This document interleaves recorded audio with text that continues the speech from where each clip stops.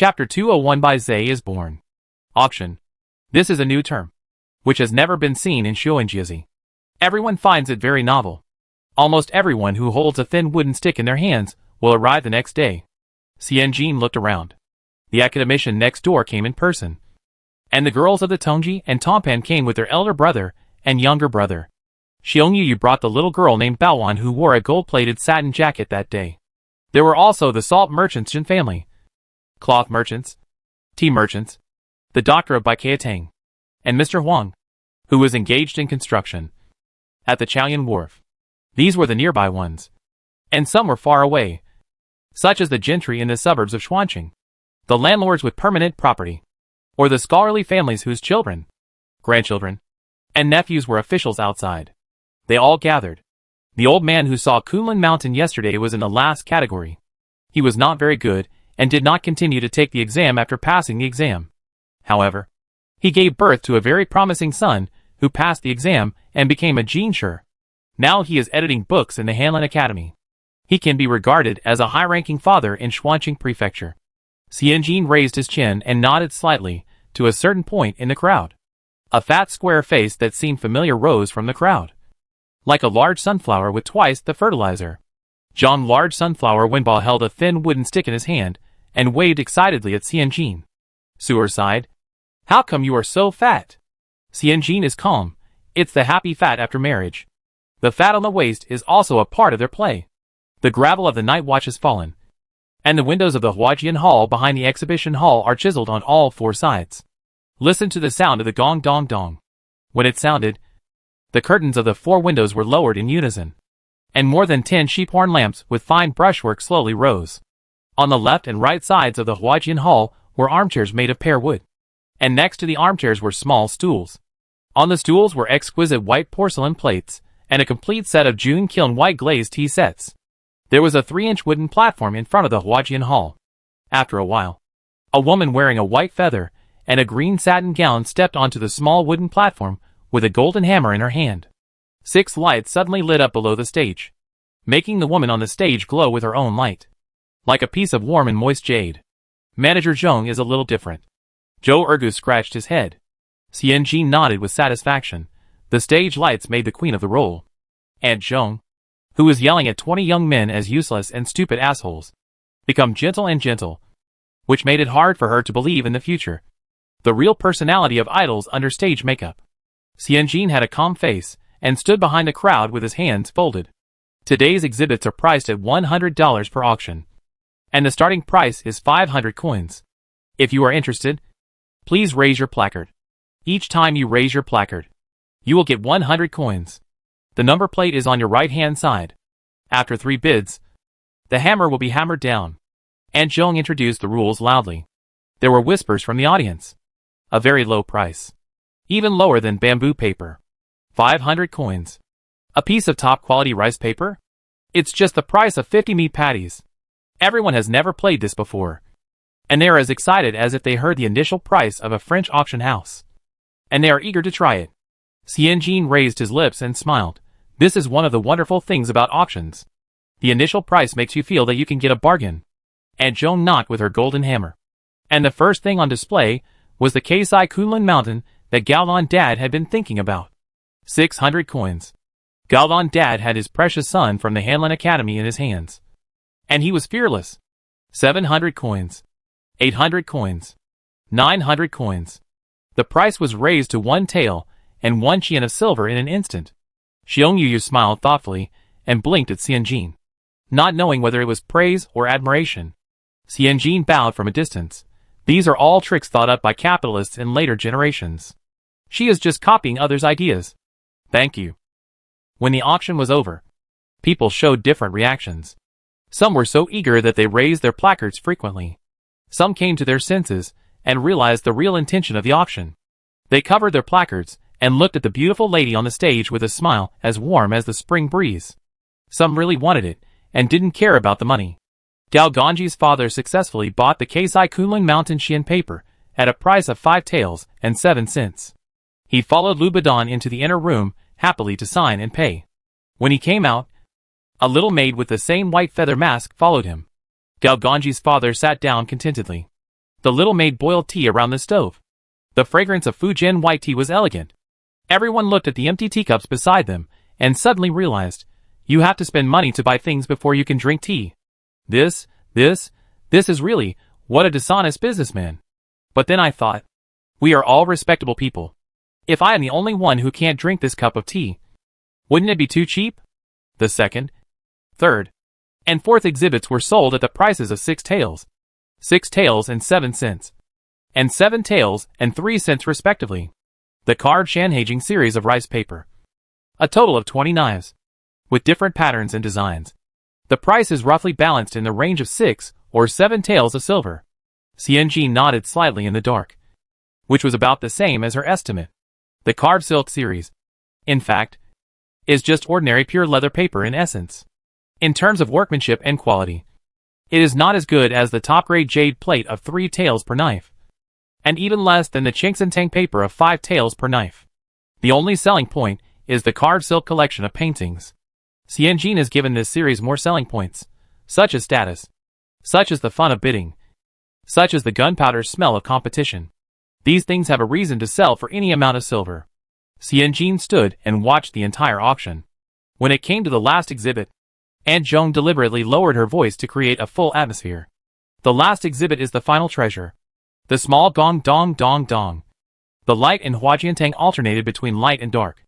And it was difficult to distinguish the real and fake velvet flowers and fresh flowers in the deliberately created dark environment. Bai Zhe. Aunt Zhong's voice suddenly rose. Carved silk Bai Zhe. Bai Zhe beast has a tiger head, red hair and horns. The king is virtuous and was born to assist. It is the opportunity of a good minister. In order to make this silk Bai Zhe rice paper, Qin Ji specially invited the retired painter Zhang Guizong to come out of the mountains to write. He discarded 300 scrolls to get this paper. The auction price is 500 coins. Bai Zhe. Good minister. The king with virtue has appeared. Among the crowd of people raising their placards, Xiong Yu finally raised his placard. 5 taels of silver. After 3 moments of silence in the hall, a middle-aged man who had been sitting in the back row and had not moved raised his placard with a loud laugh. 8 taels. Xiong Yu did not look back, but put away the placard and gently waved to Auntie Zhong, indicating that he gave up. 8 taels of silver once. 8 taels of silver twice. When Auntie Zhong was about to drop the hammer. 10 taels. Xianjin turned his head and looked at the first row.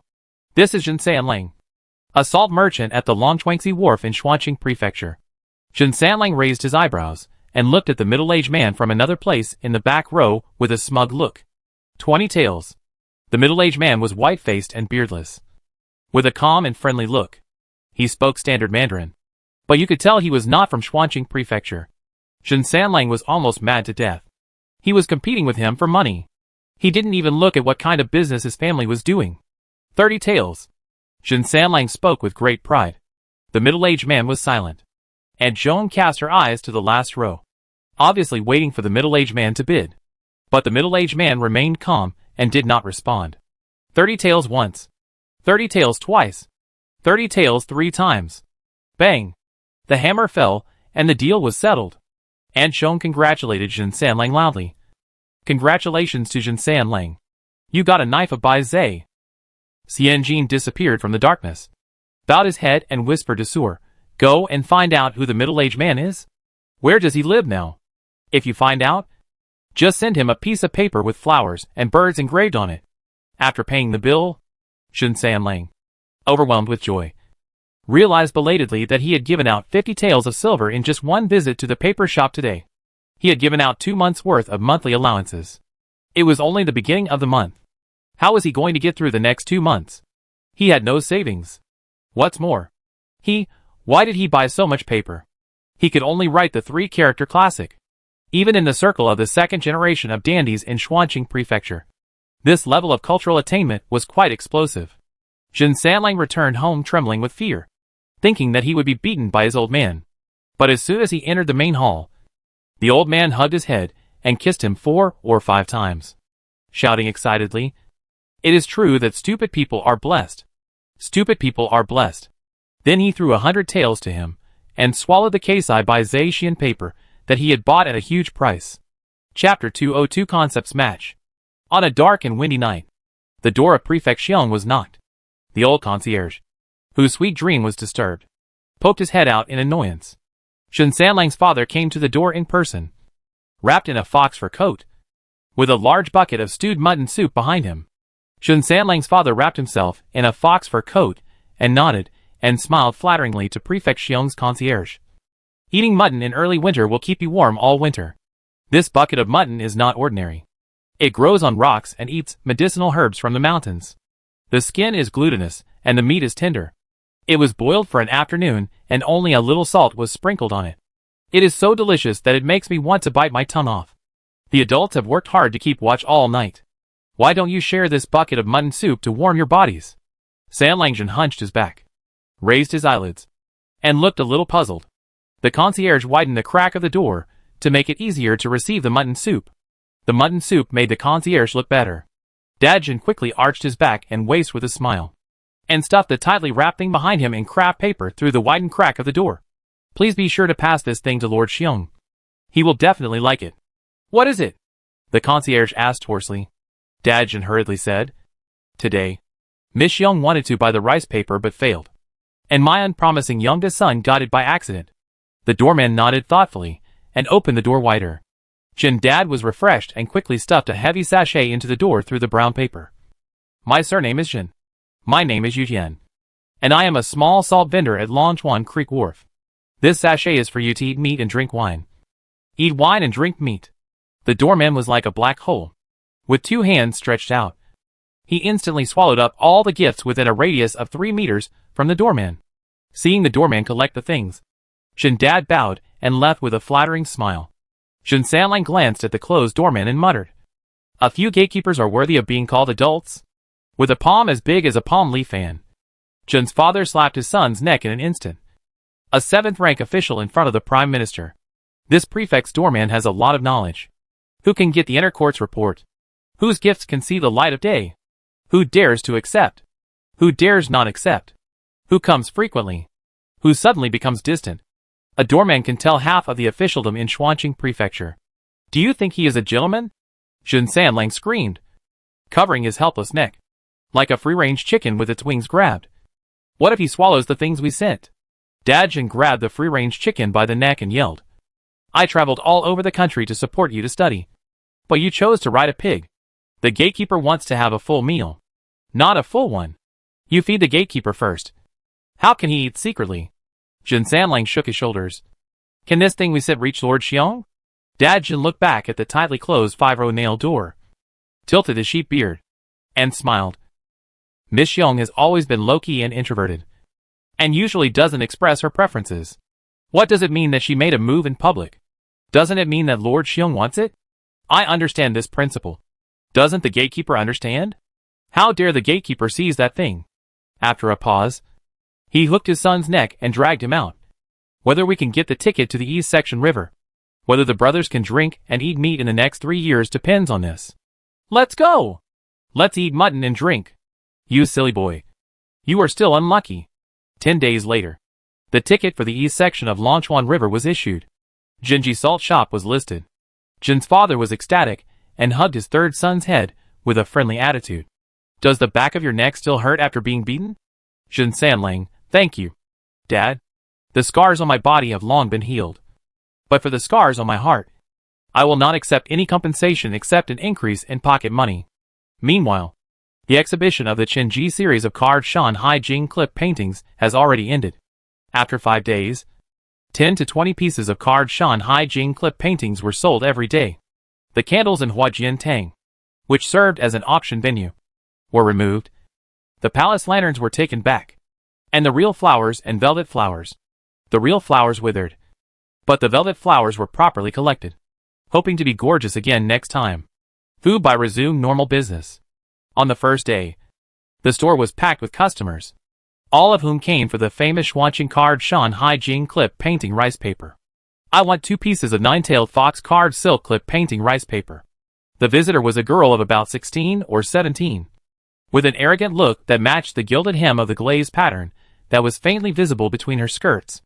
Xianjin smiled, and flipped through a few pages behind the counter, saying sincerely, I'm sorry, We're out of stock. The girl was stunned. Then I want deer fish. Xianjin flipped through a few more pages. I'm sorry. We're out of stock. 2. The girl frowned and said. Then I'll take the four-cornered fuju. Xianjin didn't even flip through the pages. And said directly, We're out of stock. 2. The little girl frowned. And finally vented her emotions completely. Why is everything out of stock? You don't want to sell. What's the point of opening a business? I took a carriage from the neighboring Huan prefecture for a whole day. And my waist is almost broken. I don't care. Find it for me. I want the nine-tailed fox. I want the deer fish. I want the fuju. Which little girl doesn't want these 3 Shanhaijing mythical beasts? These 3 are the best IPs that have been selected and selected by the gold screen again and again. They are well-behaved and cute. And they are also very powerful. Xianjin smiled and said, I'm sorry. We are opening the floating white exhibition. And the exhibits are only made once. And they will be sold out. If you really want it, you can ask which households have won these pieces of rice paper, and see if they are willing to part with them. Only make 1 piece? Also only make 1 piece. The girl wanted it even more. But it's not very realistic to find someone to buy and sell it. Most of the people who can win the exhibits are either rich or noble. How can they be willing to sell it casually? Even if they had money, it is probably difficult. The little girl stood in front of the chest of drawers, lowering her head and hesitating.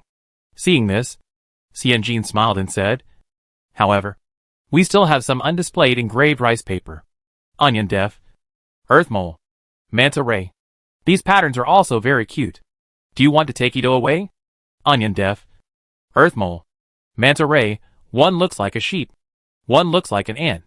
And one is a fat fish. How can they compare to the exquisiteness of the nine-tailed fox?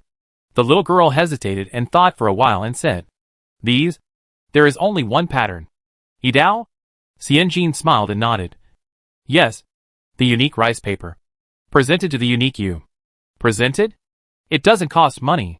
Zhou Ergu, who was acting as a shopkeeper, was twitching. The shopkeeper was really amazing. In broad daylight, he lied without hesitation. She made this money. And he didn't envy her at all. The girl was quite moved, and lowered her head to think for a while. Then, give me a cut of Wenyao fish. Sometimes, after looking at fat fish for a long time, they are still pretty. At least better than ants. Right? Xianjin nodded. Opened the book, licked the ink with a soft brush, and asked softly, May I ask your surname? What is your birth order? My surname is Sure. The little girl leaned over to look. I'm the 4th in my family. Xianjin frowned and flipped through it, pursed his lips, and asked in confusion, You haven't bought rice paper from Fubai? Sure Xinyan was stunned and shook her head, saying, My family is in Huan Prefecture. Xianjin put down the soft brush with some regret, and said very respectfully, I'm really sorry. The rice paper of the Keisai Shanhaijing series is precious and rare. We only provide it to customers who have been very compatible with the concept of Fubai in the past. What does it mean? Sure Xinyan was completely confused. What do you mean, a customer who is very compatible with the concept of Fubai? She is compatible. She is rich. How is she not compatible? Chapter 203 I agree with it. Fit? The girl from Huan asked a question through her teeth. How do you judge whether it fits? Should I make a table? Or calculate the score? Or do I have to ask a fortune teller to see the feng shui? This is very difficult to judge. The question of the girl from Huan attracted several customers, who wanted to spend money to buy the rice paper for engraving and painting to watch closely. If a pair of eyes is a pair of searchlights, then Xianjin is now like a spokesperson at a press conference.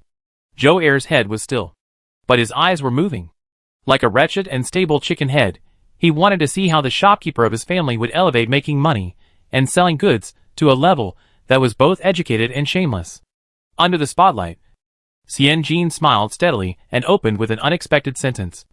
Swords are given to heroes, and rouge is given to beauties. The carved silk-clipped painted rice paper condenses the hard work of dozens of craftsmen day and night, and is also the first glory of Xuanqing Prefecture. Qin Ji is unwilling to treat the work watered with blood and blood casually. And, matching, in the final analysis, is just that you agree with me. I agree with you.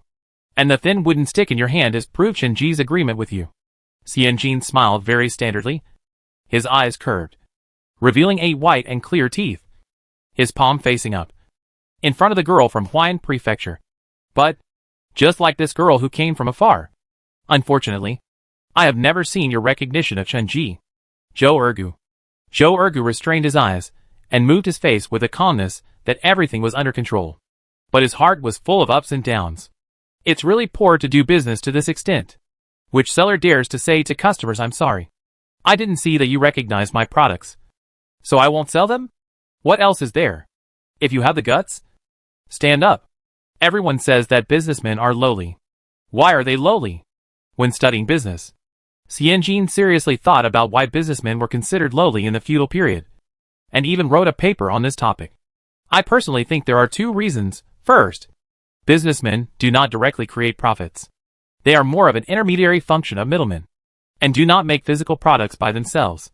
They are what the literati call sitting back and enjoying the fruits of others' labor, not doing production. Second, and this is also the main reason for the turbulent ways of Tuesday Dog, most businessmen are the second party. If the second party wants to make profits from the first party, it must have a good attitude, which is what everyone calls kneeling down. If you bend your waist for a long time, others will naturally climb over your head. So the question is, why can the capital of later generations make money without doing anything? One reason is the change in people's mentality of admiring the strong and the rich. And the other reason is that they naturally need to market to the general public. A lot of marketing. Xianjin's smile was very polite, but his words made the girl from Huayan Prefecture obviously stunned. I agree. I didn't see my agreement with Chunji. The girl from Huayan Prefecture turned into a repeater and fell into Xianjin's language logic. How can I prove that I agree with Chunji? Xianjin lowered his voice. His tone was calm and gentle. You use more Chunji's paper. Visit Chunji's store more. Isn't that a sign of agreement? The girl from Huayan Prefecture thought about it, and felt that Xianjin's words made sense. How do you express your love for something? Isn't it just a simple expression with money? After the girl from Huayan Prefecture figured it out, she raised her head suddenly, and nodded in agreement. I agree. I agree very much. I can agree now. Xianjin smiled, turned around and took out 2 clean-skinned jade plates from the chest. Then turned around and found a few finished 4-season flower and bird notebooks. Then squatted down and took a 5-powder plum blossom sprinkled gold paper with both hands, and smiled. Girl, whether you use the jade plate for writing or painting, it is all excellent. The notebook is an old brand of Chunji. It is very convenient for accounting and recording, and this plum blossom sprinkled gold paper, with a hairpin flower small regular script, looks like a painting from a distance. Just agree to these? The girl from Huayan asked tentatively. How much silver are these? Xianjin smiled. Less than 10 taels. The girl from Huayan asked again. Then, after agreeing to these, can we get the Kesawenyu paper? Xianjin looked a little surprised and waved his hands. The 2 points you mentioned are not directly related. Xianjin paused. It's just that if you like these goods, I will let the clerk pack them for you and leave you an address. Whenever Kesawenyu sells the goods, I will immediately arrange for the clerk to deliver them to your door. The girl from Huayan Prefecture was excited and waved her hand. Then wrap it up for me. After being so bold, she became timid again and turned to ask Xianjin, Boss, how much do we charge for 1 cut of the carved silk paper? Xianjin smiled. Less than 10 taels. Such a small amount of silver. I thought it was comparable to the one that sold for 32 days.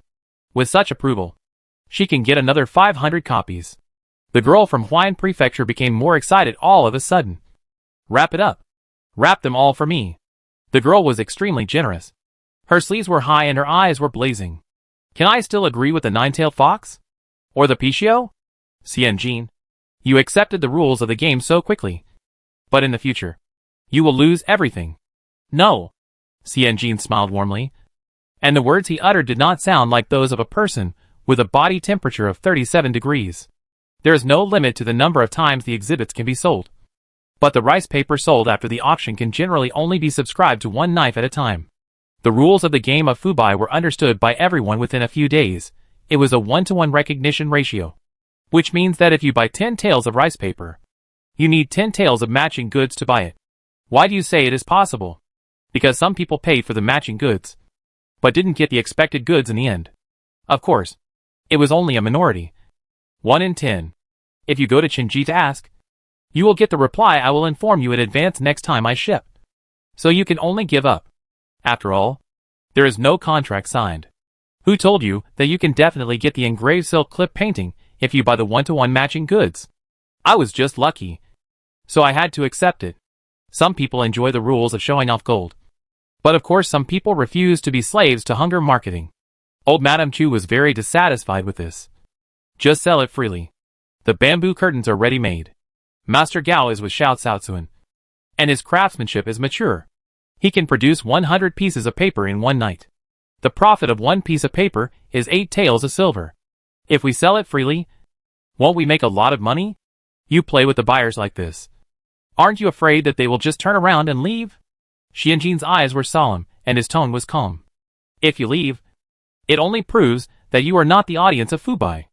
I can't be the tap water and die-hard fan of Fubai. Xianjin paused, raised the corners of his lips, and smiled. If we don't control the quantity and sell it freely, do you think we can still make a profit of 8 taels of silver per piece of paper? Chapter 204 Playing with the Heart. Madame Chu looked at Xianjin, and then looked thoughtfully at her hands on the elm square table. The back of her hands had deep grooves, and the skin was like bark that had been separated from the branches. The brown spots of varying depth showed that the owner of these hands was not young. Madame Chu lowered her eyelids and dragged her hands off the square table. Since this is your idea, just do it according to your idea. You are now the head shopkeeper of Chin's. I just said it casually, and you just listened to it casually. After a pause, he continued, you need to ask the clerks to pay more attention to the recent trends of paper shops in the city. You have made the rice paper with silk clips and painting so beautiful that it looks like a riot of color to laymen. But in fact, once an expert gets the paper, he can understand its essence within 10 days. Now it is selling at a high price, and we must ensure that it will sell well in the future. Xianjin, while speaking casually and listening casually, he emphasized what to do and what to do. It reminded her of the catchphrase of her nouveau riche father in her previous life. I don't mean to say that you are Blalala. If you don't want to say it, then don't say it. The same goes for I told you not to be angry. You know I'm going to be angry. Why do you say it? Xianjin complained in his heart, but he was respectful on his face. He sat at the lower left, lowered his head and took a sip of tea, and looked up at the eldest widow Duan, the second Aunt Sue, and the third nominal mother-son, who were leading the training together. These 3 sisters-in-law were busy with their own things. The mother of the Star of Hope, Ms. Duan, looked much more lively, although she didn't like to talk. Her eyebrows and eyes revealed a completely different energy from the previous months. In short, she was alive again.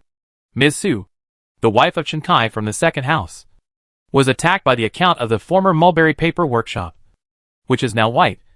A few days ago, she has been blinded by the attack and has not recovered yet. Ms. Sun is very spiritual, the old woman said on the stage.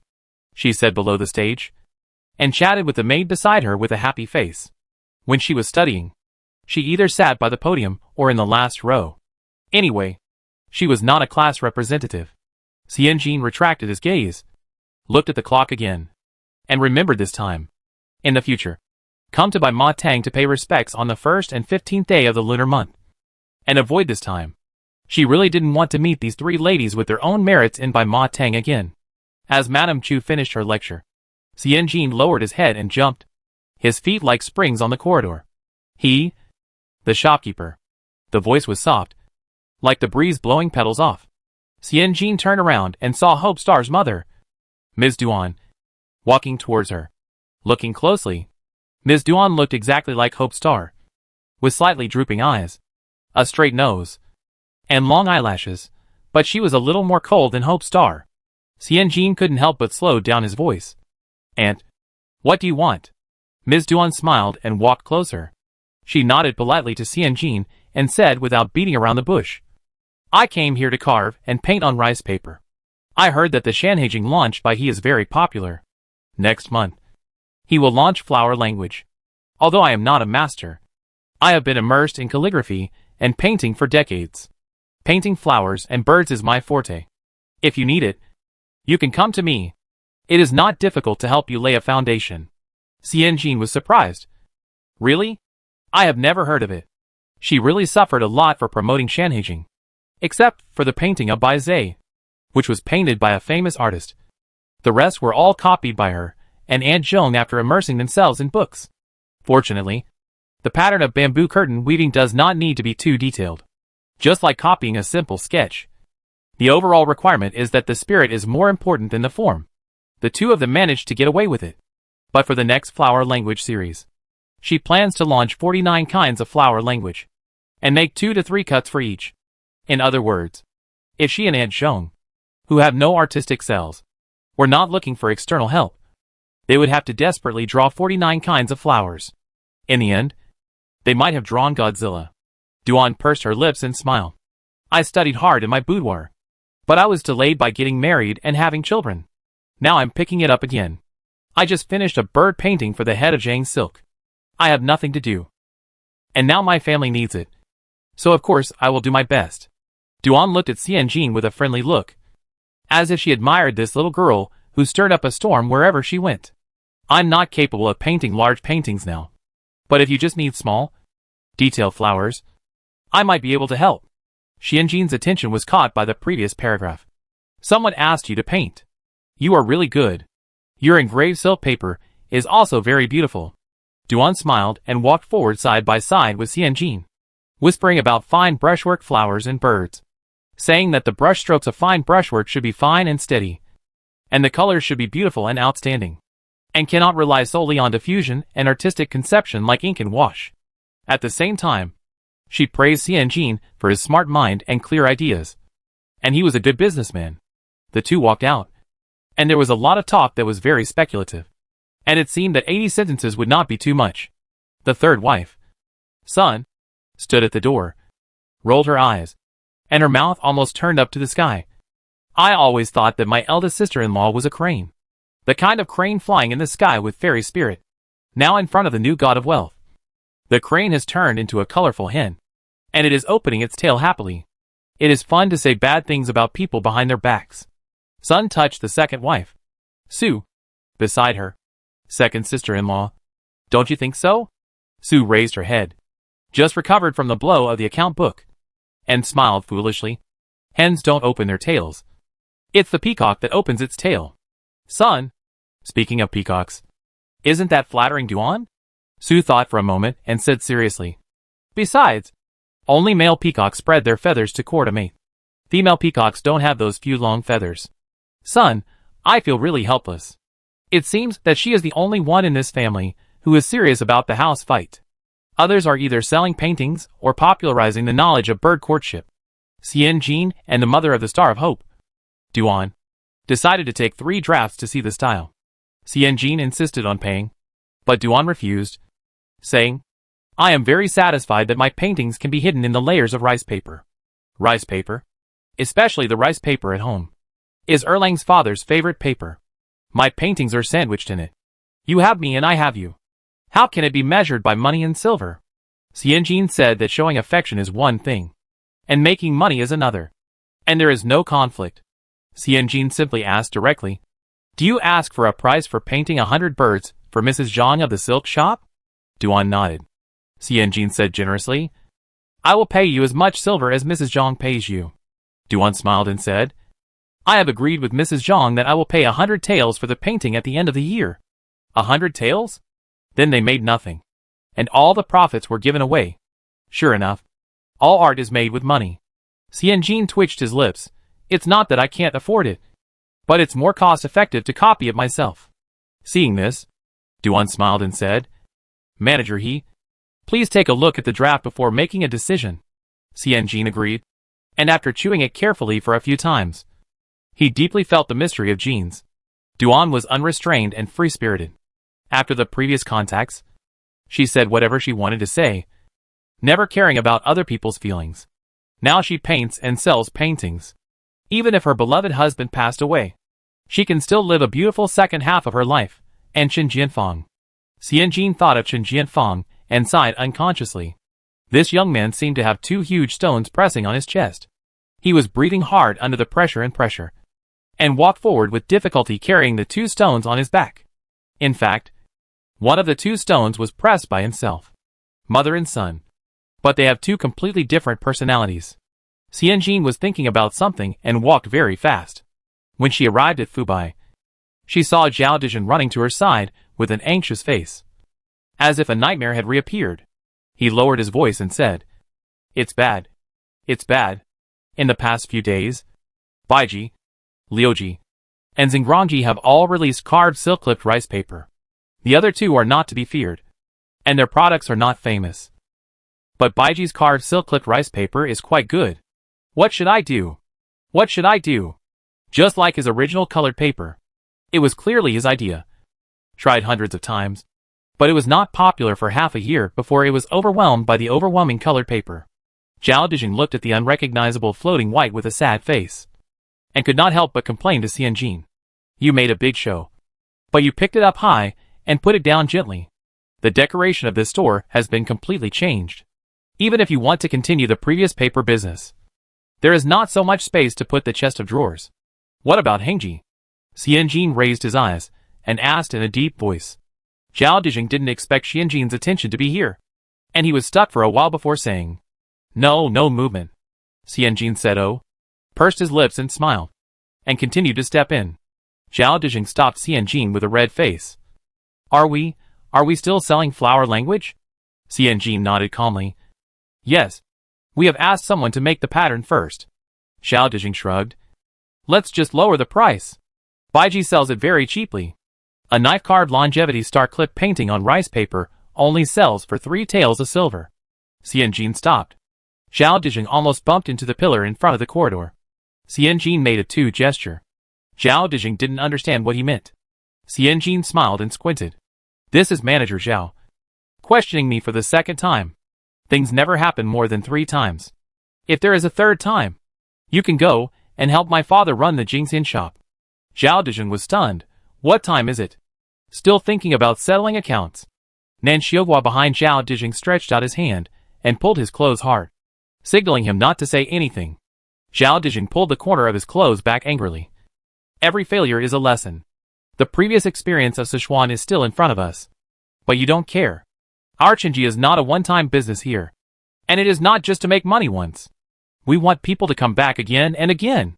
Xianjin stopped walking completely, half-turned sideways, crossed his arms, and said confidently, "If I don't do anything, someone else will. Manager Xiao, don't be anxious about anything. At least, you should learn to trust your shopkeeper." After that, he stepped inside. Zhao Dijin was left standing there in a daze. Who? Do something? What? Who does what? Who cares about the open and secret struggles between your paper companies? The common people still hope that the fight will be as fierce as possible. And the cheaper it is, the better. Zhao Dijin sat there thinking uncomfortably until the evening. Suar licked the corner of his mouth and looked at Zhao Dijin, who was thinking with a sad look on his face. He wanted to tell him, "Others think, but you make people laugh when you think." At dusk, Nan Xiuhua hurriedly jumped over the threshold and whispered, "Someone just overturned Baiji's stall." "What?" Zhao Dijin opened his eyes suddenly, in disbelief. Who overturned Baiji's stall?" Nan Xiuhua showed a strange and puzzled expression. "Xinji Salt Merchants on Longchuangxi Wharf." Jun Sanlang went straight to the carved silk and painting cabinet as soon as he entered Baiji's door, raised his hands and overturned the cabinet, drew his knife and chopped it 3 or 2 times, and said, "If Baiji dares to sell Baizé carved silk and painting again, I, Jun Sanlang, will chop it every time I see it." Zhao Dijin's mind was full of questions. Xianjin lowered his head and calmly copied the account book as if nothing had happened. Zhao Dijin said, "Xian, shopkeeper he. Why is this happening? Did you order this?" Xianjin half lowered his eyes, put the pen on the pen wash, and chuckled. "Me? I can order the son of the salt merchant." Zhao Dijin realized that he had asked a stupid question, and he stammered, wanting to ask again. Xianjin smiled and asked Nan Xiuhua, "How much does Baiji's Keisai Baizé cost?" Nan Xiuhua had done a solid research and said, 4 taels. It's 1 tael more expensive than the others. Xianjin nodded and looked at Zhao Dijin with a smile. Jun Sanlang bought that piece of carved silk Baizé painting rice paper at Fubai at a high price of 30 taels. If I guess correctly, His father had already sent it to the residence of the prefect Xiong. Xianjin paused to give Zhao Dijing some time to think. But seeing that the old man was struggling to follow, he continued, "Think about it. The gifts that the Jin family gave to the prefect Xiong are now everywhere on the street. And you can get them with 4 taels of silver. Isn't the Jin family angry?" A glimmer of wisdom flashed in Zhao Dijing's eyes, although it was only for a moment. The Jin family works at the docks, and the work at the docks relies on brute force and arms. To put it bluntly, they have to eat a little bit of both black and white. Baiji is a small merchant. The Jin family beat him up for disrupting the market and lowering the level of his gift. Do they need to choose a time? Just beat him up. Do they need to choose a time? Xianjin smiled secretly, raised his chin slightly, and spoke calmly and naturally. We are not the ones who are most anxious when cheap imitations appear. Zhao Dijing looked at Xianjin with fear and respect, and he spoke tremblingly. The most anxious ones are the group of people who spent a high price to buy our engraved rice paper. The group of people who really paid money and time will not allow the engraved rice paper in their hands to lose value. Xianjin gave Zhao Dijing a teachable look. This is a very vicious luxury theory. People who buy luxury goods will not allow the luxury goods in their hands to lose value. Once the price drops, how can they use luxury goods to prove their status as rich or noble? How can they draw a clear line between themselves and ordinary people who buy paper? As soon as Qinji's carved silk Shanhaijing clip-painted rice paper came out, some gentry who won the auction even set up a carved silk banquet at home and invited neighbors and friends to come and watch. Once imitations are allowed to appear, Qinji's carved silk Shanhaijing clip-painted rice paper, which they have pursued, loved, and spent money and time on, will lose its orthodox status. What will it count for? It can only be regarded as a joke. Xianjin forced the celebrities in Xuanqing Prefecture who had longed for carved silk clip-painted rice paper to take the initiative to stand up and maintain Qinji's orthodox status. Zhao Dijing figured it out. Xianjin lowered his head and continued to copy the account book calmly. Businessmen do not produce. Sit back and enjoy the fruits of others' labor. Isn't it the human heart that they play with? Chapter 205. The paper was damaged. When the news of Zhen Sanlang's angry break-in and overturning of the stall reached the ears of Prefect Xiong, the old man was eating wontons. Today is the 15th day of the Fenghui month, and the court has just been closed. He has been busy all day and has not eaten. His wife at home chopped 3-line pork and dried shrimp skin as meat filling, and slaughtered some lotus root cubes and wild rice stem cubes, and stewed fan bones, dried mushrooms, and river shrimp heads in a big pot. The wonton skins were pinched to make the wonton fillings, and each pinch was a gold ingot. The chubby belly was facing up in the big pot of clouds and mist. After floating to the surface, it was scooped into a large bowl covered with chopped green onions, dried seaweed pieces, and coriander by a long-handled wooden spoon. Finally, a large spoonful of fan bone and mushroom soup was poured into the large bowl to end.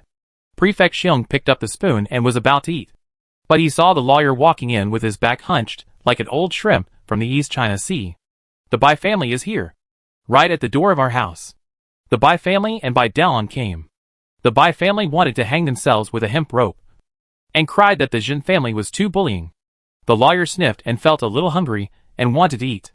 Prefect Xiong lowered his head and took a large white spoon to scoop a wonton slowly. Asked the doorman to persuade him. The lawyer nodded hurriedly. The doorman persuaded him, but it was useless. The wonton was a little hot. Prefect Xiong blew on it, but was not in a hurry to eat. How did you persuade him? The lawyer frowned. Persuade him to hang himself somewhere else. Prefect Xiong smiled. His beard curled up. Okay. Tell the Bai family to pack up and come in. Don't cry. If you cry, get out immediately, and then ask your sister-in-law to cook a bowl of wontons. Your saliva is almost flowing into my bowl. The lawyer ran out happily. The Bai family came in quickly, just in time for Prefect Xiong to eat the last bite of wontons. As soon as he entered the door, Master Bai knelt on the ground with a thump. Master Xiong, you have to make a decision for the common people. The opening is not very innovative. Prefect Xiong lowered his head to finish the last wonton, blew it with a spoon to cool it down, and drank the soup. You want me to make the decision, but you also threaten me with hanging myself at the door of my mansion? The old man smiled. What's the logic? Mr. Bai was stunned for a moment, and then burst into tears. If I hadn't encountered a great injustice, How could I dare to act rashly in front of your mansion? In fact, it was that Jin Sanlang who bullied me too much. Bai Dalang cried with his father. And while crying, he added the plot. Just after noon today, Jin Sanlang rushed into our shop, overturned the rice paper in the shop, and scratched it all with a dagger, then slapped 2 silver bills on the counter, and threatened me fiercely as if he wanted to kill someone. If you buy rice paper in the future, I will cut 1 for every time you sell it. Bai Dalang cried like a woman who married the wrong man and was forced to give birth to 8 children. I don't know how I offended this tyrant. Our Bai family works diligently in making paper, lives diligently, pays taxes honestly, and has always been obedient and sensible, never causing trouble for the government office or the adults. Bai Dalang paused and continued to cry. Just last month, our Zhaor gave birth to a son for the Shantian prefecture's prefect. Our family runs an honest business. How could we have such an unexpected disaster? Prefect Xiong did not raise his eyebrows. After a pause, he shook his head and blew the soup in the spoon. He chatted with the old man beside him. Fujian has recently shipped a lot of pepper. It was originally a precious tribute. Now I heard that many officials in the government have prepared some at home. They like to put it in barbecue and stew. Next time, ask Madame to buy some. Let's try whether the barbaric things are delicious. The old man lowered his eyebrows and said yes repeatedly. Bai Dalang stopped crying and glanced at his father. Mr. Bai covered his chest. Oh! Oh! Oh! I am really angry, and my chest is stuffy and painful. I can't breathe. I can't breathe, oh! Oh! Prefect Xiong lowered his head and drank the soup. It was fresh and delicious. If it weren't for the father and son of the Bai family, today's meal would be like a meal from heaven. So annoying. Prefect Xiong put down the bowl, picked up the silk handkerchief to wipe his mouth, and finally looked up at the people. If you really feel uncomfortable, please ask the doctor to come and see you. Take medicine if you need it, and give acupuncture if you need it. You are crying and wailing in my living room, which is very wrong. Mr. Bai's face turned pale. Mr. Bai kowtowed 3 times. Yes. Yes. Yes. It's our fault. We disturbed your peace. But the Jin family is really hateful. Jin Sanlang is also really domineering. If I didn't care about my face, I would go to the yamen today to beat the drum to complain. In your territory, they simply disregard the laws and rules. Be careful with your words and actions. Mr. Bai. Prefect Xiong's eyes were calm, and he interrupted Mr. Bai's words. From what you said, our Xuanqing prefecture is like a lawless place, where laws and rules are ignored. The people are arrogant, and the people suffer. I, as a parent official, am unkind, disloyal, and impolite, and I should be removed immediately. Mr. Bai and Bai Dalang looked at each other. I don't know why. Why is Prefect Xiong so hostile to them? He is merciless in every word. What did they do? They didn't do anything. They are the victims. What's more, the concubine of the Bai family just gave birth to a son for Xiong Jifu's immediate superior. The prefectural chancellor was very happy because he was 58 years old and had a son. He even rewarded the Bai family with a few baskets of seasonal peaches a few days ago. Just for this relationship, Xiong Shifu should have given them some leniency. Mr. Bai poked Bai Dalang. Bai Dalang immediately twisted his neck and cried. So, the master wants to protect and condone the Jin family. My father's crime was in vain. Yes, the transportation of grain and salt is a big deal. It is the foundation of the people. Our Bai family is just a papermaker. Pa. Master Bai slapped Bai Dalang on the back of his head. Kowtow. Apologize to Master Xiong. What kind of place is this? How can we allow you to run wild? Your Excellency has made Xuanqing Prefecture live and work in peace and prosperity. How can we listen to your nonsense? I think my Bai family has been too indulgent to you. Go back and punish me according to the family rules. After saying this, Master Bai kowtowed 3 times to Prefect Xiong, crying, the Jin family's words and deeds are outrageous. If they are not severely punished, the merchants in Xuanqing Prefecture will be very disappointed. Prefect Xiong lowered his eyes and looked down at the people in the hall. Mr. Bai had gray hair and tears streaming down his face, looking very pitiful. The eldest son next to him was red-faced and stood up for the injustice suffered by the Bai family, looking very angry. The father and son, with red and white faces, cooperated well and performed a good show. How do you hope that I will punish the Jin family? Prefect Xiong asked a question, and did not need the father and son to answer, but asked the next sentence in a calm tone. Did he hurt anyone? Bai Daoan shook his head. Prefect Xiong asked again. Did he insult the shopkeeper or the clerk of Baiji? Bai Daoan shook his head again. Mr. Bai tried to say something, but was stopped by Prefect Xiong. Prefect Xiong continued to ask. Did he damage the furnishings of Baiji? Mr. Bai cried.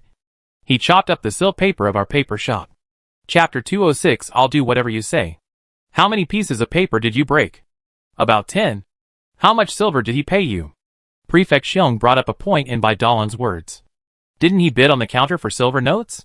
He bid on 2 silver notes, one for 100 taels. Mr. Bai hesitated. Prefect Xiong smiled and continued to ask. How much did you sell a piece of paper for? Mr. Bai shrank his neck. 3 taels of silver.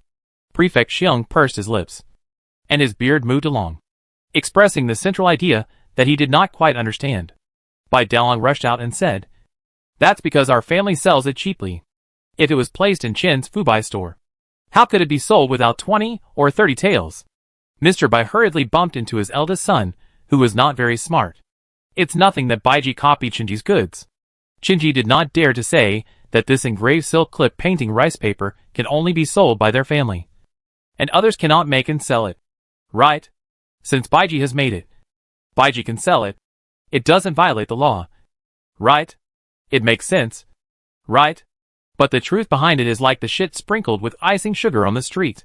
From a distance, it looks like a pure white snowball. But if you have to pick it up with a stick, won't people see that it is actually a pile of shit? Once the facts are exposed, how can they still be perfect victims? Mr. Bai hurriedly tried to make amends. Silver is a small matter, but he rushed into Baiji with a dagger, which really scared the customers in the store. This is a big deal. The father and son felt that they had made it clear, and they knelt down and looked at the bright blue bricks in the hall. Not to mention, it was really cold kneeling for a long time in this late autumn and early winter. Mr. Bai waited for a long time, but didn't hear what Prefect Xiong said. He moved his knees nervously, and several thoughts passed through his mind. Mr. Xiong's only niece was said to be very good friends with Chinji's shopkeeper He, and the magistrate of Jing County, Shui Heng, who she married, was good friends with Chinji's eldest son, Erlang. Even a few days ago, the girl from the Xiong family held a banquet and invited Heng Ji and Chinji, but not the girl from Bai Ji. Furthermore, next year, the eldest son of the Qin family will be in mourning. The mourning period will be in August, and the autumn imperial examination will be in October. If he passes the examination, wouldn't Lord Xiong value the Qin family even more? They came to make a scene today to set the tone. If Lord Xiong never mentioned that the Bai family copied the Qin family's drawings and samples, and just passed it over lightly, then they would have a wider range of business opportunities in the future. This is also to use Lord Xiong's attitude to shut up the Qin family. Prefect Xiong has not spoken a word. The pressure from the top local leader of the 4th rank made the Bai family father and son sweat. Just when Bai Daoan couldn't stand it anymore, Prefect Xiong finally spoke. I have a few pieces of Chen's engraved silk-clipped rice paper here. They look good and are very elegant. It's a pity to put ink on them. They are suitable for collection and inheritance. Prefect Xiong spoke as if chatting, but it made the Bai family tremble with fear. This evaluation is very high. Heirloom. Collection. Prefect Xiong waved his hand, as if to put aside what he had just said. Your case. Even if you go to the government office to beat the drum to complain, it will be useless. He didn't hurt anyone or money. He cut the paper and paid for it himself, which is considered compensation. So, which law do you want me to use to punish him? Prefect Xiong leaned over and took out a book from the small cabinet beside the table and handed it to Mr. Bai. Take a look yourself. Which law do you want to use to punish him? I will listen to you. Mr. Bai dared not take it. He shook his head tremblingly. No. I don't have the ability.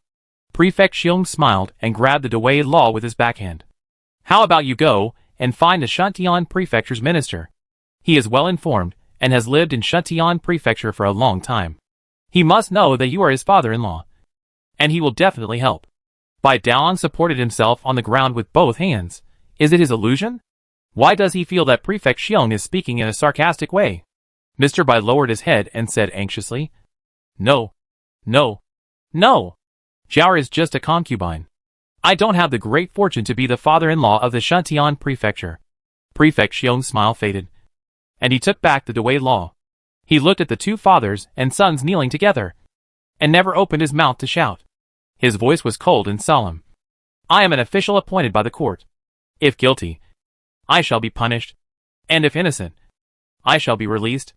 I shall abide by the law and regulations, and I will never bend the law for personal gain, whether you have a daughter as your wife or concubine. I only know the law, not human nature. Bai Daoan was trembling.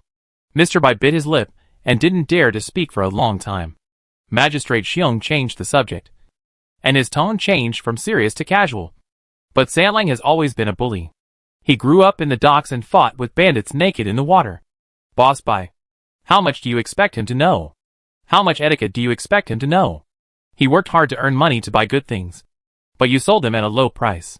How can he not be angry? Mr. Bai lowered his head with a sullen face. Sanlang, Boss Bai, they both showed their preference in the titles. Mr. Bai gritted his teeth. Well, then let him do it. Prefect Xiong leaned on the armchair with a smile. What should I do? Boss Bai, you tell me. Of course, he would be severely punished. Tell him not to do it again. Otherwise, how can the Bai family sell rice paper with silk clips? Daoan Bai opened his mouth and tried to blurt out something, but was grabbed by Mr. Bai. Prefect Xiong has already shown his attitude. It's just that this attitude is not good for their family. Mr. Bai lowered his head, his lips tightly pursed. In the flower room next to the main hall, a gentle and quiet silhouette was cast on the window lattice. Prefect Xiong accelerated the progress. Since you can't say it, then this matter will be reduced to a small matter, and the small matter will be forgotten. As for the Jin family, I will naturally knock them down. Mr. Bai can rest assured. They are all the best merchants in Xuanqing Prefecture. I will not be partial. And there is no need to be partial. Mr. Bai responded and pulled his son out. As soon as he left the government office, Bai Daoan asked anxiously, Dad, what do you think Mr. Xiong meant? Can we still sell the paper we cut with silk clips? Sell? Sell shit. Mr. Bai straightened his hunched back and looked back at the big Xiong on the lantern hanging from the eaves. Mr. Xiong clearly doesn't care. How many times can our shop withstand the Jin family coming to our door? Jin Sanlang's face is full of fat, and the long-sleeved scholars in the shop are trembling with fear. If it happens again, who will come to buy paper? Daoan Bai stamped his feet. Then let the Chen family make this big money. Master Bai brushed his sleeves behind him and sneered. If we don't do it, someone will do it. If you strangle us and we don't do it, when the painted rice paper is circulated among the people, everyone will know what the craft is. And dozens of small workshops will start to do it together. I wonder who the Jin family will beat. I wonder if Lord Xiong can still protect them. In the hall of Magistrate Xiong, the silhouette outside the window lattice walked into the inner hall. Mrs. Xiong Zhou handed over a cup of warm tea made from monk fruit. You rarely support merchants. Thinking of the neat and clean girl with plain face and chins. Zhou smiled unconsciously. But, shopkeeper you are really likable. Chapter 207 Be a good thug. Prefect Xiong reached out to take the teacup. I didn't side with that girl. I didn't prohibit other companies from continuing to make painted rice paper. Nor did I set a rule that only Qinji could make and sell this rice paper. I acted according to the rules and laws. So don't put a hood on me. Zhou turned around and put the teacup on the square table. A stubborn old man doesn't deserve tea served by hand. Prefect Xiong smiled. His beard stretched up very loosely. Hey! Don't disbelieve me. I never participate in the disputes between merchants. And I have my own considerations for today's facts. Zhou waited for him to finish shaking out the treasures. Prefect Xiong drank a sip of the warm Luohangua tea and said, The eunuch of the Ministry of Internal Affairs came to Xuanqing Prefecture at the beginning of the month, traveling in plain clothes. I only got the news later. The Ministry of Internal Affairs is responsible for finding tributes for the palace. They usually don't go out. They will only go out of the capital to search for treasures in plain clothes for major events such as the birthday of the saint or the queen, the ascension of the new emperor, and the birth of the eldest son. Zhou frowned. The saint's birthday is in August, which has long passed. The saint's eldest son is already 12 years old. Prefect Xiong waved his hand, interrupting Zhou's thoughts. The situation in the capital is unpredictable and changeable. I can't figure it out in the officialdom. So don't guess it either. We just want to know that the eunuch of the Ministry of Internal Affairs came to Xuanqing Prefecture to look for tribute. Zhou glanced at Prefect Xiong and didn't say much. He knew that he was slowly sorting out his thoughts while telling the story. The Ministry of Internal Affairs came to Xuanqing Prefecture, mostly for Xian paper. In the past few years, we didn't compete for Yenting paper and Goguryeo tribute paper. Not a single piece of paper was sent to the saint. The saint can't remember you. So naturally he can't remember you for the good things such as allocating funds, setting up official schools, setting up medical clinics, and dividing counties. If we can have a paper shop that sends tribute this year, Xiong Ding, will be worthy of Xuanqing Prefecture. Prefect Xiong sighed. This is what he said from the bottom of his heart. Zhou gently touched her husband's black and white hair. Hengji is in power transition. The old and the young are fighting for each other. Baiji. Prefect Xiong was upset when he talked about Baiji. A good family must treat their daughter as a commodity. Sending a 16-year-old girl to a 60-year-old man. What's the point? The reputation is ruined. The girl is ruined. And there is nothing he can do. He, Xiong Ding, has been a prefect of the 4th rank for most of his life. He is a small Shuntianfu prefect. When he is in a good mood, he will show some respect. When he is in a bad mood, hello? Who are you? He is afraid of nothing. You are brave enough to come to him. Governor Xiong said in a deep voice. There is only Qinji. At this time, Xianjin came out to unify Qinji and launched this intimidating-looking carved silk paper. Even if it is for tribute, I must help her to maintain the quality of this paper. Zhou nodded in understanding. If the quality of this paper is really lowered by the Bai family, what kind of tribute can it be? The way to tribute is completely cut off. Zhou smiled, with kind lines on her face. Say these words, and tell them to Yonyang again. Zhou smiled. When the girl heard that Baiji was coming, she immediately came to me to ask about it. She was very anxious, afraid that you would not support Manager He.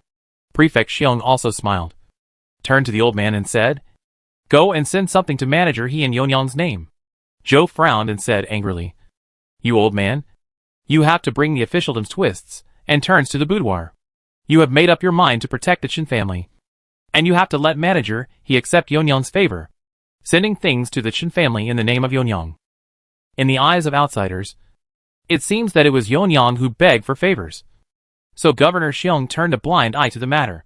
He wanted Xianjin to owe Yonyang a favor. Governor Xiong laughed. One thing, 2 favors. It's a waste not to make money. And being on good terms with Manager, he will benefit Yonyang. That girl has more than this potential. Zhou also laughed. No matter how big her potential is, she can only be an imperial merchant. You keep an eye on Cui Heng. Who knows if he can earn a decree for Yonyang. These 2 girls are friends. If we talk about promotion, it is naturally our mother who promoted he. Not necessarily. Governor Xiong shook his head in his heart. He had been in the officialdom for decades, and his intuition told him that something was going to happen.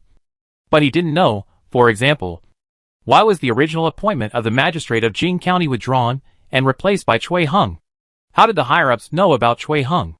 For another example, why was the governor of Anyang Prefecture next door suddenly liquidated? How did the higher-ups know about the collusion between officials and bandits? He was not qualified to know these things. But he always felt that something was not simple. Zhou was still muttering. If Manager He was a legitimate child of the Qin family, even if she was just the concubine of the 3rd son of the Qin family, I would be willing to marry her for our 2nd son for her talent. But her father is unknown. Her mother is said to have fled from Qinzhou to our Xuanqing Prefecture to escape famine. When asked about her husband, she said he was dead, and never mentioned his surname or name. Qizhou was hit by a flood that year, and many pillars of the family died in the flood, leaving orphans and widows to make a living. In her opinion, He's mother was probably a concubine from a wealthy family, who fled with her daughter, while the family was in a panic. After the situation was settled, she was afraid that she would be sent back, so she would never mention her origins. Who would dare to marry someone with such a background, even if he was outstanding, smart, and capable? And she liked him. She would not dare to ask for his hand in marriage for her son. Zhou sighed. What a pity. Prefect Xiong glanced at Zhou and joked with a smile. For an aunt of your age, the highest praise you can give to a girl is that you are willing to take her home as a daughter-in-law. Right? Zhou was not happy. What do you mean by our age? What do you mean by aunt? Governor Xiong patted his wife on the back, helped her calm down, and said with a smile, "Don't think about it. Even if you are willing to ask for marriage, she may not be willing to marry." When she was in Jing County, Chen Laosan was registered as a daughter by manager He. It's okay for a person to stay single for her whole life. When she is old, her coffin will be sent to the Chen family. There are many people willing to take care of her in her old age and see her to the end of her life. Shou thought about it and felt that this was a good way. Better than marrying those men who don't do what they say. So she nodded. Her father loves her. Prefect Xiong stroked his beard. Parents who love their children will plan for them in the long run. Although Chen Laosan is a mediocre person, he always does everything for shopkeeper He. His love for his daughter is touching. Better than the Bai family. A million times. Thinking of the Bai family, Prefect Xiong turned to the old man beside him and continued to make arrangements. By the way, send a ruler to the Jin family and tell them to teach their children well. After a pause, he said, next month, the tickets for the southern section of Longchuan River will also be issued. Let Jin Yuqian go and submit them. Make the documents look good. The old man took note and left. A slap in the face. A sweet date. The slap was light, but the sweet date was bigger than a frog. Jin Yuqian suddenly found his position. Being a good thug for Prefect Xiong is better than anything else. Chapter 208 A Curse Word. A few days later, two maids came to Chen's mansion. Xianjin was not at home, so old lady Chu received them. They kept calling he and head of the house, and then picked up a load of refined fruit candies, and 3 or 4 pieces of songjiang cloth of different colors. But not too bright. They said, "It's almost New Year, and our girl has been complaining that he hasn't changed his clothes for several years. So she specially left a few pieces of songjiang cloth for you to make clothes." The girl in his mouth was Xiong Yuyu. Mrs. Chu was secretly delighted and thanked the two maids repeatedly, passing them fruits to eat, sending them heavy sachets, and chatting about all sorts of things. She was almost ready to swear an oath of blood with the two maids and become sworn brothers. After the two maids left, Mrs. Chu went to inquire again, and found that Baiji had already removed all its silk cut and painted rice paper from the shelves in disgrace. The father and son of the Bai family attempted suicide in front of the governor Xiong yesterday, and everyone knew about it. Now that they have removed the goods in disgrace, everyone knows that Baiji did not follow the path of Governor Xiong. Today, two maids around Xiong Yuyu came to give gifts. Mrs. Chu subconsciously thought that it was Xiong Yuyu who helped. After noon, she took Aunt Chu to Fubai and urged Xianjin, "Why don't you prepare a generous return gift for Miss Xiong? If it weren't for her help, the rice paper for engraving and painting would only end up as a piece of rice paper." Xianjin narrowed his eyes and asked Aunt Zhong behind him, "Did anyone send anything to the Jin family on Longchuan Creek?" The 2 stripes on Aunt Zhong's sleeves sparkled, and the shadow of the 3rd stripe even appeared faintly under the warm sun. "I just asked about it, and they said a ruler." After a pause, "Then, the Jin family has won the tickets for both the north and south sections of Longchuan River. When I went there, the Jin family had opened several jars of wine to celebrate. So I ordered 6 dishes from the Baixiang pavilion next door to celebrate." Xianjin nodded in understanding and said casually, "Keep the account and go from Fubai." Mrs. Zhong replied yes, with a calm but very determined look. Second, Aunt Chu lowered her head unconsciously. This difference in profession and ability. "I hope Mrs. Chu is blind and can't see it." Aunt Du, who was standing next to Aunt Zhong, wanted to hide her hands. They all came together. Aunt Zhong has already taken up a management position, but she is still helping Aunt Zhong. Yesterday, she picked more than 10 pounds of bean sprouts, sorted 3 baskets of peppercorns, and fried 2 large buckets of lard residue. Thinking of this, Aunt Du straightened her back again. Well, his son once said that leaves have bricks to attack, which means that every leaf has its own brick to attack it. And she is the leaf that attacks Aunt Zhang's position. Xianjin also told Aunt Zhong to prepare the annual gift for the Xiong mansion. In addition to the most basic gifts, she should also add 10 gourds of fooding white tea, 3 rare ancient books, and a complete set of carved Shanhaijing series of Xian paper with paintings. The gift was indeed very heavy. Old Madame Chu frowned and said, "Such a heavy gift. Magistrate Xiong never accepts it." Xianjin smiled. "This year, he will definitely accept it." Old Madame Chu felt that Xianjin was unmoved. She turned her thin face away slightly and looked directly at Xianjin. If our gift is returned, it will be a laughing stock in the entire Xuanqing mansion. Xianjin sighed, feeling a little tired. And his mouth was a little tired. He will accept it. The old man helped Shinji so much. He will definitely accept it. Mrs. Chu frowned again. You mean Bai Ji? No. Wasn't it Miss Xiong who helped? Xianjin stopped talking. If it was Yunyang who helped, how could the Jin family get a ruler and 2 flight tickets? Mrs. Chu suddenly realized. One matter involves 3 parties, and it is impossible for each of them to take care of their own affairs. How could it be possible that Miss Xiong asked for the Qin family's favor, and that the back door of the Jin family was opened by Magistrate Xiong? Madame Chu wanted to say something, but Xianjin patted the non-existent dust on her skirt, and went into the inner room to look at new goods on the pretext of leaving Aunt Joan to accompany Madame Chu, and left first. In November, the new year is imminent, and the new year atmosphere is getting stronger. Fubai followed up and launched another set of New Year limited rice paper gift boxes with silk-cut clip painting. The patterns on the rice paper are very festive, with lanterns, Nian beasts, firecrackers, gold ingots. The gift box was sealed tightly with melted wax. Xianjin announced that there were 10 gift boxes with gold ingots weighing 2 qian and as big as a little finger. Whoever bought it would own it. It was considered as Qian's benefit to old customers. As soon as this was said, the whole Xuanqing prefecture was boiling. 2 qian of gold was basically equivalent to 4 taels of silver. The amount alone was not too much, but gold was precious. Many poor families had never seen what gold looked like in their lives. This was thanks to the strong support of the domineering Jin Dongjia. Therefore, the uproar in Xuanqing prefecture before the new year directly affected the Fubai store. From the time when the sky was just getting light to the time when the lights were turned on in the night, people lined up in front of the Fubai store. This time, there was no auction, and no consumption limit. A gift box cost 666 coins, and a gift box had 2 pieces of paper, each with a different pattern, all with a Qinji logo seal. A person could buy a maximum of 3 gift boxes at a time, and 100 gift boxes were given away a day. They were only sold for 5 days, until New Year's Eve.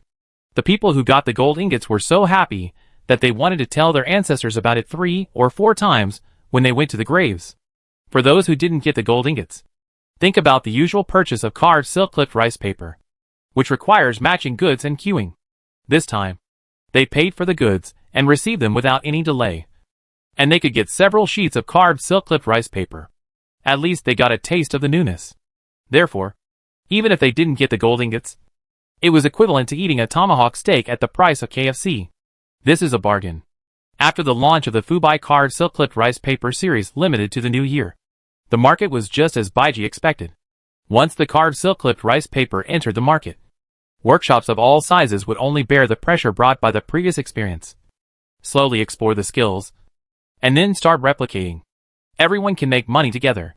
Immediately afterwards, Xiaofu AI Rong launched a new book, which is more like a thin essay booklet than a book, called How to Accurately Distinguish Floating White from Painted Xian Paper. It analyzes and interprets everything from the seal style of Qinji on the paper to the rough edges, pattern texture, and hand texture of the carved Xian paper. The most vicious thing is that this essay booklet proposed a new term, high imitation. The Chinese people subconsciously resist the word imitation. At the arrival of the 16th year of Zhaoda, the most poisonous curse in Xuanqing prefecture was, your paper seems to be a high imitation, and the watermark looks crooked.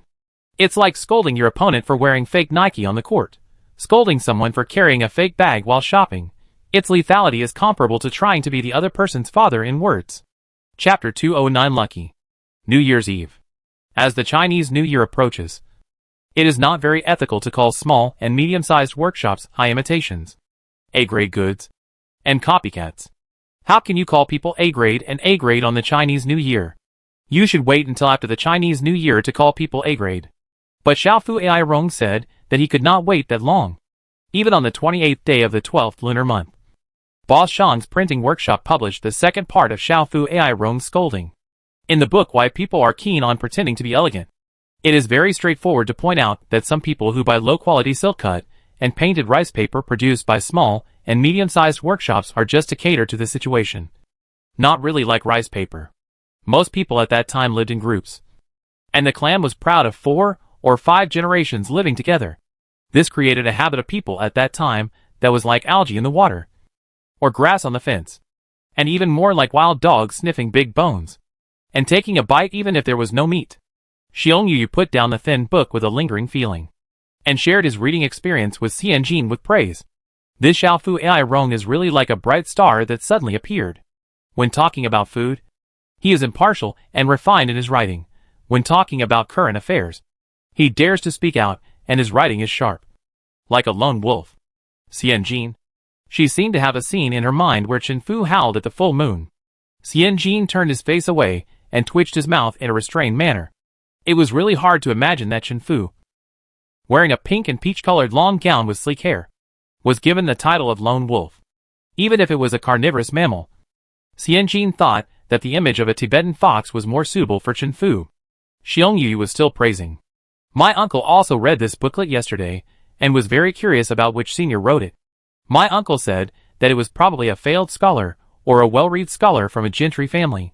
Oh! My second cousin will take the imperial examination next year, and is planning to visit this senior Xiao. Why are you going to visit him? Xian Jin couldn't hide her fear. Let's discuss eating, drinking, playing and hairstyles together? Xiong Yu smiled and said. My second cousin said that governing a big country is like cooking a small fish. Senior Xiao can still write tens of thousands of words, to quote classics, and express his position and views on small matters. If you apply this to writing articles, wouldn't you benefit a lot? Xian Jin turned away again. Her mouth was about to cramp.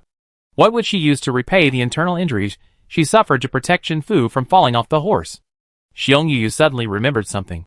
Most of Senior Xiaofu Ai Rong's books are from Boss Shang's printing workshop. You are good friends with Boss Shang. Have you ever heard of who the senior is? Xian Jin smiled. If it's divine, it depends on when Chen Fu will pass the tribulation. Don't all evildoers have to pass several tribulations before they can ascend? Chen Lone Wolf Fu returned to Xuanqing on the 29th day of the 12th lunar month. Xian Jin waited for almost an hour at the gate of Xuanqing, and finally waited for a mule cart with a gold tassel cover. Even the mule's face was stuck with 2 pheasant white feathers, which looked like a country dandy. Xian Jin jumped on the mule cart and greeted with a smile. Third Master. He smiled and greeted Manager Dong behind Chen Fu warmly. Manager Dong. When you're not here, I've been hungry for 9 meals a day. Not full every meal. And not sleeping well every night. Manager Dong smiled very reservedly, and waved his hands repeatedly. Just support me. An old man. Staying in Xuanqing at my age will only hinder you. He returned the main battlefield of sentimentality to Chen Fu. Third Master always talks about you. Masterly. Zhou Ergu. Chen Fu's eyes turned red. I saw you. A dung beetle.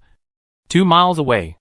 I think it's not in vain that I love you so much that you still come out to pick up your third master. I haven't heard of the dung beetle for a long time. Xian Jin, your pain will soon be in vain. Staggering all the way to Chen's house, Chen Fu muttered. I didn't want to come back. I am very comfortable in Jingxian alone.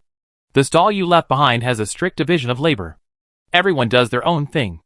We go to Xiaochao village to transport goods on the 88th of every month.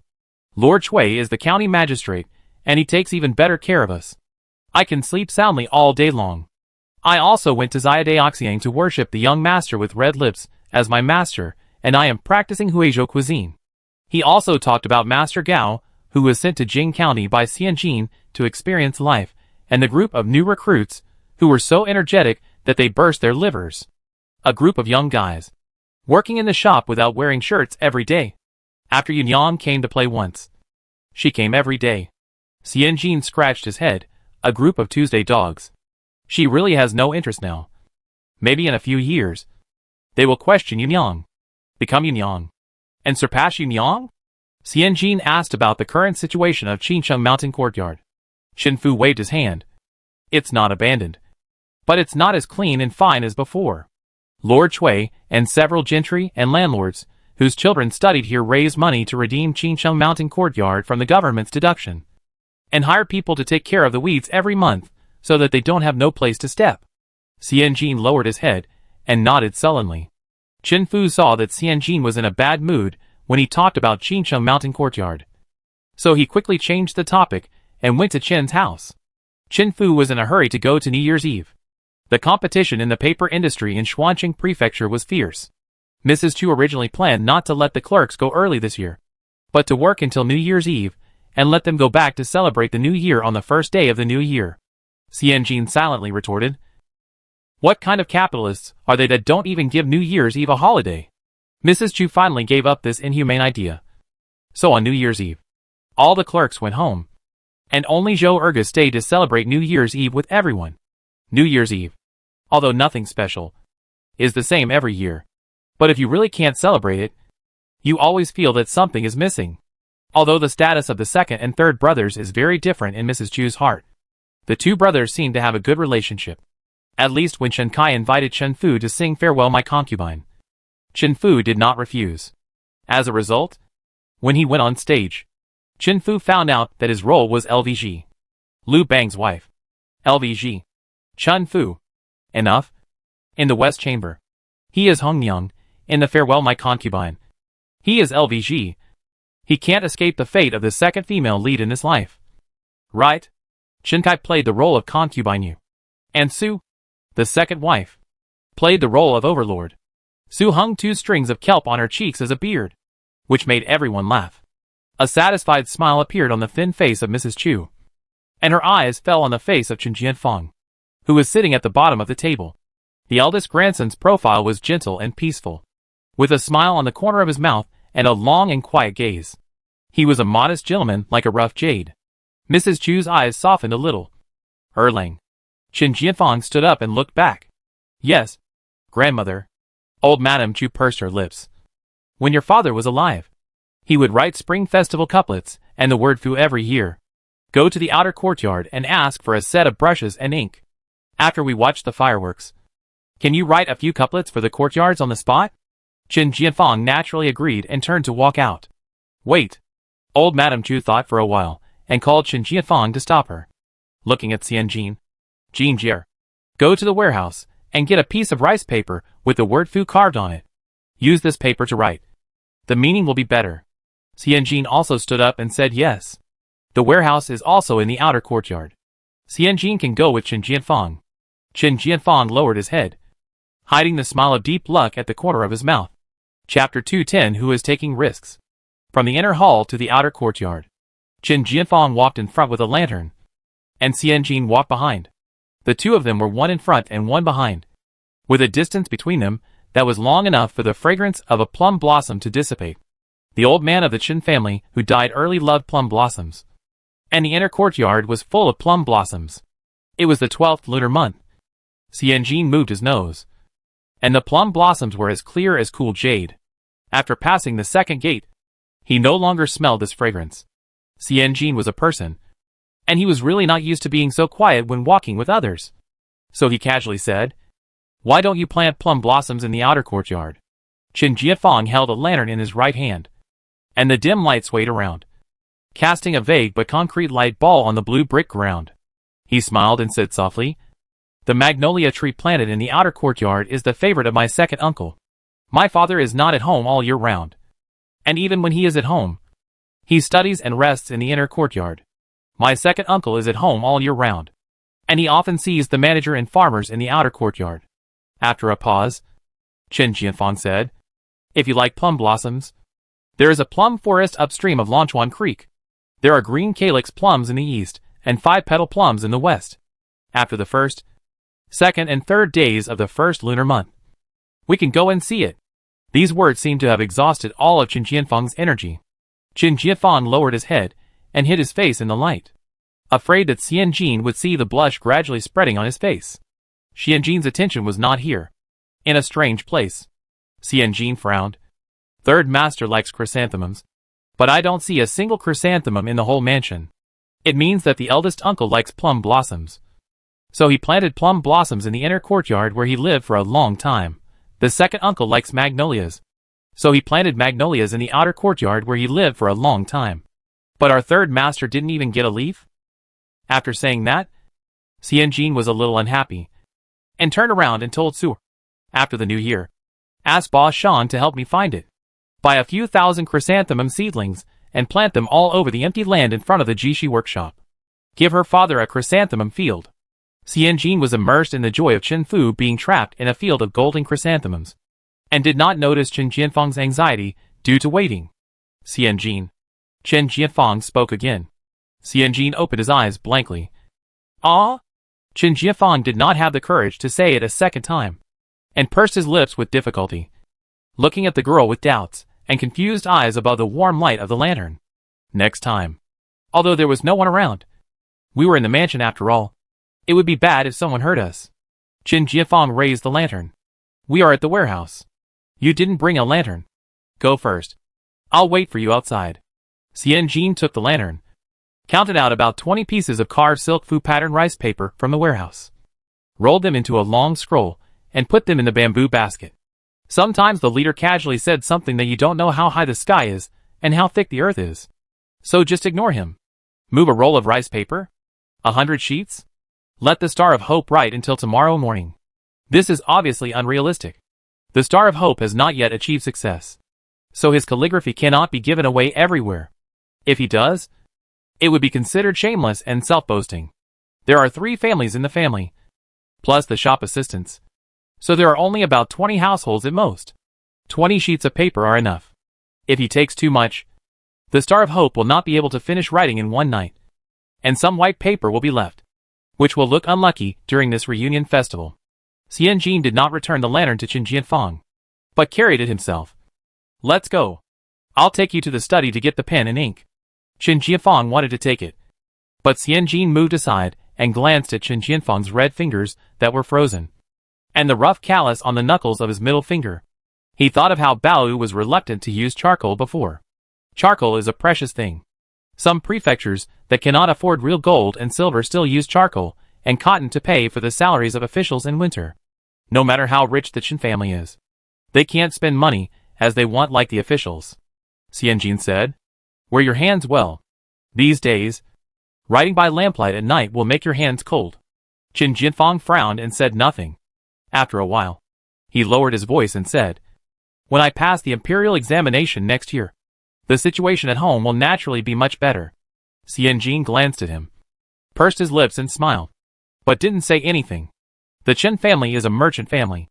Merchants have standards for building houses, although there are also wealthy businessmen who ignore these rules because of their wealth. The Chen family wants to move up, so they will naturally not give others handles in these details. Therefore, the Chen family's houses are not big. There are several courtyards and houses connected together. Even the burnt cupcakes. The study cupcakes are just to the left of the storeroom cupcakes, only 7 or 8 steps away. Xianjin did not go in, but stood under the flying eaves holding a lantern and waiting. Through the window lattice, he saw that Chen Jianfeng's study was neat and clean.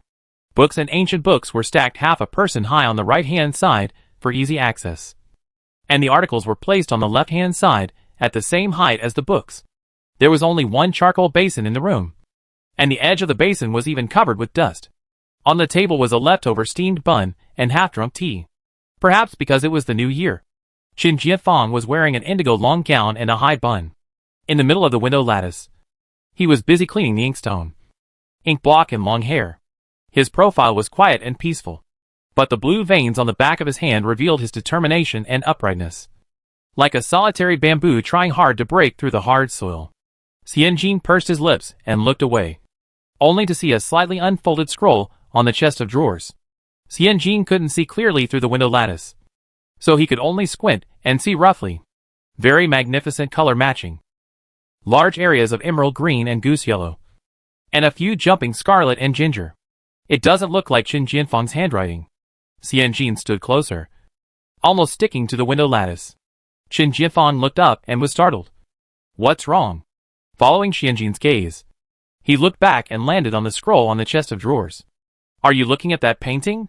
Xianjin smiled and nodded. The colors are bright and beautiful, but I thought you liked ink painting.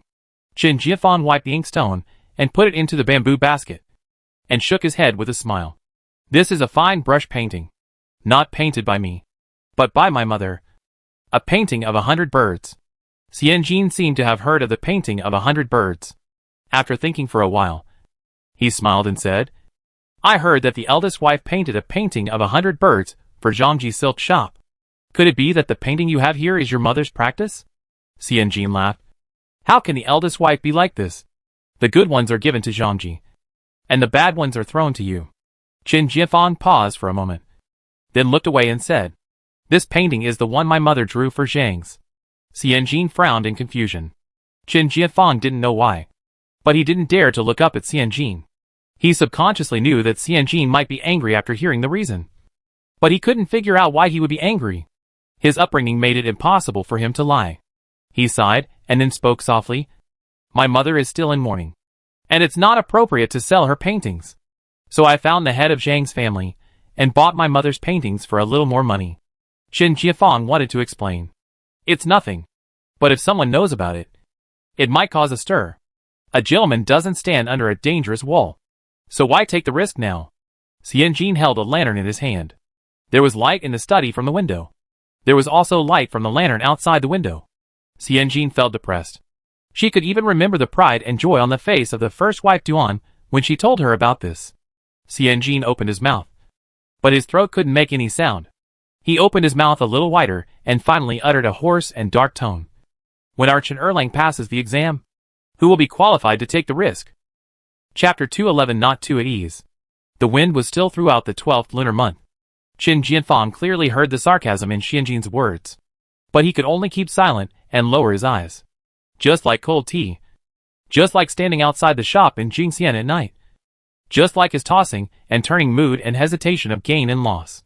Just like Xianjin's name in the Qin family tree. Just like this painting. He didn't know how to explain it, let alone where to start. The 3-year mourning period will soon be over, and he will surface from the bottom of the leisurely water. His father's mourning period is like an oil paper umbrella held above his head on a rainy day. Under the umbrella, he can use sadness as an excuse to do all the extraordinary things that he dare not do, can't do at ordinary times, such as breaking into private houses at night, such as waiting for a whole night with vegetarian soup noodles, and such as letting himself get close to the dazzling halo. The 3 years will soon expire. The autumn exam is about to begin.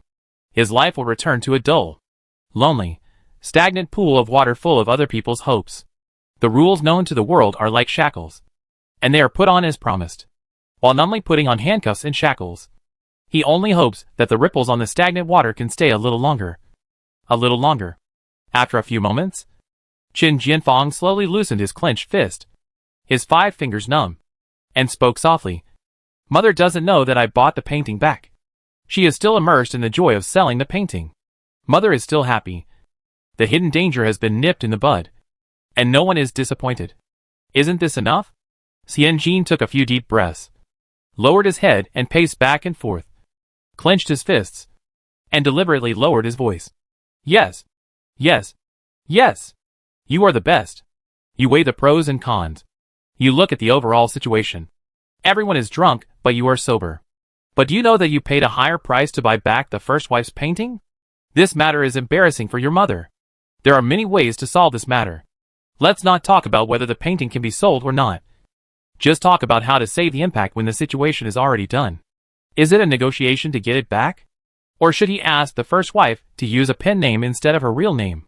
Or should he blur the time of the painting? There are so many solutions. But he chose one that reveals a gaze and arrogance.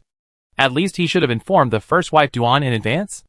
After all, it is her painting, her idea, her decision. Instead of disposing of the first wife Duan's painstaking work it will under the banner of no risk and no standing under a dangerous wall. From the root, this is disrespect. Dig deeper. This is the trust me of the Star of Hope. Condescending is at work. His opinions and ideas are superior to those of others he disagrees with. And they are all correct. So he can make decisions for others without authorization. Just like that cup of herbal tea. But in this world, not everything he thinks is good. Not everything he recognizes is the truth.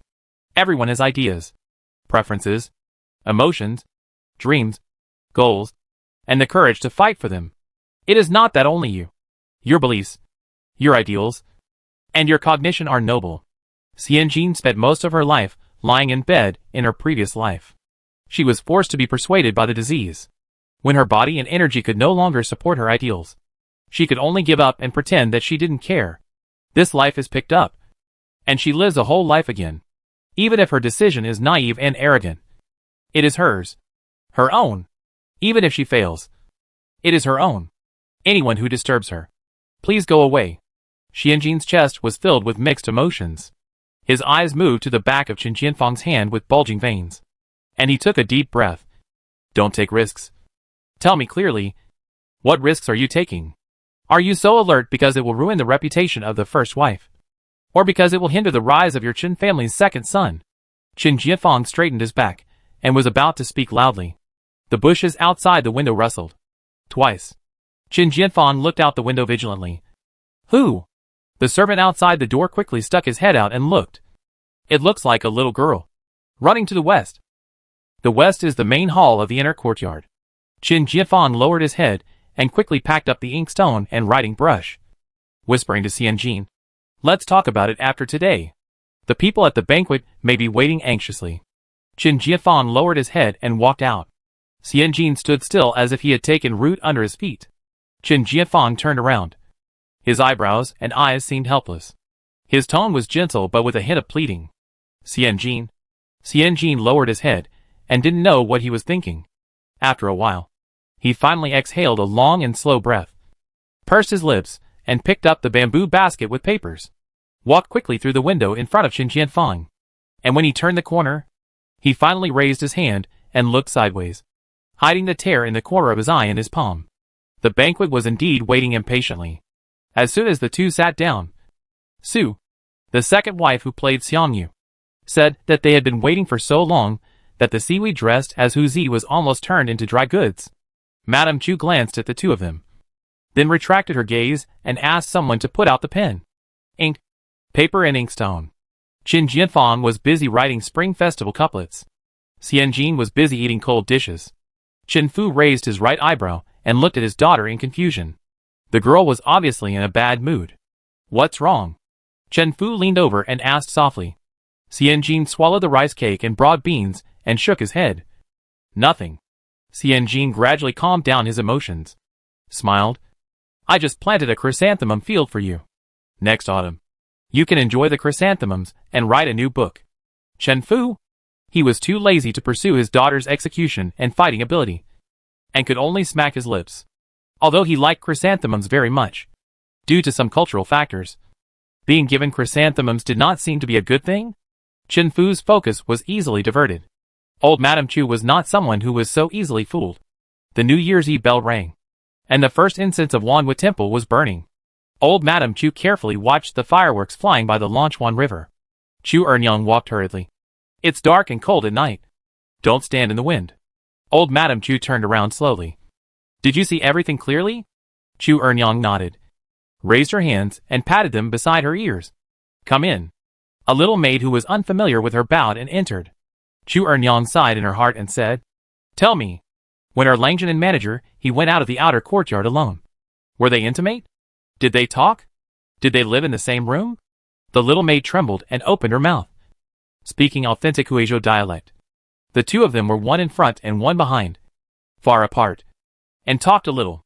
They first went to the warehouse to get paper, and then went to the study in the outer courtyard to get pen and ink. When they got paper, Erlangjian was waiting outside. And when they got pen and ink, manager, he was waiting outside. No, they never lived in the same room. What did they say? Mrs. Chu asked solemnly. The little girl was a little scared. I heard something about plum blossoms, peach blossoms, chrysanthemums from a distance. In the study, the two people talked about 100 birds painting, buying and selling. They spoke Mandarin. I didn't understand it very well, so I leaned in to listen.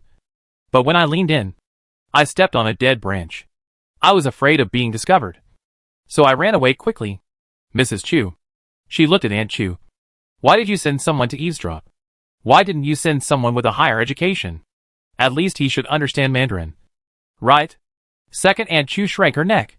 The difference in ability and level must let the boss know that the money is worth it. She has inquired about it. The manager Zhong next to the shopkeeper, he now earns 5 taels of silver a month.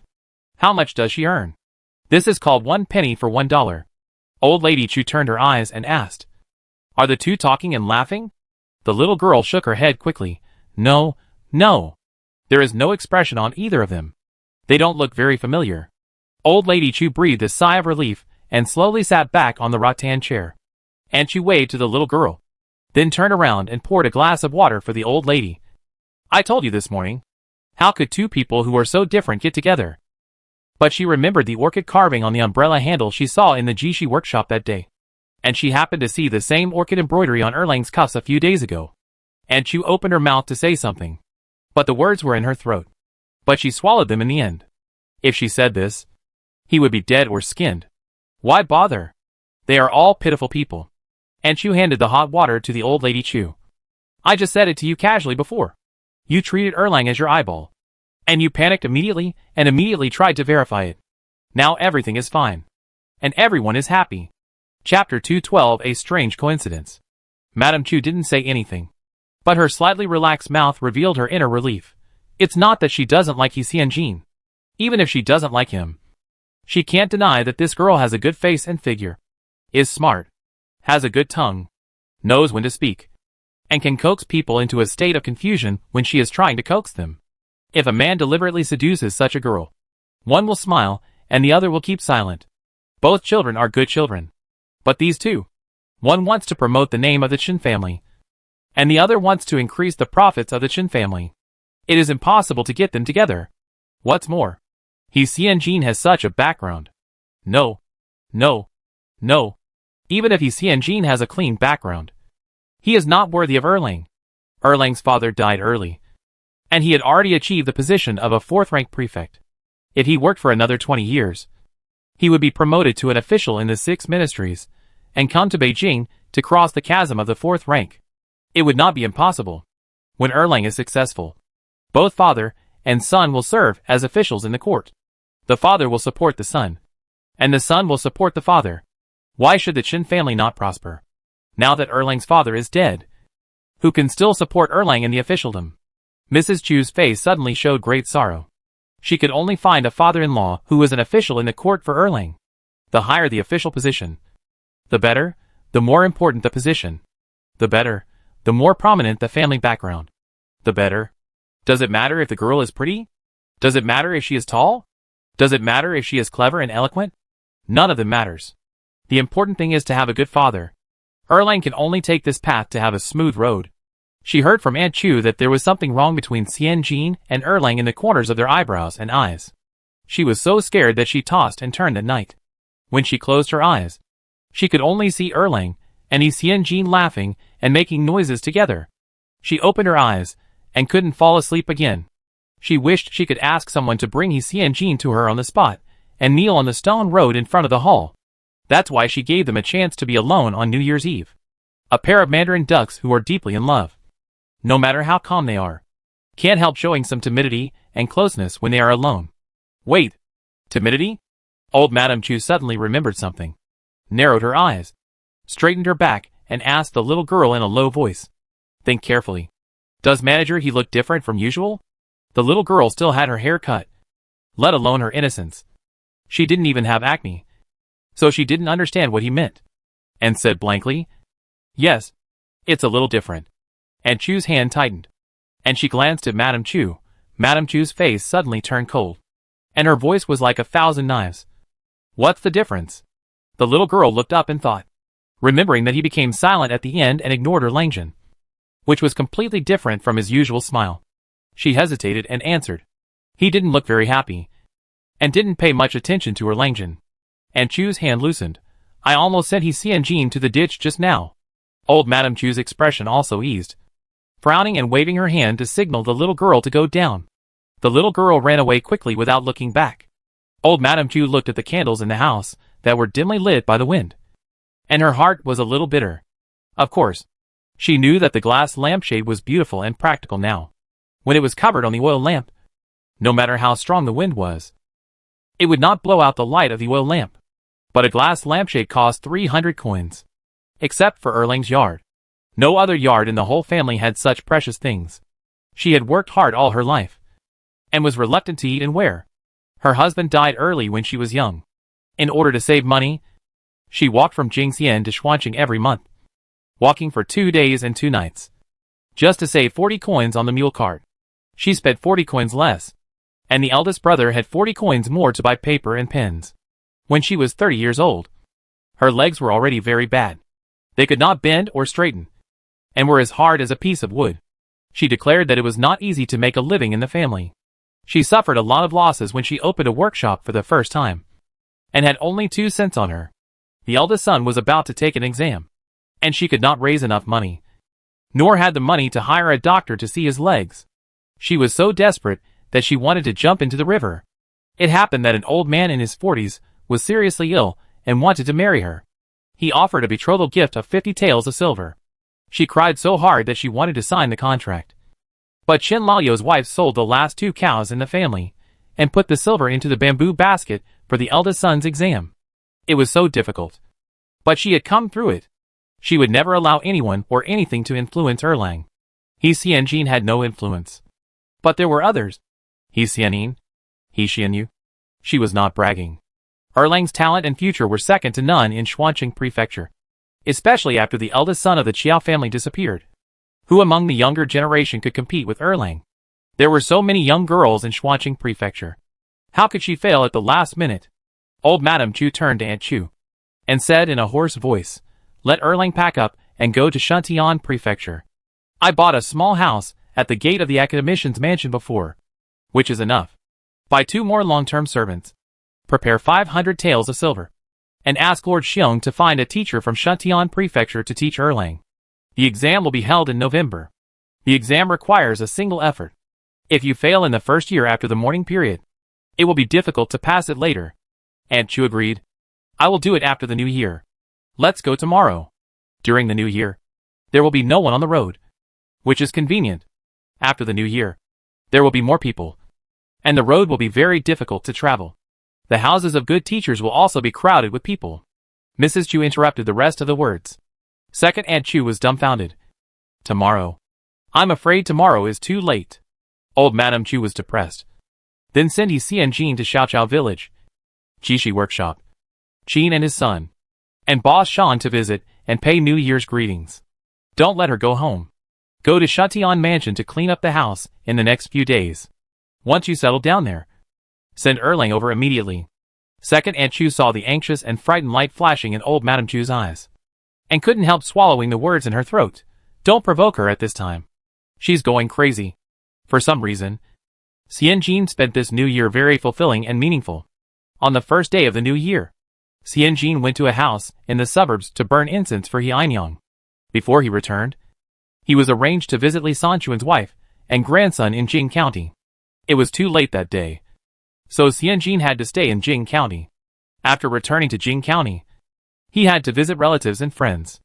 On the 3rd, 4th and 5th days of the new year, Xianjin visited the official school teachers around Jing County, Mr. Shan's family, and even the young master of Xiade Oxiang, who had red lips and white teeth. Xianjin visited several times. The funds allocated by Mrs. Chu were very generous, which made Xianjin return home in glory. On the night of the 6th day of the first lunar month, Qin Jiafang stood on the steps of the second gate. The lanterns hung low, and the halo of light was lingering above the young man's head. "The lights in the yuan are not on yet." Qin Jianfang's eyes were filled with anxiety. The servitor shook his head with a sad face. "The lights in the main courtyard are not on, but the lights in the west wing are always on." Xianjin lived in the main courtyard, and Xiao Baoyu lived in the west wing. Qin Jiafang pursed his lips, curled his hands in his sleeves, and clenched them tightly. Tomorrow, he will go north to Shantian Prefecture, before the autumn examination in November. He had almost no chance to return to Xuanqing Prefecture. 11 months. It seemed that there were hundreds of conflicts between him and Xianjin. He was ready to talk it out as soon as possible. But he waited and waited, from the 1st day to the 7th day of the first lunar month. But Xianjin never came home. Chapter 213, Raising an Army to Question the Culprit. Xianjin, who had not yet settled down, ate 18 meals in 3 days in his old territory of Jing County. He lived a very comfortable life. When everyone heard that manager he had returned, they lined up at the door of the old house of Qinji with their number cards and invited him to dinner. County Magistrate Cui Hung used his privilege to cut in line and invited Xianjin to have lunch. He specially called a few long-sleeved scholars from Qincheng Mountain Courtyard to accompany him, and also called Aunt Du's son Du Juning, the youngest scholar in Jing County this year. As soon as Cui Hung entered the private room, he looked for Qin Jiafang and asked, "Why didn't Erlang come?" Xianjin, Can you give her a blessed land where she can't hear the word Erlang? Sewer poured tea for several people and said with a smile. Erlang will be in mourning this year.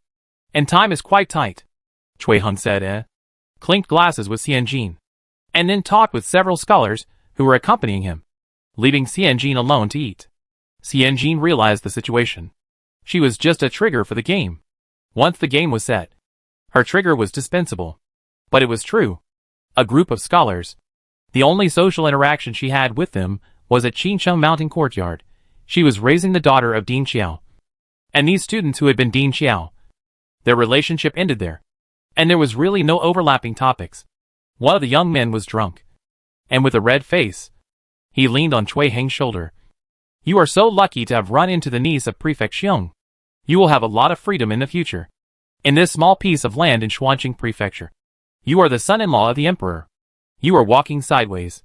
Chui Heng swept the young man's hand away and handed the wine glass away. You will be exposed after drinking 2 glasses of cat urine. Don't drink anymore. The young man refused. 2 blushes rose on his cheeks. And he muttered, Hey! Now it's calm. Who was so excited that his hands were shaking when he was reviewing the papers? And who was chasing after Mr. Xiong to perform the nephew ceremony? Chui Heng looked a little embarrassed. The young man took another wine glass from the table, filled it up, and drank it all in one gulp. Good wine, good food, good father-in-law, the 3 great fortunes in life, good fortunes. Chui Heng glanced at Xianjin, snatched the wine glass from the young man, and said loudly, He is still here. What nonsense are you talking about? The young man was startled by being pinched by the neck. And after being reminded, he sobered up a lot. He and the niece of Magistrate Xiong have a close relationship. Drinking will cause trouble. Drinking will cause trouble. The young man laughed. I'm drunk.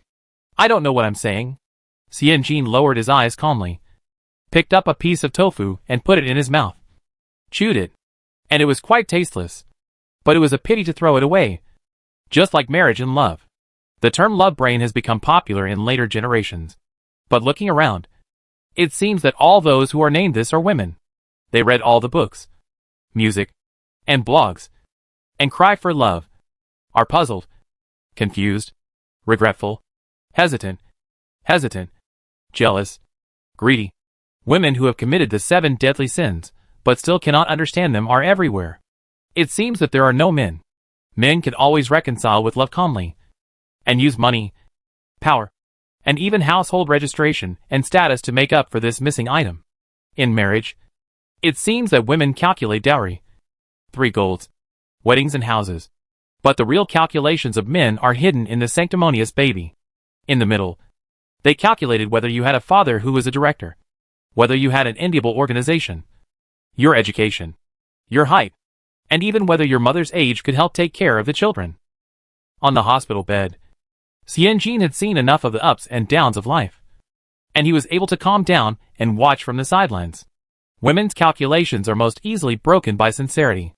Men's calculations are realistic and calm, like an unbreakable iron wall. Xianjin lowered his head and looked at the smooth and white back of his hand. After a while, he pursed his lips and smiled. After a hard-earned holiday. Oh no! He was exiled. Xianjin leisurely wandered around Jing County for several times. During this time, he even took time to visit Master Qin in Qinghe town. His master's wife was still full of energy, and her menstruation was regular and heavy. Master Qin had just passed the imperial examination and received subsidies from the town. He was not short of money at that time. When he wrote a new book, he only considered his own happiness, not sales. He proudly gave Xianjin a manuscript and told him to read it on the mule cart before leaving. Xianjin did as he was told. As soon as he got on the mule cart, he couldn't wait to open the book. What caught his eye were a few large characters. 7749 secrets. The domineering female shopkeeper falls in love with me. Among them, the heroine's name is Jia Ryu, which is said to be the name of a Tartar. Xianjin, Tartar your sister? You are kidding. This is clearly a deformation of the 3 characters. Xianjin is missing a few pounds. Xianjin flipped through the book and closed it expressionlessly. Very good. Master Qin accurately interprets the mental state of the college entrance examination candidates during the summer vacation of the 3rd year of high school. The heroine of this book, Jia Ryu, has been trading cattle and sheep on the grassland for more than 20 years. The only person she has ever loved is a nun on the grassland. Let's put aside the question of why there are nuns on the grassland. Just talking about this mental state. It's really crazy. Xianjin thought about it, lowered his eyes, and asked Su'er beside him. Is there a nunnery in Jingxian County? Su'er frowned and shook his head. There is a Taoist temple on Jingting Mountain. And there is a Wanhua temple in Xuanqing Prefecture. I haven't heard of any nunnery. Xianjin nodded. Very good. At least the heroine in the article. Oh no. The hero. Oh no. The other heroine. Does not have a real prototype. It's embarrassing enough to be a two-dimensional heroine under a pseudonym. What if the actress playing opposite is also a real living person? Then she will never dare to enter any nunnery in her life. On the 9th day of the first lunar month, Xianjin estimated the time and set off to return to Xuanqing Prefecture. The mule cart stopped at the city gate. Xianjin walked from the city gate to the west of the city. Just as he turned the corner of the city wall, a carriage drove from the middle of the road. Xianjin and Su'er stepped back to avoid it. Su'er's eyes were glued to the sugar man Li's stall in the corner, and Xianjin followed her gaze and looked at it with a smile. In this way, he passed by Chen Jianfang, who was silent in the carriage. Very punctually and accurately, Xianjin asked with a smile, "Do you want to eat sugar man? How about giving you a rabbit-shaped sugar man?" Su'er wanted it very much, but after thinking about it, he shook his head and said, "Forget it. I can't eat it, and I can't keep it for a few days. I can't bear to throw it away after buying it home. It's useless except for saving flies and worms at home." Xianjin shrugged and walked towards the expected right path. After the Lantern Festival, Fubai had just opened the door and welcomed a strange thing.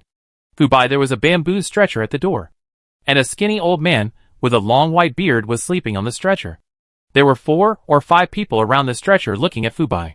The young man with the plaque glared at him, and the old man with a long white beard breathed in less than out. One hand hung low outside the stretcher, and the other hand was covering his chest, as if he was covering something.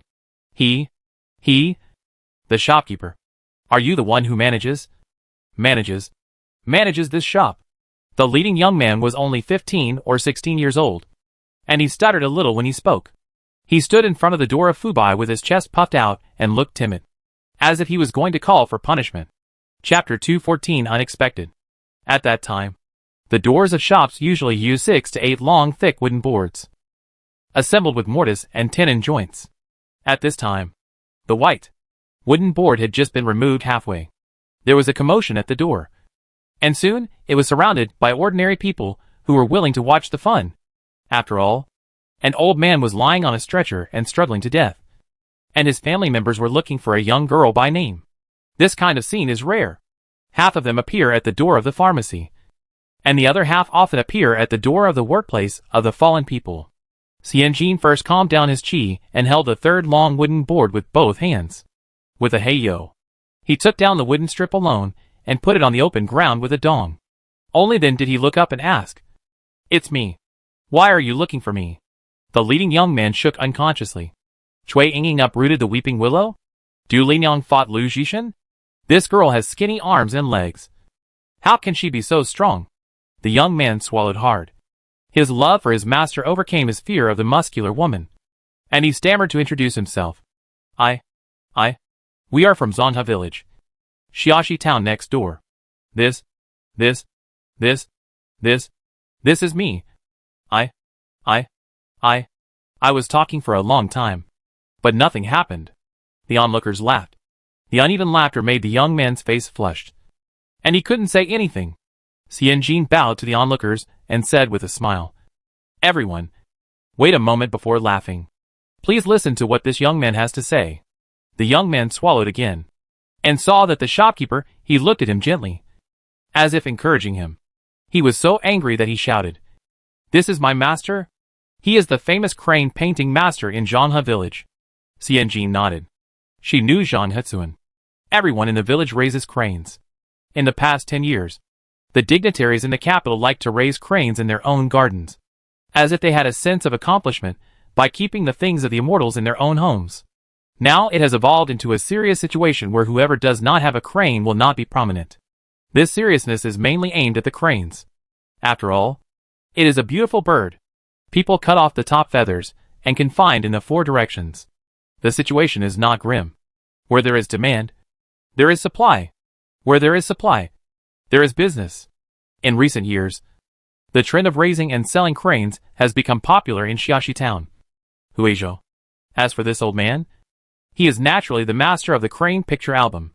If the dignitaries want to buy, they can't rent a mule cart, drag a crane to the dignitary's mansion, and sell it on the spot. Right? They must have asked someone to draw a brochure. Just like online shopping in later generations. The seller's show is accompanied by a brief introduction. For example, this crane has white feathers and long legs, a clear voice, and asks for 5 tails. Some discounted ones have less crane authority in the introduction. This crane is blessed to eat, loves to howl at night, has short legs and a big belly, so it is sold at a 30% discount to the destined person. You ask why Xianjin knows so much?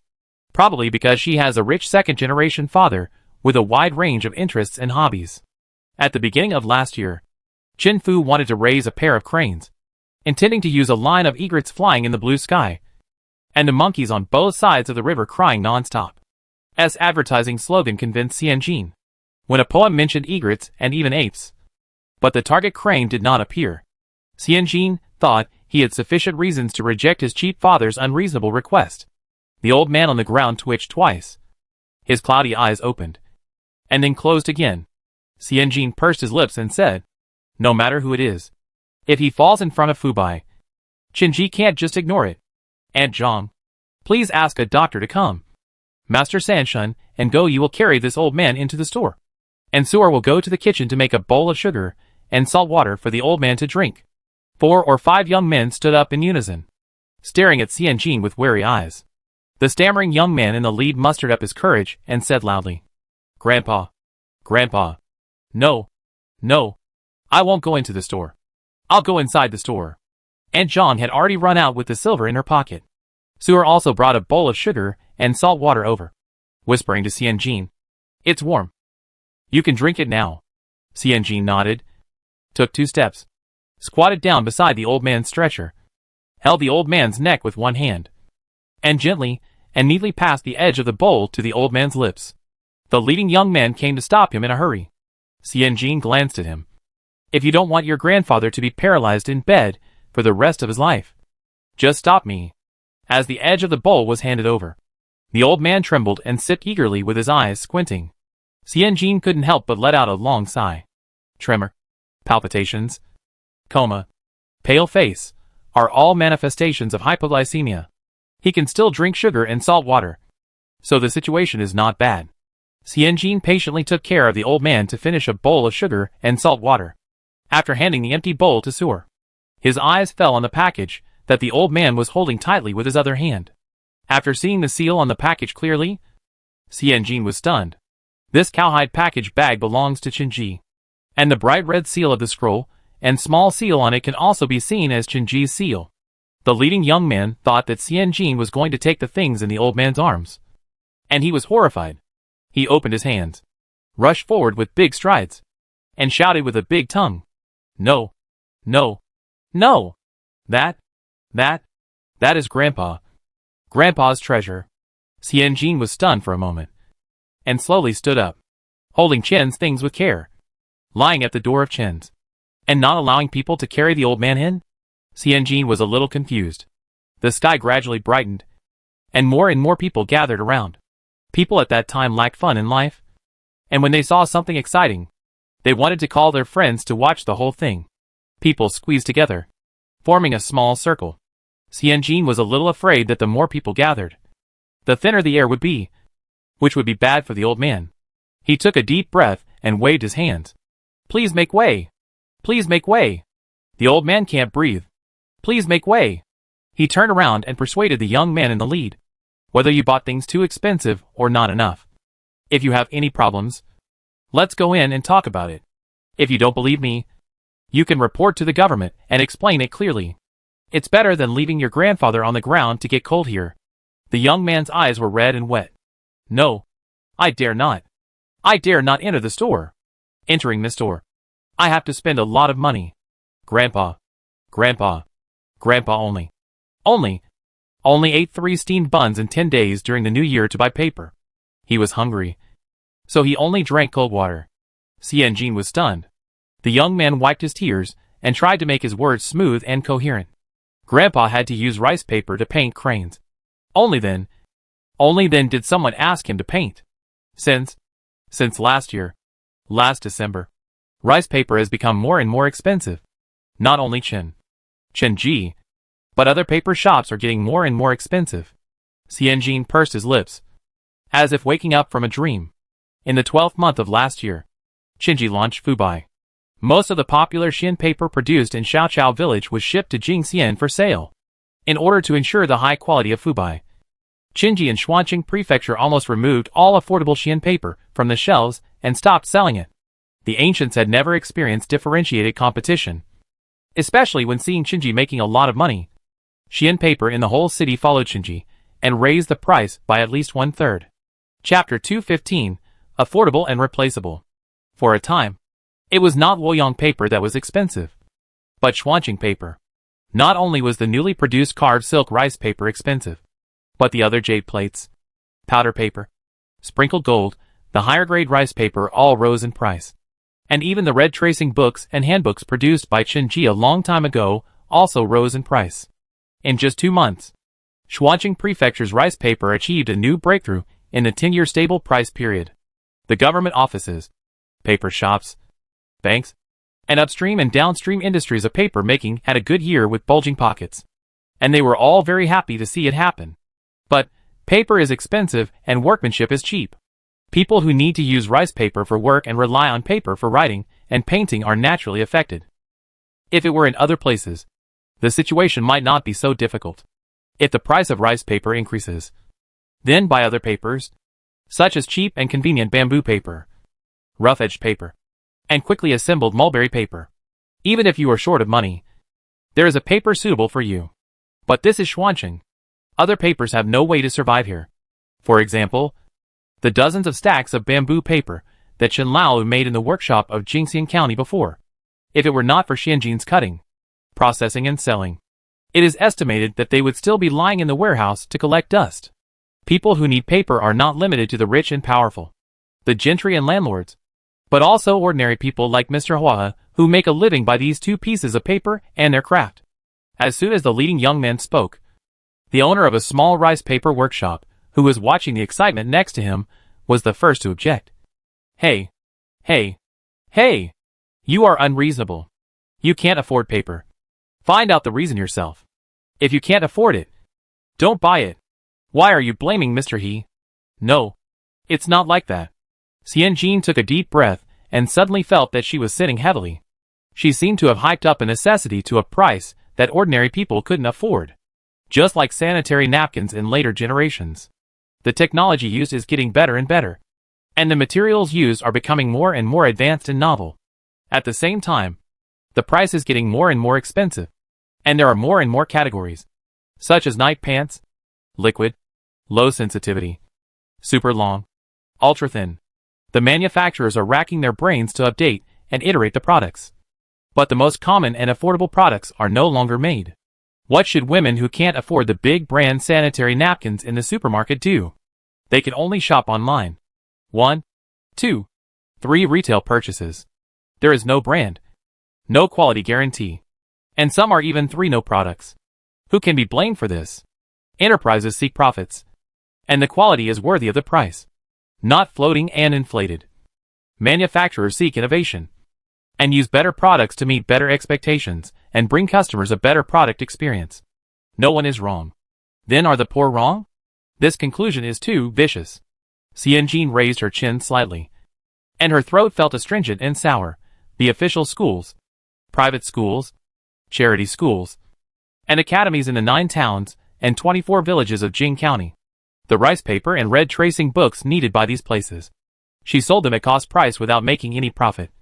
But she forgot that there are still many ordinary people who need paper. And some of them even have requirements for the quality of paper due to some needs. 2 years ago, she was able to help Du Juning and other poor scholars. Why is she like this now? The young man stubbornly stretched his neck and yelled. No. I don't blame boss he. Someone in the crowd stood up for Xianjin.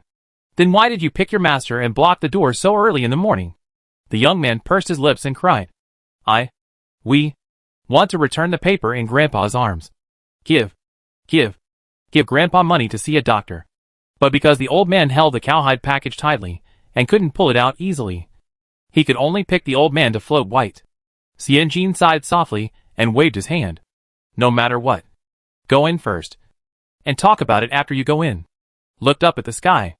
At the end of the sky, it was gloomy, like a layer of cloth covering the sun. And it seemed like many layers of transparent tape were stuck to the sky. It's going to snow. There's a charcoal fire burning inside. And the doctor will be here soon. When your grandfather's hands and feet are warm, it will be easier to pull out the cowhide package. After counting the amount of paper, I will refund you as much money as I should.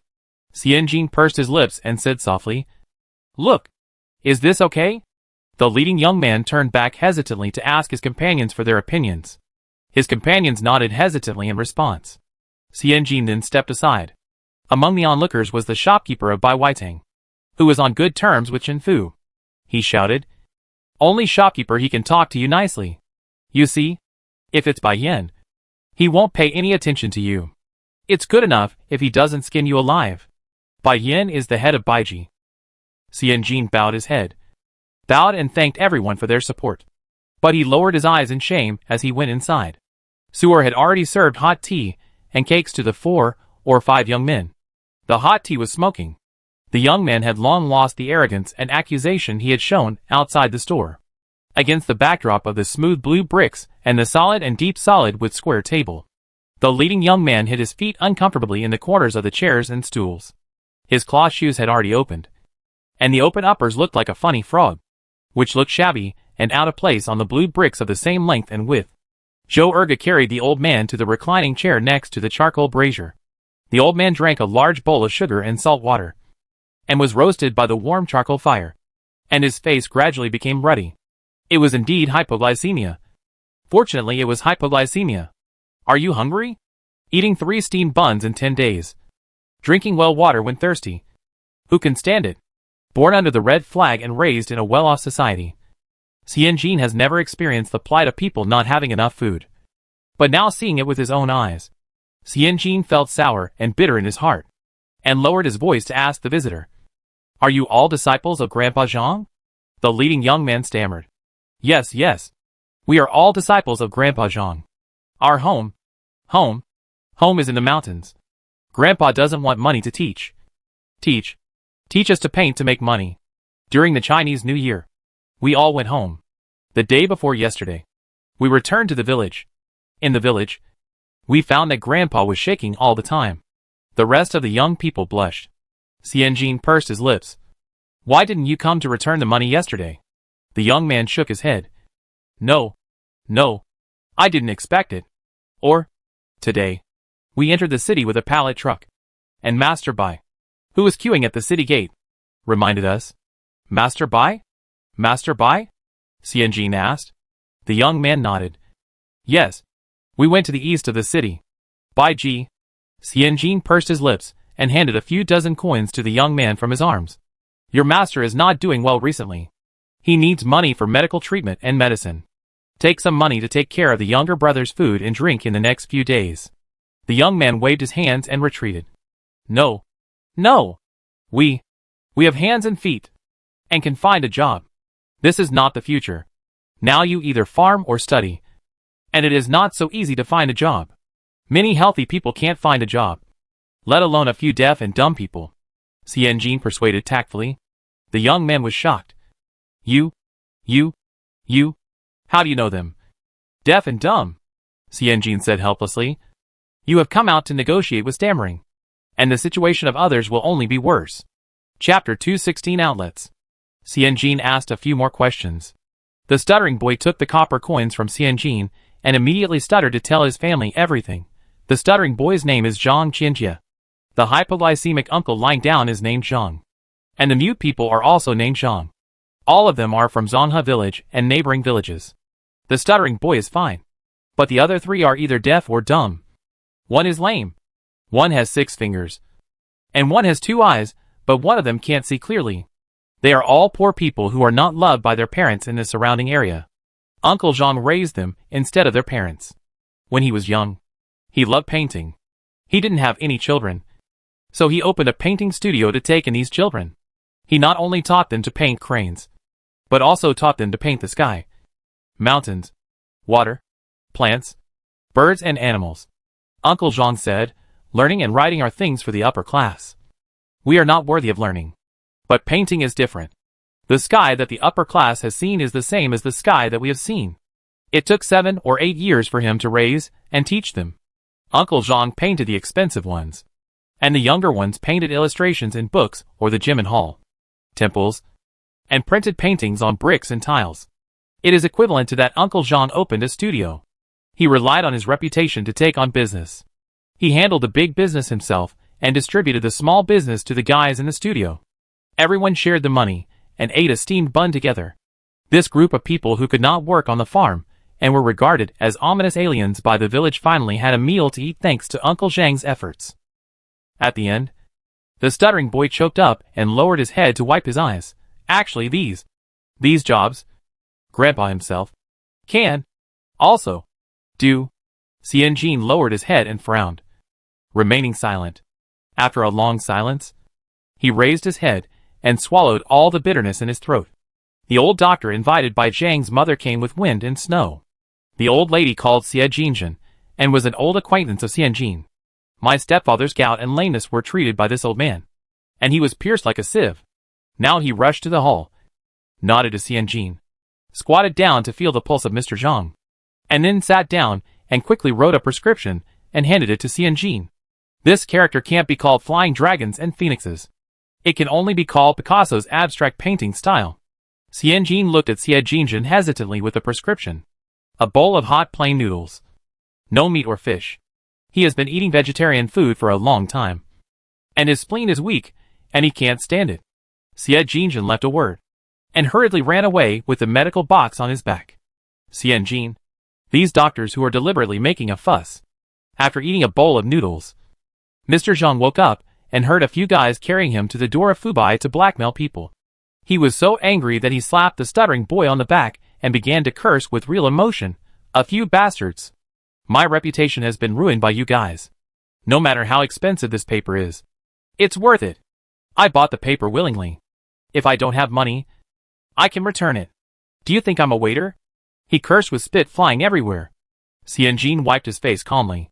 He thought he had saved Lin Daiyu, but it turned out to be a reckless Zhang Fei. Xianjin couldn't help but wonder how Mr. Zhang could draw a white crane that was not worldly and had an air of fairy spirit. Mr. Zhang looked at the little girl beside him, who was helping to call the doctor, cooking noodles and decocting medicine, and was also the person in charge of his favorite rice paper Fubai. He scratched his beard in embarrassment. "I'm making fun of you, manager he. You are surrounded by scholars, and you have never seen such a scene, right? I'm impatient and speak loudly. Don't be afraid." Xianjin continued to shake his head calmly. She was not afraid. She had Sanshun on her left and Dijing on her right, both of whom were no less capable, acting like a father everywhere and making trouble for no reason. She had seen everything in the market. Sanshun was disliked by his father and abdicated, and Zhao Dijing took over in time to ensure that there was always a father around her. Xianjin pursed his lips lightly, handed the cowhide package on the square table back to Mr. Zhang with both hands, stood up, bowed deeply, and said in a steady but powerful tone, "If the Xian paper of Xuanqing cannot be used by the people of Xuanqing, then no matter how well it is made, it will float on the water. It will sink in a gust of wind without waves." Mr. Zhang was a little stunned, and waved his hands repeatedly with a red face. "No! No! Good things should be sold at a high price. Good things should be sold at a high price. You get what you pay for. This is in line with the law of business. But if she uses price to isolate the audience class and achieve class monopoly, then her sin is great. Paper is different from other things. Emerald, gold and silver.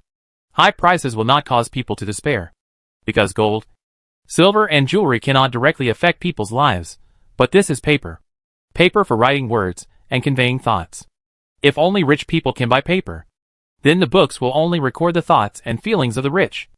and the real life and experience of the poor will gradually disappear under the rolling wheels of history. Paper can be expensive, and any commodity should have different grades to meet people's different needs. Xianjin said Mr. Zhang to the door, stood on the threshold with his feet, and watched the people coming and going on the road, whether they were wearing linen or plain clothes, long gowns or short clothes, tall or short, fat or thin, ugly or beautiful, big or small. Everyone was a human being, blowing the same wind, with the same sky above their heads. The neighbors who gathered at the door to watch the excitement saw the old man holding a young man's ear in one hand and leaving, and they knew that there was nothing exciting to watch. So they gradually dispersed. Xianjin locked himself in the floating white and wrote furiously. As evening approached, the light snow that had been falling all day intensified after the sun went down, and the large hexagonal snowflakes soon covered the sidewalks. Xianjin stomped his feet hard when he entered the inner room to remove the unthawed snow on his cotton boots. Seeing that the table was empty, he was stunned for a moment, and as soon as he opened his mouth, white mist came out. Auntie Zhang, are you on strike today? Mother Zhang took a duster to help Xianjin sweep away the snow on his feet, muttering, I still have to go and collect a piece of sheepskin. This year, it's freezing after the new year, and wearing only cotton boots will make your feet wet and icy. Listening to Xianjin's words, Zhang's mother rolled her eyes. You are such an ancestor. I have prepared bamboo shoots and egg skins for the afternoon, and I am going to make bamboo shoot and egg skin dumplings tonight. I just received a letter from Bai Mahal, asking you to come over to eat in the evening. Xianjin frowned. There is no good banquet. Every time he went to Bai Mahal for dinner, he was always not full. You should help me make bamboo shoot and egg skin dumplings. I have to eat them when I come back. Xianjin left after saying a word. There was no charcoal fire in the Bai Mahal. The main room was empty, and the wind blew in as if it was free. Xianjin looked at the copper pot on the table, which was boiling hot. Tofu, chrysanthemums, mushrooms, and bamboo fungus were bubbling in the pot. He was very hungry, but he couldn't lift his chopsticks. Madame Chu didn't plan to eat either. She asked about the situation in the shop after the new year, and then she lowered her eyes and asked casually, I heard that someone came to the shop to make trouble today. There were a few more dark brown mushrooms and green leafy vegetables in Xianjin's bowl. Xianjin nodded and explained the situation in general. The person left after waking up. There was no splash. You can rest assured. Mrs. Chu smiled, her thin cheekbones protruding, revealing a bit of hostility in her tiredness. He is just here to extort money. You are doing the right thing. You are neither soft nor hard. Just give him a few copper plates to get rid of him. The tone of her voice reminded Xianjin of the time when Mr. Shan came to visit. Mrs. Chu also said in a tone of give him some money, so that he won't leave empty-handed. It didn't sound very comfortable. There was a sense of condescension from a high position. Xianjin lowered his head and picked up a mushroom and put it in his mouth. Old Lady Chu was still teaching. The better our business is, the more people like this will appear. It's like an ulcer on the bone. You can't get rid of it, and you can't throw it away. Paper is expensive, so you should look for your own reasons. Why can't you make so much money? Instead of blaming the seller also has to open the door to make a living. If you are not a benevolent chivalrous man, you can make something and sell it to you at a loss. The more she talked, the more unhappy she became. When Old Lady Chu raised her eyes, she saw the hair on the top of Xianjin's head. The girl was drinking soup with her head down. Madame Chu coughed lightly. Xianjin looked up. Madame Chu threw out the most important thing for today. Today the Chamber of Commerce is in session. I heard from Mr. Fang, the tea maker on Jingting Mountain, that the war in the southeast is about to end, and the court will definitely celebrate. At that time, it will be the time for all places to select tributes. At this critical juncture, we can't let this kind of farce and scandal happen in front of our store. Xianjin swallowed the mushroom calmly. This is to select tributes, not to select the top 10 good people who move Xuanqing. Madame Chu didn't understand, put down her chopsticks, and looked at Xianjin in confusion. Xianjin pursed his lips. As long as our goods are far ahead of others, it will be difficult for those who come after us to catch up. Even if I have some personal ethics, and have kept 7 or 8 or 9 pretty boys in my room, Lord Xiong should recommend us. And he still has to recommend us. Mrs. Chu sat on the stool, feeling like her, but was burning. She opened her mouth, not knowing where to start, and not knowing how to respond. Xianjin buried his head and drank another mouthful of soup. But this thing really shouldn't happen again. Xianjin swallowed the delicious soup. This soup was not vegetarian soup, but chicken soup that was stewed until soft. If she didn't eat any meat for 3 years, she would die before Mr. Zhang. Therefore, when people were mourning, they didn't really avoid meat. And once they broke the rules, they would be doomed. Many times, the elders in the family would secretly give the younger generation some dried meat. And after the meat soup, they would secretly eat some meatballs. Only the elders in the family could do this. Otherwise it would be inappropriate for anyone to do it.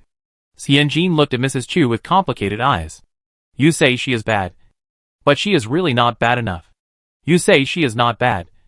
But she could always make you want to jump off the building in 3 seconds. Xianjin lowered his head again and completed his previous words. Now the mulberry paper workshop in the east of the city has been changed to Fubai. The Jishi workshop has become a training ground for newcomers.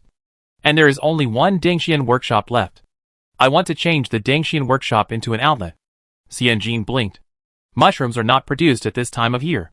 Most of the mushrooms eaten now are dried mushrooms with a smoky smell. Xian paper outlet. Xian paper outlet? Mrs. Chu was a little confused. Oh no. Not a little confused, but very confused. I understand Xian paper. What is an outlet? Which one is boiled? Which one is lazy? Chapter 217. Cover your chest. Xianjin opened his mouth, not knowing whether to explain from the word AO or lie. It's probably a shop between Fubai and the shop in Jingxian.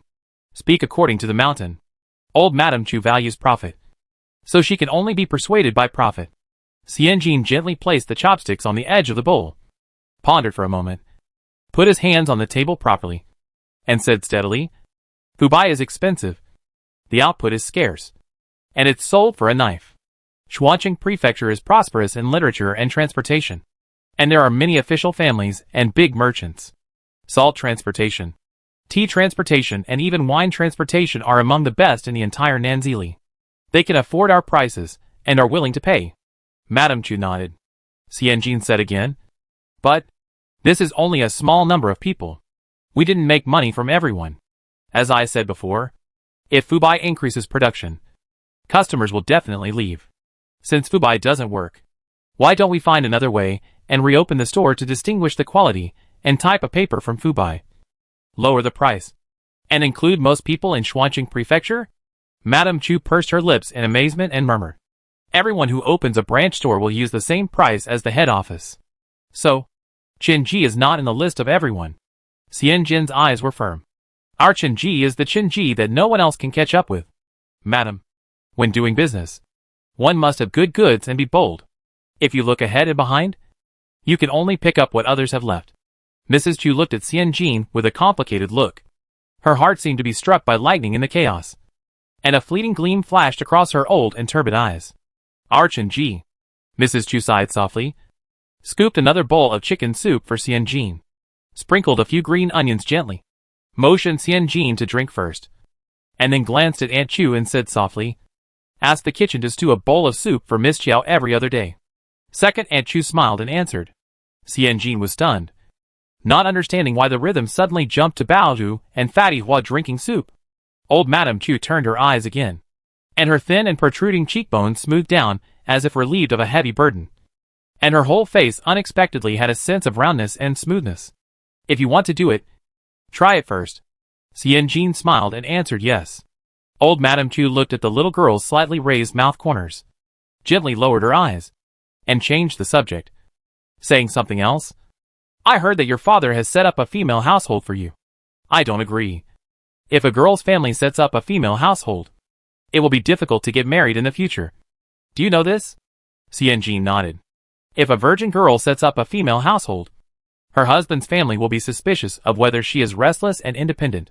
Nowadays, except for the self-confident girls, widows, daughters of the family with no descendants, and the outsiders in the nunnery, women rarely set up their own households. What will you do when you get married? Madame Chu said indifferently.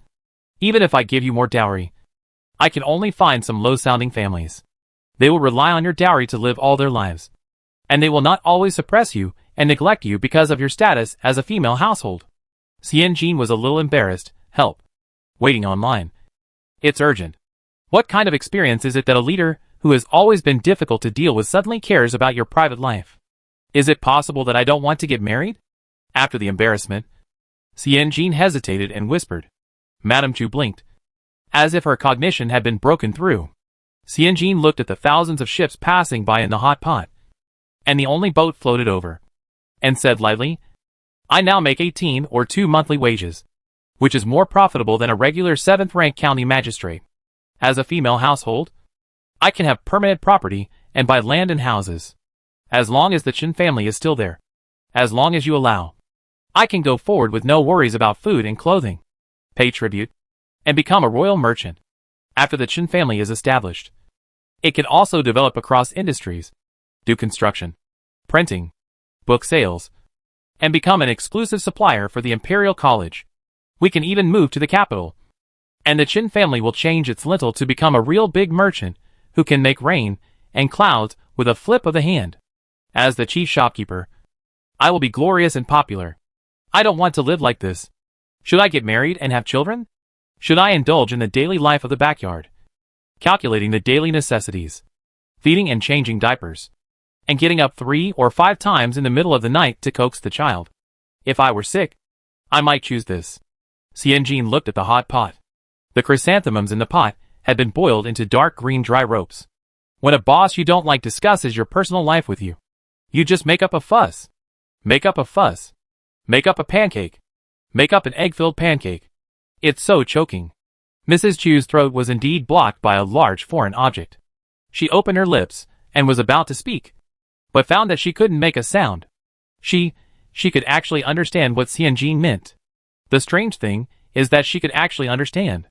Mrs. Chu didn't say anything, and Xianjin didn't continue to speak. There was only the gurgling sound of the hot pot between the two. It's late. You go back and rest first.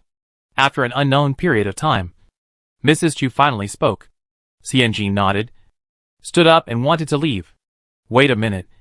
Mrs. Chu called Xianjin, and the fatigue in her deep eye sockets was revealed without reservation. Do you really not want to get married? Xianjin nodded heavily. You swear? Mrs. Chu said in a deep voice. Xianjin, what's so good about this? If she doesn't get married, she can still fall in love if she really meets a guy with 8-pack abs. Xianjin pursed his lips and was about to speak, but Mrs. Chu smiled introspectively. Forget it. If you don't get married, the Chen family will definitely be your most solid backing. Whether it's floating white or refusing to do it, you can do whatever you want to do in the future. Transfer people. Pay money and complete the process. Report the profit and loss situation to me directly every quarter. For other things, you don't need to ask for my approval. Xianjin was stunned. What happened? Is the boss who she didn't get along with crazy when he heard that she didn't want to get married? Mrs. Chu sighed and said, How could I not know that the second son can only maintain the status quo? And the third son? Mrs. Chu sneered. Let's not talk about the third son. Among the next generation of the Chen family, the fourth son is mediocre, and the third son is brought by his uncle's family. I don't know his habits now, so it's not easy to judge too early. You are now leading the Chen family to move forward steadily. Even if the third son comes back in the future. If the third son is strong, you will be on par with him. If the third son is weak, I still have to ask you to move forward with wind and rain for years. Xianjin's heart was beating boom boom boom boom boom boom. Confirmed. Her refusal to marry really drove Mrs. Chu crazy. Xianjin wanted to say something, but Mrs. Chu waved her hand and said, Go back. The tall shadow of the girl was projected on the window frame made of paper in the hall by the warm light. Mrs. Chu covered her chest and sat at the table for a long time. Aunt Chu called out carefully but couldn't help laughing. You are very open-minded today. Mrs. Chu didn't hear clearly and looked sideways. Ah? Aunt Chu smiled and shook her head. Nothing. Nothing. After Mrs. Chu found that she could not control Xianjin, she had been on guard against her. Whether it was pushing Chu Qiushi in front of Xianjin or helping the second master Chen Kai to go on stage to compete with Xianjin, it all came from Mrs. Chu's distrust of Xianjin. This distrust was caused by Xianjin's ability, but ended with Xianjin's vow not to marry. Aunt Chu was a little happy that the two had reconciled. Chapter 218. The braised pork elbow is out. Owlai. Owlai. Aonai. Xianjin wanted to stick to this name for three main reasons. First, it made her feel the mark of the future. Second, she was too lazy to think about it. And third, her cultural level was not high enough. And she had spent a decade of her energy to come up with the two words Fubai. Perhaps, after another decade, she could come up with two more words. Xianjin tried to muddle through like an ostrich. But from Zhao Dejing and Zhong and other 3-bar winners, to Zheng Dege and Zheng Er who had 2 bars, to Qi Qiqi who had 1 bar and stood for Aunt Zhong without thinking, to Wang Sansua, the deputy director of internal affairs, who followed another set of administrative sequence and had no bars but always regarded himself as a 3-bar winner. They all expressed strong opposition.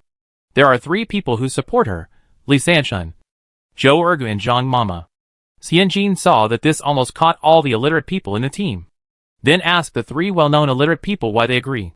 Li Sanshun: it sounds warm, and you won't be cold in winter. Zhou Ergu: I listened to my master. Zhang Mama: what?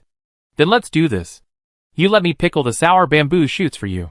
Do you want to eat sour bamboo shoots and tofu in the evening? Xianjin: it seems that if she doesn't change her name, she will soon join the illiterate team. In order to choose a name, Xianjin spent 3 days in the library, flipping through many books and taking out all the scrolls that were hidden in the bottom of the box. When he saw the volume of unlearning that Xiao Baoyuan had sneakily thrown in, he opened it and read it. After reading the whole article, Xiao Baoyuan's comments were very lively, with sharp words and cunning and varied styles, which made him look very cultured. Xianjin stared at one sentence, tilted his head and blinked, and nodded in his heart. Okay, I'll copy this sentence. 10 days later, the Dangxian workshop was decorated with lights, and firecrackers rang at the gate.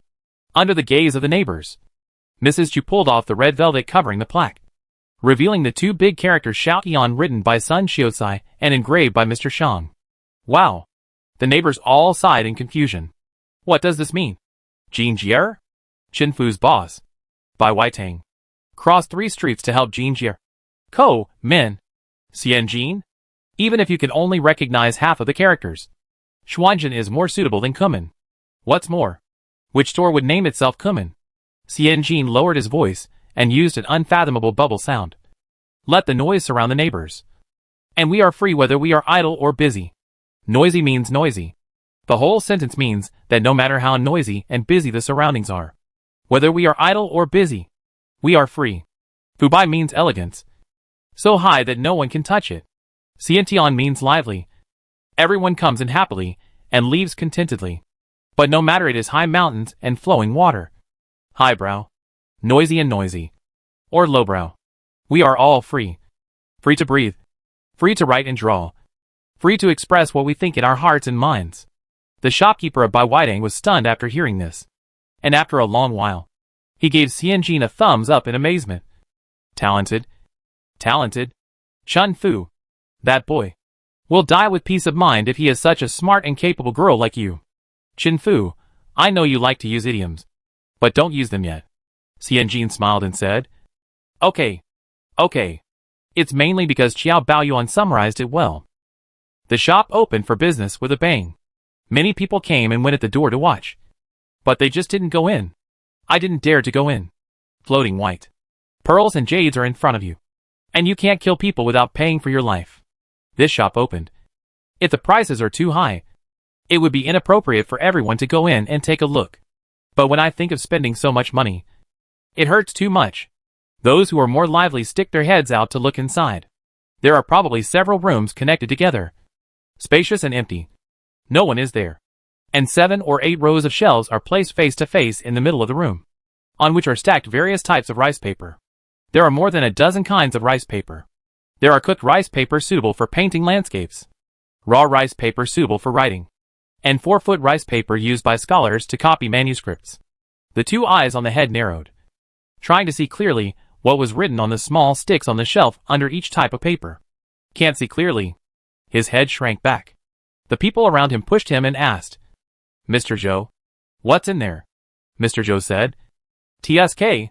His eyes rolled around. What else could it be? Paper. The people around him asked again, Is shopkeeper he in there? Mr. Zhou sneered. Shopkeeper He's eyes are made of silver. Fubai makes a lot of money. And the shops in the east of the city are so prosperous. How can Shopkeeper He be so picky that he would be interested in this place where a poor scholar has settled down? There was undisguised contempt in his voice. The Dingxian workshop was located in front of the Xuanqing Prefecture's education commissioner. And the people who came and went were scholars who had not yet achieved success. Mostly students and scholars who were still studying. Although they were exempted from taxes and respected, their lives were not as decent as everyone imagined. He's Xianjin, the shopkeeper who broke the decades-long stable situation of Xian paper with his own efforts, became the #1 public enemy of all the poor scholars in Xuanqing Prefecture and even the neighboring prefectures in the past 3 months. I hate him so much that I grit my teeth when I talk about Xianjin. But I really want to. It is said that the Xian paper of the Keisai Shanhaijing series can be sold at a sky-high price of 50 strings of cash per piece in the ghost market. Even so, there are very few papers circulating for sale.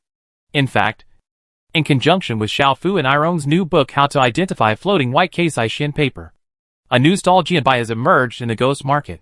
Oh, of course, the ghost market is not because there are ghosts, but because of the ghost market. The vendors in the market set up their stalls at dawn without hanging lights. They use the faint light of the morning sun to check the goods and trade.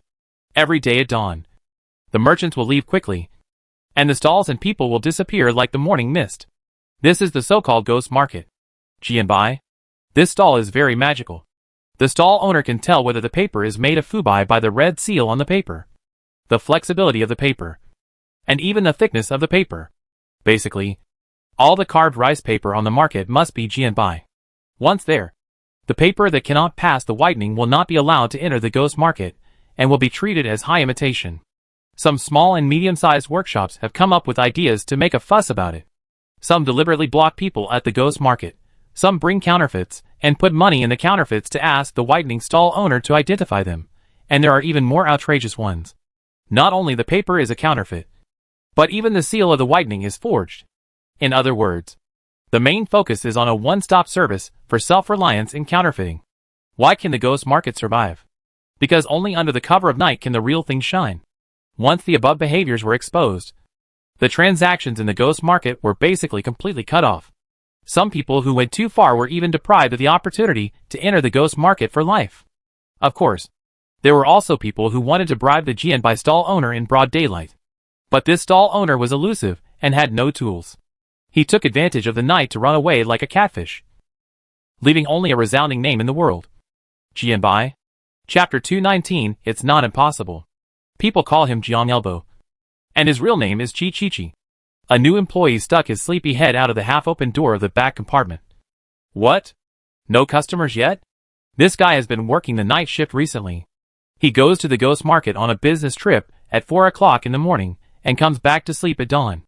These few days, Xiantian opened, and Xianjin was surprised to find that her subordinates were facing a shortage of staff.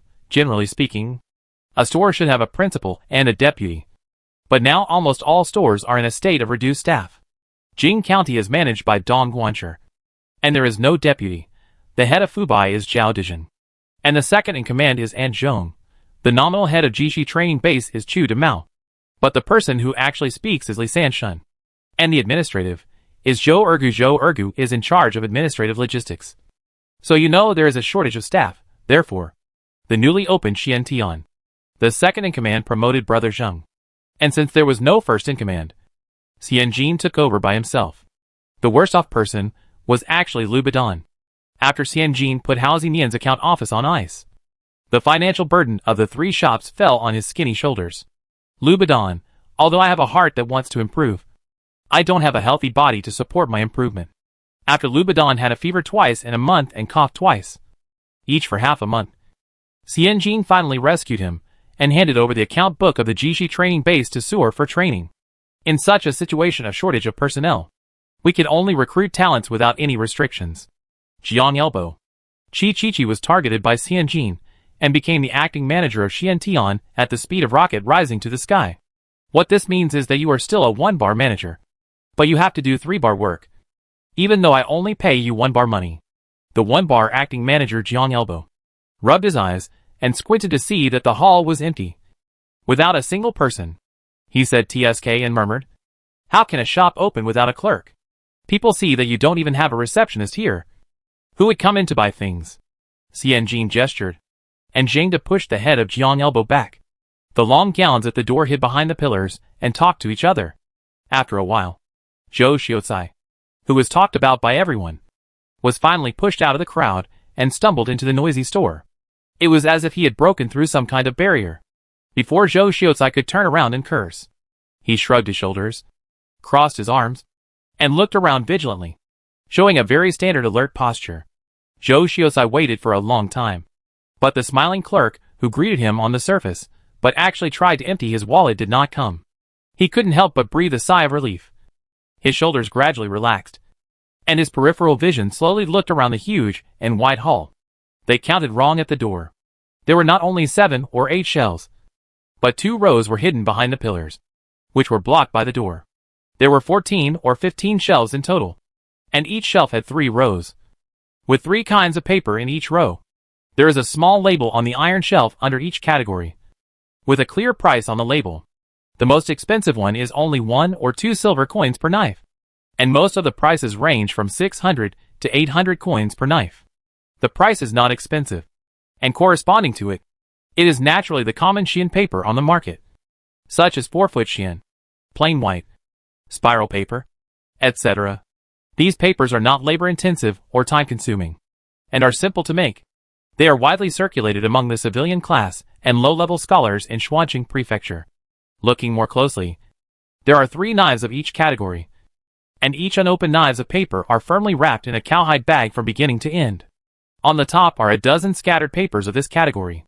Each row has a small inkstone, a brush, and a piece of felt for absorbing ink, which can be used by buyers to experience writing. Zhou Xiaocai was amazed, under the influence of Fubai, that it would not cheat the poor. He tried 2 sheets of paper with fear. He watched the ink slowly spread around on the silk-like paper. He relaxed completely, and tried almost all the scattered varieties on tiptoe. Finally, he wanted to buy plain white paper at 600 wen per piece, and spiral paper at 800 wen per piece. Zhou Xiaocai raised his chin and opened his mouth to call the waiter, but saw 6 or 7 wooden carts in the corner. He looked up again, and saw 3 half-person high counters in the southeast corner. Zhou Xiaocai thought for a moment, and then, with his wisdom, he pushed the cart out from the corner, moved 2 new pieces of plain white and threaded paper he wanted to buy onto the cart, and then walked around the remaining shelves to the counter. He looked closely, and found that the large counter was actually composed of 2 tables. One wooden table was hollowed out, with a secret lock at the bottom and 2 copper-sized holes dug on the top. There was a line of words written on the side of the hole: "Please pay for the goods here." On the other table, there was a well-cut small book and a soft brush for writing. He opened it and saw an example on the first line of the first page. On February 20th, the 16th year of Zhaoda, I bought a piece of 4-foot Xian paper from Wang's family in the east of the city. Another line of words followed. If you are in financial difficulty, please ignore the last line of signature. No need to pay. Just take the paper away. Zhou Xiaocai was stunned, then looked up. Not far away, he, the shopkeeper who they hated for the past month or 2, was calmly standing behind the counter in the flower room, busy fiddling with a plate of wooden beads. Zhou Xiaocai moved his lips and decided to remind this profit-seeking young shopkeeper who suddenly found her conscience recently. The world is dangerous. If you do business like this, what if the person who comes is unreasonable and refuses to pay and walks away with the paper? Aren't you courting death? Xianjin finished dialing the 10-digit abacus beads, raised his head, smiled, and tucked his hair. Thank you for reminding us. We will only be cheated once by such people. There are no waiters in the hall. But it does not mean that we do not have waiters in the flower room and the back room. Our waiters hide in the dark, just so that you can better experience the quality of each type of paper. Shuanqing Prefecture is so small. This kind of waiter can't hide for long, and will definitely be exposed in broad daylight. And then he will be drowned by the spit of the neighbors. People at that time were smart, but they were also honest and simple. Although there were some cunning and mean people, the majority were still simple and kind. If you really ate the waiter, once you were found out, it would leave a stain on your life. The population is solid now, and it is not easy to move. You will grow up and be buried where you are born. If you leave a scar, you will never get rid of it in your life. Joe Shiosai thought about it and nodded. And then said, also, what if the person who comes to buy paper can't read? No matter how clear you write, it's useless. Xianjin calmly placed the abacus beside him and said softly, if he can't read, but still comes to buy paper, then this knife of paper can be considered as a gift from me. Chapter 220 Kick a Ball. Great virtue. Great virtue. In the tea house. With the sound of the gavel, Mr. Joe slapped the tabletop viciously. Show. Really show. Such a little girl. Playing with an abacus. Without even raising her head. Calm and composed. But she made me, Joe, almost weak in the knees. I reminded her that people who can't read can't buy your noisy things. Guess what people said? Mr. Joe was so excited that he didn't notice that after the gavel sounded on the stage, it was all his voice. The voices of the two pink tent actors from Suzhou Prefecture on the stage were drowned out by his passionate and high-pitched screams. The actor looked at Joe Shiosai speechlessly. You are buried in the imperial examination. If you don't sing Peking opera with your voice, it will be a pity in the history of Wei art. The long gown beside Joe Shiosai made a wow sound. What did you say? The actor. He is wrong. These two should do crosstalk. It is said that this thing has been very popular in the past 2 years in northern Jili. One is the supporting role, and the other is the funny role. Sooner or later they will become the star. Joe Shiosai slapped the table again.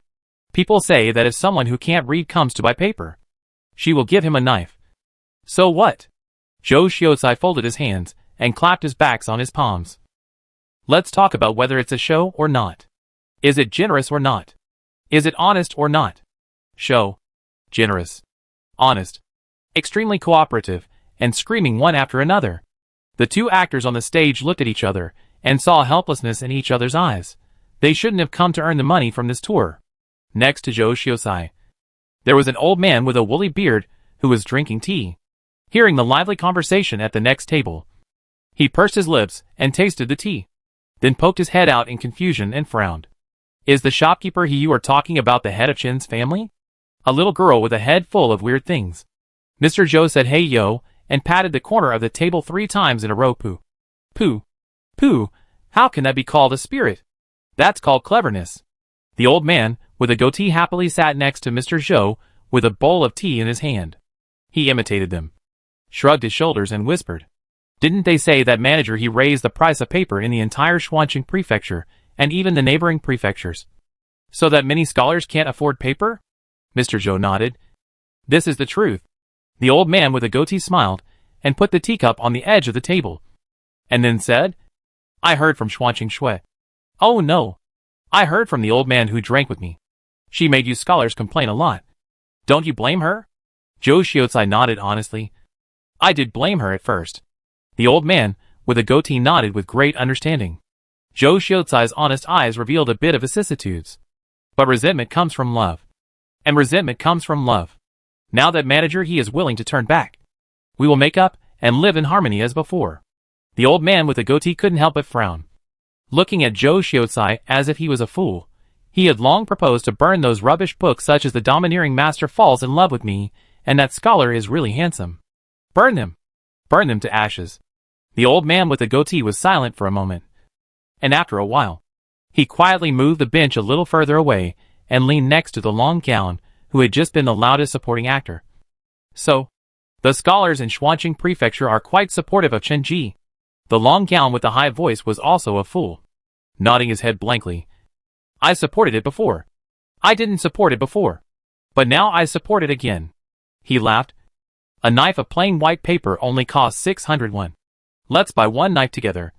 And don't be too cheap when copying articles and submitting them to the teacher. As long as Xiantian doesn't raise the price, I am willing to carry the flag for manager he for the rest of my life. Which one do you prefer? Baiji or Chinji? The goatee interrupted the high pitch. The high pitch said in a high voice, Chinji. Baiji follows others to learn and eats others' stinky feet every day. When Chinji raises the price, he raises the price. When Chinji promotes cheap paper, he also promotes cheap paper. It's too spineless. The most important thing for us scholars is this hard bone. The old man with a goatee looked at the high-pitched man in the long gown for a long time, and was somewhat speechless. When you just held the flag for manager he for a lifetime, I saw that you were soft all over except for your hard mouth. What happened to Xuanqing Prefecture? It is obviously a place with outstanding people and good land. There was Qiao Fangji from the Qiao family. And then, there was Chen Kuang. This is the previous generation.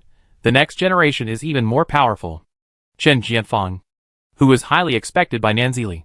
Qiao Hui, who ran away but was always watched. And Cui Heng, the magistrate of Jing County, who was directly promoted by the higher-ups. Apart from these people, the next generation is full of monsters and demons.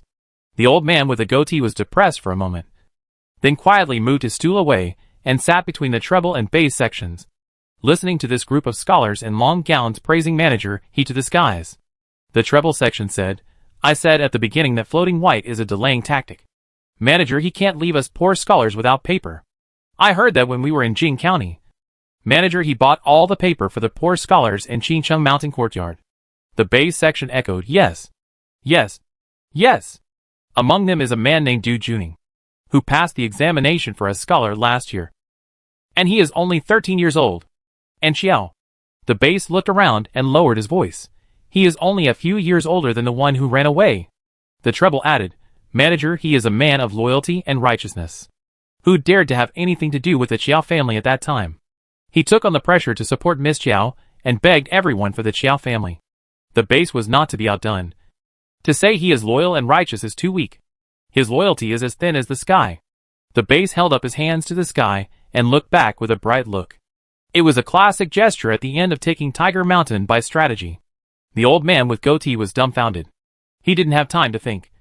But his body moved first. And his hands clapped involuntarily. This Pinggan was ruined. But it was another drama that couldn't be said to be good or bad. He felt mixed emotions. If Xianjin was here, he would definitely be relieved. When this group of sour scholars praised her, they didn't mention her appearance or figure. Nowadays, defeminization is the highest praise for women. The old man with goatee finished his tea and walked out with his hands behind his back. Stepping out of the tea house, the goat-bearded man went straight to Xiantian. No one greeted him, but he saw 2 lines of big characters on the counter. The goat-bearded man saw several young men in long gowns in the shop rustling money to buy paper at the counter, without any embarrassment due to their limited money. Maybe it was because there was no waiter watching? Everyone could choose freely, and according to the actual situation, scholars are very face-conscious. If there is a respectful waiter standing next to them, even if they have no money in their pockets, they will find a way to buy the things they like first.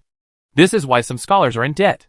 Goatbeard looked again and found that the store also allowed people to try out pens directly on paper. Drawing, writing, copying Buddhist scriptures. Everyone could take what they needed, which was very intuitive.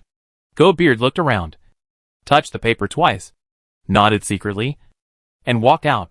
Just after turning the corner, Goatbeard moved, glanced sideways and whispered to his followers, this year's spring examination papers, and the purchase of paper for all official schools in Nanzili. Let the Chen family also be shortlisted for selection. The follower was surprised, and a myriad of thoughts flashed through his mind. My lord. My lord.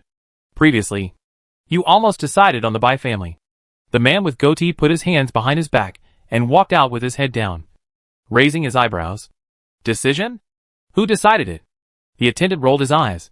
Just before the new year, you went to the ministry of the capital to report on your work, and the Shatian prefecture's prefectural governor came to greet you. The man with goatee frowned. Is his foot itching? Did he come all the way just for this? The attendant said obscurely. It is said that the lady Bai in the prefectural governor's room just gave birth to a son for him, and he is very happy to have a son in his old age. This matter, although it is not his responsibility, our mansion should also give him some face. Shatian Prefecture is the capital of Nanzili. The prefectural chancellor is the right-hand man of the prefectural governor. The position of the adjutant is not high enough in the capital, but it is also a well-known figure in Shatian Prefecture. He is also a 4th-rank official, in charge of education. In theory, it is his responsibility to decide which paper to use, but there is no need to offend the adjutant for a small Chen family. Right? The Prime Minister's doorman is also a 7th-rank official. Although they are all 4th-rank officials, there is still a huge difference in power between the adjutant of the top leader and the official who is only in charge of one jurisdiction. The man with the goat beard stood still, stretched out his hand to touch his beard, and said after a moment, "Give Xiongling a document and ask him to recommend 2 paper merchants in his jurisdiction. Let him rank them according to the recommendation intention, and then we can choose from them." Swish. Once the ball is kicked, it is not his problem. The man with the goat beard laughed, and his laugh was cunning. Chapter 221, Asking Random Questions. Prefect Xiongling, who received a letter from his superiors for no apparent reason, studied the document for nearly a quarter of an hour. His mouth moved, and a smile was hidden in his dark beard. Prefect Xiong glanced at the visitor from the corner of his eye, leaned back, put his hand on his bulging belly, and asked casually, "I remember you are the tutor of your Lord Wang?" The tutor nodded with a smile. "Yes. I am your humble servant. You are so busy, but you still remember my face. I am really honored." Prefect Xiong looked down at the document again, then closed it and put it aside, lowering his eyes and wondering what he was thinking. The Lord Wang mentioned was the chief official in charge of education in Nanzili, who was sent from the Ministry of Rites to Nanzili for a 3-year term. Lord Wang was not young anymore, having served as a 4th-rank official in the Ministry of Rites for more than 20 years. Now he was working in Nanzili just to save up some capital for retirement and to see if he could do something to jump over the 3rd-rank barrier. Nanzili had a vast territory, and the areas under its jurisdiction were all rich places such as Jiangnan and Huaizhou. It had always been a place with a flourishing learning atmosphere and many talented people. Sending Lord Wang to be the academician is like feeding political achievements to his mouth. The attendant who came to deliver the documents is a minor civil servant who is often used by Lord Wang. However, the key point here is that the delivery of documents is generally handed over to the official post. It is not necessary to seal the documents with wax and rush the horses, no matter how big or small the official's position is. When an official delivers a document in person, it generally means that the superior has an order that cannot be written on paper, and this order needs to be delivered face to face. Paper for the autumn examination is a big business. It seems that Yingtian Prefecture used to find its own paper shop? Prefect Xiong smiled and raised his head. The attendant of the day before, today's tutor, said respectfully, "Wasn't the former prefect of Yingtian Prefecture banished to Fengyang County? Even the emperor has his own ministers. When people leave, the relationship will naturally leave the stage. Moreover, if the chief officer doesn't leave, how dare the deputy come to say hello?" Prefect Xiong nodded slightly when he heard this, and the hand on his fat belly pointed at the handle of the chair beside him. "Logically speaking, we should do this job. It's my fault that I have always been dull and don't know how to make progress. I have never had too many close contacts with the superiors, which led to many things that should be reported not being reported, and the work that should be done not being done properly. Now, thank you for remembering me, the governor of Xuanqing Prefecture. We will do our best to do it well." The attendant pursed his lips into a thick line. This Prefect Xiong completely disassociated himself from the former prefect who was exiled, and also expressed his respect and reliance on the governor of education, who said that his last name is Xiong.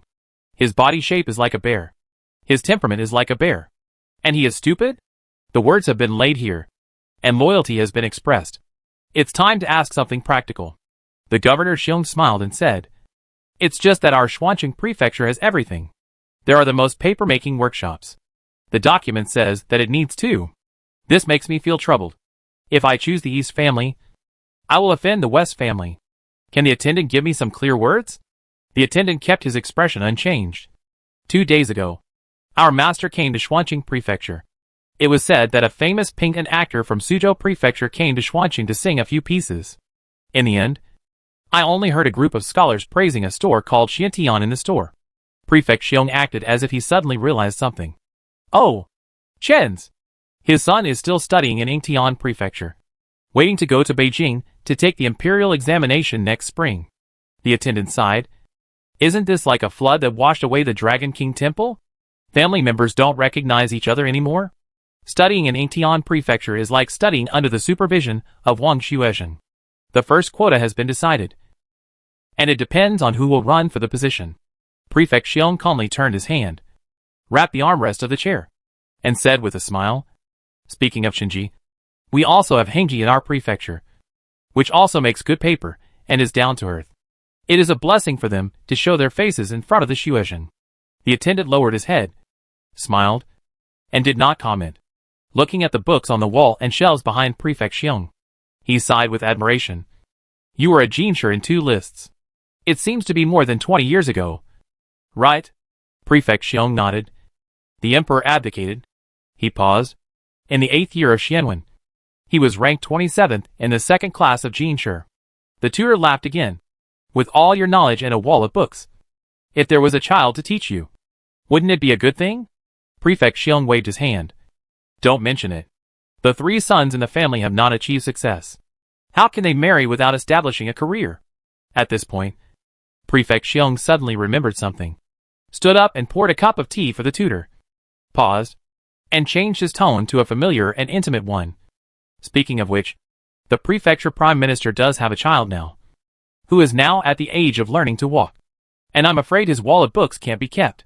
When the attendant saw that Prefect Xiong understood, he exchanged a few words of greeting respectfully, and then left.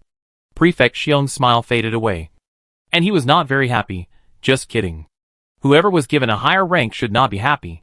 Go. Call he. The shopkeeper. Over. He wanted to use the name of Xiong Yu. But he remembered that his niece was married to Jing County after the 1st month of the lunar year. So Prefect Xiong had to add. Tell her to bring a few rolls of paper. And say that the lady wants to choose a few to write poems. The servant went away. But was stopped by Prefect Xiong. Don't carry a big pile of paper. How much can a small body carry? Just bring a few small and exquisite flowery paper. When the servant of Magistrate Xiong arrived, Xianjin was bustling, clearing out the goods. The self-service I-person shopping model that was popular in later generations has achieved phased results. No one ran away from the order. And the goods on the booklet and the money received were basically the same. Why do I say basically the same? Because there is a difference of 10 coins in the total price. Yes, there are more than 10 copper coins. Lubadon thought he had calculated wrong and was ready to verify it again with counting sticks. But as soon as the small stick was put out, it was taken back by a slender white hand. Xianjin said calmly, Don't calculate. You didn't make a mistake. These long gowns really paid more money. Lubadon was dumbfounded. Then, they are scholars? How can they make a mistake? Xianjin continued calmly. If the imperial examination is about math, they can calculate how far it is from here to the moon. Doesn't this mean that the imperial examination doesn't test math? It's exam-oriented education. If you take a test in one field, you take a test in one field. If you don't take a test in one field, you don't take a test in one field. Have you seen? Question a few days ago. 5 scholars were collecting orders at the counter, and each of them was selling 100 sheets of paper. Ask, how many sheets of paper did each of the 5 scholars get? The 5 men in long gowns, head to head, shoulder to shoulder, counted in front of the counter for half an hour, and finally came to a very absurd conclusion. Each person took 19.8888 sheets of paper home. Xianjin, as long as there is no decimal point. She thinks the calculation makes sense. The one who is bad at arithmetic is a type of conspicuous bag, and the other is a who is extremely stingy. Question. 3 scholars pooled their money to buy a roll of paper. How many sheets did each person take home? The answer, 33.3333 sheets. This is a person who is good at math and stingy. The 3 scholars sharpened their knives, and were ready to tear the paper at any time. Let's say, can each person take 34 pieces of paper, and pay 4 more copper coins? He, the shopkeeper. Xianjin turned around, and was invited to the study of Governor Xiong. The door of the study was open wide, and Governor Xiong made a please sit down gesture to Xianjin, and casually threw the documents that were not even warm in front of Xianjin. Big business.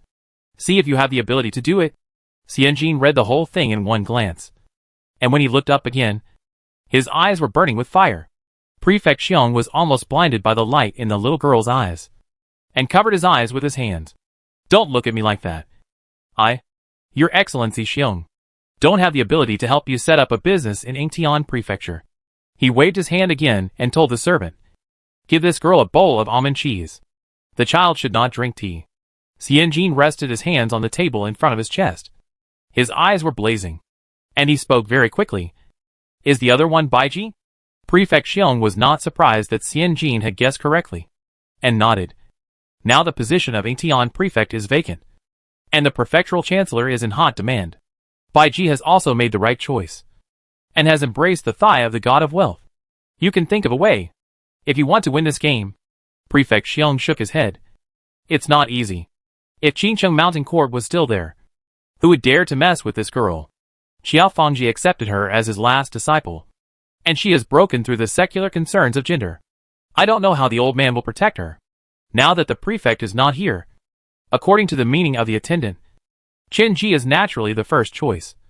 But Bai Ji has the endorsement of the prefectural chancellor, so he is not without the ability to fight. You have to work hard in advance. Prefect Xiong patiently told Xian Jin how to behave and do things. Business is like an examination hall. No matter how well you write articles on weekdays, if you are confused and write nonsense during the exam, what's the use? This is a matter of business. No matter how well you sell your products and how good your reputation is, if the government really wants to choose, who will care about what the common people like more? That Wang Xuezheng came from the Ministry of Rights, and his roots are not in Nanzili. If he gets stubborn, he may not dare to fight with the prefectural chancellor. Isn't your Erlang studying hard in Yingtian Prefecture now?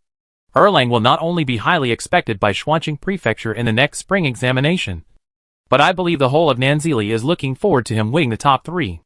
Governor Xiong was born in the second list of the imperial examination. He didn't participate in the imperial examination and officialdom, but it doesn't mean he doesn't understand it.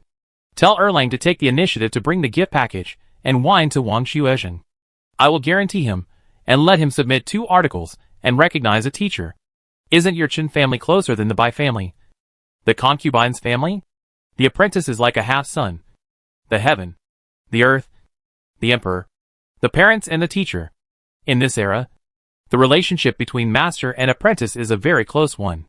The 9th clan of the 9 clans is the master and apprentice. Xian Jin pursed his lips.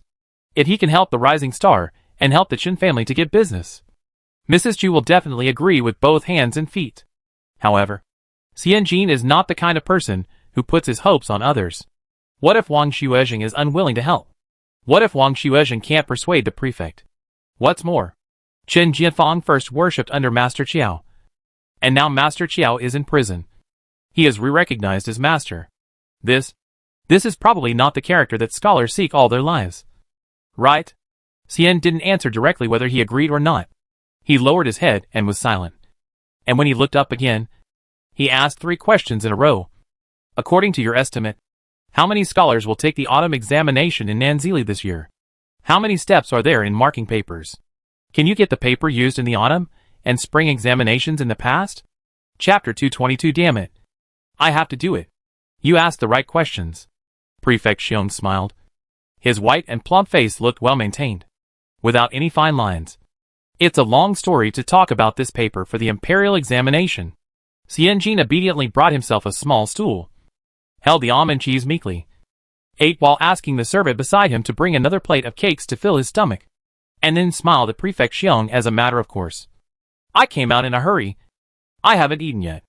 Prefect Xiong. This girl. She really doesn't shy away from strangers. Prefect Xiong paused and continued. Originally, the paper used for the autumn provincial examination and the spring metropolitan examination, which is what I just said, was issued by the court. It used the bamboo paper from the Yangtze River. Later, the Japanese invaded the southeast, and the southwest border was in turmoil. The court calculated that if the travel expenses were saved, it would be a small amount in 1 or 2 years, but a large amount in 10 or 20 years. Xian Jin nodded. So now it is up to each place to solve the problem of paper for the examination. Prefect Xiong then pointed out the core of the matter. So, who to use in Nanzili? The education director almost has the final say. Of course, if he suddenly encountered instructions or requests from his superiors or colleagues, it would be Wang Jianfu's business to balance it. Prefect Xiong did not say the latter part to avoid putting too much pressure on the little girl who was eating and listening in front of him. As for the paper you asked about, I can only tell you that this year's autumn examination is an additional special examination. I don't know why it was held. Maybe it was because of the southeast. Prefect Xiong stopped talking. Last year's autumn examination, the number of the Nanzili Gongyuan was 21,000. Xianjin's hand holding the almond cheese trembled. What? What? More than 20,000 people took part in an exam? Prefect Xiong laughed. Quite proudly. The Nanzili Imperial Examination Hall has another name. The Jiangnan Imperial Examination Hall, which includes scholars from Jiangsu and Huizhou. The proportion of officials from Jiangnan in all dynasties. I don't need to tell you more. This is definitely. Since the Song dynasty, officials from Jiangnan cannot be called occupying half of the country. They can only be called kings and hegemons. At the peak, there were 9 people in the cabinet, 11 of whom were from Jiangnan. Why were there 2 more people? One of them was a non-staff member transferred from the 6 ministries to the cabinet, which was equivalent to working illegally without a staff position. He would immediately take over the position when a current cabinet minister died. Another one was the assistant of a deaf and dumb cabinet minister, who helped the old cabinet write things and pass messages. He said he was helping, but no one knew whether the actual content of the writing and the decision were from the cabinet minister or him. This was equivalent to a secretary in power. There is an unwritten rule in this world: the richer you are, the richer your family will be; the poorer you are, the poorer your family will be. This rule applies to any era. Officials from Jiangnan stand on the land established by their predecessors, and they stand higher than others from the beginning. We have gone too far. Xianjin swallowed the almond cheese in his mouth and scratched his scalp. 20,000 people are taking the exam. How many papers do we need for one exam? Prefect Xiong laughed. 2 4-foot-long rice papers. 1 for the draft and 1 for the official paper. But both need to be collected. 20,000 people. 2 4-foot-long pieces of paper per person. That's 40,000 pieces of paper. 400 knives. Calculated at 800 won per knives. That's 320 taels of business. But everyone knows. This is not just 320 taels. Once she gets this deal, 300 taels, 3,000 taels, and even 30,000 taels are all waving at her. Xianjin was immediately excited, and the hand holding the almond cheese almost flattened the porcelain bowl. Damn it! We have to do it. We have to do this business. When Prefect Xiong looked up, he saw the fire in Xianjin's eyes like 2 clouds of fire, reflecting the pale and thin face with great vitality. And it was clear that he would kill gods and Buddhas. Prefect Xiong suddenly understood why Xiaofangji, the old man who was extremely afraid of trouble, was so partial to this little girl. Prefect Xiong narrowed his eyes and looked at this girl from the perspective of a male elder. Her appearance was naturally good, and she would not be embarrassed even if she was placed in the entire Xuanqing prefecture. She was very tall, which was rare in the south. It was said that this girl's mother fled from Qinzhou in the north, which could explain her height. Her brain, not to mention her brain, was very smart. Her courage was even smarter than her brain. As for the origin that his wife was most worried about, there was no problem. When old Xiao came back, he coaxed old Xiao to adopt this girl as his adopted daughter, not to mention marrying her to his Xiong family. Even marrying her to the second son of the prefect of Etian Prefecture would be worthy of her. He. Prefect Xiong clapped his hands, and the servant beside him took out a wooden box and handed it to Xianjin respectfully with both hands. Take a look at the paper used for the papers in previous years. Xianjin opened it and touched it. It was Jiajiang bamboo paper, regardless of the hype and comments of later generations. In terms of exquisiteness, cotton and silk, and handed down from generation to generation, Xian paper is indeed better. But bamboo paper is better in toughness, easy to obtain, short production cycle, and low production cost. They are all good papers, but different places make different kinds of paper. Xianjin nodded, feeling relieved, closed the wooden box, and looked up. Sir, can I take it back and study it carefully? Prefect Xiong waved his hand. It's a small matter. Xianjin nodded gratefully, and almost finished eating the almond cheese. Xianjin asked a few more questions about the situation of this year's autumn examination. Prefect Xiong answered as he was told, and suddenly remembered something, and said vaguely, the people in power today are stern and cold, and they are extremely disgusted with cases of favoritism and fraud. When you make paper, take this into consideration in advance. Xianjin raised her eyebrows. The current ruler, isn't it Emperor Zhao? No way. When an emperor dies, the whole court must mourn. Could it be that the person in power in the cabinet has changed? Xianjin wanted to ask, but she had a hunch that Prefect Xiong might not tell her. She scratched her head, wrote down the information first, and prepared to leave. Prefect Xiong saw Xianjin finish a plate of cakes and asked the servant to pack a food box.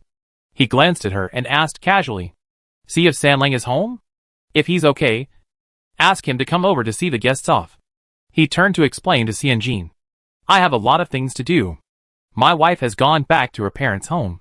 I asked Sanling to take you back. Xianjin said oh, and was stunned and embarrassed to speak. No need to take me back. I came here on a mule cart. I can sit on the open board with my knees hugged. And it's fine. Sanling. In his mind, the prefect Xiong saw his youngest son, who was always delicate and clean, sitting on the board with his hands in his arms, washing his hair, with the mule walking in front and him behind, accepting the inquiring eyes of the people on both sides of the two rivers. Well, forget it today. He wants to make a marriage, not an enemy. Magistrate Xiong waved his hand. Xianjin hurriedly ran away, with the wooden box in his arms. Turning the corner, there was no mule trailer. Only Soar waiting there. Xianjin's face darkened, and he walked towards the east end of the city. Soar quickly caught up with him, not asking where he was going, but just following him. Xianjin had long legs and walked fast, and soon he stopped at the door of a store at the east end of the city. As soon as he entered, he said in a deep voice, "Where is your Evergrande girl?" Chapter 223. I feel relieved. Xianjin's tone was rather urgent. The manager behind the counter of Hengji paper shop also gathered with this tone, and was frightened while stammering. Our eldest girl. Hey. She was led astray by her ancestors. He. Shopkeeper. In our family, men and women are of equal order. And we call her Wunyang. Wunyang shit. The four brothers of the same generation in the next room, together with the two uncles of the previous generation, are either scholars who are infatuated with love affairs and don't know how expensive firewood and rice are, or they play with cats and walk birds, and are proficient in eating, drinking, whoring and gambling. These men know half of the world and all of the world, but they can't even do accounts, know nothing about the family business, and at the same time look down on it. The sick old man Hengji looked around and suddenly found that Hung Wunyang, who had been in private school with several brothers and younger brothers, seemed to be good. So he pushed Hung Wunyang to work for the brothers and help his only younger brother to build a kingdom. After doing this, the old man Hung died and left a mess to Hung Wunyang. Hung Wunyang was a noble person with the arrogance and persistence of a noble person. She not only took no money for the family business, but also said, I will hand over all the family business to my younger brother when he gets married and has children. What a free labor force with great spirit of sacrifice and dedication. This is what Xianjin found out without much effort. Xianjin smiled perfunctorily and said in a different way, Where is your shopkeeper? The waiter pointed his index finger inside. Xianjin lifted her skirt and rushed in. The waiter then reacted and shouted, This is not our shopkeeper. Our Lu Langjun is the shopkeeper. Xianjin pushed the door open with a dong sound, which scared Hung Wunyang, who was counting the bills. She turned around suddenly and patted her chest when she saw Xianjin. She was about to speak, but was covered by Xianjin with a calm face. Listen to me. Xianjin touched the girl's tender face, which was very smooth, just like a tender fried egg that was juicy. Xianjin was very satisfied with what he touched. There is a big business. Do you want to do it? Xianjin's tone was condensed. Hung Wunyang's eyes widened, and she nodded heavily without thinking. Xianjin said, You have to say it. Hung Wunyang rolled her eyes and pushed Xianjin's arm with both hands. You have to let go of your hand first. Xianjin was stunned. Oh, sorry. I was just overwhelmed by the overwhelming wealth. Do it. Do it. Do it. Hung Wunyang closed the account book and moved a stool for Xianjin. Tea or fruit juice? Xianjin shook his head. I just had cheese and cakes at Mr. Xiong's place. My stomach is swaying. I don't want to drink anything. Hung Wunyang blinked. Business from the government office? Xianjin nodded and said concisely, The business of the books for the civil examinations, the papers for the autumn examinations, and the official school is not big. The selling price does not exceed 400 taels. But the subsequent business and income are immeasurable. If this business can be won, our two families will be firmly established in Xuancheng, and even in the entire South Chile. Hung Wunyang lowered her head and sipped her tea, smiling with curved lips. She didn't look too bright and glamorous, but she always had a kind of air. Later, Xianjin discovered that this air was called bookish air. The price of this business is not high, which means the plate is not big. The subsequent benefits are strong. which means it is a once and for all thing. Mr. Xiong asked you to go, but not Hengji. The meaning is very clear. Hung Wunyang didn't think she could compete with Qinji. After the birth of Keisai Shanheijing Xian paper, Qinji's series of fist actions made her know that since there is you, why is there Liang? At least in this generation. Hengji can only follow Qinji to pick up meat and drink soup. Hung Wunyang smiled and continued.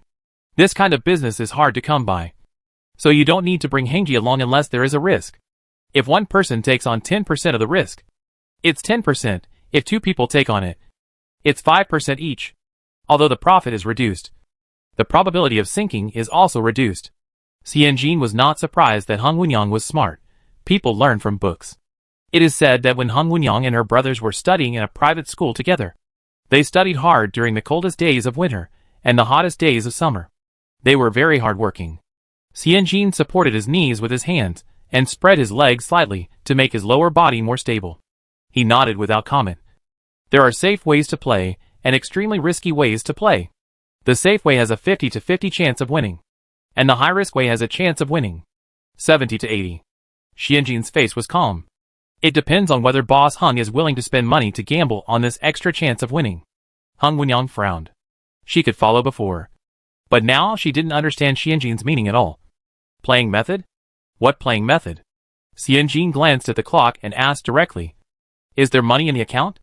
Hung Wunyang opened the box blankly and touched a handful of silver bills. Xianjin shook his head. Real gold and silver. No bills. Hung Wunyang was even more confused. After thinking for a while, she said, there are nearly 300 taels of silver on the account. Xianjin, your defensive posture is too obvious. Hung Wunyang felt a little embarrassed after she finished speaking, and hurriedly said, but I still have 40 taels of silver in my private pocket.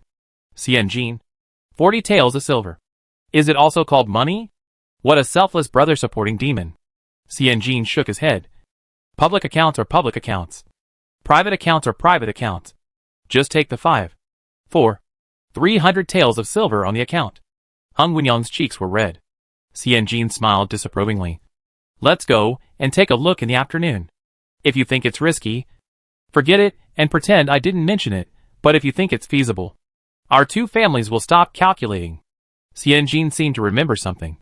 If you act on your own, will you be criticized and blamed by the elders in your family? Hung Wunyang glanced at Xianjin. If you win, you won't be praised, but you won't be blamed either. But if you lose, Hung Wunyang clenched her back teeth, as if biting the back of fate's neck. After a long time, she finally gave a desperate smile. If you lose, your situation won't be more difficult. At most, you will be married to the housekeeper or accountant in advance, and continue to work for the Hung family like a puppet. Xianjin stood there, with his hands folded across his chest. After a moment of silence, he raised his chin and said calmly, for me, Xianjin, a 70-point winning rate is already very stable. The mule cart was clattering along the country road. Hung Wunyang was swaying from side to side. In a daze, she leaned on Xianjin's shoulder and fell asleep. When she woke up, Xianjin pushed her back. She heard a very calm voice comforting her. It's still early. Go back to sleep. Hung Wunyang felt at ease. Just like the cloak with the fragrance of a young girl on that rainy night, covering her shoulders and back. After an unknown amount of time, Hung Wunyang woke up to a calm and gentle voice. Wunyang, we're here. Hung Wunyang sleepily saw a group of low workshops with white walls and black tiles, one after another, from the half-open curtain of the carriage. Chapter 224. You know nothing. Xianjin saw that the little girl was half asleep, and there was a red mark on her left cheek from the crease of her clothes. Xianjin's arm was a little sore, and he calmly used his left hand to pry his right shoulder, and said softly, this is outside Dingzhuang. There are 3 small paper-making workshops. As soon as the voice fell, a lean and thin old man was seen on the small road at the entrance of the country village, with his back hunched, his legs running fast, standing next to the mule cart, and laughing. Is it Qinji recommended by Village Chief Chao? Village Chief Chao is the leader of Xiaoqiao village. Xianjin quickly wiped the corner of Hung Wunyang's mouth, dragged her out of the car, and bowed to the skinny old man. Yes. Yes. Yes. I am Qinji Xianjin, introduced to Hung Wunyang. This is Dingkun to Dingzhuang. The 3 paper-making workshops behind are all his family. Introduced to Dinkantu. This is Hengji's eldest daughter. Eldest daughter. It sounds much more domineering than 5th daughter. It sounds like one is the head of the family, who has the final say. And the other is a poor tiger, who has to get monthly money from her stepmother. Outside. Face is something you give yourself. Hung Wenyang glanced at Xianjin. And seemed a little surprised that Xianjin could tell her maiden name so directly. She looked sideways and muffled. After a while, Hung Wenyang held her breath and said, "Hello, village head Ding. I am your daughter Hengji. I am the eldest. You can call me Hengji." As village head Ding led the 2 forward, he praised repeatedly. "Both of you have good names. Gold flows into the house like a stream." Xianjin nodded in agreement. A very cultured interpretation that revealed the smell of money. Going along the narrow village road and going deeper into the water, we soon saw dozens of bundles of celtis bark pressed by big rocks in the turbulent water of Wuxi River. Village head Ding rubbed his hands and said embarrassedly. Village head Chow said, "You need raw materials. It's only March now. The celtis bark collected before the new year has just been steamed and soaked in water. There is really not much." Siyuan head Ding scratched the back of his head. "You know, there are only me and my wife working in our workshops. The quantity is really not comparable to Chin's. This little stuff I'm afraid it's not enough to fill your teeth. Where's the straw? Is it from Sha Tian?" Xianjin glanced at it and turned to ask Dinkantu. Dinkantu nodded repeatedly. "The straw and kiwi vine juice are prepared according to this number." Xianjin has now trained himself to estimate the number with his eyes. And he can be almost accurate. This amount of raw materials can make about 60 pieces of paper, which is more in line with the production level of the husband and wife shop in the village. Xianjin smiled. $60 is not too little. And $6,000 is not too much. I want your euphorbia bark, straw, and kiwi vine juice for paper glue. I'll calculate it at $60. 600 won per dollar. Do you think it's appropriate? He directly gave a price for a medium-sized finished Xian paper. The finished products made by a small private workshop are not as good as the paper produced by Qinji and Hengji. No matter the quality or the experience, it is impossible to sell them at the base price of 600 won of Qinji. Dinkantu opened his mouth slightly. Lao Chaotu had informed him in advance that as long as this shopkeeper he opened his mouth, he would not let people suffer losses. Not only did he not suffer losses with this offer, he even made a fortune. It is equivalent to making money without doing anything this year. It was like someone buying a steamed bun. The buyer bought flour, sugar and dough, but paid for a steamed bun. The buyer paid for the labor that he had not yet put in. Dinkantu felt that he had taken a great advantage, and continued to rub his hands in embarrassment. It's perfect. We still have about 20 pieces of plain white in the warehouse. The quality can't be compared with Shenheng, but it can also be used to make some small things. Xianjin smiled and nodded, turned around and shouted, "Dog Lord! 777! Xianjin waved his hand high, and the second and third mule carts came down one after another. A dozen young men in tight-fitting and padded clothes, with broad shoulders and strong arms, ran to the river step by step with a sullen face. Half of them rolled up their sleeves and trouser legs and went down to the river to fish for the bark of the sycamore tree, while the other half went to the warehouse in a mighty manner. Hung Wenyang was dumbfounded and turned her head to look. My goodness! My goodness! 3 mule carts and more than a dozen mule carts were parked on the narrow rural road. What are they doing? What is this for? Hung Wenyang actually had some idea in her mind, but she didn't quite believe it. This is crazy! Oh my god! Hung Wenyang opened her mouth, wanting to ask something, but her throat seemed to be blocked. After saying goodbye to Dinkantu, Xianjin turned around and walked out with a dozen young men. As soon as he got on the car, Xianjin crossed his arms and squinted his eyes. After about an hour, he arrived at another strange village. The person who came was a young woman with a woman's bun. When she saw Xianjin, she smiled and saluted. Are you Mr. Qin's friend? Shopkeeper he? After a round of greetings, Hung Wenyang saw dozens of bundles of wet euphorbia bark and straw being loaded onto the mule cart. Until dark, Xianjin silently ran through a dozen villages and filled the mule cart densely and fully. There was little gold and silver left. Sitting in the swaying cart, Hung Wenyang swallowed her saliva, put her hair behind her ears with her hands, and smiled. Are we going to buy all the raw materials that can be bought from the workshops around Xuanqing Prefecture? Xianjin was drawing on the booklet with a soft brush. Hearing Hung Wenyang's question, Xianjin closed the booklet, raised the corners of his lips and smiled. Tomorrow we will go to Jingda. And the day after tomorrow, we will go to Shatian. Xianjin put the booklet in his arms, and through the small gap in the curtain opened by the wind, he watched the houses and villages with pink walls and black tiles recede one by one, and whispered, "The production cycle of Xian paper is about 1 year. Almost all the raw materials from the farmers were ordered by the workshops before the new year, and we can't buy the raw materials directly now. So, the big fish can only eat the small fish, and the small fish can eat the shrimp.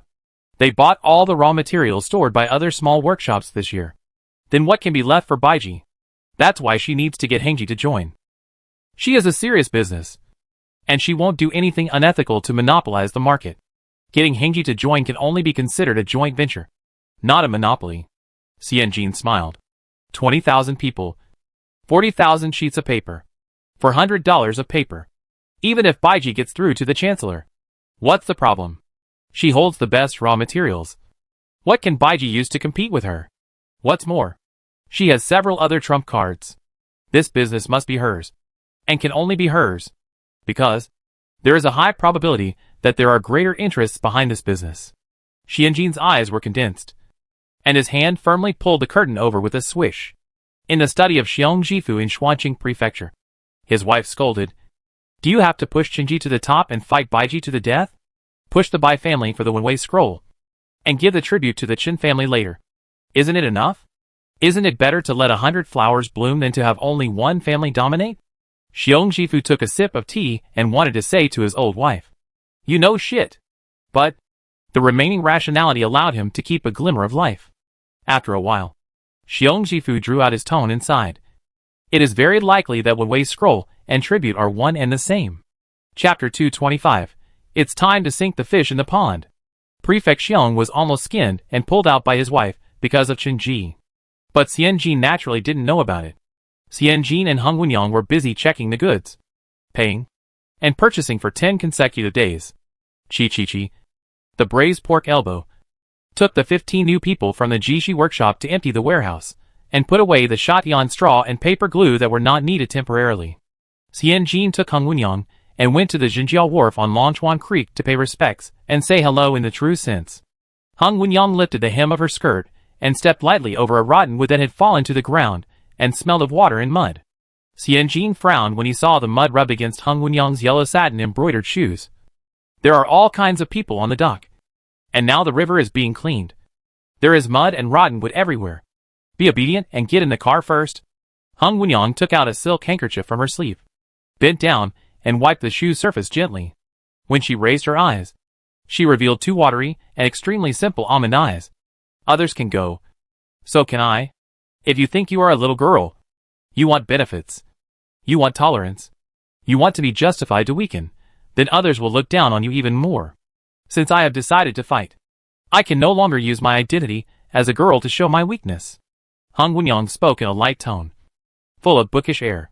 Her almond eyes are really beautiful. Xianjin smiled, stretched out his hand to hold Hung Wenyang's arm, and patiently waited for the girl to wipe his shoes. The men who hang around the docks often have a green dragon on the left and a white tiger on the right, and a leopard on their foreheads, just in case you can't tell that they are gangsters. On the docks, a group of gangsters like this spread out in a black mass, busy with their heads smoking, either climbing up to hoist the sails, or rolling up their trousers to go down to the river to repair the boat planks. It was rare to see 2 beautiful girls coming, so all the men stopped their work and stared at them. Hung Wenyang swallowed her saliva. Her feet felt a little weak, and she unconsciously leaned against Xianjin's back. They were paper sellers, and they usually dealt with scholars. No matter what others thought, they always looked righteous and decent. She had never seen such a bright look. Xianjin said loudly, "Please ask your 3rd young master to come out." A scoundrel laughed with his mouth tilted. "Whose girl are you? There are at least 80 women who have found our 3rd young master. It's rare that 2 of them agreed to come together." Before the man finished speaking, he heard the whip swoosh falling from the sky, dipped in the frozen water of Longchuan Creek, and hit the man's back heavily. "Get lost. Show some respect. This is the fucking he, the shopkeeper in the city. Jin Sanshao put the whip back to his waist with a fierce momentum, turned his head to Xianjin, and changed his amiable face. What brings you here? His father said that the Jin family was able to get the ticket for the upper and lower reaches of Longchuan Creek as they wished. All thanks to the support provided by Xiong Jifu for Chenji. And also because of his punch in the face of Bai Jia. Otherwise, how could he, a playboy, come to the pier to steer the ship, bypassing his second brother? It's all because of the good leadership of shopkeeper He. It's all because of the good rice paper he bought with the Shanghai Jing engraved on it. Life. Occasions are very important. Young Master Jin was complacent, although he didn't want to be in charge. He felt great when he saw the boatman who used to bow and scrape in front of his second brother and look down on him now listen to his orders and follow his words. It's better than drinking. It's better than gambling. It's better than spending a lot of money on shopping. For men, isn't the best medicine power? Jin Sanshao always remembers his roots, and bowed politely to Xianjin. He also glanced at the beautiful woman behind Xianjin and smiled familiarly. Is manager he taking his sister to visit the dock? Jin Sanshao is more like a dandy than Shen Fu. His dandy appearance and a pair of smiling eyes make people believe that this guy has at least 80 women. Hung Wenyang stood behind Xianjin with all her might, silently saying in her heart, all stinky men are paper tigers. All stinky men are paper tigers.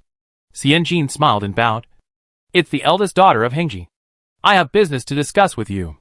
Jin Sanshao was flattered. I called my father out? Xianjin shook his head. Don't bother two people for one thing.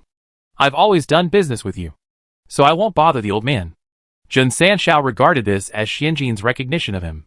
He rubbed his hands excitedly and took Xianjin and Hung Wenyang into a small boat with gold-rimmed oars. He served cakes and poured tea. Xianjin explained the purpose in a few words. First, Chenji has recently imported a lot of euphorbia bark and haystacks, which may occupy the mudflats of several tributaries of Longchuan Creek to dry. If it is convenient, please order the fleet to paddle lightly, and not to roll the bark and long grass into the water. These are all trivial matters. The third young master Jin naturally said yes. Secondly, this batch of paper will most likely be transported to Yingtian Prefecture by water. If possible, Chenji and Hengji want to sign a contract with the Jin family. We will only ask the Jin family to do the shipping. In return, the Jin family ship will only transport the paper from our two families. Do you think this condition is appropriate or not? Everything should be done one step at a time. The paper is simple to make. But how can it be transported to Yingtian Prefecture? Paper worth tens of thousands of dollars must be transported by water. And it is a paper. With the transportation channel secured, we have taken another small step forward. This request. Young Master Jin bowed his head and pondered. Hung Wenyang's face was very calm, but her hands were hidden in her sleeves, tangled like a twist. Young Master Jin did not speak for a long time. Xianjin spoke, looking calm and watching a good show. It's either us or the Bai family. It depends on who young master wants to cooperate with. When he heard about the Bai family, young Master Jin's face wrinkled like a twist. How did he become famous? And how did the Jin family get the tickets for the Longchuan River? Others must think that the Jin family has accumulated a lot of experience and that he, Jin Sanlang, is extremely talented. But he knows it all. It's all thanks to the benefits of being a thug. Who did he beat? Wasn't it the damn Bai family? If the choice is between Chenji and Baijia, the answer is Chenji without a doubt. If the choice is between Hengji and Baijia, the answer is Hengji without a doubt. If the choice is between Go and Baijia, the answer is Go without a doubt. Jin Sanshao raised his head and gave a calm answer. Where is the deed? I'll sign it. After solving the problem of the delivery channel, Xianjin and Hung Wenyang finally ended their business trip. Xianjin sent Hung Wenyang to her home, looked at the brocade embroidered shoes stained with mud, turned around and whispered a few words to Suer. When it was getting dark, Hung Wenyang received a large wooden box. When she opened it, she found a pair of green embroidered shoes with gold-plated patterns. 2 pieces of jasper the size of thumbnails were embroidered on the uppers of the shoes, which looked beautiful and gorgeous. There was also a note under the shoes. This pair of jasper looks like your almond eyes. Hung Wenyang held the note to her chest and groaned softly. New shoes. The first time she went out she came to Yingtian Prefecture. The school government office is next to the Jiangnan Imperial Examination Hall. Xianjin and Hung Wenyang were led into the main hall for the meeting by the clerk. Xianjin touched the plain sachet and handed it over. The clerk waved his hands repeatedly. You are too kind. Our school officials are not so accustomed. It didn't look like he was pretending to refuse. Xianjin smiled and put the sachet back into his sleeve pocket. We are from a small place. We don't know much about etiquette. Please don't blame us. Sir. As soon as Xianjin finished speaking, he heard a half-laughing voice in the hall. Since you know you don't know etiquette, don't come and embarrass yourself. Do you think it's okay to drag Hengji along? How does the saying go? Lions and tigers walk alone, while jackals walk in packs. Xianjin frowned. When two people meet on a narrow road, the fool wins. Because only fools like to walk on narrow roads. This fool obviously hasn't watched The Lion King. Simba's lion relatives within 5 generations still hunt together. Lions are social animals. Xianjin turned around and saw the father and son of the Bai family sitting on the left and right. Looking relaxed. The one who spoke was the young master of the Bai family. Xianjin did not respond.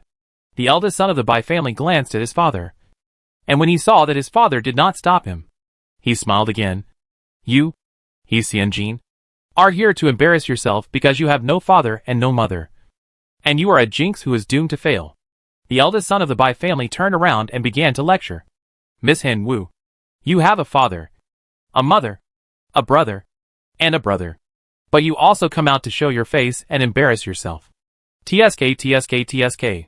If it was 50 years earlier and the rules were stricter, you, a girl, would have been drowned in the pond. Do you know that? Chapter 226 How to Work Hard. Puff puff puff. Bai Dalong's words sounded like farts in Xianjin's ears. Xianjin didn't really want to pay attention to him. It's not that he was afraid of losing the argument. But if a dog barks at you, you wouldn't bark at the dog. Right? Xianjin calmly sat opposite Bai Dalong, looking straight at him with confidence, and waited for a long time, but Hung Wunyang didn't sit down. Xianjin turned around and saw Hung Wunyang with a faint expression, a halo on her head, and suddenly exuded a domineering aura. Hung Wunyang was at a loss when she met naked handsome men and street hooligans, because she lacked experience in fighting. When encountering this kind of weird verbal confrontation, this is Hung Wunyang's main battlefield. The ecology of the Hung family is like a black chicken eye. Even if she comes out of the mud, she is at least a full-level combat White Lotus. Hung Wunyang lifted the hem of her skirt nonchalantly, turned around and sat with a dignified manner. First lowered her head and raised her little finger to smooth the wrinkles on her clothes. Then raised her eyes half-slanted, raised the corners of her lips and smiled. Chintang? When will Bai Dalong be able to be the master of my Hung family? Instead of worrying about my upbringing, it is better to worry about whether there are still girls to send to the Bai family when the new prefect takes office. Hung Wunyang chuckled. I'm afraid the money of your Bai family is stained with the blood of the Bai family women. Right? This made Bai Dalong so angry that he wanted to jump up and down. What does it mean? It means that the prosperity of their Bai family is all due to women. Yes, he did not deny that women left a strong and colorful mark in the development of the Bai family, which could not be ignored. The Bai family's grandfather was originally a son-in-law who married into the family. The grandmother died of dystocia.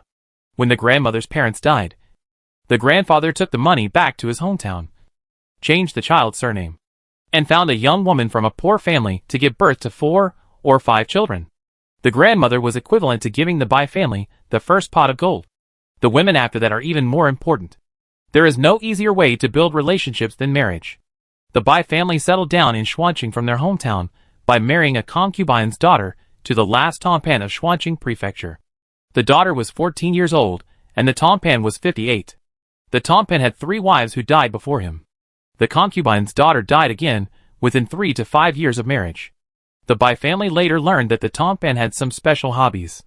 After closing the door and drawing the bed curtain, women's screams were often heard. Several wives died in this way. The Bai family used this as an excuse to negotiate with the Tompan. In the end, the Bai family finally settled down in Xuanqing in exchange for the Tompan helping the Bai family find a shop to pay the rent and not investigating the cause of the death, at the cost of his own girl's life. Bai Dalong stood up with a bang and cursed. You stinky woman. We are doing business cleanly. You fucking better keep your mouth clean. The most high-end business war is often the most simple verbal war. Xianjin glanced at the corridor, and a dark green figure flashed by. Xianjin turned his head, and gave Hung Wunyang a look. Hung Wunyang quickly changed her body shape, shrugged her shoulders, covered her right face with her right hand, and pressed her left face against her left shoulder. She was weak and thin like a little white flower in a storm. Just talk. Uncle Bai. Why do you have to move your hands and feet to scare me? Hung Wunyang's voice was soft, but with a bit of toughness that was not easy to break. Chen Ji and Hung Ji exchanged what they had and contributed to the prosperity together, which was a good thing. But in your mouth it became a bad thing of collusion and collusion. Hung Wunyang didn't cry, because crying would mean losing. And crying would prove that women are fragile and can't take on big things. Hung Wunyang's tone was very tough, but her posture was very gentle and reserved. Xian Ji nodded in his heart. This performance really needs a local battle-hardened young lady like Hung Wunyang to perform. And she, who is as resounding as a purebred Fergana horse and as straight as a coffin board, never makes a sound when she performs. Bai Daoang rushed forward and wanted to slap him. In my hall? Please behave yourself. A vicissitudes of life voice stopped Bai Daoang. The old man with a goatee came out from behind the screen with his hands behind his back, and looked at Bai Daoang sideways.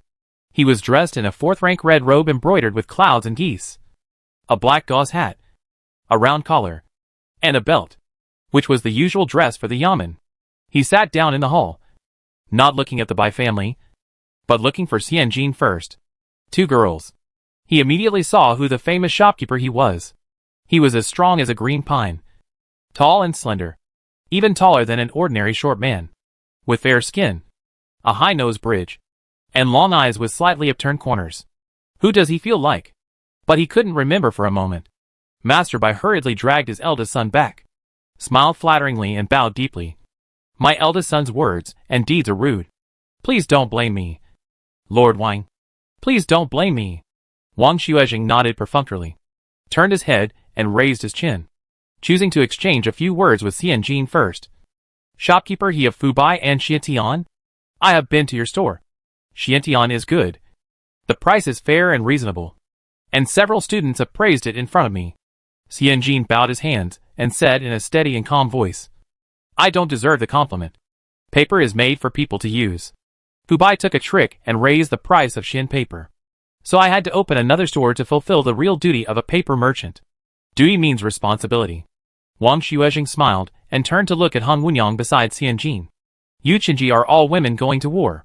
Xian Jin also smiled. This is the eldest daughter of Hengji. Now she is in charge of Hengji's income and expenditure. Lord Xiong told me that Qinji was shortlisted for the Wenwei paper roll. Such a good business. We should make money together. Nothing is more important than promoting Xian paper. Qinji is not a short-sighted person. Mr. Bai twitched his lips. He always felt that this girl was scolding him. Wang Xuejing nodded with a smile on his face. He bowed with his hand, and was generous and neither humble nor arrogant. He was not the usual submissive behavior of ordinary merchants when meeting officials. He called himself a commoner. But I didn't hear the meaning of feeling common. More like it. Wang Xuejing narrowed his eyes, suppressed his doubts, pressed his hands in the air, and signaled everyone to sit down. After tea was served and everyone sat down, Wang Xuejing pondered for a moment before talking about business. I invited you all here today, as shopkeeper he said, for the matter of the internal roll of the literary examination in this autumn. The court has ordered that the examination papers for the spring and autumn examinations of the 13 provincial governments in the 2 Zhili provinces should be handled by the local governments. This matter is not a big deal, but it is not a small one.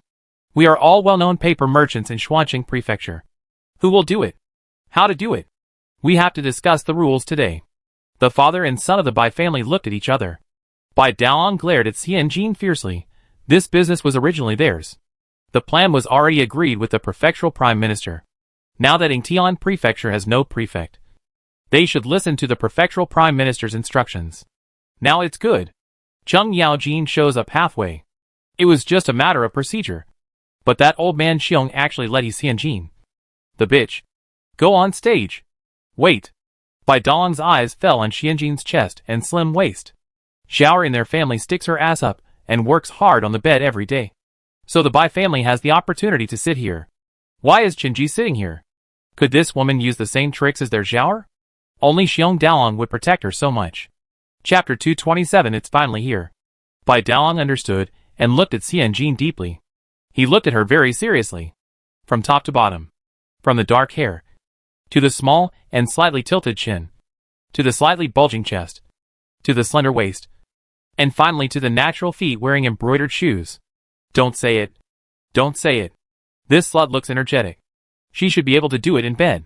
Xianjin felt a sticky and hot gaze circling around his waist and legs. When he looked up, he saw Bai Dalong's two dicks staring at him. Damn. What bad shit are you holding back? Xianjin silently made a knife-like gesture towards him. His expression calm. His movements frantic. Bai Dalong was stunned for a moment. Then turned his gaze back, pretending to listen carefully to Wang Xuezheng's words. The paper rolls for the imperial examination are not a big deal. Just a few $100s of paper. The three shopkeepers have gone through so much trouble to come from Xuanqing Prefecture to Yingtian Prefecture. No matter who is chosen, our school will cover the travel expenses for the shopkeepers. Wang Xuezheng pinched his goatee. Okay. Let's hear what the shopkeepers think. Similar to bidding. Party A makes the request, and Party B makes the report. Xianjin was not going to speak first, so he lowered his eyes and drank a sip of tea.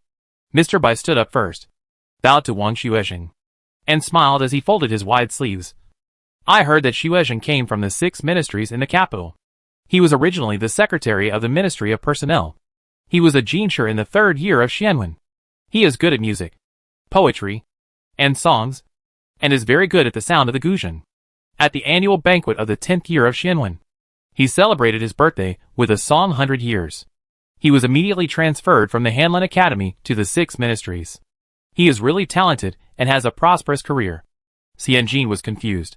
Friend, I asked you to discuss acquaintances, not the academician. Did you read the question wrong? Mr. Bai continued in high spirits. But it makes sense.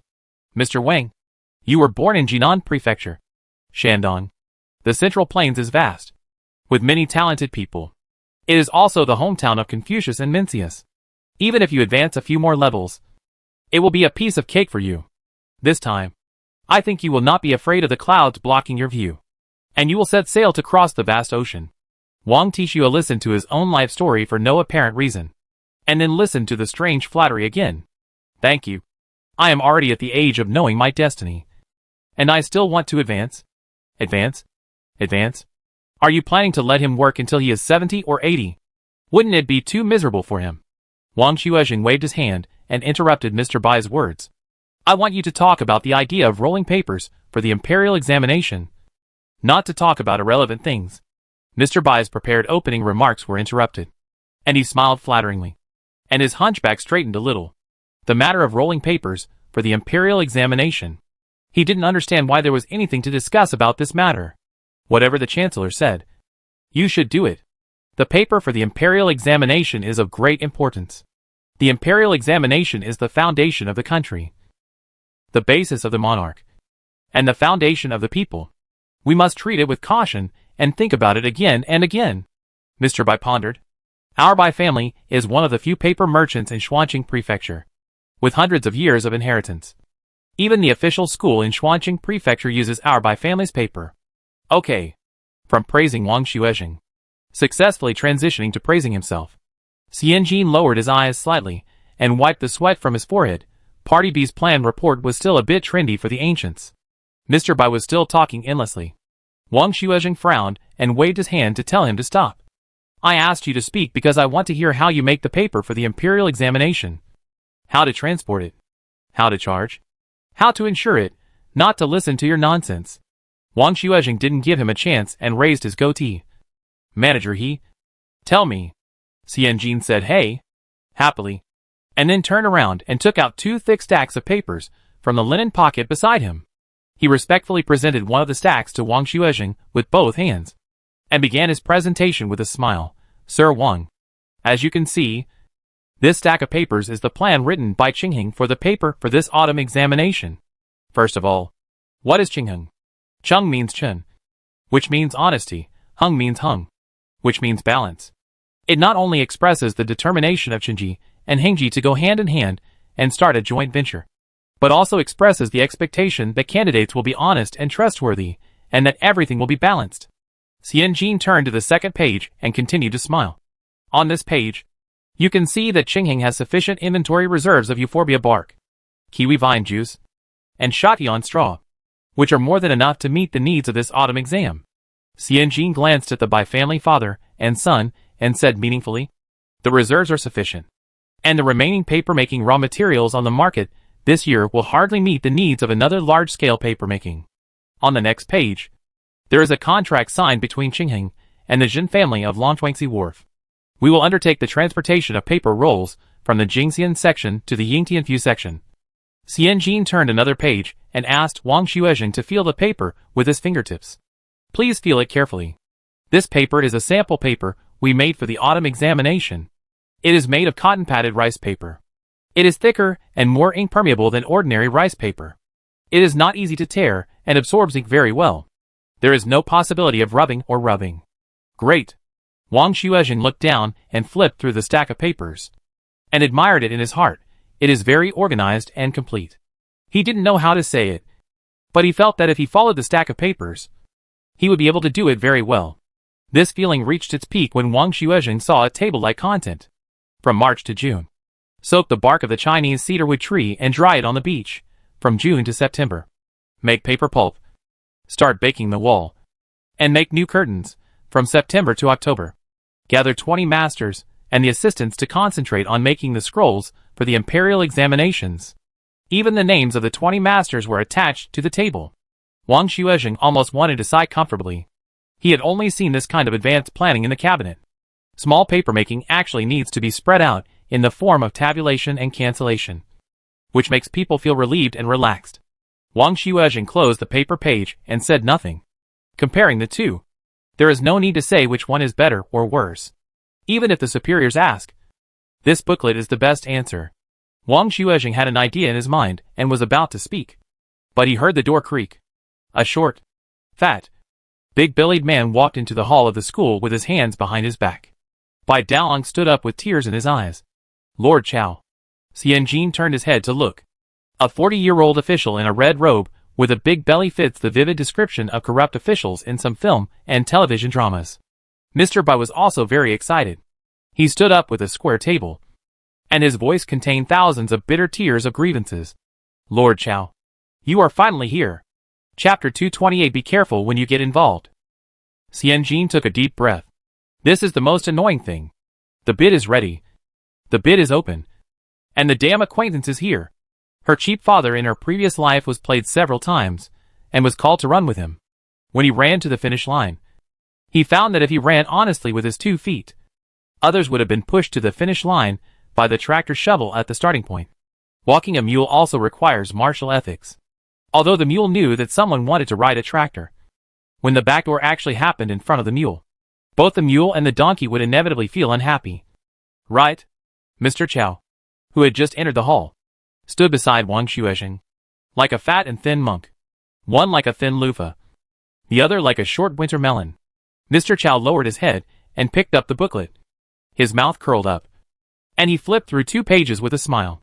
When he saw the sample paper, he threw the whole booklet in front of Bai Ji and his son, raised his 3-layer chin, and said, "Take a look. Is this paper good enough?" Mr. Bai quickly bent down to pick it up, touched it with his fingertips, and smiled flatteringly. "It's just 3 layers of rice paper. Shotyan straw has a higher specific gravity, so the paper will absorb more ink." Bai Daolang smiled apologetically on the side. One old and one young, like 2 dogs wearing masks. The dog's owner, Chao Fuching, was a little unhappy. He patted the table and raised his eyebrows and asked, "Just tell me, can you do it?" Mr. Bai bowed his back more and more, nodding his head like pounding garlic. "Yes, yes, yes, yes." Chao Fuching smiled and handed the booklet back to Wang Xuezheng, saying calmly, "Old Wang, he said he can do it."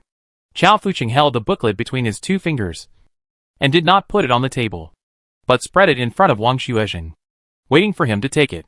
Wang Xuezheng's eyes swept downwards, and his goatee also followed suit. He neither accepted nor pushed, neither spoke nor moved. The 2 local officials in the 4th-rank red robes almost represented the highest power in the entire southern Jili. The pressure of the silent confrontation between the experienced officials was so heavy that it made people feel like being pressed by a huge rock. Bai Dalong's legs trembled unconsciously. Mr. Bai glanced at his disappointing eldest son and stabilized his trembling knees. Why did he feel like kneeling? Hung Wenyang tried to control her emotions and looked at Xian Jin with worry. They probably spent nearly 800 taels of silver to buy fodder and raw materials, which was almost all the cash on the counter of the two families. She didn't even tell her grandfather about this expenditure. Once it was all gone, what was waiting for her? She didn't know what it was. Anyway, it wouldn't be a good ending. Her younger brother was about to grow up, and she just came of age last year. Hung Wenyang lowered her eyelashes slightly. The Hung family couldn't do something like the Bai family selling their daughter as a concubine. But they could definitely marry her to a wealthy businessman over 50 years old, as a concubine, to seek the next development of Hengji. It is even very likely that her dowry will be deducted to make up for the money she lost. Whether it can be done or not is not determined by words. In the silence and concentration, a clear and clean voice came out. The Bai family said they can do it. Can they do it? The whole Xuanqing prefecture is trying to make the 6-foot Xian. But isn't it only our Qin family that has really made it? Xianjin's eyes are steady, and his tone is gentle but firm. Chao Fuqing's eyes were attracted by Xianjin, and he was stunned for a moment, then came back to his senses. He didn't notice it before, and only saw a thin bamboo pole standing there. Now looking over, this girl looks different. Other women have bent backs, but this girl has a straight back. She wears a long gown and thin quilted clothes, so you can't see her figure clearly, but you can tell from her long arms and hands that she has a thin waist and long legs. He has no other problems in his life. Just one word. A little short. Because he is short. He was demoted to the 3rd place in the palace examination, which means he is a stepmother. Because he is short. He prefers tall people. There are 8 concubines and 4 maids in the room, all of whom are tall and thin beauties with long legs and long necks. Now the most favored one, Bai Jiao, has a thin waist and long legs, white skin and red lips. She is a little stupid, but in bed, the strength of her long legs hooking around his waist is really breathtaking. The famous shopkeeper, he was tall, thin, and white, with a straight back and a pair of long legs under his long gown that were only straighter, longer, and wider than his clothes. Chao Fuqing's eyes wandered around Xianjin. He was a modest gentleman, always willing to be modest and generous to beauties, especially those who suited his taste. Then tell me, what do you want to do? Chao Fuqing sat down, threw the booklet on the square table, put his big belly on his legs, picked up the teacup, lowered his eyes, and blew on it. Xianjin said calmly, the paper-making merchants all have ready-made raw pulp. Give us 10 days, and Qingheng and the Bai family will make complete samples of paper and accept the inspection of Yingtian prefecture together. Chao Fuqing took a sip of tea and glanced at the Bai family father and son calmly.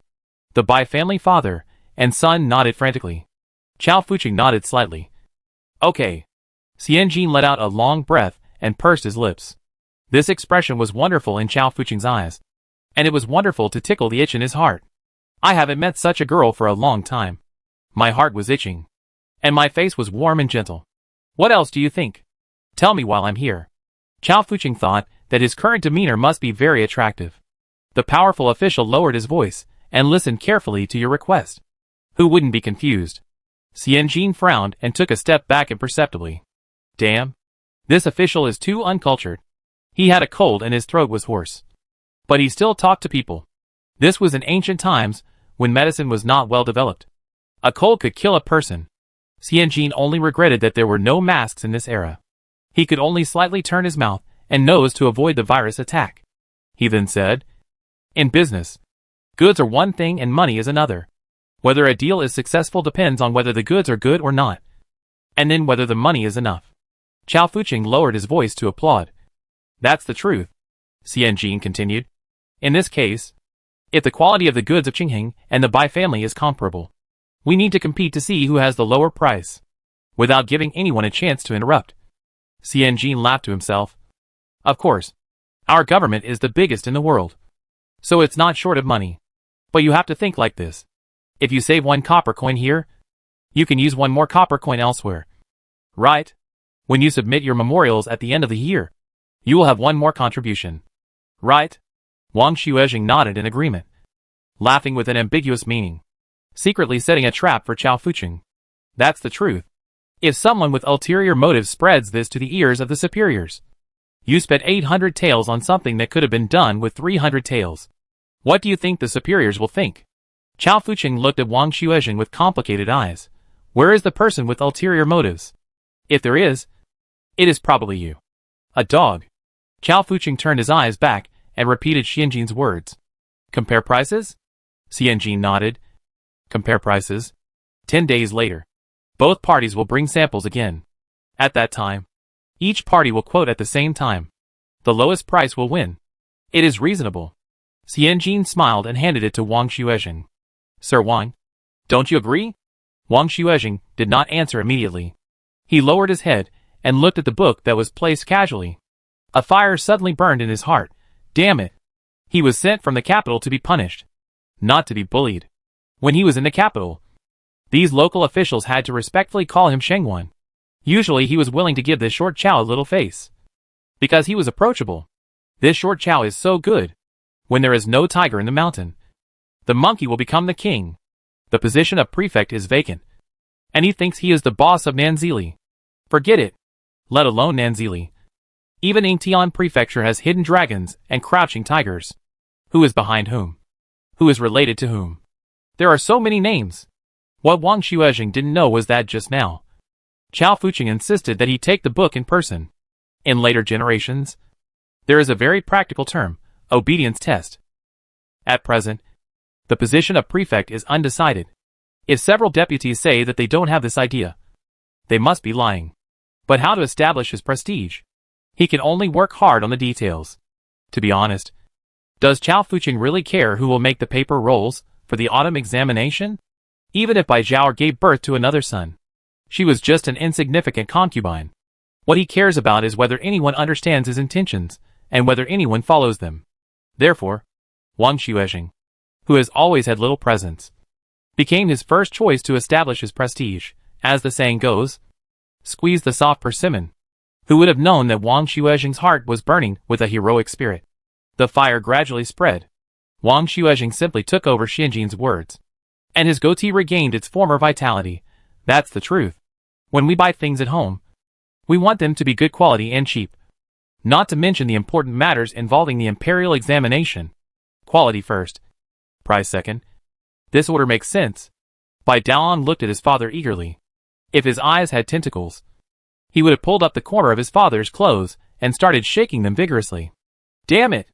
Why do they want to do this business? Isn't it just to make money? The government has money. Who cares about these little things? Their cost is under 100 taels. But they dare to bid 500 to 600 taels to the government. If they can't make money, why do they grab this business? Do charity. Mr. Bai pressed his hand down, glanced at his anxious son, and cursed him in his heart. Idiot! The government's business has been taken. Who cares about profit? With this title, what can't make money?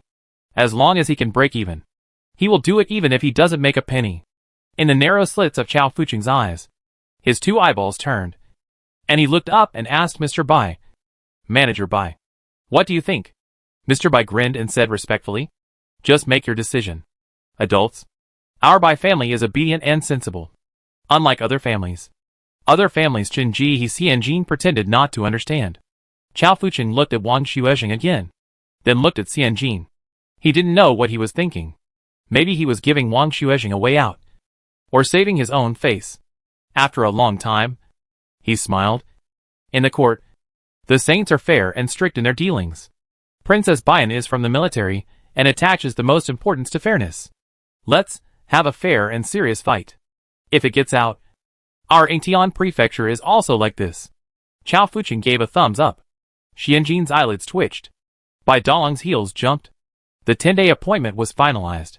Xianjin and the Bai family left the academy one after another. The Bai family father and son went into the alley beside them, obviously waiting for someone.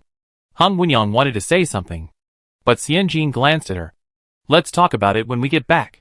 Then Xianjin lowered his head and got on the mule cart. In the lobby of the academy, the tea beside Chao Fuching was a little cold. A servant dressed as a book boy came forward to change the water. Chao Fuching covered it with the back of his hand and shook his head. The tea at Lord Wang's house tastes like the north. Bitter before sweet. I am not used to it. Wang Xuezheng twitched his beard and moved his hands, signaling the servant to leave, and said with a smile, "If you are not used to it, don't force it. The tea in the capital is a bit dry. In the past, Princess Baiying complained that the tea was not bitter enough." Chao Fuching hit a soft nail, looked up at the empty inner hall, and said as if joking, "It is rare for a girl like he to be so competitive. For a girl, finding a good home is more important than anything else. I heard that he is not the daughter of the Chen family." Wang Xuezheng did not respond, and lowered his head to sip tea. Chao Fuching was not resigned, and continued to talk to himself. "I am stupid. One is surnamed He, and the other is surnamed Chen, which clearly shows that they are not from the same clan. Is she a cousin? A distant relative? Or the housekeeper's daughter?" Wang Xuezheng turned his head to look at the flower gourd beside him. The forsythia was blooming beautifully, bright yellow, like a pile of indigestible cow dung. Chao Fuching coughed lightly and cleared his throat. He smiled, but his tone was obviously more serious. "Sir Wang, why don't you respond when I talk to you?" Wang Xuezheng turned around reluctantly, and said in confusion, and then spoke as if waking up from a dream. "Oh, you are asking about Manager He? She is not the daughter of the Chen family. It seems that she is the daughter of the third master's concubine and his ex-husband. Her status is not high, but she is smart. When she was in Jing County, Xiao Fangji also liked her very much. It seems that he even accepted her as his last disciple and personally taught her articles." Wang Xuezheng smiled and shook his head. "I can't remember clearly. If not, when Xiao Fangji comes back, Lord Chao will ask about it personally." Chao Fuching's face changed. The previous prefect was Li Galao's man, who was a fan of Neo-Confucianism. Li Galao wanted to reform, and the first to suffer was the School of Mind. As a representative of the School of Mind, Xiao Fangji of Qincheng Mountain Courtyard must be killed as a warning to the monkeys. Fortunately, the previous prefect was not too crazy.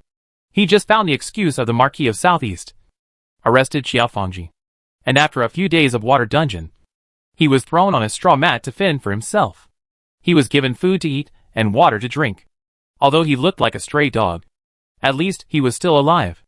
At the end of last year, 2 lines of officials who were obviously the Imperial Guard suddenly came, holding jade talismans, and took Xiao Fangji away from the prison. Then the prefect was liquidated, dismissed from office, and his whole family was exiled. This is a signal. It means that Li Gulao's reform failed, and someone succeeded in correcting the chaos. At the end of last month, they finally heard the wind that Xiao Fangji appeared in the Hanlin Academy. After further inquiries, Xiao Fangji must return to Xuanqing Prefecture in 2 or 3 months at the fastest, and half a year at the slowest. Chao Fuching patted his broad chest with lingering fear. Fortunately, when the Qiao family fell, he was only immersed in the gentle countryside and didn't have time to follow suit. Now even if the Qiao family returns home to settle accounts and take revenge, it has nothing to do with him. Wait. Chao Fuching seemed to understand the intention of Wang Xuezheng's sudden mention of this matter. When he looked up, he saw Wang Xuezheng smiling at him with his goatee raised. Doesn't it mean that the woman he's Xianjin is really protected by Qiao Fangji, warning him to be cautious if he touches her? Chao Fuching couldn't help but feel suffocated. This girl really can't be touched. Chao Fuching stood up with the help of the table leg, walked out with his hands behind his back, walked in front of Wang Xuezheng, and snorted like an unsatisfied pig. Chapter 229. Let's play. The father and son of the Bai family paced back and forth in the alley, waiting anxiously to the extreme, and finally saw a big belly first appear from behind the wall, followed by the gloomy face of Chao Fuching. Mr. Bai wanted to rush over, but after observing his expression, he chose to slap his eldest son on the back. Bai Daoan staggered. Chao Fuching frowned and scolded. "It's not decent to sneak around. What are you doing?" Bai Daoan looked back at his father. His father looked up at the sky. Bai Daoan pursed his lips and said, "This paper is easy to make, but the price?" Somewhat embarrassed. "Master Chao, you know, since the Chen family started to make efforts, our Baiji has been losing money. The wages of the clerks, the raw materials for paper, the deposits from the farmers. We lost nearly 80 taels of silver last month. It's so infuriating to talk about it. This Chenji is not a good person. They also took all their apprentices away. Several masters took advantage of the situation to increase wages, and clamored that if the wages were not increased, they would go to the Chen family. They had no choice but to accept it. Holding their breath, they waited for a big profit on the paper for the imperial examination. If they really want to lower the price, they might as well not do it. Why bother doing something thankless?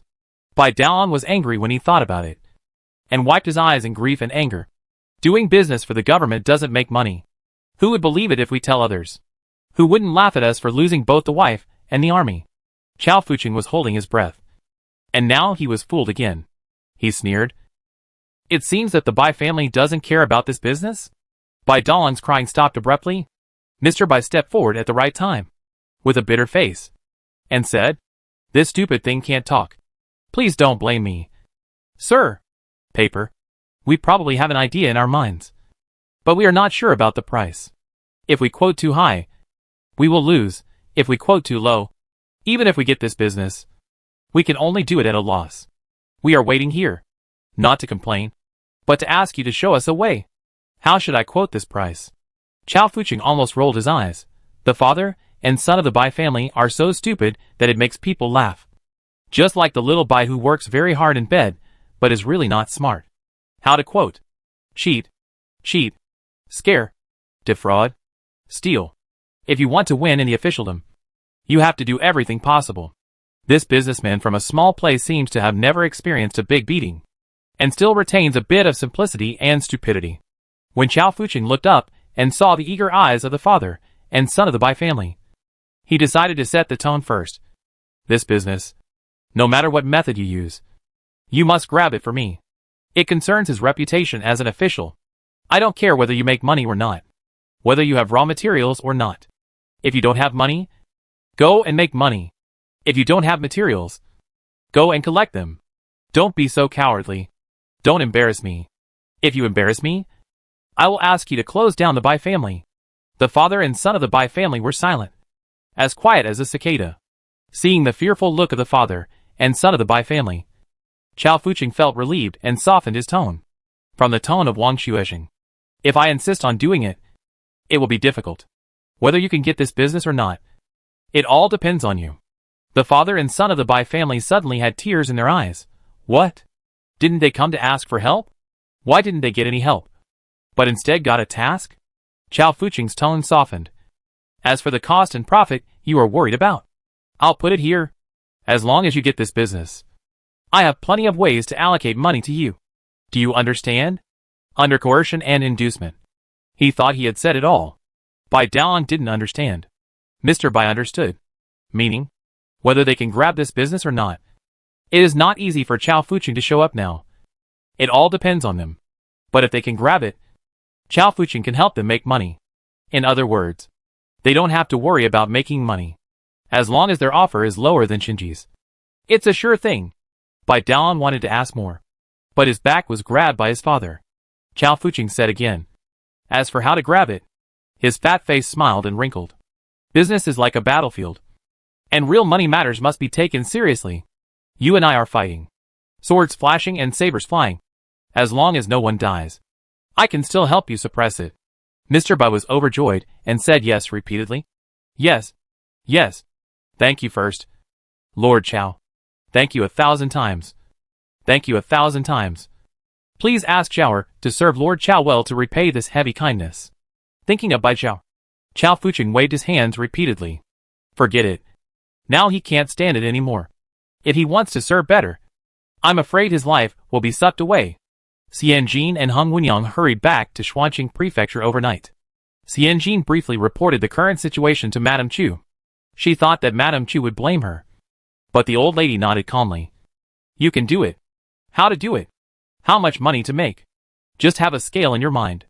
She even had the mood to joke with Xian Jin. You are good at calculating anyway. You can't let Shinji lose money. Xian Jin nodded. Hung Wenyang and Xian Jin walked out of the corridor side by side to watch the rising morning glow. But they did not show any fatigue. Their minds were full of excitement, and they didn't even want to sleep. Hung Wenyang said enviously. Your Chen family has truly achieved this by recruiting talents regardless of their background. Xian Jin raised the corners of his lips and smiled. What does it mean to be regardless of your background? It's because she has made up her mind not to get married.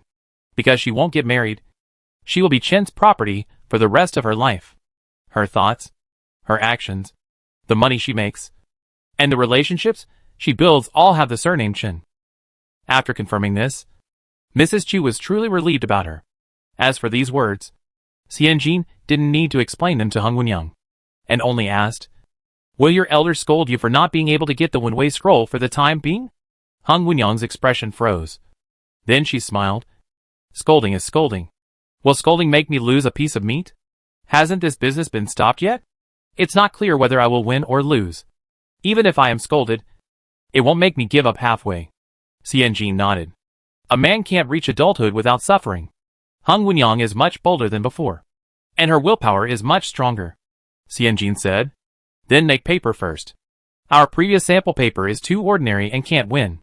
I will immediately vacate the Jishi workshop, and no unrelated people are allowed to enter. You should check the people around you carefully. If there is anyone who doesn't believe, you must not bring him with you for 10 days. Bidding. Play dirty. Use a tractor to send people to the finish line, which is a low-level way to play. There are many high-level traps. And her nouveau riche father in her previous life also stepped on them one by one. Her father did things in a barbaric way, sometimes relying on his courage. Others would not turn back until they hit the south wall. But he would smash the south wall if he hit the south wall. What about being trapped by a honey trap? Waking up from a sleep and finding that all the documents on his mobile phone were red. What about the manager under him suddenly succeeded in conquering a goddess, and the goddess came to the office to show her love? But the day before the bidding, the bid was stolen. Money is touching, and people can't help but be on guard. Hung Wenyang understood, and when she arrived at the Jishi workshop the next day, she was alone and didn't bring anyone with her. Hung Wenyang explained it clearly in one sentence. "The indentures of the people around me are not in my hands." Chapter 230. Who is who?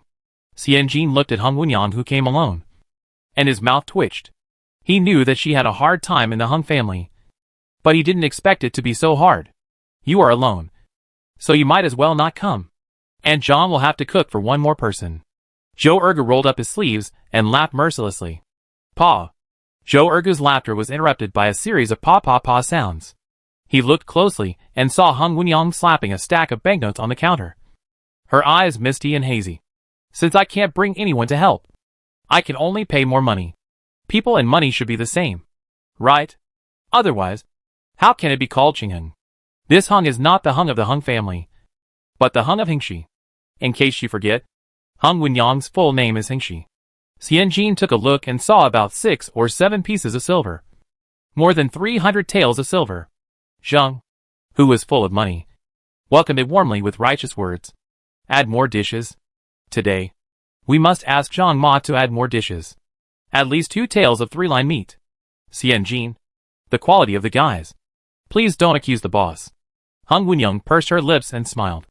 Xianjin calmly accepted the banknote and turned to hand it to Lu Badan, who was hunched over and making a watch. "Hengji will add 300 taels of capital, and we will calculate the share when the total investment is calculated at the end." Xianjin shrugged and smiled at Hung Wenyang naturally. "We will become the 2 richest old ladies in Xuanqing Prefecture. We are so rich that they will not be easily caught and married." I don't know if it was Xianjin's calm expression or the effect of this sentence. Hung Wenyang, who had been clenching her fists and pinching her big toes together, finally relaxed and was able to take a good look at this mysterious Jishi workshop. Industry insiders in Xuanqing Prefecture rumored that this Jishi workshop has hundreds of fat and strong young men, and dozens of sentries. The sentries hold long whips and whip anyone who is lazy. It's like a purgatory on earth. Now I've come in and seen it. It's like an orderly ant nest. Everyone is working very skillfully at their own post. Those who are mixing the kiwi fruit vine paper glue are in a corner, concentrating on their work. Those who are mixing the pulp are stirring the pool with a wooden stick taller than a person. Those who are making bamboo curtains are squatting beside the pool, adjusting it tightly. Everyone is talking, but they never speak unless it is related to paper making. Xianjin is also wearing a short suit, holding the pulp in one hand and the freshly baked product in the other, and he and Li Sanshun are talking to each other. Hung Wenyang couldn't describe this feeling because she had never seen it. If it were placed in the future, someone would see this scene and slap their thighs. "Hey, isn't this a big factory? Strict entry. high welfare, emphasis on effectiveness, rejection of ineffective communication, and even flat management of leaders at all levels. In the current situation, not many people can enter the Jishi workshop. Li Sanshun led the team.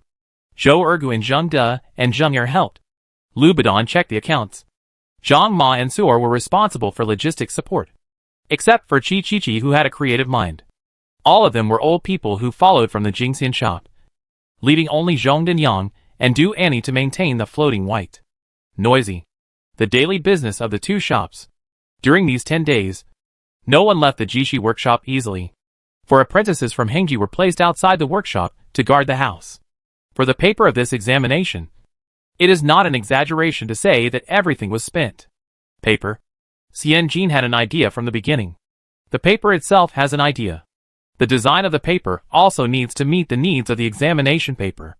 On the 6th day, Boss Shang brought a printing machine and 2 buddies who lived and died together, and entered the Jishi workshop in the dark of night.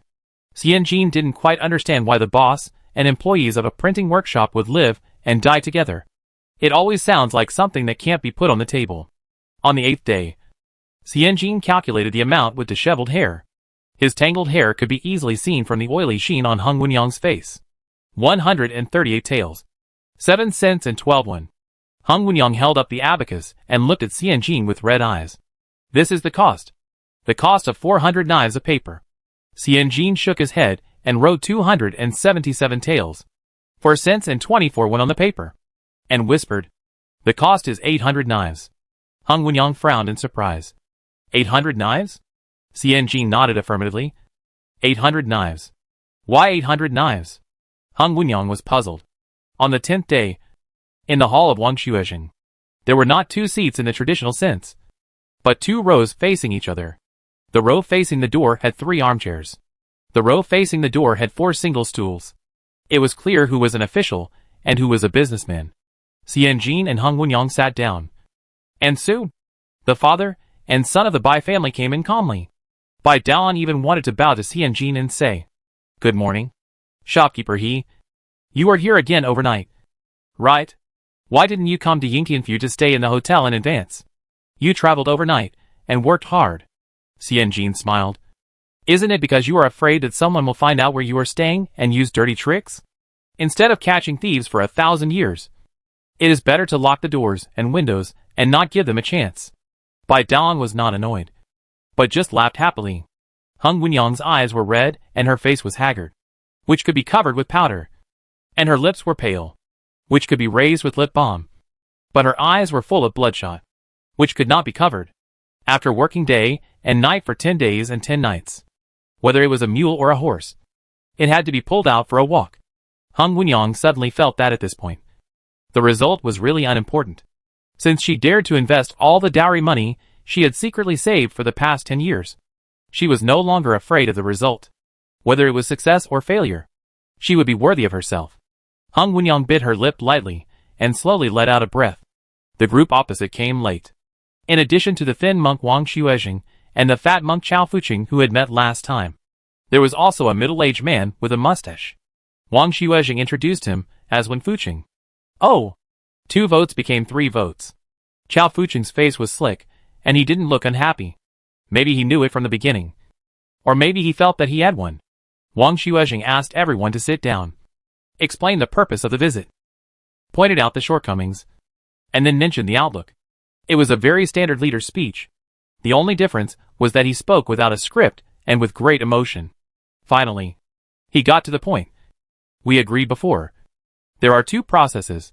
First look at the goods, then compare prices." Wang Xuezheng made a please with one hand. "Can you 2 put out the sample drafts?" Xian Jin stood up and bowed, and took out a small booklet from the brown paper bag. He opened it, and saw that several very standard 4-foot rice papers were glued together. There was a bright red bar on the right side of the 4-foot rice paper, and the red bar was printed with name, place of origin, age, 3 groups of bright red characters. Wang Xuezheng had never seen this before. "Why is this red line?" Xian Jin respectfully took out a piece of black linen and a thick needle with thread stuck in it from the brown paper bag, and neatly sewed the black linen to the area outside the red bars. This is called the name covering method. Covering up the specific information of the candidates to absolutely ensure the fairness of the exam. The name-covering method was popular in the Ming Dynasty. Xian Jin had inquired about it, but it still does not exist in the Wei Dynasty today. Wang Xuejing thoughtfully picked up the test paper with the name covered with black cloth, and nodded repeatedly. Hung Wunyang glanced at the father and son of the Bai family. Even so, the father and son of the Bai family still looked confident. Hung Wunyang lowered her eyes and suppressed her complicated emotions. After Chen Ji's anonymous test paper was passed around among the three judges, the new Wen Fuqing nodded frequently, and the short and fat Chao Fuqing nodded the pen in his hand. "Where is Bai Ji? Take out Bai Ji's paper as well," Bai Daong said respectfully. "Yes," and took out a stack of papers from his cloth bag. Bai Daong opened it with a smile. The red bars were exactly the same. The only difference was that Xianjin's red bar was on the right, while Baiji's red bar was on the top. Hung Wunyang was stunned. "Copy, copy!" Hung Wunyang's eyes widened, and she murmured unconsciously. Bai Daong smiled at Xianjin and Hung Wunyang. "Great minds think alike." Which shows that our Bai family and Chenji always think alike. Damn, the great minds think alike. How could Baiji think of a way to cover up the name? There must be something wrong in some link. No! No! There must be a traitor in some link. Hung Wunyang clenched her fists tightly. Her eyes were red, and her mind was turning quickly. Impossible. Impossible. The Jishi workshop is guarded day and night, and it is surrounded by rivers on both sides. So it is impossible to sneak in. If there is a leak, it must be an insider. Hung Wunyang closed her eyes in despair. The production of paper has been leaked. Can the amount of the price comparison be hidden? Chapter 231. Choose again and again. Hearing the words "great minds think alike," Xianjin seemed to sneer. Bai Daong immediately seized the opportunity and tried to take advantage of it. "This bitch looks good, but she is so annoying. It's okay that she looks down on him normally, but now she dares to ridicule him in front of their family's backers. You have to look at the owner before you beat the dog." Bai Daong opened his mouth and wanted to shout. Unexpectedly, Xianjin covered his mouth and nose with his backhand and sneezed fiercely, then rubbed his nose with a calm face, and said as a matter of course, "I stayed up for several nights to develop special paper for the examination, and there was a cold wind last night." Xianjin smiled. "Ignore the common people. Just listen to Bai Daong's bragging." "Oh no.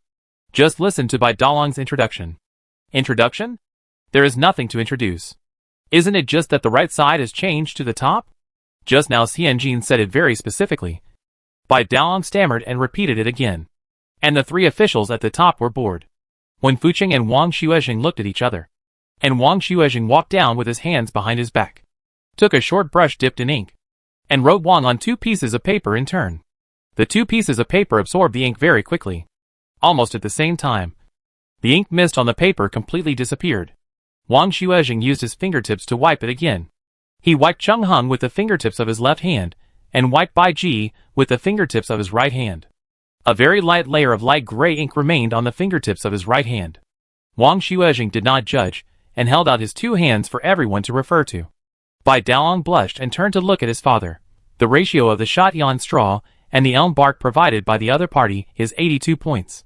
The paper gave up hardness and became soft and tough, gave up the feel, and only pursued water absorption.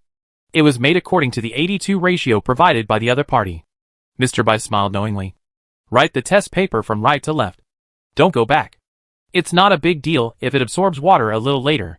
Mr. Bai lowered his eyes. Every inch has its own merits. Our paper is harder, so it will absorb water slower. But it is tougher, so the chances of paper being damaged or torn in the exam room will be relatively reduced. Just copy it, and change the answer. But, Xianjin rubbed his chin. But this answer change seemed to make sense. Remember it first. Xianjin looked up and waited for Wang Xuejing's judgment. Wang Xuejing's goatee was slightly raised, and he smiled and waved his hand. In terms of quality, the 2 papers have their own merits, and it is hard to tell which is better. Please take out the sealed craft paper bags.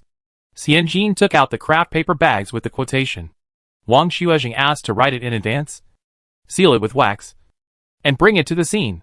Wang Xuejing made a pleased gesture. Compare prices. The quality is similar. The one with the lowest price wins. The 2 prefecture chancellors are here, and we will not tolerate anyone to be gullible. The government offices of our Great Wei dynasty must pay real money for purchases. And we do not accept food given out of pity. Let me be frank in advance.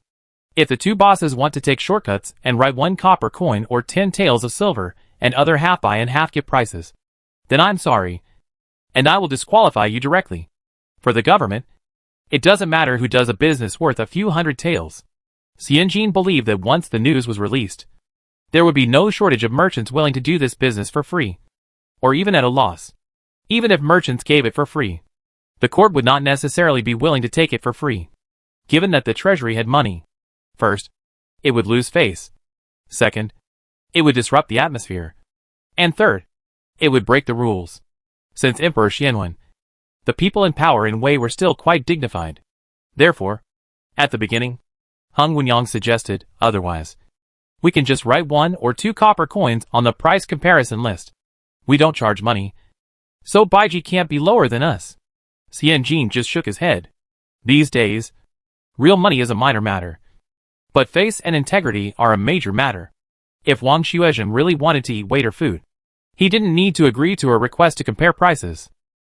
As expected, Wang Xuezheng's reminder proved that the road of malicious bidding would not work. Xianjin regained his mind, picked up the paper cutter, and with a very steady hand, he cut the paper bag open, took out the quotation sheet, and put it on the table with his backhand. Bai Daoang tried to see the clues from Xianjin's face, and after watching carefully for a moment, well, this dead girl is as steady as wearing a mask. And there is almost no emotional change except when she laughs at him. Mr. Bai also took it out and put it on the table with his backhand. The 3 officials at the top all came down, and after a few polite gestures, they decided that Wen Fuqing, who had nothing to do with anyone, would open it. Wen Fuqing first picked up the Bai family's offer, and his square face looked very upright. There are still decimals and whole numbers. Mr. Bai bowed his head respectfully. The amount calculated by the accountant at home. The common people and my son. Wen Fuqing nodded and read it out loud.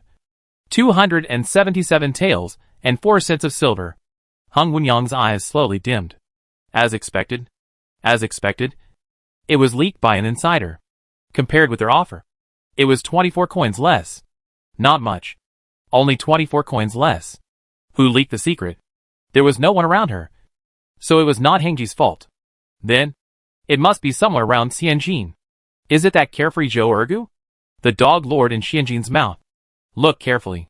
His left foot is slightly inconvenient. It is said that he made sacrifices to survive the bandits. Is it Zhang Mama, who always said that she was thin and small? In order to replenish the vitality of Xianjin, who was still in mourning, Zhang Mama made flowers out of eggs and milk. Or is it that skinny old Li who likes to squat at the door and smoke dry tobacco? He doesn't talk much, but his eyes are bright when talking about making paper. It doesn't look like that. These people have no motive to defect. She couldn't see any reason for them to betray. Hung Wenyang felt a sourness in her throat. She clearly felt it. She felt that the entire Jishi workshop was being treated like an iron barrel by Xianjin. How could it be possible to leak the secret? Hung Wenyang's nails dug into her flesh. She was extremely desperate. After Wen Fuqing read out the amount Bai Ji had mentioned, a faint smile finally appeared on his face. This offer is quite sincere. Mr. Bai bowed modestly. We didn't make a penny. The price is one thing, but the most important thing is to make the paper good. Wen Fuqing nodded, picked up the quotation in front of Xianjin with one hand, turned it over and read it. 277 taels. 4 coins. 24 coins. It was a very close number. Wen Fuqing said regretfully. It's a pity that there are 24 coins more. Xianjin nodded calmly. Please turn the folded page. Wen Fuqing noticed that a small part of the bottom of the list was folded up, turned it over with one hand, and was stunned for a moment, and then said in confusion, This quotation is 800 knives of paper. Wen Fuqing turned his head and looked at Wang Xuezheng in confusion. For this autumn exam? There are only 20,000 examination rooms. You can hear his confusion in his words. You prepared 800 pieces of paper. Even if it is for backup. There is no need for this. Wen Fuqing turned around. I think it's better to just use white. Change paper and cover name are usually used together. Xianjin interrupted Wen Fuqing's words, straightened his back, raised his head and said, The design of the test paper is the cover name method to prevent the examiner from cheating when he sees acquaintances, Change paper is to prevent the examiner from cheating by using the examinee's handwriting or special symbols without seeing the name and place of origin. Wen Fuqing was attracted by the success and was about to speak, but he saw Wang Xuezheng walking down with an excited look. Go on. Go on, Xianjin said again. Replacing the paper means that after the candidates' answer papers are collected at the school office, a special team will be arranged to transcribe the candidates' papers, blurring the candidates' handwriting and possible marks, and submitting them to the examiners after the transcription is completed, so as to eliminate the possibility of cheating from the source. Since we need to change the paper, then $400 will definitely not be enough. 20,000 candidates need 4 papers, which means $800 of paper.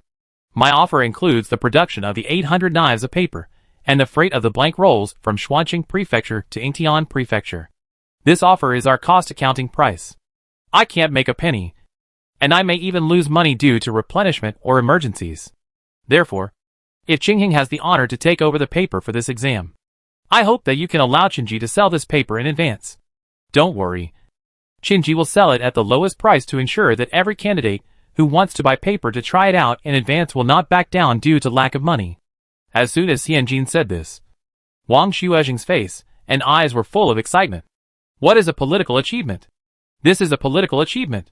He has been in charge of the imperial examination in the Ministry of Rights for decades. He knew that the so-called paper name replacement method was definitely effective. If this new anti-cheating examination method spreads from his hands, this will be his greatest political achievement. Wang Xuezheng paced back and forth excitedly, and in an instant, he immediately made a decision. Choose Qingheng. Choose Qinji and Hengji. This method is feasible. Wang Xuezheng ignored Chao Fuqing's pale face, and looked at Wen Fuqing with a firm and slightly excited tone. Seeking support. If this move is organized and implemented, then our Nanzili will be the first. Regardless of other things, our Nanzili will definitely be praised at the end of the year when we report on our work. Chapter 232. He has a motive. The despair in Hung Wenyang's eyes was gradually replaced by overwhelming joy. Chao Fuqing looked at Xianjin deeply, stood up with a gloomy face, took 2 quotations from Wen Fuqing, and asked in a deep voice, Boss, buy this quotation. $800. Can you do it? Now, it's not about Bai Xianyang's face. It's his own face. It's whether his words are effective now. Wang Xuezheng looked at Chao Fuqing in disbelief. The key is not who can do it, but whoever comes up with this idea should do it. Chao Fuqing wanted to say more. Wang Xuezheng sneered and turned his back. Master Chao, did you use the same trick in your imperial examination essay? I can write this point of view, and other people's things become your own? This is a heartbreaking remark. The character of a scholar is more important than his life. This is similar to the bad influence caused by jumping and pointing at the vendor selling fried dough sticks and saying, You scholar. Your recipe is exactly the same as the one at the east end of the city. Scholars are as good as shit. Any motivated fried dough stick seller would not tolerate this. Chao Fuqing was an ambitious official, and at this moment he felt smoke coming out of his head and fire coming out of his mouth, about to explode. He wanted to imitate the vendor and overturn the oil pan with a slap to show his anger, but his scarlet robe restricted his ability to do so. Chao Fuqing took a deep breath. Sir Wang, you can eat whatever you want, but you can't say whatever you want. I, Chao, have worked diligently for decades, and my success in the imperial examinations is all due to the trust of the emperor, the attention of the superiors, and my own hard work. If you and I continue to slander others, don't blame me, Chao, for filing a complaint with the superiors. Wang Xuezheng chuckled softly, not wanting to argue with Chao Fuqing, and turned to look at Wen Fuqing. Lord Chao has some concerns. Lord Wen, tell me, which company should I choose for the autumn examination? Concerns? What concerns? Wang Xuezheng's words were at his lips. And what was the difference between feeding cards? Colleagues looked down on each other. Not to mention colleagues of the same rank. Not to mention that the position of prefect was still vacant. Wen Fuqing was like a cat that smelled the scent of a mouse. He glanced at Chao Fuqing, whose face was ashen, and suppressed his excitement. He turned around and fired a cannon at Wang Xuezheng. Since we have agreed to compare prices, in terms of unit price, Qingheng is naturally lower. If Lord Wang is sure that this method of changing paper to cover up the name is useful, I will naturally support Qingheng. While setting off the cannon, he also passed on the blame. If this method works, I agree. If this method goes wrong, I will run away. The main point is Schrodinger's approval. Xianjin lowered his eyes slightly. This is the officialdom of the prosperous Jiangnan in the peaceful and prosperous times. But it is still so self-contained, moving according to the benefits and gathering because of the benefits. In the midst of words, the covenant was formed. Xianjin and Hung Wunyang signed and stamped on the deed paper. When leaving the Xuejing mansion, Hung Wunyang felt like she was stepping on cotton. Her head was dizzy. And when she saw Xianjin, the tall and fair girl stepped over the 3-inch high threshold calmly. And there was no joy or anger on her face. Compared with a year ago, at Xiangyu's flower viewing banquet, her pressure and momentum became stronger. The father and son of the Bai family followed him out with red and white faces. Bai Daon spat, almost splashing on Xianjin's shoes. The black and strong girl behind Xianjin stepped forward with her hands on her hips and cursed. If you lose the business, you should do more good deeds. If you are a person who doesn't do anything, you might as well be a dog that doesn't shit. It's still clean and innocent. The wild dog in the alley next door suddenly tucked its tail between its legs. Why do you want to operate on its asshole? Bai Daon was so angry that he threw the paper bag back and rushed forward to take action. The man was big and strong, with his hand raised high, just hovering in the air for a long time. Hung Wunyang looked carefully and saw Zhou Ergu, who had been waiting outside the door, stepping forward at some point, calmly pinching Bai Dalong's arm with one hand, grinning, and throwing Bai Dalong's arm up to the sky, leaving a message with regret and asking for a beating. I thought you were so strong? You're worse than a chick. Barely a quail. Bai Dalong was so angry that he trembled all over. His face flushed, and he covered his injured arm in anxiety and fear. He wanted to step forward but never had the courage to take that step. If there were only these 3 women, let alone in the alley, even on the street, he would dare to beat these little bitches to a pulp.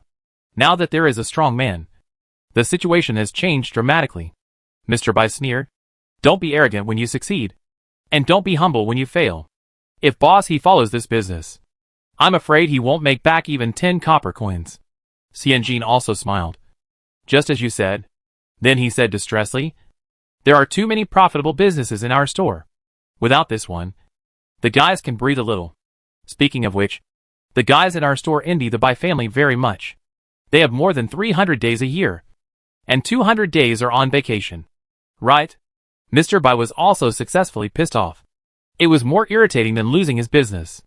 This bitch's mouth was sharper than a sword. Mr. Bai walked away in anger. Hey, Mr. Bai. Wait a minute. Xianjin raised his voice and called out. Mr. Bai swallowed his anger, turned around, and waited to see what else this bitch could say. Xianjin smiled with his lips pursed together, his thin lips pressed together, his head tilted, his expression light and pretty. In the future, don't steal other people's things.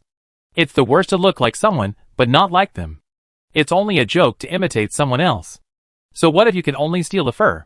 Xianjin tapped his forehead with his finger. Can you steal the things in here? Master Bai was furious, covering his chest with one hand, staggering back 2 steps to hold the pink tile wall in the alley, staggering back to the carriage of Xuanqing Mansion. Xianjin leaned his head gently against the inner wall of the carriage and closed his eyes to rest. Hung Wunyang asked tentatively, You knew all along that there was a traitor in the Jishi workshop? Xianjin's eyelashes moved slightly, and after a while, he closed his eyes and nodded. Hung Wunyang said again, You didn't avoid the traitor. Are you trying to mislead the Bai family? Xianjin nodded again. Hung Wunyang then asked, Does the traitor know that he has been exposed? Xianjin hesitated for a moment and shook his head gently. Hung Wunyang was surprised. In other words, someone really turned against us. Since you noticed it, why didn't you give us a hint? If we take proper precautions, we might be far ahead in judging the quality of paper and have a sure win. Hung Wunyang lowered her head and folded the square silk handkerchief into a thick piece. Her slender fingers and white hands, like holding the moon, cushioned Xianjin's forehead as it touched the cold inner wall of the carriage. Xianjin slowly opened his eyes and said in a light tone, There are only thieves who have been thieves for 1,000 years. But there are no thieves who have been on guard for 1,000 years. If I give him some advice, how can he truly perform the struggle of betrayal? How can he win the trust of the Bai family?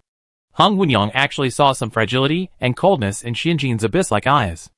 Hung Wenyang's chest surged with bitterness. This betrayer deserves to die, Hung Wenyang said with anger. Who is it? Xianjin turned his head to look outside the car. There were shallow mountains in the suburbs, towering ancient trees, and they were spread all over the fields, growing forever. The trees in Shuangqing Prefecture were trimmed neatly. Just at dawn, Xianjin got off the mule cart with a brown paper bag. His eyes swept across the 2 pine trees that had just been trimmed at the gate of Qin's house, and whispered to Zhou Ergu, Dog Lord, bring Lubadan to me. Chapter 233 Goodbye. After Xianjin finished his instructions, he said, Call the 15 newcomers scattered in Fubai and Xietian. Chi coming? Suor knew exactly who Xianjin had missed among the 16 newcomers. Xianjin shook his head slightly. If he doesn't come, he has 3 jobs and doesn't have enough time to do anything. So there's no need to waste time receiving professional ethics education.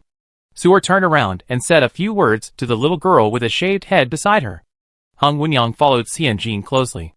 After Xianjin lifted his skirt and stepped over the threshold, he paused and said soothing words in a calm and doting tone. Be good. Go back first, or you will be scared if you see blood later. Hung Wenyang blushed, and then gave Suor a few words, such as, I haven't slept well for more than 10 days. Steam some gastrodia lata for your boss. Suor scratched his head, saying that he had never seen or even heard of that precious thing. Hung Wenyang frowned. How come the Qin family, which is so big, doesn't even have gastrodia lata? As soon as the words fell, I remembered it. How could there not be one? It was just that Xianjin didn't have one. Hung Wenyang walked out angrily, and happened to meet Zhou Ergu and Zhengde, who were holding a thin old man crying bitterly on the left and right. Is this the bastard Lu? Hung Wenyang asked. Zhou Ergu nodded. Hung Wenyang lifted her skirt and kicked him. He kicked straight at the spine.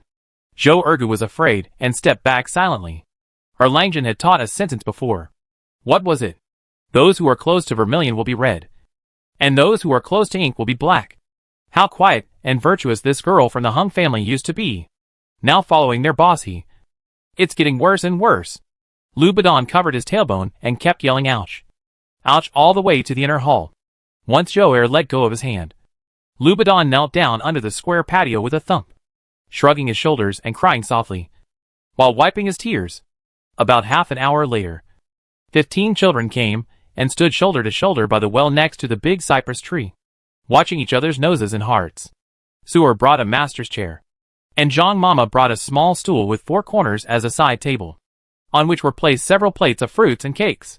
Xianjin went in and changed his clothes. A dark brown singlet and a long gown. His hair was loose and tied up in a bun, and a flat-headed wooden hairpin was inserted. He walked out of the porch expressionlessly and sat down on the armchair. Originally, 15 boys gathered together, and it was inevitable that they would gossip. As soon as Xianjin sat down, all the whispers were silenced. 15 strong young men lowered their heads, staring at the shoes with their eyes and noses, trying to see a flower in the cotton shoes. Under the spacious square well, only the sound of Lubadan's sobbing could be heard. Xianjin reached out and ate a piece of mung bean cake. After chewing it slowly, he said in a light tone, Okay, stop crying. Lubadan heard Xianjin finally speak, and did not defend himself or cry out for injustice. He slapped him hard with his palm leaf fan. Pa pa pa, and the flesh on his face flew all over the place. Zhou Ergu felt a little bit uncomfortable, and looked up at his boss but was scolded by Suor beside Xianjin. Zhou Ergu, it's amazing. He actually saw the specific insults in He Pengsu's eyes, such as coward, idiot, soft egg and other rich words with great lethality. Xianjin looked at her calmly and indifferently. She didn't call for a stop, so Lubadan kept slapping her. The bloody saliva sprayed on the gold-plated blue bricks, and Xianjin said, Okay, you've stained my floor tiles. Lubadan's cheeks were swollen. I was wrong. I was wrong. Shopkeeper. I was wrong. The skinny middle-aged man cried bitterly, which always made people feel inexplicably sad, not in a good mood. The Bai family came to me 3 times. Lubadan propped his hands on the floor tiles, and under his palms were his saliva and tears mixed with blood. They set up a trap. My wife. You know, my wife likes to gamble. They hired 3 hooligans to set up a trap in Fushan Baojia to trick my wife into borrowing nearly 200 taels of silver for gambling debts. At that time, we were sealed in the Jishi workshop. And they threw my wife's severed finger with a gold ring at the door of my dormitory. And I could only sneak out in the middle of the night to see them. Snot, blood, saliva, and tears mixed together, like turbid and disgusting paint that had been placed for a long time. Xianjin nodded, motioning him to continue. They came to me 3 times. But I didn't agree. Lubadan cried bitterly, covering his chest tightly with his hands. Their knives cut my wife's neck. And my wife cried until her voice was hoarse, begging me to save her. Shopkeeper, shopkeeper, I like this place very much. There are many things to do, but also a lot of money. You have never treated me coldly or bullied me because I was recommended by the 5th master. I don't want to. I don't want to. Shopkeeper, I really have no choice. Shopkeeper. 15 kids watched in fear. One of them asked tremblingly, Is it so dangerous for us to make paper? There is also the possibility of being set up by others. Not only is it dangerous for you, but it may also harm your family. The new kid trembled in fear. The first batch of Jishi workshops. The strongest class bully, the head teacher, Andy Zhong, glanced at them and whispered, With your level and grade, who would be so bored to set up a trap for you? Just stay here for a few more years. Not only was he scolded, but he was also insulted. The new kid never dared to act rashly in front of Andy Zhong, and immediately gritted his teeth and shut his stinky mouth. Xianjin lowered his eyebrows and finished eating the mung bean cake. He clapped his hands, and the crumbs fell to the ground. He simply said, I think he has his reasons. Lubadan burst into laughter and slid to his knees in front of Xianjin. Boss. Boss. Yes. Yes. He really has his reasons. I can understand. But I can't forgive him. Xianjin looked at Lubadan calmly. If you are unfaithful once, you will never be used again. All businessmen understand this principle. You have been working for me for almost 2 years. I have never investigated where you came from or why you came. You have all the opportunities that others have. I let you manage the accounts of the 2 shops. I raised your salary to the level of Chu Demao, the manager. I took you with me wherever I went. We have experienced the test of life and death, from hardship to happiness, and we have gone through all kinds of ups and downs. I appreciate your kindness and do my best to treat you well. On New Year's Eve that year, everyone was afraid that Shi and Shenfu would be lonely and pitiful in Jing County. So they spontaneously came back to celebrate the new year. Among them was Lubadan. This middle-aged man was timid but kind-hearted, stubborn but simple-minded. Xianjin paused and took a deep breath. Perhaps this is the meaning of moving forward. On the way forward, some people got lost. Some stayed with him. Some could not bear the pressure and hard work. And some were attracted by the scenery elsewhere. They walked all the way. And the people around them either lost or picked up things. There were only a few people who followed them back and forth. And the others were always like falling leaves. Your wife is being set up. Tell me, don't I have the ability to help you solve it? Xianjin raised his head and looked around. Since you chose to come to Qinji, you should trust me unconditionally and wholeheartedly. Anything. I mean anything. As long as they are people in my shop. He Xianjin, will help if I can. And if I can't help, I will ask others to help. I always speak with one mouthful of spit in one eye. Never break my promise. And never talk big. The road ahead will have more beautiful scenery and more forks. She needs a solid back. It's a pity you didn't. Xianjin looked down at Lubadan, who was still kneeling on the ground. At that time, a sharp blade was stuck in my wife's neck. And 2 streams of blood were like snakes, spitting tongues around her neck. Lubadan wailed in despair. She said this was the last time. She begged me to save her. Gambler. Where is the last time? Xianjin had advised Lubadan to think carefully early in the morning, and not to be delayed by sunk costs when making important decisions. Divorce when it's time to divorce. Settle accounts when it's time to settle accounts. Xianjin's eyebrows did not move. And he said in a deep voice, If you had not told the Bai family the truth and just made up a number, you would not be kneeling here crying today. Lubadan was slightly stunned. Yes. Why didn't he lie to the Bai family at that time?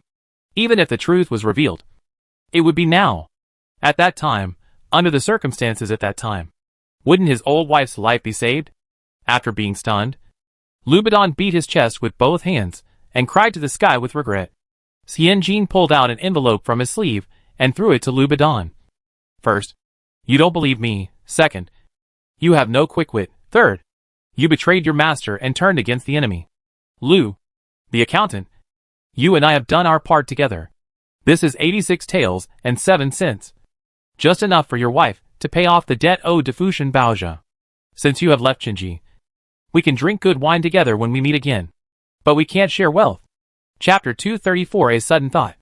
Lubadan was the first person to be officially fired since Xianjin took over Qinji step by step. Oh! Of course. The dead Chen Laowu and the paralyzed Chen Laowu waiting to die in the suburbs were not fired. They were fired. Lubadan naturally didn't want to leave. After packing up all the valuables, he sat on the quilt that Xianjin had specially asked Zhang Mama to stuff with new cotton. He was reluctant to move for a long time. Zhou Erge tried to pull his arm, but Lubadan turned around and wrapped his hand around Zhou Erge's back like an octopus. Zhou Erge scratched for a long time, but it was useless except that he sprained his waist. Zhou Erge, when facing such a flexible and soft yin gong, I feel that it is useless to have a body of tendon muscles. Sue was speechless. While embroidering, she kept nagging Xianjin. She just strangled Brother Go's neck with her 2 arms. No matter how I persuade her, she won't let go. She cries as soon as she opens her mouth. She cries more than I have shed in half my life. She opened her mouth and bit off the thread, and pinched the small needle with her index and middle fingers. Swish! With a bang, it flew into the wooden tabletop. Xianjin leaned back in awe, stretched out his hand to touch the technique of raising the steel needle from the ground, and silently praised in his heart. Great strength makes miracles happen. Suer then broke his hands, and the embroidery frame was stretched open with a snap. Xianjin continued to retreat in fear. Not that there is such a requirement. Lu Zhishan must know how to embroider. Right? When did Lianshan add a new rule to recruit heroes? Why are you embroidering? Xianjin scratched his head, waved his hand, and looked rather shameless. Practice your eyesight and improve the speed of your punches? 2 invisible blushes appeared on Suer's dark face, and she said coquettishly, "Shopkeeper." Her attitude was shy, but her voice was as loud as a bell, like a beautiful elephant acting coquettishly. Xianjin's facial features wrinkled, and he hurriedly coaxed, "Good, good, good embroidery. Wonderful embroidery. Excellent embroidery. She is the best embroidery girl in our 3 shops. Thinking of Aunt Zhong. She is both beautiful inside and outside. She can run 10 kilometers in a row for martial arts. And she can also do false accounts with a pen. And she can also find time to embroider 2 beautiful colorful edges on her Qinji uniform. She is really a rare multi-hexagonal warrior.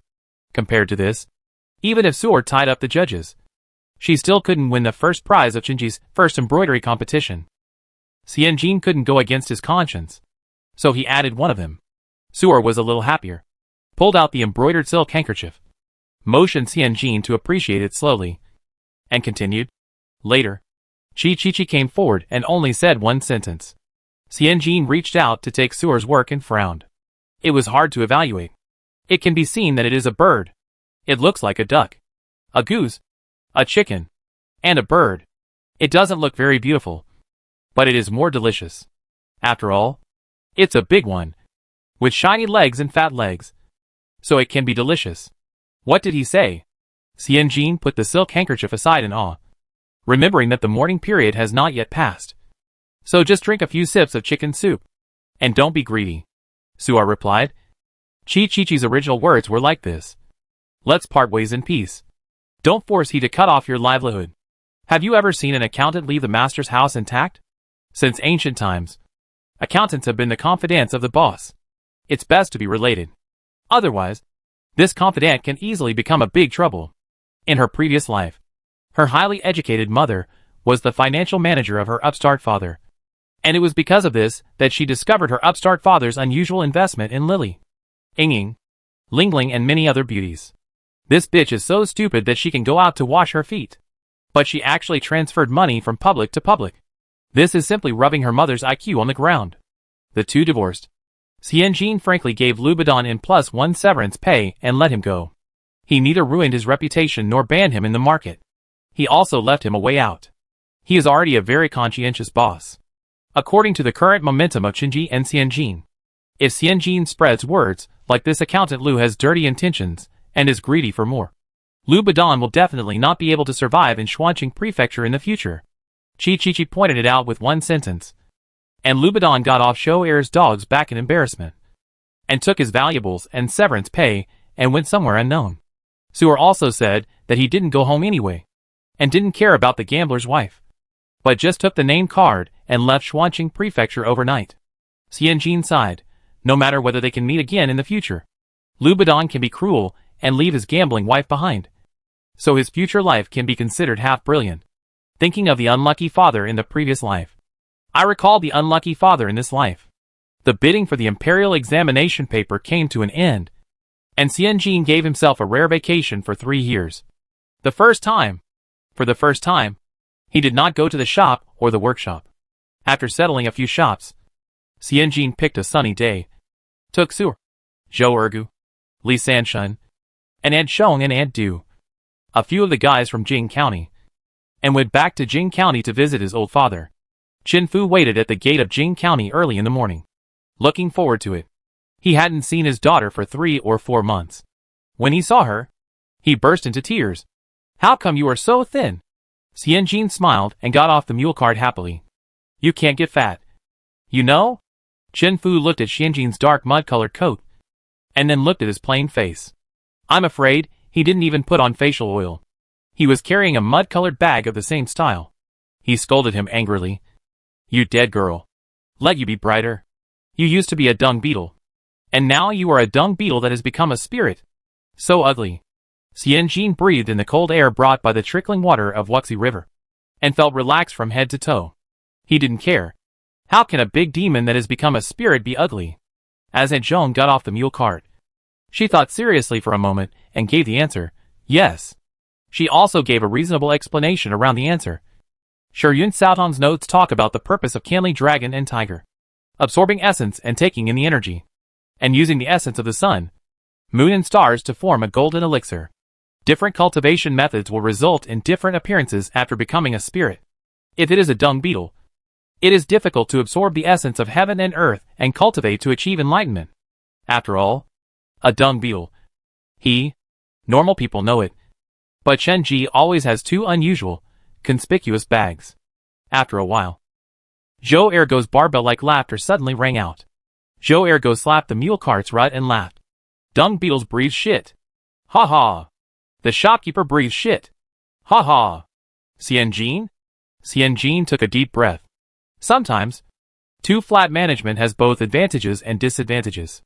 Qin Fu was almost dying of laughter. Manager Dong took Xianjin's package with a smile on his face. The old manager stood up straight and smiled respectfully and kindly. Don't bother with him. The third master is good at speaking and writing. He is currently writing an article criticizing restaurants for preparing dishes in advance.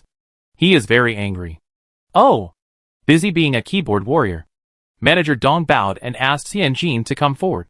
Yesterday, third master received the letter and specially went to Xiaodaoxiang to order a table of food, with your favorite ermian huang and mushrooms.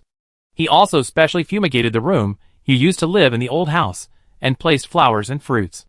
Manager Dong also chattered non-stop, and the always respectful and polite assistant was also expressing his miss in his own way. Xianjin smiled. In the matter of Lu Badan, she certainly won happily, and she used both conspiracy and conspiracy to catch the Bai family off guard. But the guy who always followed her through life and death was left halfway. Xianjin looked calm and composed, but in his heart, he was always unhappy. During the morning period, you can't drink, except for Xianjin. Everyone else was drunk.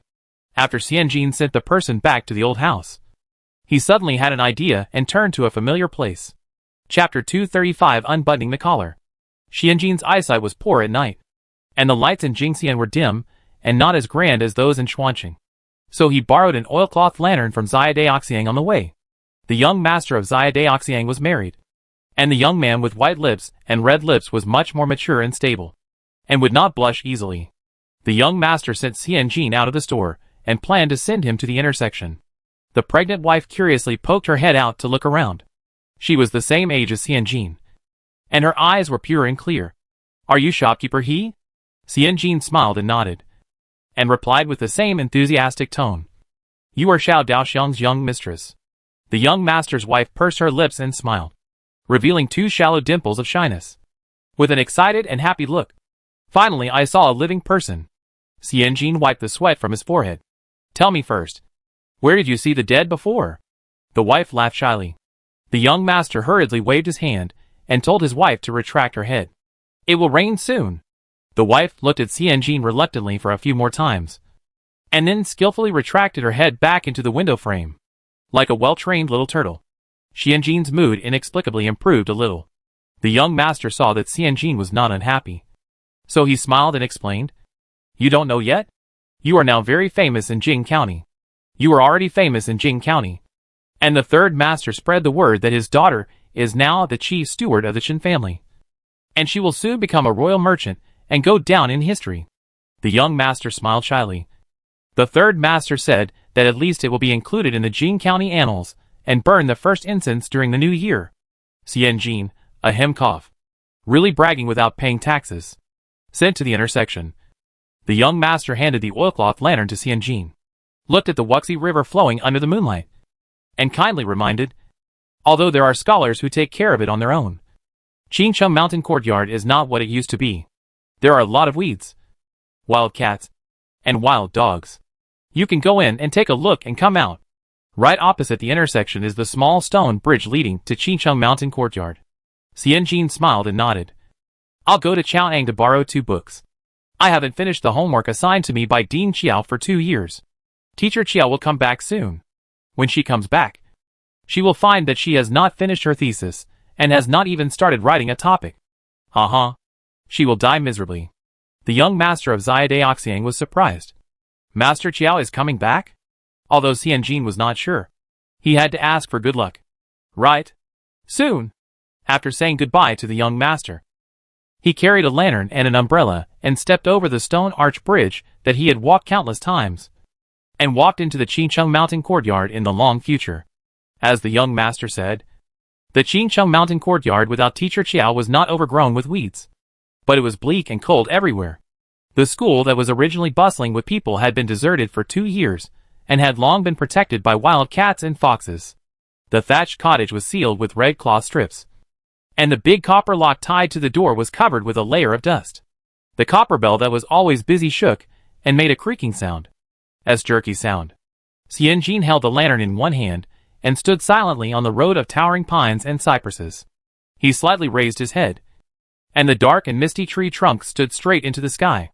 The shadows were projected in the half-circle and half-curved moonlight like a silhouette drawn in plain language. The pouring moonlight and the oilcloth lantern shining like fireflies. The 2 beams of light mixed together, making the girl stubborn and straight back misty and dim. In the pine and cypress forest, a hunched black shadow, like a bow accumulating strength, whistled past in the silhouette. The rare fragility of Xianjin was smashed to pieces. Who is it? Xianjin turned around suddenly, and his right hand quickly retracted into his sleeve, touching the scimitar dagger inlaid with ruby and sapphire. The black shadow stopped moving. Xianjin was so angry that he laughed. This dog thief. He stole without looking at the place. What can there be in the academy? The only ancient books in the thatched cottage were confiscated by the government early. The most valuable thing is probably the big bronze bell. What a stupid thief who stole from a beggar's house. Please move, Xianjin shouted, looking around alertly. And his right hand had already pushed open the scabbard of the ruby and sapphire scimitar dagger. Thieves also have their own code of conduct. Qincheng Mountain Courtyard is a quiet place for reading and writing. Please move to the Bai family in Shuanqing Prefecture as soon as possible. They have gold, silver, and treasures in their home. Xianjin felt that the wind around him had calmed down. Heh! A chuckle came from behind him. Hoarse and cold. Like the hoarseness of rime in the cold of snowy mountains. Xianjin turned around abruptly, threw the lantern to the ground covered with pine needles and moonlight, and quickly unsheathed the scabbard. With a flash of cold light, the tip of the knife was facing the shadow behind him. The shadow did not dodge. The tip of the dagger cut across his chest, and the clothes flew up. The throat should be cut with the backhand, so that the blood will not splash on the body. The shadow spoke, along with this low and hoarse voice. A face finally raised its head. exposed to the moonlight in the sky and the oil lamplight on the ground. The angular jaw, the sharp and clear lip peak, the highly folded face, the straight nose, and the narrow eyebrows. Xianjin's heart skipped a beat, squinted his eyes, and after adapting to the darkness, he finally saw the outline of the black shadow. He clenched his hands and whispered, "Xiao Hui." The sharp and clear thin lips, the corners of the lips slightly raised. Xiao Hui bent down to pick up the lantern, and did not hand it to Xianjin, but took it in his own hand. The light returned. Xianjin could see more clearly. Xiao Baoyuan had deep facial features. The branches of pine and cypress blocked the moonlight, casting a shadow that slanted over the young man's left cheek, but could not cover his bright eyes and drooping eyelashes. Xianjin suppressed the excitement in his heart and stamped his feet unconsciously. "You were the one who threw a note to me at the beginning of the year. When did you come back? Why didn't you go to see Bao Zhu? Is Master Qiao okay? Where have you been? They said you went to Fujin and died at sea. Your sister prayed to Mazu, Bodhisattva, and Daozuan, and all the gods and Buddhas in the sky. Since the government didn't issue a warrant for your arrest, you should have sent a few letters to your sister to let her know that you are safe. Bao hasn't spoken for 3 months and has eaten very little. You dead man. You can't talk about dead people. It's unlucky." Xianjin said pooh, pooh, pooh 3 times, and knocked on the tree trunk next to him 3 times. "You ran away after entrusting your sister and the things at home to me. You ran away." Xianjin paced back and forth, his legs almost swinging out of the phantom, and he was worried that the anger he had accumulated for 2 years would explode instantly. "Why are you running away? How old are you? What use can you get by going? Can the situation in Fujin change drastically because of you? Are you the Dragon King of the South China Sea? Or the Ding Haishan Jin? Do you think you, Xiao Baoyuan, are amazing and can do anything? You? Xianjin's eyes were wet, and he wiped them with the back of his hand. Just as he was about to continue to curse, he heard Xiao Hui whisper. The voice was low, like a shiny and smooth silk being cut into pieces by a knife. "East China Sea Dragon King." Xianjin didn't hear clearly. "Huh?" Xiao Hui raised his head slightly, his expression solemn and serious. "The area next to Fujin is not the South China Sea, but the East China Sea. So it is the East China Sea Dragon King." The familiar feeling of madness and suffocation. Xianjin seemed to have turned into Wolverine, using Xiao Hui as a cat scratching board, and scratching madly with 10 spiked mechanical fingers. Xianjin took a deep breath. Xiao Hui raised the corners of his lips slightly, but the amplitude became larger and larger. He stretched out his hand and made a please. The oilcloth lantern swayed, and the dim light of the oil lamp shone on the pine needles. Xiao Hui took the lead, and the dry pine needles under his feet made a fine and crisp sound of being crushed. It was me. It was at that time. I went to see Bao Zhu, and the little girl gained a little weight. First I went to Fujin, then to the capital, and finally returned to Nanzili. Xiao Hui answered one by one. When it came to those questions that were not easy to answer, Xiao Hui slowed down his tone. I wanted to write a letter, but there was no hairtail willing to help me deliver the letter on the sea. So I ran aground several times. As for the following question, Xiao Hui paused, pondered for a moment, and was about to speak, but was interrupted by Xianjin. What's wrong with your voice? The girl frowned and asked softly. Xiao Hui's pause was prolonged. After a long while, Xiao Hui calmly unbuttoned his clothes, raised his chin slightly, and revealed his clearly protruding collarbone, a small part of his chest with clear contours, and a slightly trembling Adam's apple. Xianjin? Xiao Hui's fingers were clearly jointed and fell above the collarbone. My neck was chopped by a knife, right where I make my voice. I barely survived, but my voice changed. Amitabha. Xianjin's eyes finally broke through all the tempting obstacles and fell on the hideous scar about an inch above Xiao Hui's collarbone. Chapter 236 I Miss You. Xianjin paused. The scar was fierce and winding, starting from the collarbone and ending at the throat. It is not difficult to imagine how fierce and dangerous such a knife was at the time. Xianjin had 10,000 questions, which were choked in his throat and melted into a long sigh. Xiao Hui smiled and buttoned the buttons of his clothes one by one. It's all over. I'm still alive. The person who chopped me has long been torn apart and turned into food for the hairtail in the East China Sea. His tone and demeanor were both light and his words were still the same as before, pretentious. Xianjin smiled helplessly and shook his head. Have you had any grudges with Hairtail in the past 2 years? He cued Hairtail more times than he had buttons on his collar. Xiao Hui's lips were almost raised to their maximum. He turned his head and hid his smile in the darkness. The dense and fine rustling sound of his footsteps on the pine needles sounded like the harmony of a hoarse voice. The thatched cottage is in front. Do you want to go and see it? Xianjin thought it was unsafe for Xiao Hui to be outside. So he followed Xiao Hui and walked in quickly. The two walked along the way, and after 3 steps, they came to the thatched cottage that they were very familiar with. The scholar who was sweeping the house was perhaps afraid of the red seal at the door. The weeds here grew half a person's height, and moist and dense moss climbed up under the eaves of the corners. The window frames had not been oiled for a long time, and the wood was cracked into the shape of a spider web. The red paint faded its original brightness, leaving only a stubborn residual color. Xiao Hui lowered his eyes and gently stroked the bookshelf covered with a thick layer of dust with his fingertips. The books were densely packed. Through the gaps in the diagonal lines, he saw the half-hazy silhouette of a girl standing sideways not far away, concentrating on blowing away the dust. The edge of the girl's figure was mixed with light, like frost and strong liquor, brewing into 2 gentle winter lamps. Xiao Hui greedily let his eyes run wild. Xianjin stuck out his butt, put his head on the books at the bottom, and searched back and forth behind the bookshelf with one hand. Finally, he found the cheat sheet hidden behind the A bookshelf and breathed a sigh of relief. She was scared to death. If she couldn't find it, her knees would be swollen from being punished by Teacher Qiao. Xianjin looked back, and Xiao Hui's figure was approaching like a mountain with a strong sense of oppression. Xiao Hui reached out from behind the bookshelf and took a pot of wine. He took a few quick steps and brought Xianjin to a clean table.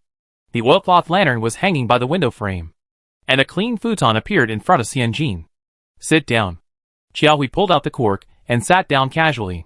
The two sat on the ground, and the aroma of aged sauce spread in the cold moonlight. You are in Xiuzhong. You can't drink. But can you accompany me? Xiao Hui's eyes were like a broken glass under the swaying dim light. Xianjin sat down with a smile. You drink and I'll see. You talk and I'll listen. Many things are still hidden in the snow. For example, why did the former prefect of Yingtian Prefecture suddenly attack? For example, what happened in Fujian?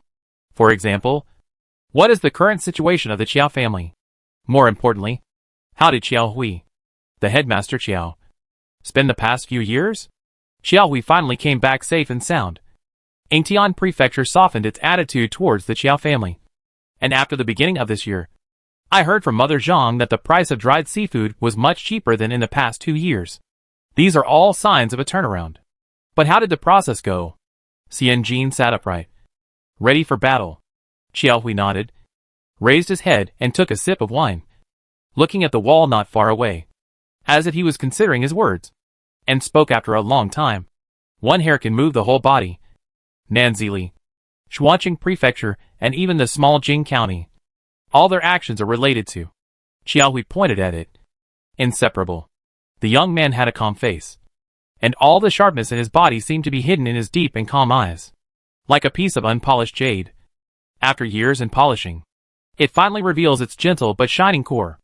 Also like a knife, after being sharpened, the hot blade stirs up thousands of waves in the water, and then returns from red and hot to calm and introverted. This kind of Qiao Hui makes Xianjin a little unfamiliar. Xianjin nodded slightly, indicating Qiao Hui to continue. Li Galao advocated Neo-Confucianism. As he was old, he acted rather radically. He could not wait to clear the way for the newcomers a few years before his retirement. Coincidentally, Emperor Zhao was tired of being controlled by the chess game left by Emperor Sun and Grand Princess Bian. The two hit it off and started reform in the court. Qiao Hui raised his head and took another sip of wine. It happened that the Japanese invaded the southeast, and the Grand Princess wanted to keep a low profile. Now, it has been only more than 10 years since the Baidu Rebellion. The primary purpose should be to promote the development of all industries and the well-being of the people. The Japanese only come to test them every now and then. It is really not right to put the cart before the horse. And the Neo-Confucian reformists, led by Li Galao, insisted on promoting the power of the Wei dynasty, fighting back with a tooth for a tooth, an eye for an eye, and if someone throws a stone, I will return it with blood and tears. And I must defeat the Japanese. It means that the neighbor next door is just a jerk for no reason. Li Guolao wants to strike hard. But the eldest princess suggests that they should stay low and develop. And the two ruling parties have differences because of this. Xiaohui smiled. And the young man's face seemed to be bright. Anyone knows that this is just a pretext for the two factions to fight. Whoever's opinion is adopted means that the east wind overwhelms the west wind and that faction wins. Xianjin nodded. Lord Li won. Xiaohui shook his head slightly. It was a draw. We were going to go to war. But we chose Ning Yuanho, who was close to the school of mind, to lead the army. The young man held up the brown glazed wine pot, rubbed his fingertips back and forth on the bottle, and continued. The facts proved that the eldest princess's judgment was correct. The rash expedition led to the army and horses moving forward without food and grass. And Ning Yuanho had a hard time. Moreover, fighting at sea was the strength of the Japanese. In just 1 month, Dong and Ho fell into a trap deliberately set by the Japanese. The fleet was smashed and scattered, and more than 500 of his personal soldiers were stranded on a deserted island. And there was no news for a while. For a time, the court was in turmoil. Li Guolao struck while the iron was hot and pursued the victory. He regarded the defeat as a political achievement. In the name of collaborating with the enemy, he exterminated the Ningyuan Marquis family. The Qiao family, who was married to Ningyuan Marquis, was naturally on the list. The few family letters that my father sent to Ningyuan Marquis before the new year became Li Guolao's handle. My aunt and several cousins were detained in the mansion. The former prefect of Yingtian Prefecture was originally a student of Li Guolao. He set up a trap to lure my father to Yingtian Prefecture and detained him immediately. He tortured him to find out the content of the family letter. My father refused. The former prefect then reached out to Jing County and sealed off Qincheng Mountain Courtyard. He also planned to take several of my father's favorite students, who were closely related to him, to Yingtian Prefecture, attempting to impose heavy penalties and urge my father to sign and plead guilty. Xianjin pieced together the general plot and guessed it roughly. Now the outline is filled with specific content. Xiaohui smiled. I was supposed to be escorted together, but I climbed over the wall and ran away the day before. As for Bao Zhu, Lord Xiong tried his best to save her. It is said that he went to Yingtian Prefecture overnight and pointed at the prefect's nose and cursed. The women and children are innocent. If you touch a hair of the Qiao family girl, I will hit my head and kill you in the lobby of the yamen. I want to see if the superior who died tragically with his subordinates still has a future. Wow. Wow. The bulging belly of Prefect Xiong has become 8 golden abdominal muscles and 2 waistlines in Xianjin's memory. In this way, Baozhu can hold on under the protection of Du Juning until you take over smoothly. Xiaohui raised his head and took another sip of wine.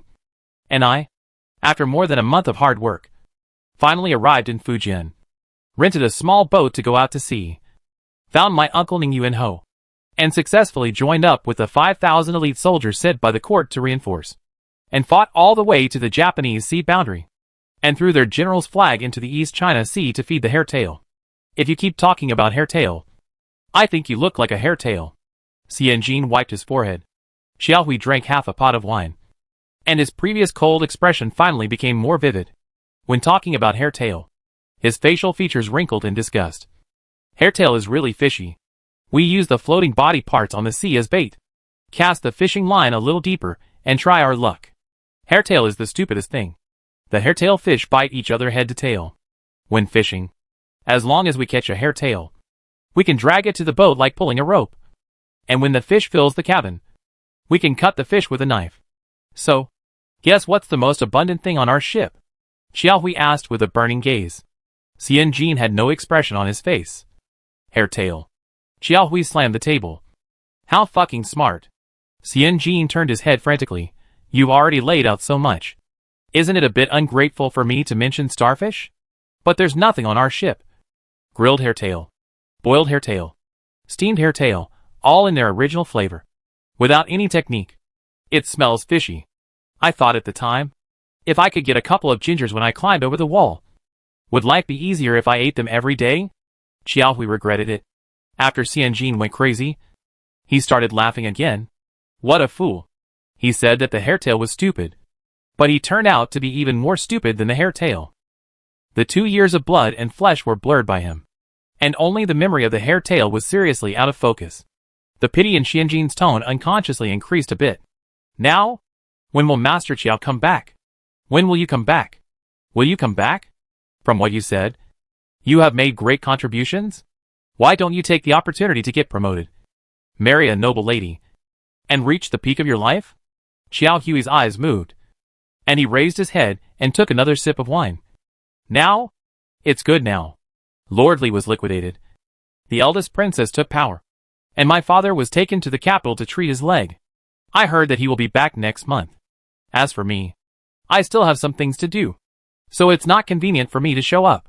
Maybe I have to wait until next month to come back with my father openly. No nonsense about promotion and reaching the peak of life. Xianjin's mind was full of back next month. These 5 words turned back and forth, and he looked down stiffly at the cheat sheet. They said she died early? Today is March 24th, and there are still 6 days to next month. April 1st is also next month, and April 30th is also next month. If it was really April 1st, where would she go to write an article governing for dower? Thesis is out. Qiao Hui raised his head and drank the wine in one gulp, his eyes flickering behind the shadow of his tall nose. How about you? It's been 2 years. How are you? Xianjin said and came back to his senses. I moved from Jingxian to Xuanqing. I am considered the head of the Chen family, and just took over the business of the Yingtianfu autumn examination paper roll. Xianjin smiled, pursed his lips and smiled. I have everything, but no hair tail. Qiao Hui held the wine pot tightly with both hands, his eyes deep. Where is Erlang? I heard that he went to Yingtianfu for retreat, and he will be out of mourning in August. What plans does he have? Chen Jianfang. Xianjin was stunned. She hadn't heard this name for a long time. It seemed that after he left, no one mentioned him in front of her. This proved that their worlds didn't need to intersect. Xianjin smiled and said calmly, yes, concentrate on preparing for the next spring exam. Our old lady is looking forward to his victory. Qiao Hui sighed and fiddled with a red tassel on the wine pot. He is 2 years older than us. If your old lady still insists on starting a business before starting a family, I'm afraid he will have to be in his early 20s to settle down. Xianjin turned his head away. Do you think I know what the old lady has arranged for Erlang? Qiao Hui also laughed. On New Year's Eve this year, I went to Guangdong and Guangxi and came to see Baozhu on the way. I saw you and Erlang in the inner courtyard corridor, talking one after the other. I thought you were close. Xianjin was stunned, and suddenly remembered the sudden gust of wind in the bamboo forest on New Year's Eve. It turned out to be you. Qiao Hui raised his hands above his head. The wind passes without a trace. Don't look at it if it's not polite. Xianjin was a little speechless, and even a little crazy.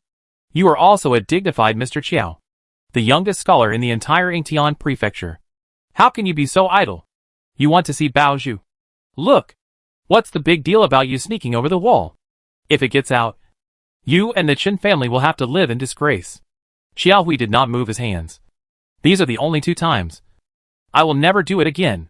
Once I threw a note to Xianjin, and once I peeked into the corridor of Chen's inner courtyard. Both times I was a thief who did not steal anything, but for the same purpose. Speaking of the 2 times, Xianjin also remembered the note. She had to accept this favor. Xianjin stopped talking immediately, scratched his head, and stopped talking. Qiao Hui finally put down his hands, and his eyes returned to the red tassel of the wine pot. And he asked the old question again with great tenacity. Didn't Erlang tell you what the old lady thought? Xianjin frowned. This guy must be drunk. Why is he so concerned about the old lady's thoughts? Is he afraid that the old lady Chu will set her sights on Baozhu and try to repay her kindness by letting Baozhu marry the Star of Hope? Xianjin hurriedly said. It is said that she never said it, but I can guess a little. To start a family, you must first establish a career. As for how to do it, you can rest assured. The old lady has high standards. Either a virtuous and gentle young lady from the Qinglu family, or a steady and generous young lady from aristocratic family. Your own sister. You know it yourself. Which one can Fat Huahua have? Even if she is wearing a mother filter, Baozhu Huahua is not virtuous, gentle, steady and generous. Qiao Hui paused while playing with Hong Swear. Then he can rest assured. Qiao Hui rolled his eyes and looked at the moonlight outside the window. The stars have changed. Qingcheng Mountain Courtyard is now deserted. And naturally there is no night watch. There is a trance feeling that one day in the mountains is 100 years in the world. Perhaps it is because of relaxation that time passes particularly quickly. Xiaohui stood up. It's getting late. Shall I take you back? Xianjin tried to stand up. But it was a bit difficult for a power athlete with poor flexibility to stand up with bare hands. Xiaohui stretched out his hand. Xianjin took it. When Xianjin stood up, Xiaohui quickly withdrew his hand and hid it behind his back. Xiaohui held a lantern, and the two of them were not far away, chatting casually, from east to west, from south to north. When the last topic ended with Hairtail, the two arrived at the Chen family's old house. Xianjin rolled his eyes in front of Xiaohui. If you talk about Hairtail again, I'll ask at Zhang to make you a table of Hairtail next time I see you. Xiaohui raised his eyebrows and smiled. That's great. I'll bring 2 gingers with me. Xianjin's eyes were about to roll back. He yawned and waved his hands randomly. Let's go. I have to go back to Xuanqing tomorrow morning. You do your business. I'll welcome you and Master Qiao when you come back. Xiaohui handed the lantern to Xianjin, put his hands behind his back, and nodded. Xianjin stepped over the threshold, but heard Xiaohui's hoarse voice. Xianjin. Xianjin turned his head. Xiaohui handed over 2 small wooden sculptures from his arms. A short and fat horse, and a clever and cunning mouse. You and Baozhu's birthdays are both in April. I can't guarantee that I will come back before your birthdays, so I can only give you the gifts in advance. Xiaohui's face was open and frank. I missed you very much when I was floating on the East China Sea eating Hairtail. Chapter 237 Homework in Progress. Xiaohui's tone sounded righteous and inviolable. Xianjin reached out and patted Xiaohui's shoulder, nodded with understanding. Baozhu and I also miss you and Teacher Qiao. Although the homework was a little more, it was a blessing to have the director's weird encouragement. When Xiaohui heard Xianjin say miss, his eyes trembled, and returned to the depth in a flash, and smiled, but did not speak. After expressing his longing, Xianjin took the 2 puppets and looked down, and saw a chubby pony and a skinny mouse. This man is a good carver. With just a few strokes, he made the little mouse stealing well cunning and clever, and the little pony clumsy, and clumsy look lifelike. She was born in the year of the mouse, and Baozuza was born in the year of the horse. Xianjin smiled and raised the 2 wooden sculptures. Thank you. Xiaohui waved his right hand, signaling Xianjin to go in. But before Xianjin turned around, he heard the sound of rain hitting the green tiles on the eaves. Hey, Xia Daoxiang's young master is really a qualified weather forecaster. He said it would rain. After a while, the rain turned into a heavy downpour, with big raindrops, like hail. Xianjin looked down at the paper umbrella in his hand. This umbrella is not very resistant to attack, just like a young Ultraman against a mature Godzilla.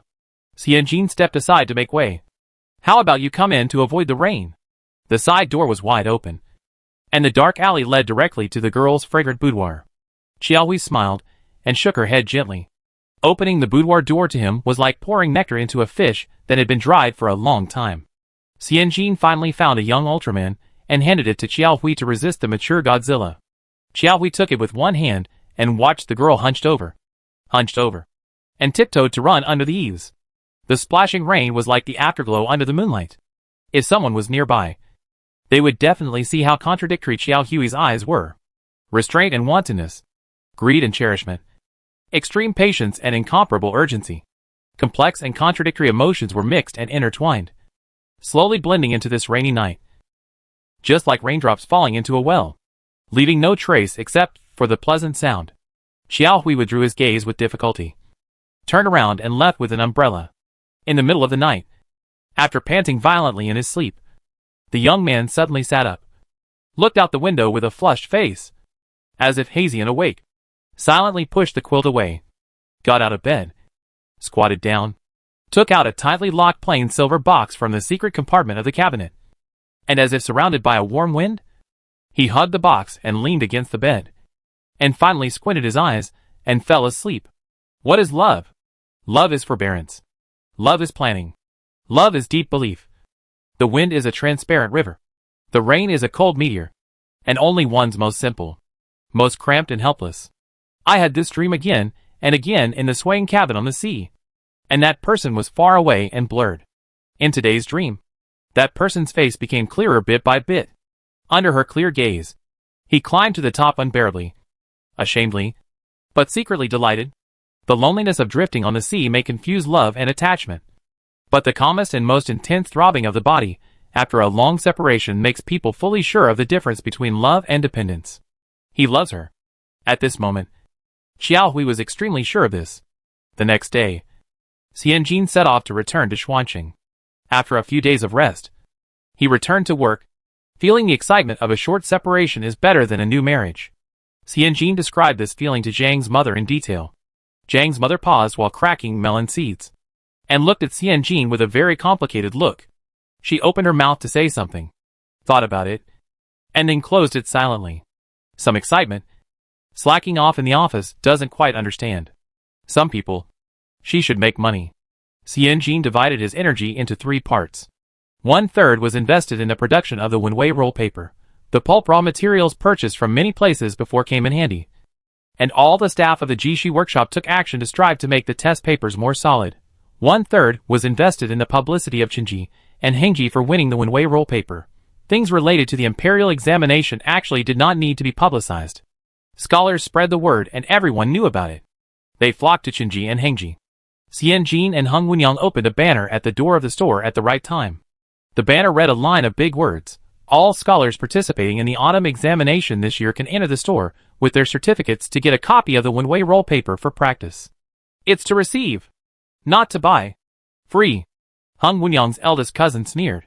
I spent all my efforts, invested money and people, but didn't make a penny. Little sister, I have something to say.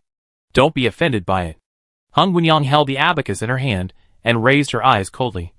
Since you know I don't want to hear it, just don't say it.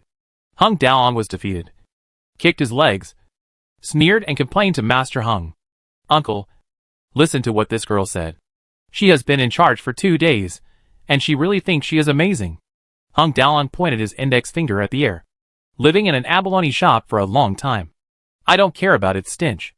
My little sister follows the girl from the Qin family every day. And sooner or later, she will be finished. Mr. Hung was in better spirits, holding a soup in his hand, and ignored the quarrel between the two. Hung Wenyang slammed the abacus on the counter fiercely, raised her head, and looked at it with a sharp gaze. The paper for the examination is given away for free. But as long as someone comes into the store, it's a good thing. 10 people come into the store to get paper, and at least 6 people will order other paper. Although this business does not make money directly, it brings Hengji scholars from the entire Yingtian prefecture. Do you know how many there are? The tone and eyes were as sharp as a sword. 20,000 people. Hung Wenyang sneered, then lowered her head and wiped her abacus, as if waking up from a dream. Oh, I forgot that my elder brother is not a scholar. He has studied for more than 20 years, and has 3 concubines and 4 illegitimate sons. But he has not even passed the examination for a scholar. Hung Daoan was pinched at the vital point, and kicked his legs again, glaring. You? What do you mean by me? Hung Wenyang did not even look up. Hung Daoan looked at Master Hung, pointed at Hung Wenyang with one hand, and sang rap.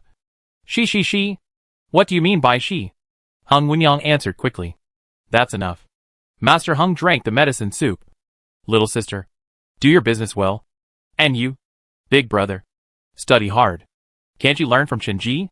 Qin Jiafan will take the spring exam next year. Once he passes, he will be a Jinsher in the 2 lists and enter the officialdom directly. That girl surnamed he has more tricks than cow hairs. This time, she is willing to take us to play. What about next time? Hung Wenyang raised her head, her expression serious. Next time, I will try my best to ask her to continue to take us to play. Master Hung gasped and almost choked out his breath. The internal struggle of the Hung family was as intense as ever. Xian Jin naturally didn't know about it. She put another third of her energy into catching up on homework, just like a primary school student making up for summer homework in the last 2 days. Urgent, I can't finish it. Regret, why didn't I write earlier? Why? Is it the degeneration of human nature? Or the distortion of personality? Crazy sewer. You write. I'll give you the pen. You write. I'll give you 50 taels as a down payment. And I'll give you another 50 taels after you finish. Okay. If it's not enough, you can add more. Self-abandonment sewer. Let's go pick some cardamom flowers to dye your nails. I'll dye them for you. But I can't because I'm still in mourning. After finishing Suar's nails, Xianjin went out to hang out under the pretext of changing his brain. The tea house was full of people, and from time to time, men's obscure laughter could be heard. Xianjin didn't pay attention at first, but after hearing one part, he couldn't help but squint his eyes and listen carefully. It was singing inside. Sir, please have pity. I have no father or mother. My mother is a concubine, and my father is a slave. I only have a pair of clever hands and a clever mouth to please you in a tactful way. I hope you will have pity on this business. Pity. Pity. The singing of the clip sound is very tactful. Xianjin leaned against the wall, crossed his arms, and laughed softly after a while. It's annoying to rush homework. And you come to cause trouble. Ha. Chapter 238. The thugs are online. Spreading obscene rumors is very common in later generations. This woman has a bad temper, so let's spread an obscene rumor to mess with her. This woman looks a little cute, so let's spread an obscene rumor to play with her. This woman is very familiar with me. Spread an obscene rumor. This woman is not familiar with me. Spread an obscene rumor. This woman is so rich. It's obvious that she has unspoken rules, so I have to spread one. For women, due to their special physiological and psychological reasons and certain cultural factors inherited for thousands of years, spreading obscene rumors has become the most convenient, simplest and fastest way to attack them. In later times, as women awaken, those who are maliciously slandered can file a lawsuit and make the initiator pay the price. So, what about now? In this feudal era where there are no sanitary napkins and only menstrual belts that can be changed during the few days of each month, what can she do if she is slandered? Xianjin was thinking, with more doubts than anger. Anger cannot solve the problem, and it is not possible to fight back. It is useless except for having more nodules in your breast. During the 3 or 5 days that Xianjin was thinking, this short play and the script that derived from it were spread all over the place. Xianjin asked Suar to go out and buy a copy and bring it back to read together. After watching it, Suar cried. The excerpts performed in that play were still considered to be plain writing. This script was much more explicit. It not only pointed out that the heroine was born to a concubine, but also became the head of the family by not very glorious means. She developed a not very glorious relationship with the short and fat local official, and used this relationship to bully the local people. In the end, they were discovered by the imperial envoy who was visiting incognito, and the two were sent to the guillotine together. The book did not specify the official position of the local official, the name of the heroine, and the location of the story, but everyone knew who the metaphor was about. This storybook, with its obscure but arrogant words, stands in a dark and malicious position, and every word and sentence is full of rampant imagination, and even has very detailed descriptions of some disgusting and obscene specific scenes. It is unbearable to read. It is like a strange little pornographic article, and the short play that Xianjin heard in the tea house that day was derived from this storybook. Oh, this thing has been adapted into a film and television. Xianjin closed the page and threw it heavily on the table. Suar clenched his fists and clenched his back teeth like a black missile, preparing to run out and blow up the rumormonger. Xianjin grabbed Suar by the back of his neck and pulled him back. Who are you going to find? The Bai family. Suar's face turned red. I'll kill him with Go-Gu. I'll chop off his hands. Go-Gu'll chop off his feet. Chop him into 5 pieces. Xianjin shook his head. Do you have evidence to prove that it was written by the Bai family? Suar was stunned. Xianjin looked calm and asked again.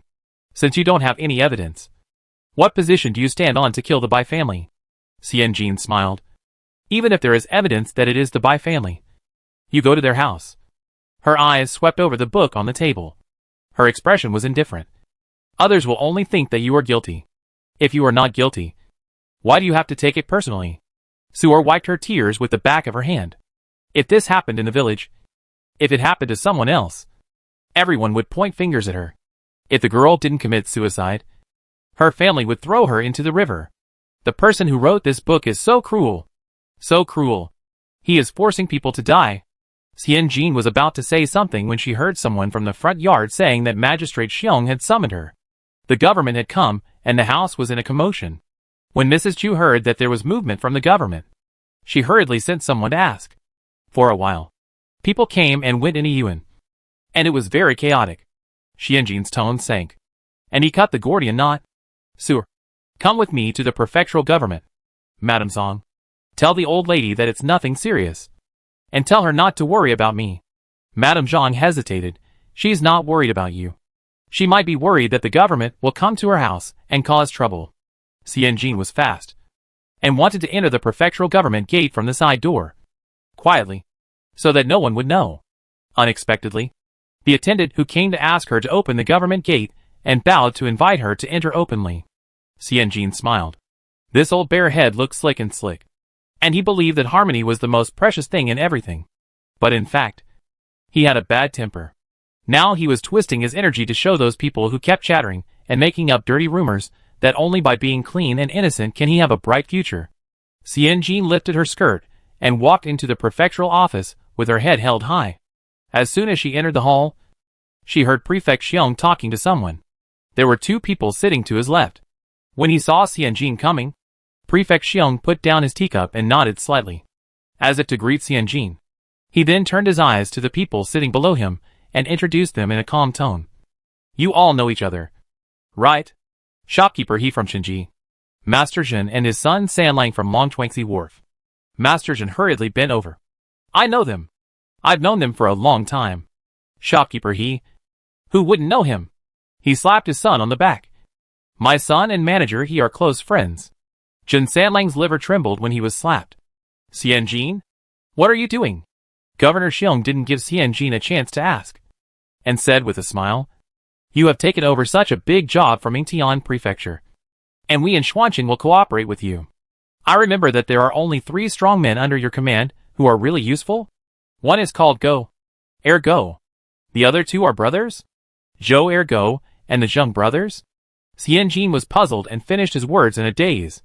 There are also a dozen newcomers, and they are not very old. Prefect Xiong nodded. Newcomers need to be polished before they can be used. 3 is too few. Your uncle Zhen has 60 or 70 loyal young men at the dock. If there is anyone who can be used, you can find him, and he will help you. Xianjin still didn't understand. Prefect Xiong smiled at the Zhen father and son, but pointed at Xianjin casually.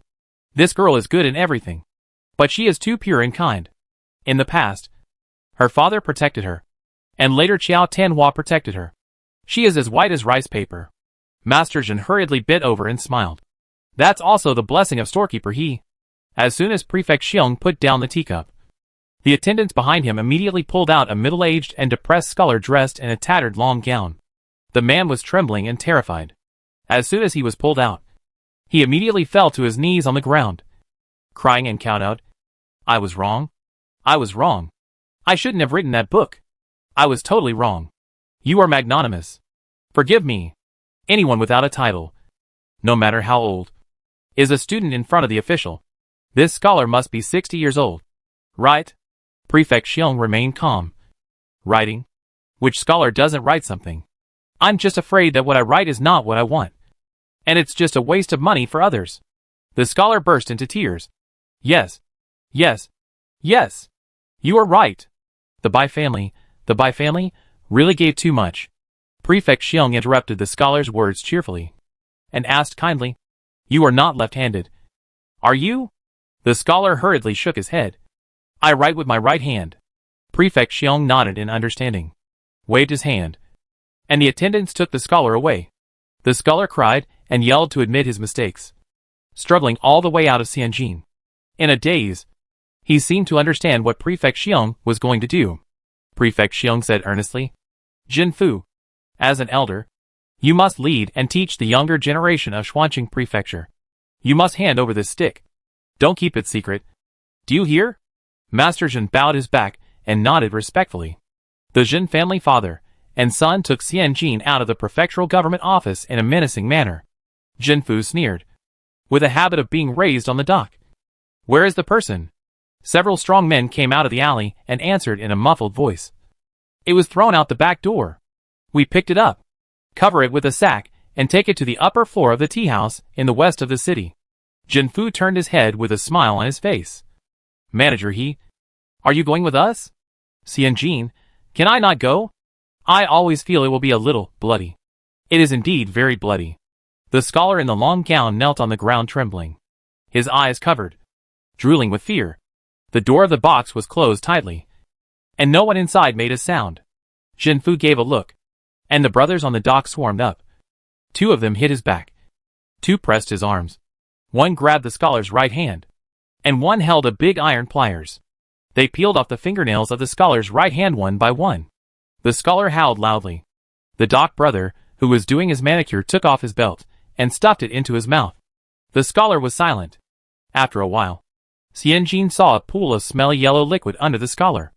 Jinfu frowned in disgust, waved his hand, and his men dragged the scholar, who was incontinent, and fainted to the inner room. Jinfu stood up and personally poured a cup of tea for Xianjin. I mean, a little girl. Don't be too bloody. Just put it in front of Xianjin. Jinfu smiled. But Lord Xiong has his own considerations. Just saying that your future will only be whiter and whiter. This matter is not a big deal. Don't touch your hands. But you have to watch with your eyes and know in your heart, so that you can deal with it in the future. Xianjin lowered his head and sipped his tea. To be honest, she really didn't feel uncomfortable. In her previous life, she had many surgeries, and she didn't know how many cuts were made on her body. The blood, flesh, and bones were not enough to cause her physical and psychological discomfort. Moreover, at this moment and here, since there were no laws to restrict the behavior of the long-sleeved scholar, it would of course depend on whose knife was faster. The pen of this scholar could sometimes become a flower to praise people, and sometimes a knife to kill people. If it were another girl, this scholar would probably bear a blood debt. The tea soup tasted sweet in Xianjin's mouth, thanks to Uncle Jin and third brother. Xianjin smiled. There will be another one tonight. I will trouble you too, and the brothers at the dock. Jinfu laughed. This girl is really kind. It was a dark and windy night. In the alley of Xuanqing, Bai Daoan came out of Baihuala drunk and got on the mule cart. The alley was crowded. The other mule cart opposite it also started to move. Xianjin sat calmly in the mule cart and said in a steady voice, "Bump into it." Chapter 239, Fury of Incompetence. Zhou Ergu, who was driving a mule cart, rushed forward recklessly, knocking the carriage of the other mule cart into the air for a moment. It would be great if it was a horse carriage. Zhou Ergu thought so. It would be a pity if he didn't drive a horse carriage with such great driving skills. Thinking of this, he tilted his head to encourage his boss. Boss, I heard that the emperor can ride in a horse carriage. You have to work hard. Xianjin, you push your boss so much. Does your blind date know? Bai Daoang's mule cart flipped over after being suspended in the air. The alley was narrow and the carriage was blocked by the wall, so it didn't turn upside down. Damn it! Who is so blind? Fuck! Don't you know it's the Bai family's car? Bai Daoan groped out of the narrow carriage while cursing, and stood up with his big butt rubbing against the ground. But before he could stand up completely, he was covered by a black sack. Bang bang bang. The big wooden stick hit Bai Daoan's knees quickly. Bai Daoan groaned. Plop. He fell to his knees with a sound. The dense clubs fell from the sky like raindrops, and landed on Bai Daoan with a crackling sound. At first, Bai Daoan was still cursing at the top of his voice, and then he began to cry and beg for mercy. In the end, there was no sound in the bag at all. Shen Sanlang sat next to Xianjin and asked with a cheerful smile, "Did he beat him to death?" The men outside pulled the sack, felt Bai Daoan's neck pulse, and shouted, "He's still alive." Ah! Shen Sanlang sighed with some regret. If he died in the chaos, that would be fine. This is considered an occupational risk. At most, they did not do a good job in risk prevention, which would be considered a mistake and not included in the KPI. However, Prefect Xiong might just give him a lesson. It would be bad if someone died, but he did not say to kill him. Prefect Xiong did not allow him to be killed, so they could not continue to kill him. In fact, in his opinion, it would be better to kill him directly. Anyway, the hatred has been made, and making him half-disabled will cause endless troubles. Shen Sanlang raised the curtain with regret and looked at the mess outside. Xianjin frowned. Not going on. Shen Sanlang's tone was reluctant. Not going on. Master Xiong didn't say to kill him. Xianjin also sighed with regret. Shen Sanlang? Where's the pure kindness you promised? Zhou Ergu was driving a mule cart and preparing to go home. Xianjin asked him to stop, lifted up her skirt and got off the cart. With the light of the turbid oil lamp in the alley, she picked up a big wooden stick that was longer than her leg, and with a clang, she intended to hit Bai Dalong's right calf. It was crooked, but the momentum was in place. Wow! The brothers at the dock looked at Xian Jin with admiration. A sensible subordinate stretched out his hand to straighten Bai Dalong's right leg, and pointed to Xian Jin in a flattering way. Boss, hit here. This is the bone. It won't make a sound if you hit it. Bang! Xian Jin swung the big wooden stick again, and hit Bai Dalong's shin bone accurately. Xian Jin looked down and saw that the short and thick bone was tilted at a weird angle. Well, it should be broken. Good things come in pairs. And the sensible dock brother hurriedly sent another good bone. Boss, this is the left leg. Don't give him a chance to crutch. Xian Jin swung the big wooden stick to the sky, and the stick hit the left leg bone with a muffled sound. Both legs are broken. This girl should be quiet for at least 3 months. Xian Jin threw the big wooden stick to the ground, turned around and got on the mule cart without any hesitation. Since reading the storybook, the aggrieved mood that had been suppressed finally poured out to the vent that was broken. No matter how calm she was still a girl in her early 20s and her past and present lives in her specialty. She could remain calm no matter whether she was happy or angry, because she had a plan and knew that she could not lose. But this matter is different from doing business after all. In her previous life, she had the desire but not the courage, and had countless heart-beating moments. But she had never used real guns and bullets in person. Mutant-born Single was suddenly dragged into such a disgusting and despicable yellow trap. To be honest, she really wanted to kill the Bai family. Just use the red and blue sapphire scimitar dagger given to her by the beautiful big sister. Since there is no rule of law here, use violence. Xian Jin's eyes flickered, looking out the turbid window. The tip of his nose was filled with the smell of blood, and there was a strange sense of calmness. There are some things she can't do. For example, pulling out the old man's nails, or beating up the eldest son of the Bai family. If she did it, it would be a great rebellion.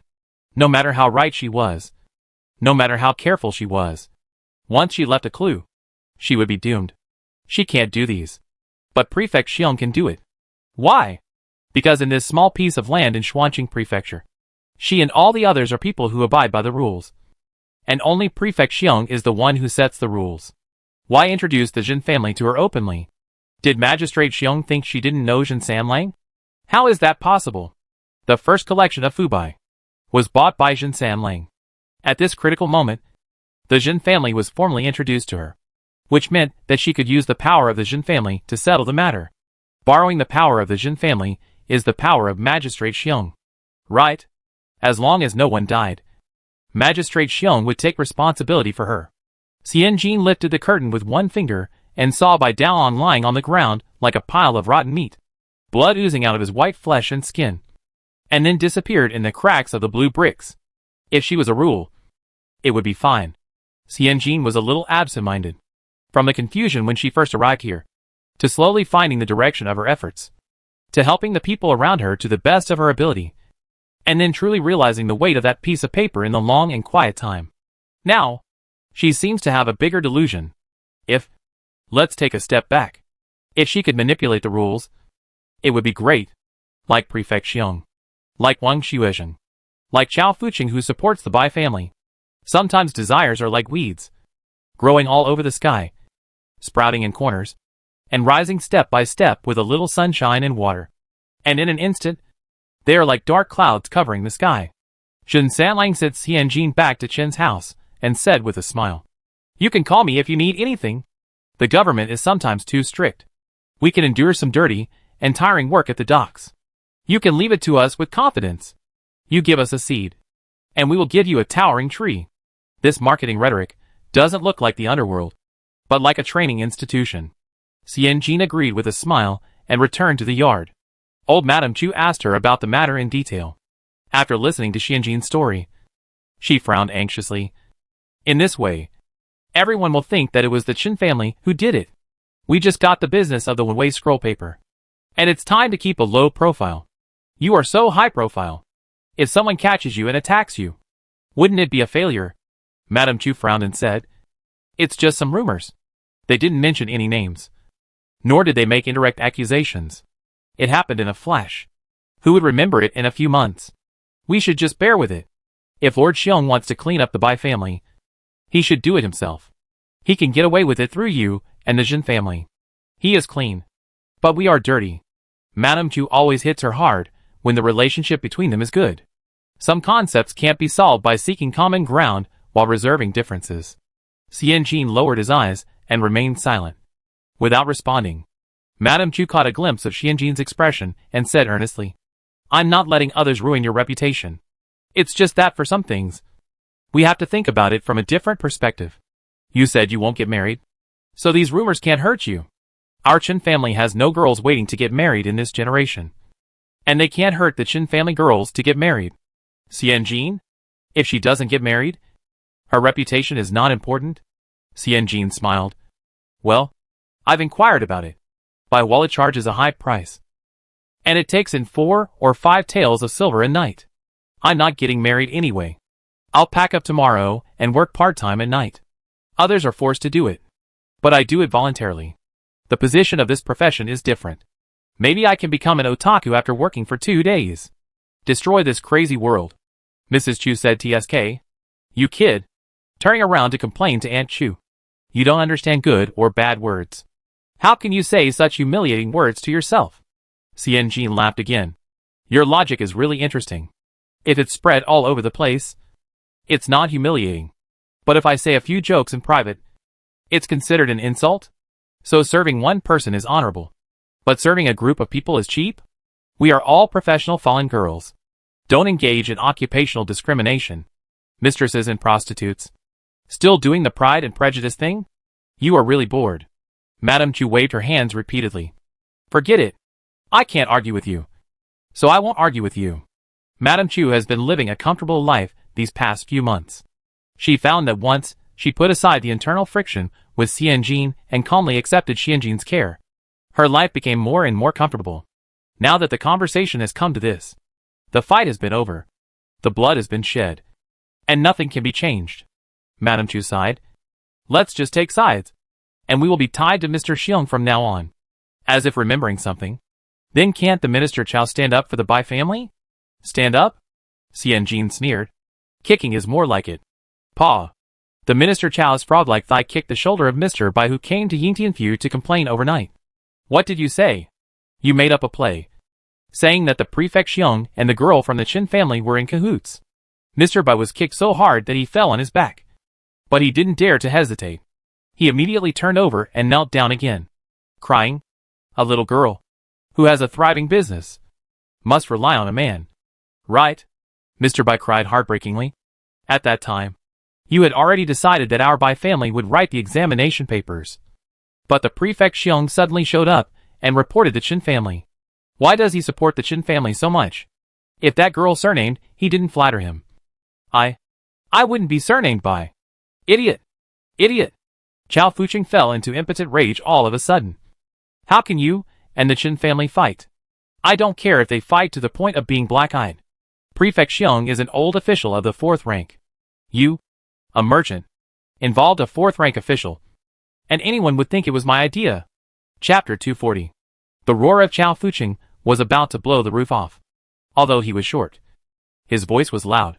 God closed the door of tall and thin handsome men for him, but opened the window of groundhog singers for him. The position of Yingtian Prefecture is now there. Empty. The 4th rank to the 3rd rank is a natural chasm. It's a gap. I want it. But when Fuqing doesn't want it, Xiong Jifu doesn't want it, don't the more than 10 prefects in Yingtian Prefecture want it? At this critical moment, why are you standing out? Why are you sticking your head out?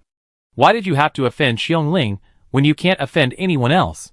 Xiong Ling has been entrenched in Nanzili for more than 10 years, and has never been on a business trip outside Jiangnan. What does that mean? It means that the position under his butt is indestructible. In the rich Jiangnan area, officials prefer to work in officialdom besides the capital. But for more than 10 years, hundreds or thousands of officials in the Wei dynasty have not pushed this position away from him. You go to offend the person who made the arrangements? I don't even dare to offend this person. So why do you? Your son has 2 legs broken. Not 3 legs broken. So people are already giving you face. If you want me to come, your son will be beaten to death sooner or later. Chao Fuching screamed like a groundhog and looked at Master Bai with eyes that seemed to be spitting fire. He has wiped the butts of this merchant, who is not a legitimate Yu family, too many times. The paper is almost broken, and the shit is sticky on his hands. Master Bai was shaking all over and stammered, I originally wanted to force the surname he to die. Who knew that I accidentally injured Magistrate Xiong? I will go to Magistrate Xiong to apologize. I will admit my mistake. Chao Fuching's eyes widened, and he looked at him in disbelief. Who are you? Are you going to ask Magistrate Xiong to apologize? Chao Fuching was about to laugh with anger, seeing Master Bai retreating timidly, as if he didn't understand why he was so angry. Chao Fuching suddenly had an epiphany, and felt that his anger just now was really for no reason. Some people don't need to be taught or communicated with at all. Just like Aunt Bai in the backyard. You just need to communicate with her in bed, and there is no need to have any interaction at other times. The housekeeping in the backyard is properly managed by the wife. The family business is taken care of by the legitimate aunt who comes from a wealthy family. And even the enlightenment and education of the girls in the house are taken care of by the aunt who is well read in poetry and books. Aunt Bai is young, docile, and good-looking. Apart from these, there seems to be nothing left. Not to mention compared with the lively and beautiful shopkeeper men, even when choosing a concubine, have a set of standards, suddenly jumping out of the upper period of having a child in old age.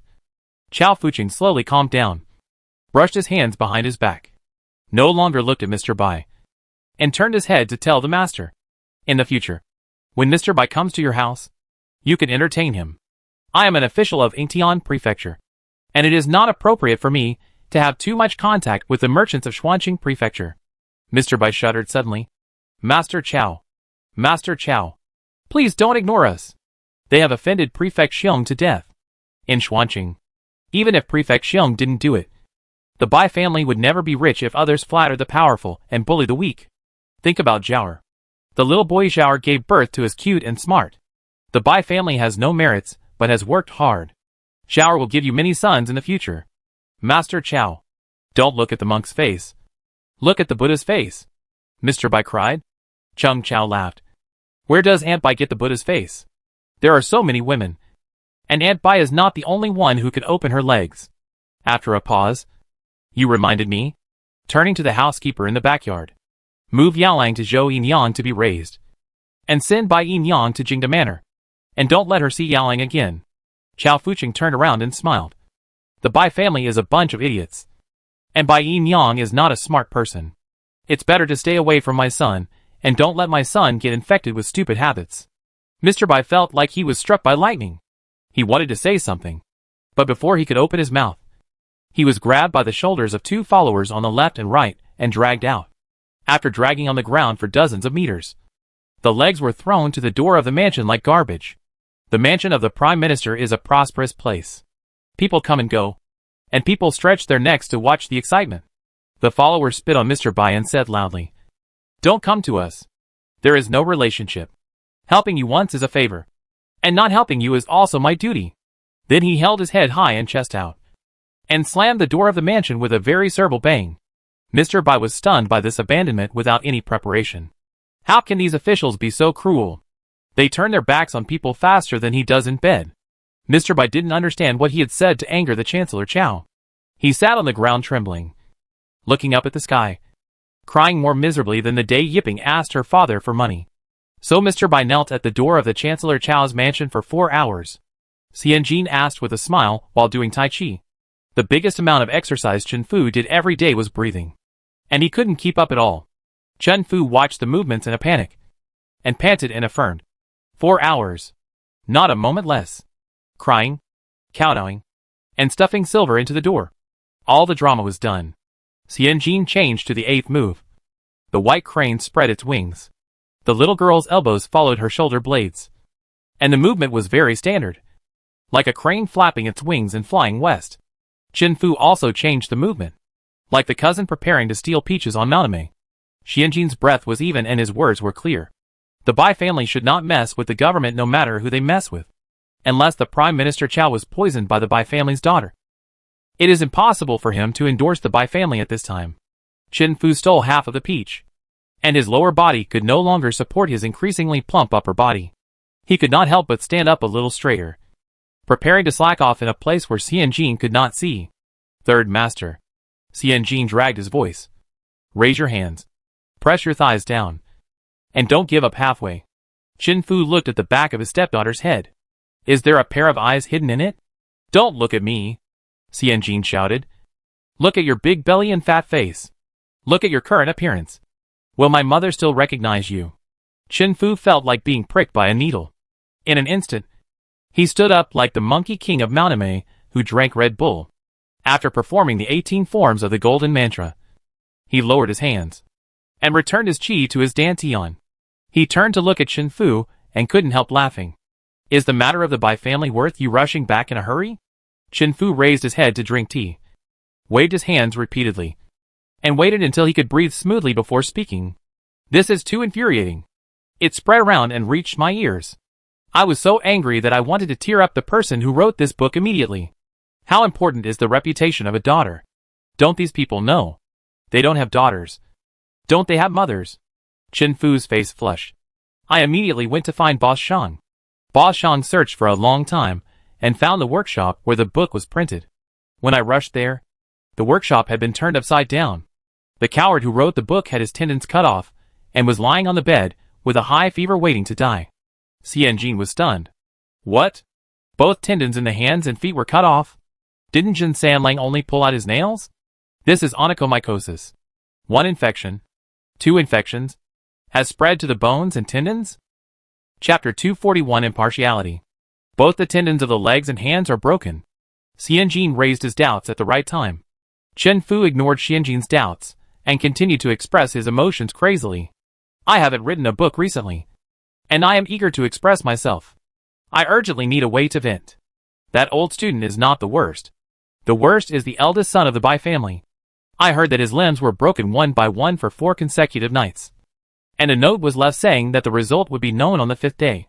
The Bai family was scared. Qin Fu lowered his voice. His tone was horrifying and suppressed. What do you think is after the limbs? Qin Fu threw a joke with great interest. He has been studying Liaoshai recently. And people, ghosts, gods and monsters are really interesting. It seems more interesting to make the audience so amused that they dare not go to the toilet in the middle of the night. Xianjin wiped the sweat from practicing Tai Chi and looked at Qin Fu expressionlessly. Qin Fu silently looked away. Well, if the audience is always emotionally stable and strong, even if there are 8 horrifying jokes, they can still go to the toilet like a flying bird. Qin Fu pursed his lips.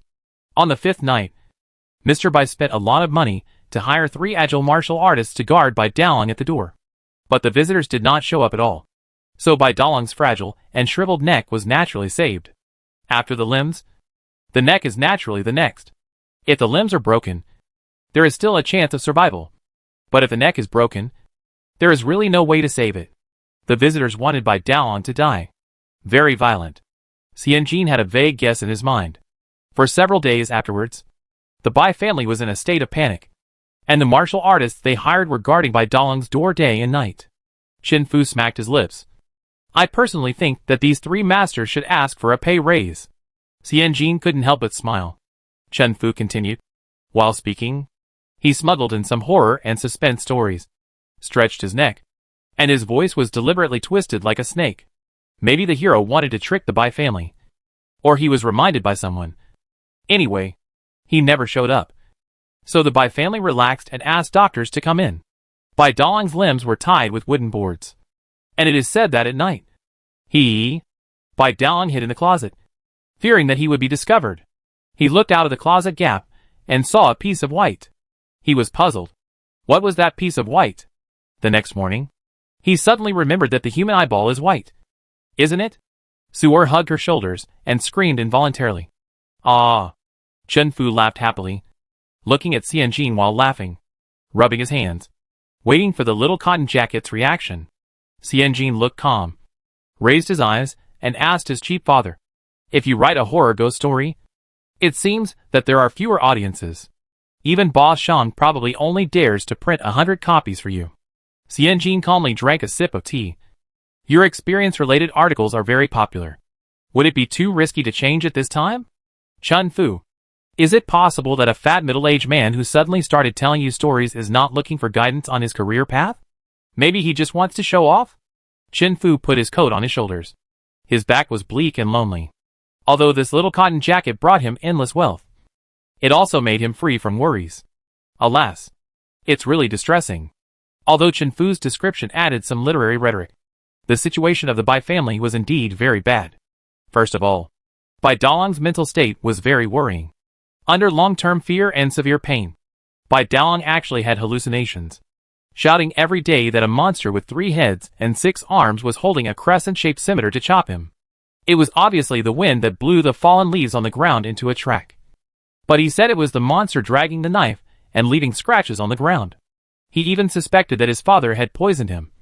So he poured the boiling medicine on his father's face. And both the father and son were hurt. In short, this Bai Dalong was sneaky. And his words and deeds were outrageous. He must have been possessed by something. The masses' way of thinking is simple and crude. Since materialism doesn't work, everyone began to follow suit and engage in idealism. Some said it was a fox from the Hu family. Some said it was a weasel from the Huang family. And some said it was a white snake from the Lu family. As for what species it was, everyone had different opinions. And he was possessed by the gossip spirit. The discussion in Xuanqing intensified, and even gave birth to many literary works. Qin Fuzi likes to take advantage of the hot spots, and wrote the literary masterpiece White Snake Occupied My Body, and 8 fetuses Run Away with the Baby with his brush and ink. It was a literary masterpiece with gossip, feudal superstition, and love at the same time, which caused a strong response as soon as it was published. In comparison, Mrs. Xiaofu Irong's new Ghosts Choose the Door is much inferior. It focuses on feudal superstition, with 2 sentences of gossip, and unfolds the story around betrayal, greed, indulgence, stubbornness and other evil forces using the door as an opportunity. Xianjin thinks it is well written, but its popularity is far less than White Snake Occupied My Body and 8 fetuses Run Away with the Baby. What does this prove? It proves that thriller and suspense can never beat romance. In Wei Entertainment Dawei Dynasty Entertainment, Qiyu is here. You have to ride a panda and fall in love. The 2 local masters of Zhuangchengfu have published new books one after another. For a while, many storybooks have been published, some of which are critical of current affairs, and some are about continuing romance. Literary works emerge in an endless stream, which can be described as a riot of color. Xianjin, turbulent current affairs are a hotbed for the entertainment industry. And so are gossip and feudal superstition. In addition to the flourishing of the literary and artistic circles in Xuanqing Prefecture caused by Bai Dalong, the Bai family also faced the abandonment of stable customers and the hesitation of suppliers. When the official customers heard that Mr. Bai was thrown out by Chao Fuching of Yingtian Prefecture, no one dared to continue to cooperate with the Bai family. Most of the private customers were scholars. After hearing that the Bai family instructed the old student to write to destroy the innocence of Qin Jihe, a large number of them spontaneously stopped buying paper from Bai Ji. What's more, the standard paper sent by Qingheng is not good. Now the Bai family is surrounded by enemies. I heard that Mr. Bai begged for help everywhere, even to his married daughter's house. Xiong Yu folded her hands in front of her belly. She was always gentle and calm, but now she was so gentle that her head seemed to be glowing. Although Xianjin disagreed with the saying that marrying is like raising flowers. Looking at Xiong Yu's state, at least she didn't suffer much in Cui Heng's garden. Xianjin was calculating, and a sneer appeared on his face. I'm afraid the daughter of the Bai family only applauds, but doesn't help in times of need. Hearing this, Baozhu Huahua, who was chewing on a cake, was puzzled. Why? My father is in trouble. I have to help. Xiong Yu smiled and handed another piece of mung bean cake to Baozhu. Other fathers and daughters naturally have the same mind. But the Bai family? She counted on her fingers for Baozhu. One was married to the old man as a concubine by her father. One was married to a 5th-ranked judge as a concubine. And one was married to Guangdong just to get a seaway ticket. Even in the previous generation, there were not many girls who were married off in a proper way. Not to mention the dowry. It is said that the Bai concubine in the room of the Chao mansion took 8 beds of bedding with her when she left the house. Now she is driven to the farm. Although the mother and son are separated by blood, Mrs. Chao is kind and gave her 200 taels of resettlement fee before she left. Compared with the previous situation, it is much more relaxed. heaven, earth, emperor, parents, and teachers. Under the current world, it is difficult for them to openly resent their fathers and their families. But if they want to lend a hand, then they are truly highly skilled, and we must admire them.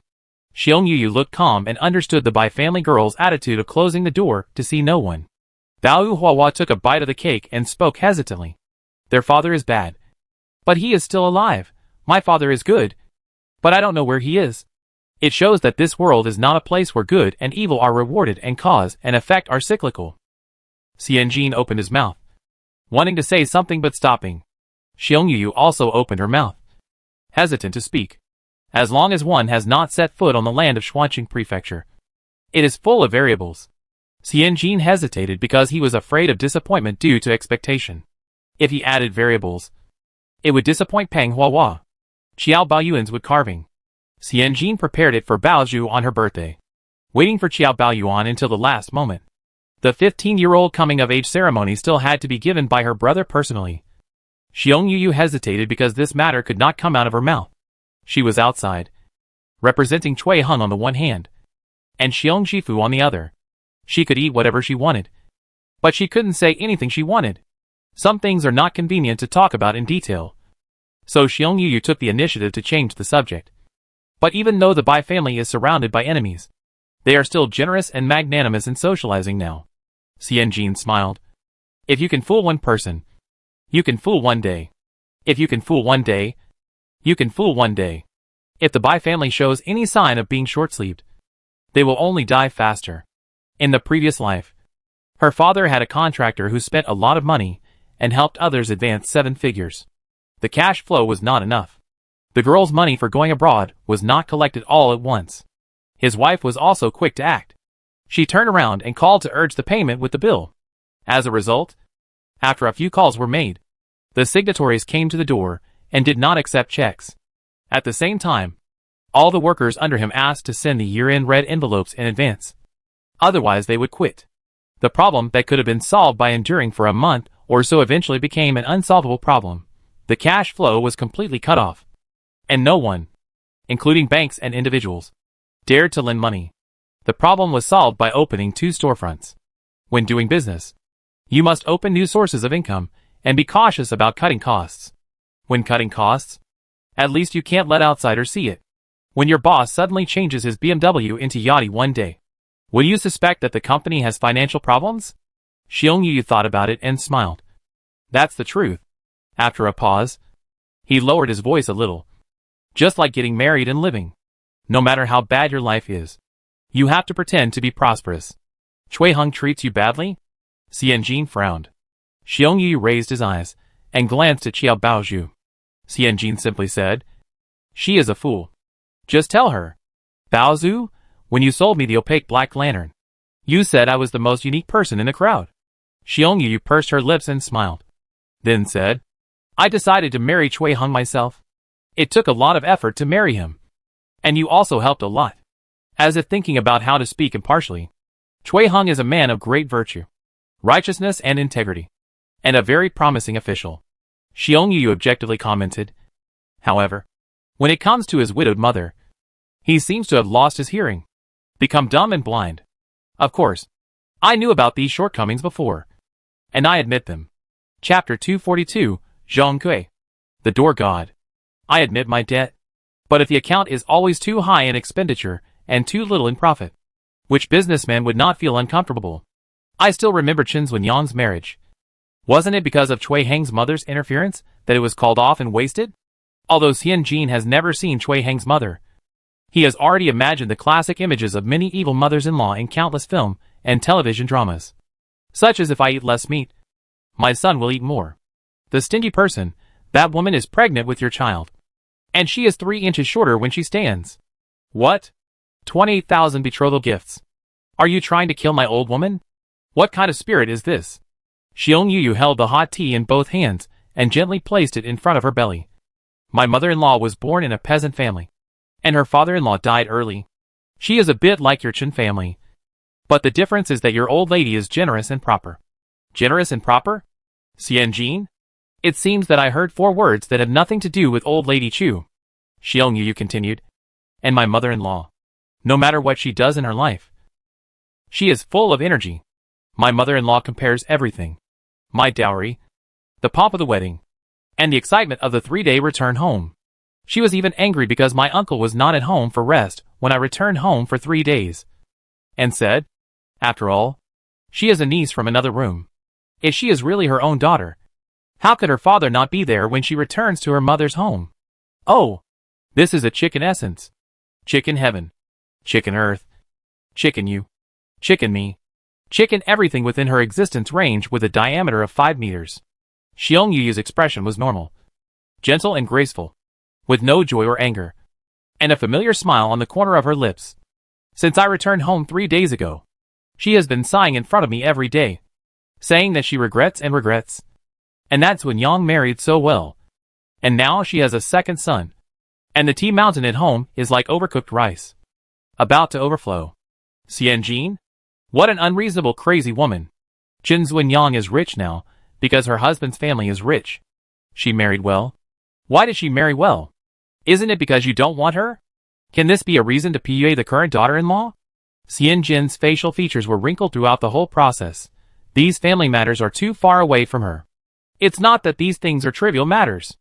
After all, everyone has different tracks. Others treat raising children as a career. Maybe they will be successful earlier than her.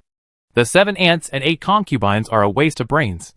She would rather fight with the Bai family for 500 times than to compete with the Dian mother-in-law. Xianjin's distorted facial features amused Xiong Yu. Xiong Yu reached out and slapped the back of Xianjin's hand, saying lightly, "Don't be like that. You won't meet him again." Xianjin said softly, "It doesn't make me feel comfortable when you say that. Mother-in-law is the person a married woman spends the most time with day and night. Some difficult mothers-in-law will even ask their daughters-in-law to sleep with them, carry water and urine, and treat them as unpaid strong laborers. Like Cui Heng's mother, who is full of negative energy, questioning you every day and denying your life partner. It really makes people want to die all the time. Moreover, some mothers-in-law have been through this, and they want to abuse their daughters-in-law even more. They are typical of eating shit themselves and wanting to make others eat shit. This is not over yet." Xiong Yu continued. "Before, those inexplicable scripts and excerpts were popular. My mother-in-law felt that I had an unstable backer and bad family education. She said something veiled in her words. She also said that my uncle disregarded the integrity of scholars, and that I was a lowly and obscene person who made friends with you. She even wanted to send me to the manor and wait until this wave of popularity passed." "Obscene?" Xianjin's facial features stretched out. "Suizui. Smash her fruit for me. This is too much. Forget PUA. You also cited a lot of evidence and DISS in all aspects. Even innocent girlfriends were not spared. Apart from these, there is no big problem." Xiong Yu seemed to remember something. "There is another point. She has been trying to control my dowry, and seems to want to reach out to the 2 farms that my aunt gave me as a dowry.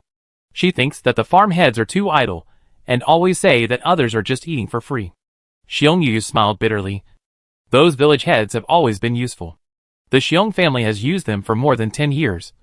But she pointed at them and scolded them for being lazy."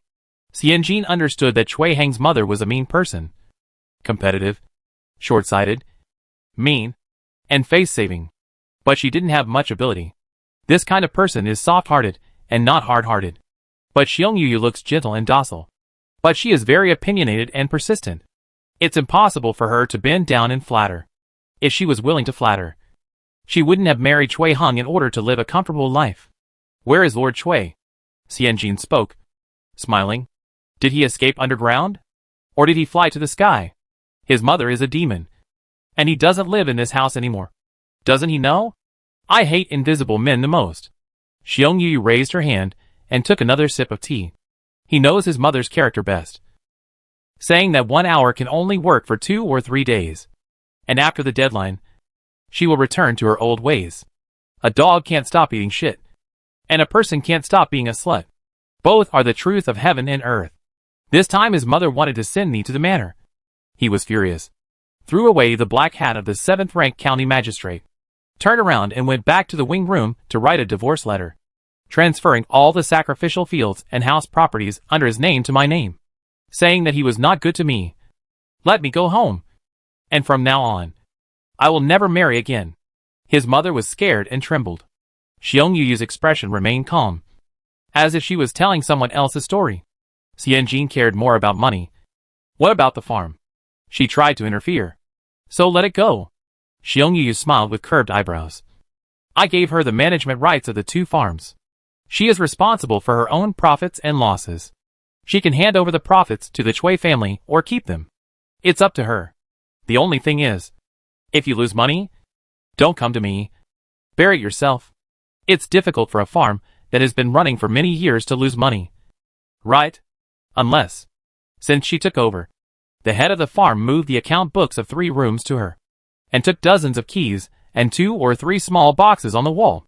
Now 3 months. It seems that it has lost 67 taels. Right? Xiong Yu's eyes relaxed. How can we make a profit if our servants are incompetent? Naturally. The more we work, the more we lose. The less we work, the less we lose. And if we don't work, we lose nothing. In the end, Chui Hung made up for the money, and even gave me another 33 taels to buy a pearl hairpin to make it even. After that, my mother-in-law didn't want to hand over the housekeeping power to me, so I let her do what she wanted. I just told her what I wanted to eat and buy. A few days ago, she cried in front of Chui Hung. She wants to eat chickens and eggs, and eat the chicken coop until there are no more children. She has been married for more than half a year, and our monthly household expenses have increased by several taels of silver. Xianjin laughed. What did Lord Chui say? Chui Hung only said, official duties are already heavy. How much money can a few melons and 2 dates earn? A proper county magistrate scolds his wife for a chicken. It's really embarrassing. His mother cried again, and Chui Hung got annoyed and said, if you can't manage the household expenses, leave it to Yunyang. His mother didn't dare to say anything. Xiong Yu smiled and said, later, his mother wanted to punish me and proposed to give Chui Hung a concubine. I said okay. Buying a concubine would cost 5 taels of silver, and a monthly allowance of at least 1 tael of silver. And I have to match her with a little girl. Right? I have to allocate a new room for her to live in. I have to take care of her 3 meals a day. 2 snacks and a soup. Right? After a lot of calculations, his mother saw that she had to spend at least 10 taels of silver as a base, and her face turned green with anger. Then he wanted to give his personal maid to Chui Hung, and proudly told me that I didn't need to buy a personal maid, nor did I need to increase the monthly fee, and it was a good deal. I sent her to Chui Hung that night. Xiong Yu spoke slowly, with ups and downs, as if she was telling someone else's story. Pang Huahua forgot to eat the cakes and asked repeatedly, Then what? Then what? Xianjin frowned. This is an adult matter. The big kids can eat yours. Xianjin reached out and calmly covered Pang Huahua's ears, raised his chin, and motioned Xiong Yu to continue. Go ahead. I'm ready to listen to the pornographic text. Xiong Yu smiled and said, in less than a quarter of an hour. The person came back. Such a short time. Xianjin wanted to blurt out. Pang Huahua couldn't hear, eager to learn from Xianjin's mouth, trying to learn lip reading in an instant. For the sake of the children, Xianjin held back. Xiong Yu put the hot tea on the table. My mother-in-law bought the cheapest maids in the mansion to save money. It was a blessing if she had 2 ears, 2 eyes and a nose.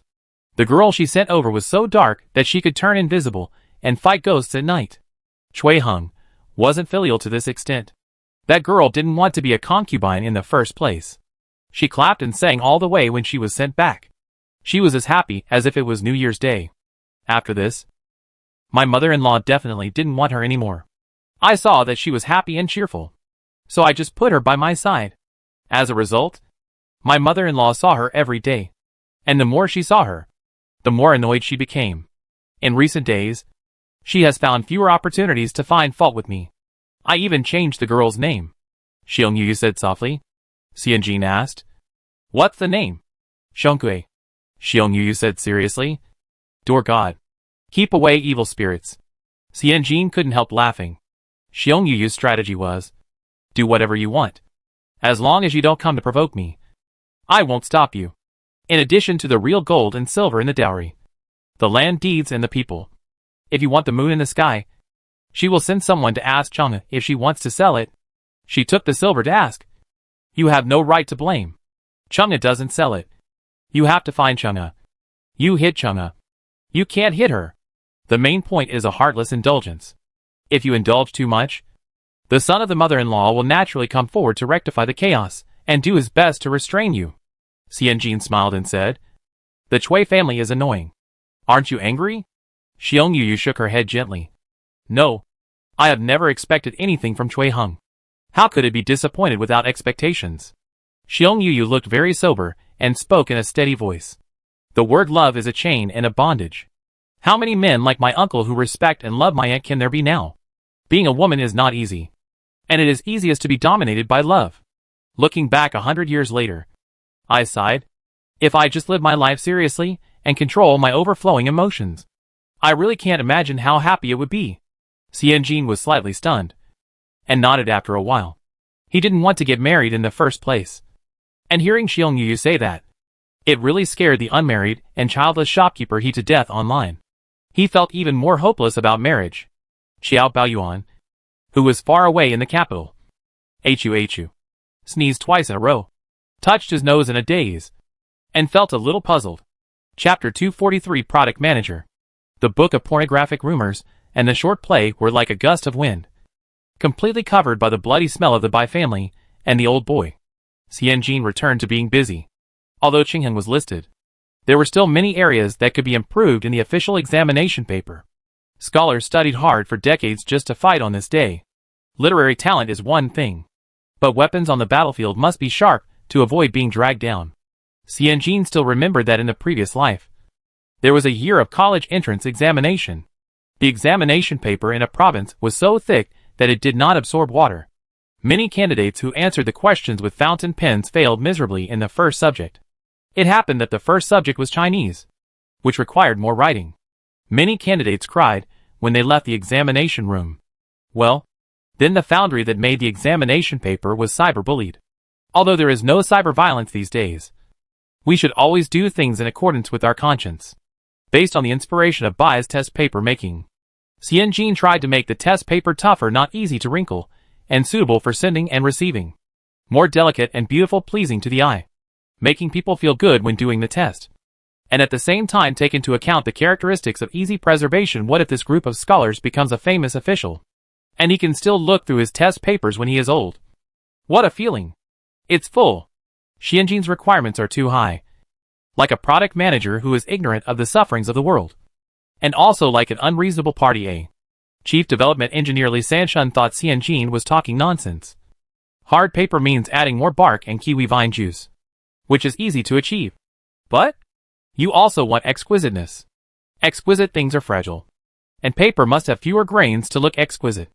How can the hardness keep up with fewer grains? He casually pulled a camp. Zhou Ergu. What do you think? Zhou Ergu, the chief front-end developer, felt that the master was setting a trap for him, looked up at the sky, and said vaguely, I think they all make sense. Who doesn't want paper that is wear-resistant? Tough and exquisite? Zhou Ergu turned around and threw the blame to his younger brother Zheng Er.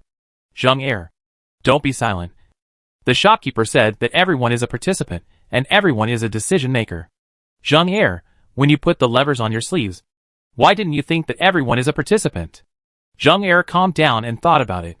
Even if he agreed, the R&D task would not fall on him. Then he said firmly, I think the shopkeeper is right. Pa. It was Li Sanshun slapping Zheng Er on the back of the head. A crisp sound. The financial supervisor Hung Wenyang was very worried. If we need to adjust the paper material, it will involve costs. The quotation we gave to Yingtianfu was too tight. If there is any extra expenditure, we will have to bear it all by ourselves. Lu accountant. You count it. Xianjin just finished speaking. Then he remembered the fact that Lu Badan was fired, and glanced at the people in the room. Stubborn donkey Li Sanshun. Illiterate Zhou Ergu. The Zheng brothers who love to flatter. The innocent former Jishi workshop manager Chu Domo. Plus the former Fubai who always has AP face. The chief steward Zhao Dijin. Hung Wenyang brought 3 people with her. One was said to be the leader of Hengji papermaking. One was his apprentice. And the other was a steward who knew some paperwork and records. First, exclude the people from Hengji. She is not exclusive. Since she has decided to co-sign, she will naturally accept Hengji. However, For things like accounts, they must be her own people. Second, exclude all the pig team present. The people here either look like scammers or victims of scams, and they are not suitable for managing money. Finally, the accountant in the shop could not be moved. Fubai was the accountant of Aunt Zhong, and Xia Tian was the eldest son of manager Dong. Kikiki had 3 jobs and had to work the night shift at night. No matter how he was ordered, he could not be treated like a donkey. Wait! Manager Dong, Chun Fu, her cheap father, gave her an excuse to vent his anger and returned to Xuancheng, leaving manager Dong and Jingxian. If Chen Fu was replaced and manager Dong was replaced, wouldn't he be more useful? Xian Jin immediately wrote a letter to Jingxian. On the 3rd day, manager Dong replied with a sincere attitude and respectful words.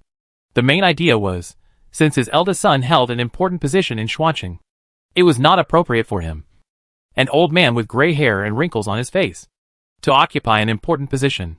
He was flattered by the boss's trust, but as a clerk, he should know how to avoid suspicion. If he must come, he must let his eldest son resign first. Xian Jin, woohoo! The best steward Dong in the world. Woohoo! The wind of missing you has blown to Xuancheng Prefecture. 2 pages in total. Xian Jin turned another page and saw 5 names that steward Dong had drafted for her. He personally thought that they were capable of taking over the position of substitute accountant.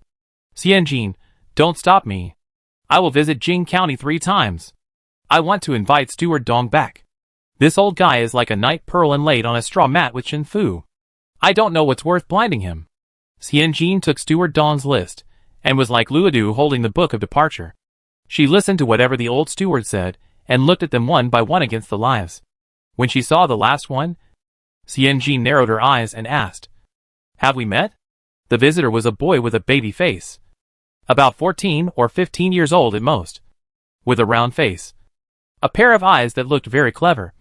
And 2 canine teeth showing when he smiled. "Hello, Mr. He. This is your first time at Fubai. I'll show you the way. My name is Nan Xiaogua." "Oh!" The first boy who showed her kindness at Fubai. Xian Jin smiled. "How old are you?" Nan Xiaogua, 17 years old. Xian Jin was stunned. Nan Xiaogua tried to be serious. "I just look young." "Can you write?" Xian Jin asked again. Nan Xiaogua nodded vigorously. "Manager Zhao taught me the 3-character classic, and I can recognize and write characters. Well, Manager Zhao has a bad temper, but he is not a bad person. And he is also very skilled in paper making. Otherwise, he would not have joined the 10-man commando team." "Can you use an abacus?" Xian Jin asked a difficult question. Nan Xiaogua's eyes lit up. "Yes. I heard that you use an abacus for accounting. So I bought one for myself with my monthly salary and practiced secretly after work." Xian Jin nodded. "Come to the Jishi workshop to work as an accountant tomorrow." Nan Xiaogua was overjoyed. "That's it. Is it passed?" Xian Jin handed the paper where Manager Dong wrote the list to Nan Xiaogua. "Look. Only your name is circled. Manager Dong thinks highly of you. All members of the commando team are in place." Although Xian Jin's request was opposed by the algorithm, development, and testing, Xian Jin was very persistent. Li Sanshan led the team to do it. The key to making paper is the raw materials and the proportion. The degree of softness, hardness, and toughness actually tests the proportion of Shatian straw, euphorbia bark, and paper glue. It takes a little bit of trial to find the balance of the 3. Li Sanshan was so tired after trying that he ordered the clerk of Hengji to make a record. 30% straw, 70% bark. The second time failed. Change to 35% straw and 75% bark. And boil the paper glue to make it 30% thicker. The clerk agreed. Xian Jin crossed his arms and looked gloomy. There were faint laughter outside the door. Xian Jin and Old Manly both looked down and turned their heads to look. Zhou Erge thought to himself, "Oh no! Who is so blind to provoke the old devil and the female devil at the same time at this time?" Chapter 244 Promotion and Salary Increase. Chi, the braised pork elbow, was chewing maltose and greeting the newcomers with a playful smile, while reaching out to lift the bamboo curtain and enter the fire room. The bamboo curtain was lifted, and 2 cold poker faces, one old and one young, appeared in front of him at the same time. The maltose was so scared that it slid down his throat and into his stomach. Cough, cough, cough, cough, cough. Chi climbed on the door frame with his hands, and was about to cough out his lungs. The fire room was silent. After a while, Zhou Ergu burned up half a lifetime of wisdom, and tried to help Chi with the courage of burning his boats. You cough so badly, and still come to work. You are really diligent and hard-working. You are worthy of being the first one among this group of newcomers to have a good reputation. Papa. Zhou Ergu enthusiastically applauded Kikiki. Zheng Er also clapped happily. Xianjin, there is always a friend in the world who can smell all your farts. Why are you standing there? If you want to come in, find a place to stand.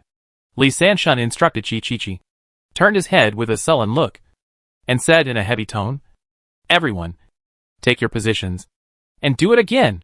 35% straw and 75% bark. Paper glue is 3 points thicker. And we start for the first time. Fortunately, the Jishi workshop had built more than a dozen pulp pools, which were originally intended to be Qin's training base. Xianjin demolished several useless buildings to support her to build such a large site. When Mrs. Chu came, she was puzzled by her layout and even said a few words. She jumped around with 2 copper coins in her hand, knocked and repaired the good places. Repaired and knocked. Now it seems that every move, as long as you play carefully, will always be a general. In order to make paper that is more suitable for the test paper, Xianjin even called the construction workshop to redivide one of the large pools, and use bricks and tiles to split and pile it into 9 small pools inside, and fill every other small pool with pulp. And the adjacent grids are enough to accommodate 2 people standing opposite each other. It is equivalent to Xianjin making a small experimental pool, which can save the investment of paper pulp, reduce the time of changing paper pulp, and save the energy of paper craftsmen. If in the previous life, Xianjin would only think it's just a piece of paper, not a high-tech technology, why do you want to experiment? And probably would invest in business with such a mentality. Now I have witnessed the interweaving and brilliance of craftsmen in years, and Fong has achieved this rice paper that is as thin as a cicada's wing and as green as a jade cup. Xianjin just wants to go all out for every category, every opportunity, and every piece of paper, and do the best. He must always leave something for future generations. She threw her thoughts from thousands of years later into this era, like ink into the sea. Similarly, if you give me a peach, I will give you a jade. This era also gave back to her awe of culture, craftsmanship and faith. As Li Sanshun blew the horn, everyone took their positions. Li Sanshun and Zhou Ergu held the curtain, using a special square rolling curtain. The 2 of them were very familiar with the action of scooping paper. They swung left and right in the pulp trough, and the pulp settled on the curtain, forming a thin layer. The rice paper turned from invisible to visible. The rolling curtain spread a layer of moist and even pulp and fell on the bamboo frame on the ground. Zheng Erjing shouted a call, and with a dong sound, he rolled the huge stone onto the pulp sheet. After the water was squeezed out, Xiao Dijin quickly peeled off the layer of pulp, and with a natural pine needle brush in his right hand, he brushed the thin rice paper on the high-temperature lime baking surface to dry it. The process of drying paper was simplified. The paper was small, which did not test the skills of the paper dryer. Xiao Dijin brushed the rice paper on the fire wall with 2 brushes. The high temperature of the fire wall dried the rice paper quickly, and also evaporated the kiwi vine juice in the process of scooping the paper, so as to prevent the paper from turning yellow in the future. Xianjin approached the fire wall, stretched out his hand to hold up a corner of the paper, fumbled with his fingertips for a while, then dipped his fingertips in a drop of water and sprinkled it on the edge of the paper. The water quickly spread on the paper, and soon it became a vivid flower. Mi Fu should like this kind of paper very much. Mi Fu did not like to use paper with glue. Paper does not use glue, and he is unwilling to make a stroke on silk. After all, Mi-style landscape is his signature. When painting landscapes, 1 stroke can travel 1,000 miles. There is no problem with painting, writing and doing art, but it is too confusing to do test papers in the exam-oriented education. It is destined to kill several candidates who can't control the strength of writing. Xianjin shook his head and smiled bitterly. I will be scolded to death. Li Sanshun squatted outside the burning room and took a puff of dry tobacco. Don't make raw rice paper. Make cooked rice paper. Zhou Ergu blurted out. Cooked rice paper needs to be brushed with alum. When the paper meets alum water, it will turn yellow and break easily, and is not easy to preserve. It will become brittle after a few decades. If it is to be preserved for a long time, Only raw rice paper can be used to meet Xianjin's requirements of no smudges and toughness. Only cooked rice paper can be used. One goes left and the other goes right, which is completely contrary to each other. Everyone was lost in thought. Oldly squatted and smoked a pipe. From a distance, he looked like a depressed chimney. Zhou Erge frowned, crossed his arms, and fell into deep thought. Zhang Er leaned on Zhou Erge's back, lowered his head, and wondered what he was thinking. There are many types of paper. Raw Xian paper, cooked Xian paper, and semi-cooked Xian paper are three major categories, which are determined by the production process, and because of the different proportions of raw materials. They are divided into three major categories: cotton material, pure skin, and special pure skin, not to mention jade plates, clear hearts, cotton padded, powdered paper. There are countless subcategories, and if you count carefully, there may be hundreds of them. But it is worth noting that these categories have been accumulated since the Tang and Song dynasties, and are the wisdom of our predecessors. And there are very few innovative products in recent years. In recent years, everyone in Xuanqing seems to have fallen into a bottleneck period, and the creation of Xian paper has stagnated, and it is difficult to innovate. The three major families in Xuanqing. Hengji blamed internal strife. Bai family blamed backwardness, and Shen family blamed lack of ambition. If the three major families are like this, how can small workshops break through? Why did the Keisai Shanhaijing series of Xian paper set off such a fierce trend? It's just because there are too few new products in recent years. Xianjin glanced at everyone in the Liafang in silence. Old man Li is skilled in his hands and down to earth, but he doesn't dare to innovate. Zhao Dijing dares to innovate, but he has been boiled away by the Qin family for more than 10 years. Gui is loyal and has strong execution ability, but he should be thinking about what to eat for dinner now. Zhang Er is probably adding more dishes to Gui. Xianjin blinked and sighed in his heart. If a team never has new ideas and talents, then this team will always be short of a breath to ascend. What if you apply a layer of wax on the rice paper? A voice sounded. Xianjin's eyes fell on Chi-Chi-Chi, the braised elbow. Chi-Chi-Chi leaned on the bamboo, stroking his chin with one hand, thinking and speaking. You can first polish the ordinary rice paper, and then apply a layer of wax, so that the ink will not spread easily regardless of whether it is light or thick. This way, you can avoid brushing alum, and the paper will be easier to preserve. But there is a disadvantage. Chi-Chi-Chi raised his head and smiled. We will be very tired. Very tired. Very tired. Li Sanshun understood it immediately. Xianjin nodded gently. Brushing alum is a chemical method, using alum acid to fill the gaps in paper fibers. But at the same time it destroys the physical structure of the rice paper itself, making it less stable. Calendaring and waxing are physical methods that do not destroy any structure, but require a lot of labor. Labor. It is the strongest advantage of this era. Xianjin said softly. Try it first. Paused. If it works, 777 will be upgraded to a higher level, and a bar will be added. Chapter 245. Sharing Joys and Sorrows. Although Xianjin said give it a try, the people present were all experienced papermakers. As soon as they heard Kikiki's words, they knew that the probability of success was very high. Li Sanshun and his assistants took action immediately. Took out a piece of the existing plain white rice paper in the warehouse. Dug out a large piece of insect wax. Set up a small stove to melt the insect wax, and carefully filtered the melted insect wax with gauze. The bottom was a residue that looked like tree bark and grass. Li Sanshun took the flat surface of the stone and pushed it up and down regularly. His hands and feet were neat and nimble. In less than a moment, he polished the special skin rice paper tightly and brightly. He picked up the pure white insect wax that had been melted into small round cakes and gently applied it on the polished paper. After a thin layer of insect wax filled the concave surface of the polishing, Li Sanshun stretched out his hand. Brush and ink. Zhou Erge presented the inkstone, which contained thickly ground ink. Li Sanshun dipped a soft brush into it and drew a line on the paper. The ink was concentrated and delicate, as if floating on the waxy paper. Li Sanshun tapped the brush. Zhou Erge carefully put down the inkstone and poured a few scoops of water into it. The ink instantly became lighter, and the ink with twice the amount of water became thinner. Li Sanshun changed the brush, dipped it in the thin ink again, and drew a line on the other side of the polished and waxed paper. The ink was a little lighter, but the ink color was still condensed.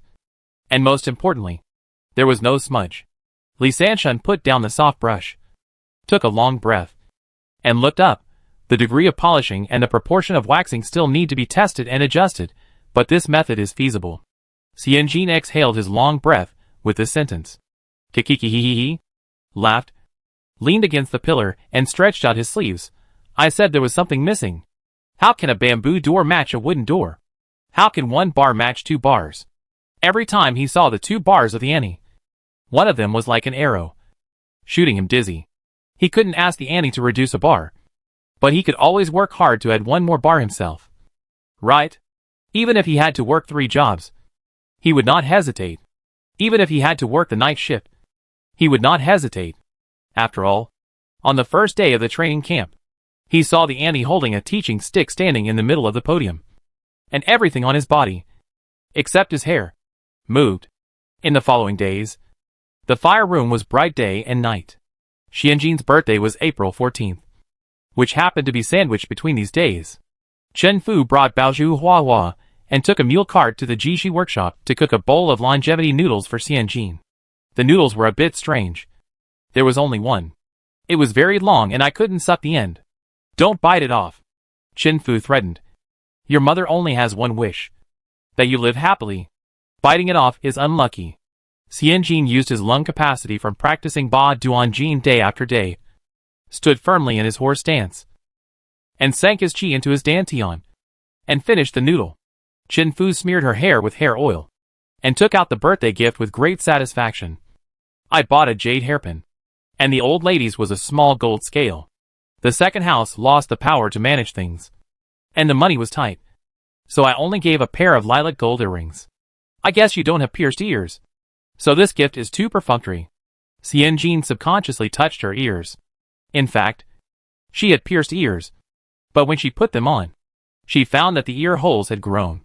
The original owner should have had her ears pierced when she was very young, and they healed when she followed He Ainyang to escape and wander.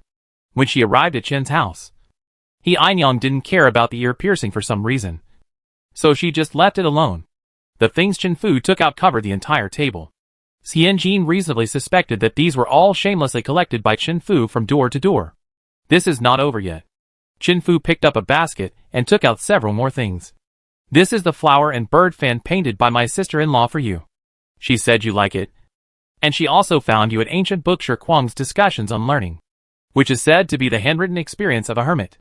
Xianjin unfolded the fan, and the magpies and cuckoos on the pink peach sprinkled gold foil paper were singing in the morning sun, vivid and lifelike, with bold and agile colors, as beautiful as if they were copied from the forest in the afternoon sunshine. Thank you, madam. Looking at the ancient books again, she thought, it seems that this madam likes her very much, giving her 2 gifts for one birthday. Later, she remembered something and quietly put the ancient books next to the small golden scale. Chen Fu also took the jade paperweight given by Boss Shang, the complete set of the domineering Boss series of books given by Master Qin, and the dried duck breast given by the owner of Bai Weitang. The last one was purely for herself. Chen Fu decided to give the Jishi workshop, which had been working late into the night for 5 or 6 days, a holiday, set up 2 tables, and ate up the dried duck jerky. On the way, he drank up the several pots of plum wine hidden by Li Sanshun. Seeing that everyone was drinking happily, Xianjin took the opportunity to toast, and picked up a cup of tea. He went to Zhou Ergu, who was trying to get Chen Fu drunk with the Zheng brothers, and said, Master Go, do you blame me? Zhou Ergu was stunned when he held the wine. What? Xianjin said calmly. I have been looking for a chance to tell you about this, but I have been too busy these days. Kikiki has only been here for a year, and he has been promoted to 2 bars.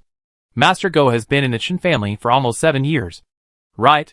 He has only been promoted to 2 bars. The 2 brothers of the Zheng family have also been with me through life and death, and now they only have 1 bar. We are a friendship that has been passed down through blood and flesh. I don't want you to blame me because of this. Zhou Ergu looked at the Zheng brothers, his nose wrinkled between his eyebrows. Jin Jier, you look down on your master too much. Zheng Er said, that's right. Zhou Ergu put down the glass of wine in his hand, put his hands on his waist, and looked like he was going to have a good talk with Xianjin. You also said that we are blood-blooded and flesh-flesh friends. The idea of engraving rice paper last time was also proposed by Chi. Right? This time you are asking for too much. Xianjin curled his lips. Zhou Erge changed his words. You are perfect. It was also Chi's idea. Right? Zheng Er, that's right. Zhou Erge continued. He was the one who helped us out twice. What does that mean? Zhou Erge looked at Zheng Er. Zheng Er blinked his big eyes. It means we can't live without him. Zhou Erge slapped Zheng Er on the shoulder. Smart. Xianjin began to laugh. His eyes narrowed slightly. Zhou Erge turned his head. If you don't show any appreciation after helping us out several times, but only favor us old people, then what's the difference between you and Madame Chu? Chen Laowu and the like. 1 or 2 years is fine. But after 10 or 20 years, the gap between us and others will be exposed. Xianjin smiled deepened gradually. He raised the teacup, lowered the edge of the cup by 3 points to toast Lord Go, and drank the tea in one gulp. Zhou Erge restrained his expression and said seriously, But there is something I need to tell you. Xianjin also hurriedly stopped smiling and listened attentively. You bring a cup of tea to toast my wine? Zhou Erge's eyes widened in disbelief. You are cheating. Xianjin smiled again. Jinjier. Chen Fu was drunk and started calling Xiao Mianao. Xiao Mianao was ready to go. Zhou Erge called Xianjin, and his usually silly face was covered with an intimate smile. You are our boss. And you are also our sister. You lead us to live and make money. Jinjier. Don't worry. We will share the hardships and happiness together. Chapter 246 Who Dares to Raise the Price? Kiki's words came true. Calendaring and waxing are the basic skills of paper processing. But few people combine these two together. Why? Because it takes a lot of effort. 40,000 sheets of paper, each of which is calendared and waxed, is very labor-intensive. Xiaoqiao Village cannot stop its daily output, which means that all the pressure is given to Jishi Workshop. The new employees of Jishi Workshop and the 10 guys transferred from Hengji immediately felt the workload from the big factory. Who on earth came up with this wicked idea? Steam was rising in the Jishi Workshop. For rows of muscular men were all wearing dark brown cotton work clothes, with their sleeves half lifted. They held a rubbing stone in their right hand and pressed the rice paper with their left hand, rubbing it until it was about to catch fire. Amid the smoke, the muscular man on the left in the third row threw the round rubbing stone to the ground and gnashed his teeth. This idea is too wicked. This thing is hand-grinded for 40,000 sheets? Who on earth came up with this idea? Kiki unconsciously worked mechanically with his hands, raised his head with lifeless eyes, and took the blame voluntarily. The second muscular man on the left felt a lump in his throat, buried his head, and picked up the stone, and stopped talking. Others have 2 bars, and everyone is working, so he doesn't seem to have anything to say. After a while, the third muscular man on the right in the second row threw the stone again with a bang. Damn it! Then we are donkeys? Why doesn't boss he do it himself? After a moment, a confused head rose in the last row. What? Who called me? The first 4 rows all turned their heads. Boss he mentioned in the preface.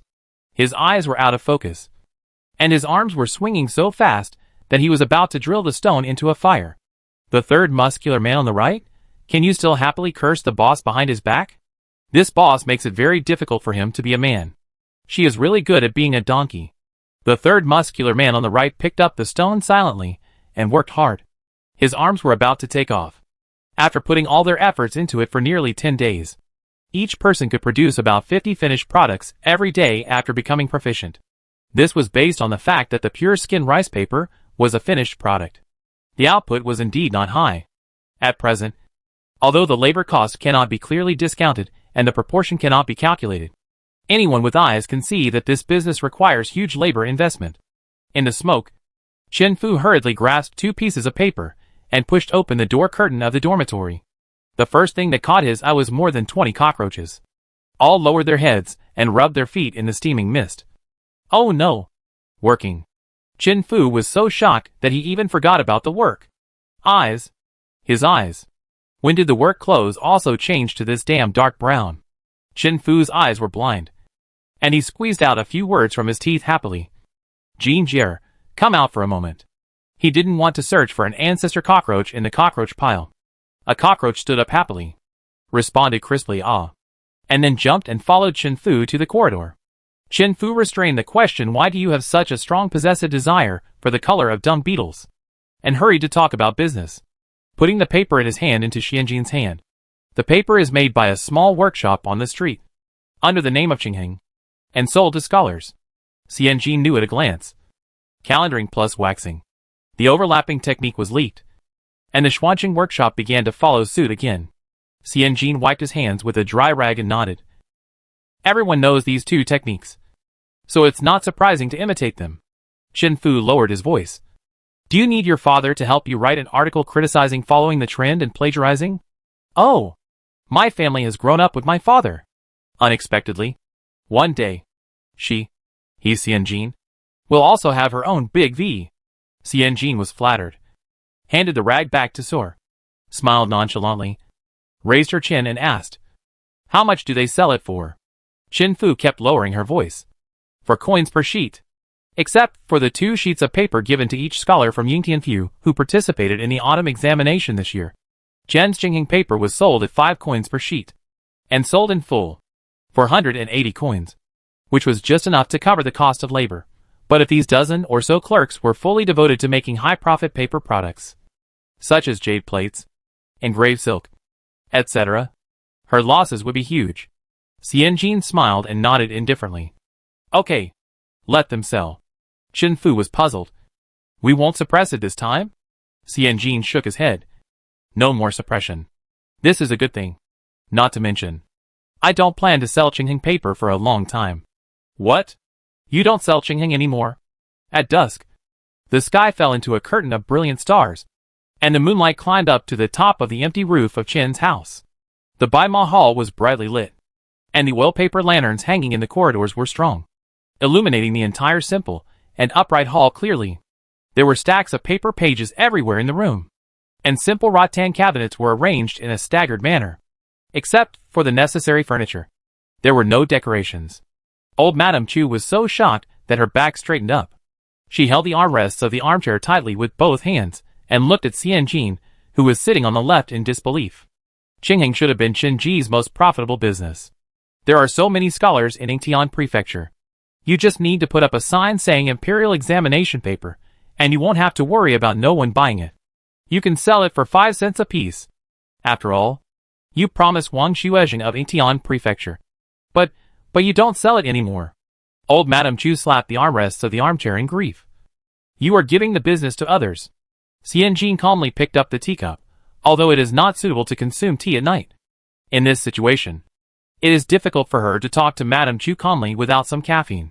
The materials used in Qingheng are not expensive, but the labor hours required are too many. We can't afford it. I calculated the cost to be 3 cents per piece. Even if we sell it for 5 cents, it is still a hard business, and it is difficult to make a profit from it. Xianjin took a sip of tea and blocked Madame Chu's next sentence. "Don't tell me. 3 melons and 2 dates are also money and so on. With our current size, the net profit of a business cannot reach the median, which means a loss for us." Xianjin took another sip of tea.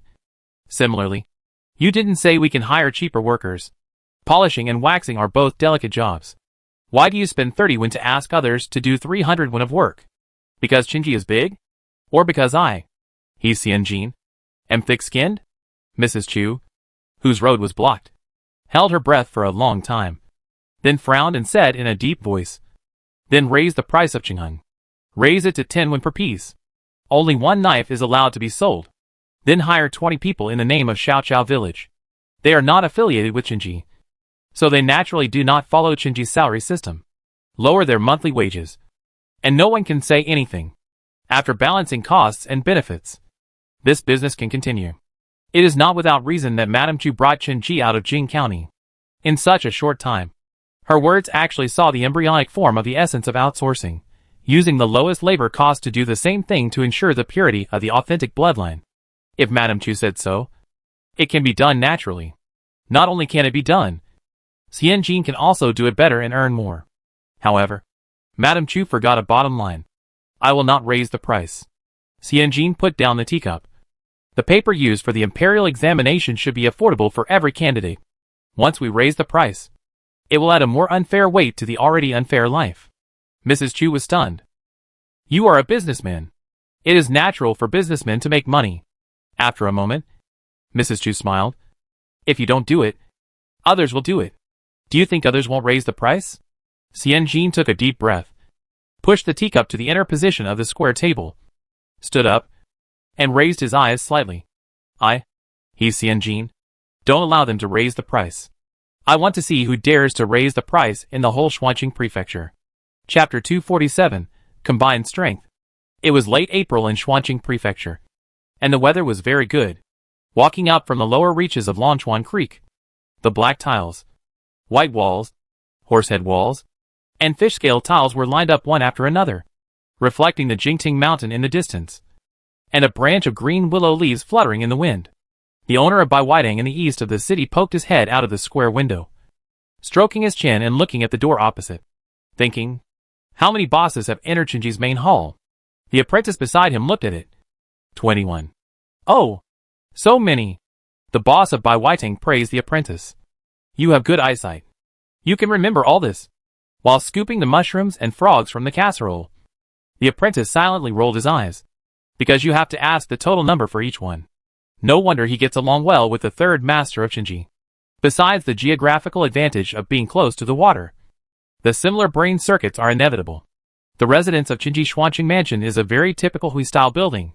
Through the courtyard where the four waters return to the hall, there is a nearly 11-meter-long hall. The hall is a bright hall with 3 open rooms and 2 corridors on both sides. Facing the courtyard, there is a screen door in the middle, and the movable partitions are all opened.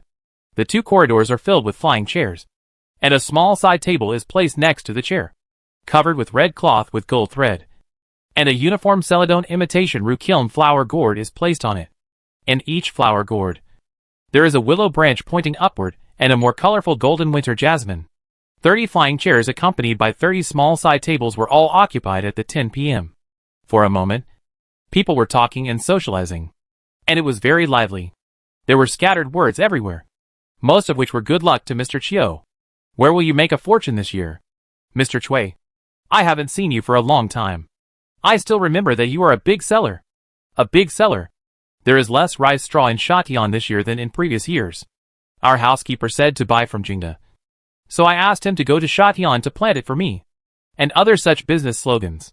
At the end of the night, a young girl wearing a gray-brown straight collar and straight sleeves and a moon-white dark-patterned horse-face skirt walked out from the corridor behind the Ming Hall.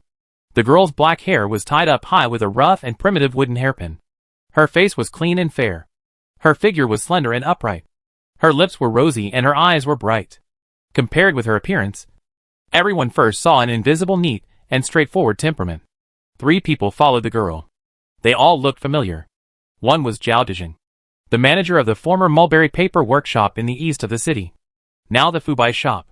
Another was Li Sanshun, the only one in Shuanqing who could make a 6 zhongxian. The last one had a respectful look and a humble attitude. He was obviously Dong Wubua, the former manager of Chinji. Mr. Hung, who was at the bottom left, was the first to stand up and bowed to make way. Boss he. Next to Mr. Hung. Hung Wunyang had rosy cheeks and a pair of eyes that were frighteningly bright. The Hung family was the only merchant with 2 seats on the scene. Everyone glanced at the configuration behind the young girl, and then saw that Master Hung actually bowed first.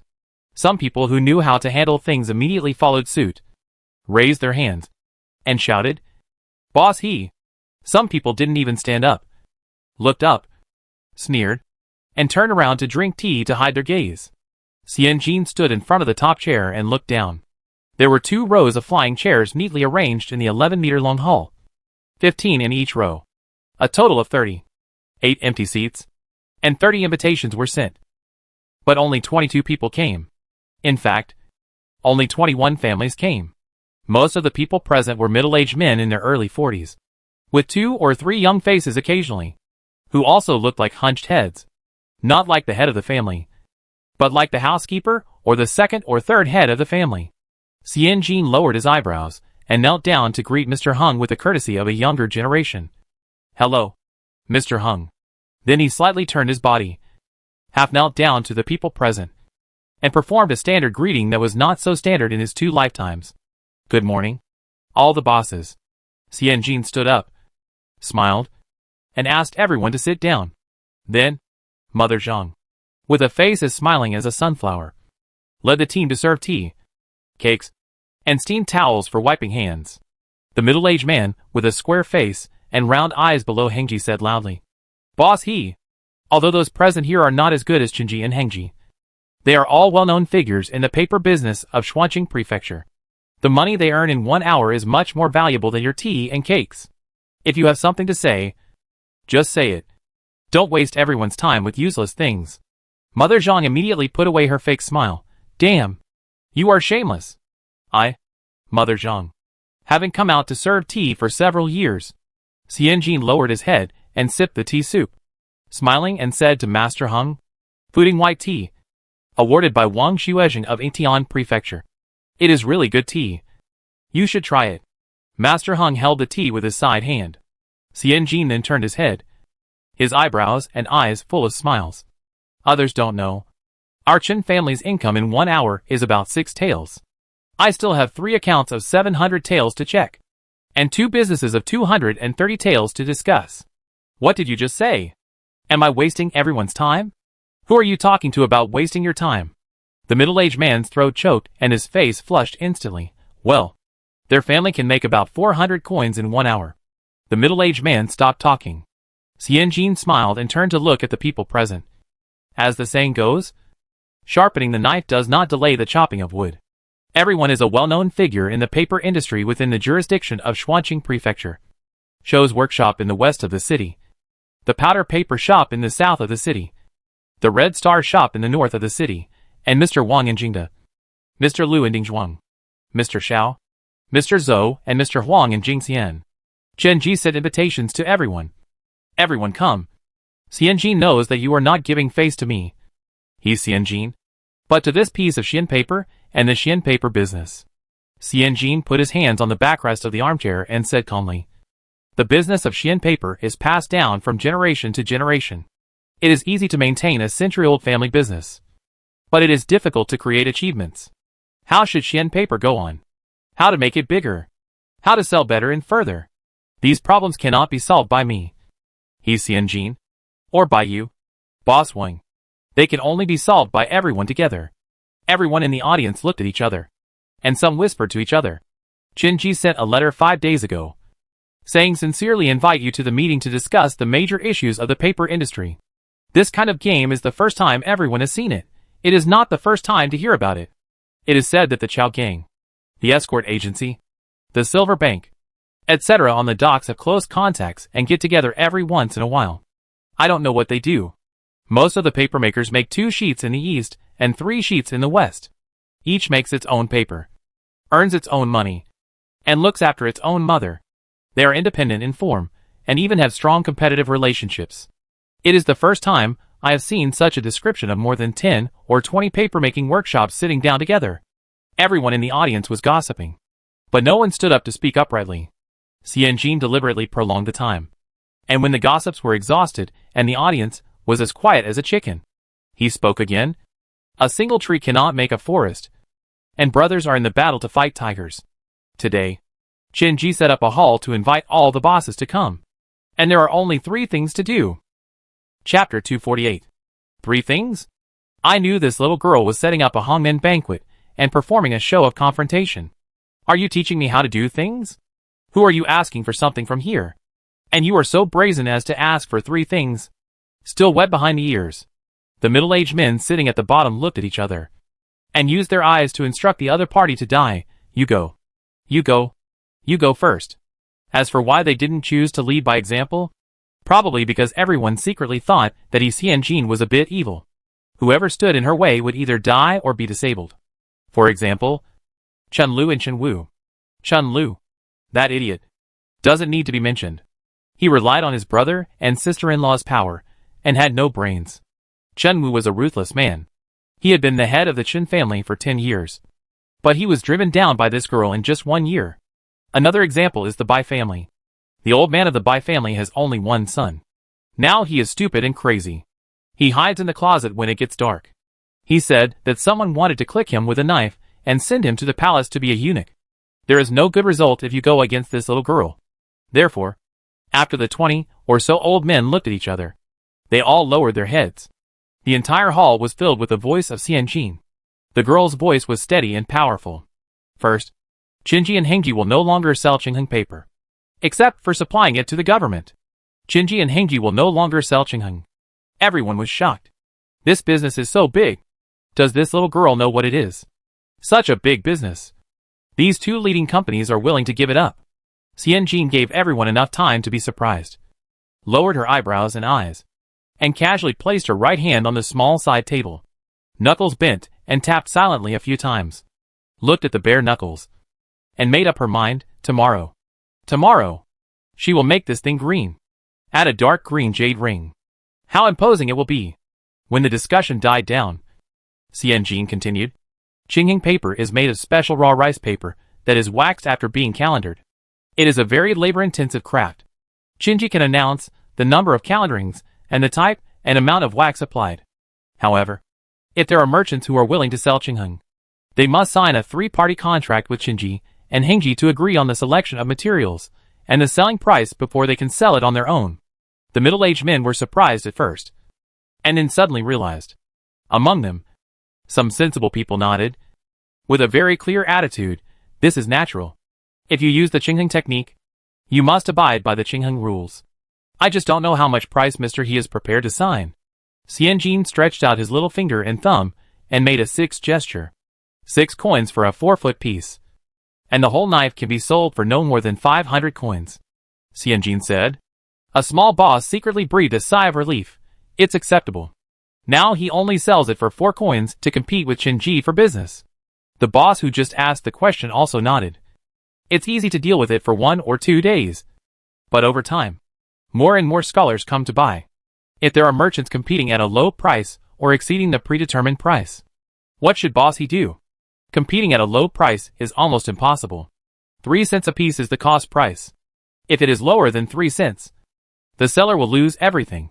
These small and medium-sized workshops do not have the capital to monopolize the market with low prices. The only possibility is that more and more people buy, and the price will rise higher and higher. The value of the commodity remains unchanged, but the price is adjusted according to the supply and demand relationship. When the supply is less than the demand, the price will easily rise. Qinji and Hengji will take back the right to sell Qingheng. Xianjin calmly opened the first brown paper bag placed under the small side table and pushed it in front of everyone. It will be stated in the deed that once the price needs to be changed due to changes in the cost price of raw materials that year, it is necessary to report to Qinji and Hengji in advance to reprice. If someone privately raises the price, he must compensate Qinji and Hengji with 2,000 taels of silver each. If there is no cash, it can be deducted from real estate or family fields. This contract will be sent to the government office for backup and archiving. It is very effective. So please be careful. 2,000 taels. Everyone was shocked. My arms are covered with dust from fishing for paper. I have to save this money for several lifetimes. Xianjin smiled. I don't want to receive any 2,000 taels. So those merchants who have bad intentions and hope that Qingheng will help you make a lot of money should not sign this contract as soon as possible. Don't sign? Those who don't sign are fools. How many scholars are there in Yingtian Prefecture? Even scholars have tens of thousands. This is the paper for the imperial examination. The paper for the examination paper. Which scholar would not buy it? This thing will never be sold out. Even if it doesn't make money, it is a mascot to attract customers when placed in the store. Especially after Qinji and Hengji withdrew from this market. It was equivalent to sending this part of the customer flow to other stores. No one refused to sign. Everyone present signed. 20 workshops lined up, standing in the corridor of the Ming Hall, writing and pressing fingerprints on the spot. 2 or 3 workshops sent their managers and immediately sent people back to ask the head shopkeeper to sign. Some bosses have a simple idea. I have signed it. I don't have to sell it. But when I am down and out and can only exchange manpower for financial resources, I always have something to back it up. So I won't starve to death. After the contract was distributed, the 21 bosses and managers of small and medium-sized workshops looked at Xianjin with burning eyes, waiting for the second thing. The second thing. Xianjin took out the second brown paper bag under the small side table and took out a thick stack of paper from it, which was full of words. Second, Here are 5 contracts that stipulate the quality of the materials used in our Xin paper. The price range of each type of Xin paper. The commitment of good faith in buying and selling. And the protection agreement for new types of products produced by peers. Xianjin picked up the last contract. The last one is the Xuanqing Prefecture Xin Paper Chamber of Commerce membership letter. The middle-aged man present thought he had heard it wrong, and didn't care whether to provoke this little girl or not. He pricked up his ears, stuck his head out, and asked anxiously, "How much silver does my family sell a piece of paper for? I have to report it to you. How thick-skinned you are. If you don't know, you would think you just crawled out of my great-grandmother's grave yesterday, and I was inexplicably pretending to be your grandson." Xianjin calmly turned the contract over, glanced at the person who was speaking, and then scanned the room and said, "Does anyone else have any questions? You can raise them all, and I will answer them one by one. Since the female plague god has said so, then everyone will not be polite. Whether I use straw from Shatian or Jingda is none of your business. Our family's skills are inherited from our ancestors, passed down to men but not women, passed down to daughters-in-law but not sons-in-law. Are you trying to steal our ancestral skills under the banner of signing a contract? Bah! I have been doing business for decades. It's really like I touched the second tube in Mahjong and opened my eyes. This is the first time I have met such a shameless person like you. Pa! No! I will never sign this. Whoever signs is a fool. Whoever signs is a coward." 21 merchants cursed out the essence of Huizhou. Hung Wunyang straightened her back, holding the silk handkerchief tightly in her hands, watching a group of middle-aged men cursing fluently, not knowing whether they were really just angry about the 5-point contract, or trying to take the opportunity to vent their resentment of being suppressed by a little girl. "Pa!" A slap landed on the side table. "Can you please take a look at the contract before you fart?" Hung Wunyang raised her eyebrows, her voice steady, sounding like she was infinitely similar to Xianjin. "Besides, attacking is difficult and defending is easy. The power is 100 times greater. You must think deeply. You must consider carefully. You are all old enough to be my father. How come you don't know the principle of not jumping to conclusions about everything?" Chapter 249. Hung Wunyang's words stunned the middle-aged men present. Some people were not convinced, and they puffed up their cheeks for a long time, and finally couldn't help but started to spit shit. However, they didn't spit at Hung Wu's grandmother, but chose to fertilize Hung Wu's grandmother's father. "Hung Lian, is this how you raise a girl? She has no respect for the elders, speaks sharply, and wants to eat us with her mouth. Don't blame me for not reminding you when you can't get married." Hung Wunyang nodded calmly from a distance. "Thank you for your good words." Xianjin lowered her head and tried to hold back her laughter.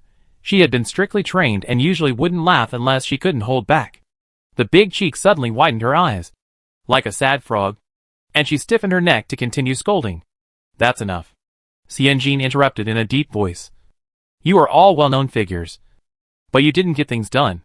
But you scolded like black chicken eyes. It's not good to hear it out." Xianjin signaled everyone to open the second cowhide bag on his left hand. "Please open it and take a look." The sad frog sneered, stood up and shouted angrily, "Once the dragon is in the sky, the earth is the dirt under your feet. You just got a job of rolling up the papers for the autumn examination, and you want to be the boss in Xuanqing. Bah! What a joke." The sad frog seemed to remember something and sneered.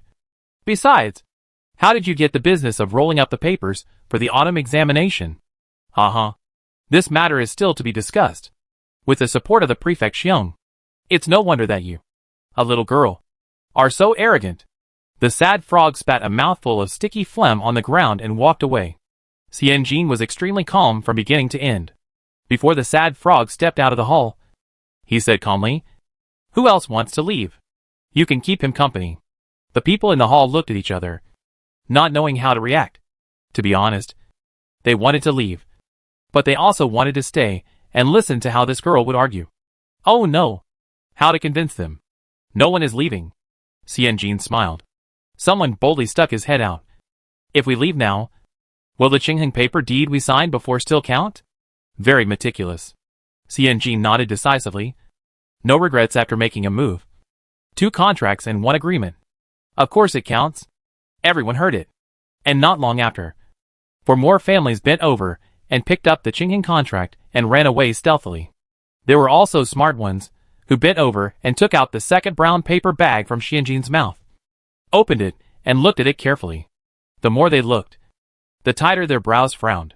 From time to time, they whispered in each other's ears, and the whole hall was filled with the fragmented voices of middle-aged men. Look at the contract. There are only 10 types of rice paper agreed upon. Single rice paper, jade version, double rice paper. These are the most common types that every household can make. The agreed price, this is too wide. The price of a jade plate is between 1 and 5 taels of silver. But the material regulations are very strict. The straw must be collected in autumn and winter. The straw can be collected from Wangsuan, Anwu, Dingxiao, Zhongdu in the south and Yunling, Beiyang, Tingtan in the north. If the straw is produced in other areas, the price should be reduced as appropriate. Oh! And the distinction between the original and the secondary brands is also very strict. Look! For example, when transporting paper, a canopy and clean frame should be used. If there is no canopy, it is defined as a secondary brand, and here, if the paper is piled in the open air, exposed to the sun, rain or near a heat source, it cannot be put on the market for sale. You say these 4 contracts are strict, but they are not too strict. After all, in terms of pricing, they only stipulate the price of the most basic paper products. And except for the most basic white rice paper, which is priced at no more than 300 coins per piece of paper, the price range of other categories is very loose, giving everyone enough room to improve the quality. You say these 4 contracts are not strict, but the material standards, storage standards, transportation standards, and the distinction between genuine and secondary brands superior and qualified products stipulated in the latter are very detailed, leaving almost no room for compromise. Those who did not leave were all reading the deeds carefully. Xianjin looked around and saw only a middle-aged man who looked over 40 years old and was wearing a ginger-colored single-piece dress sitting at the end. He was looking around boredly with his neck stiff. Xianjin narrowed his eyes. This uncle had a familiar temperament.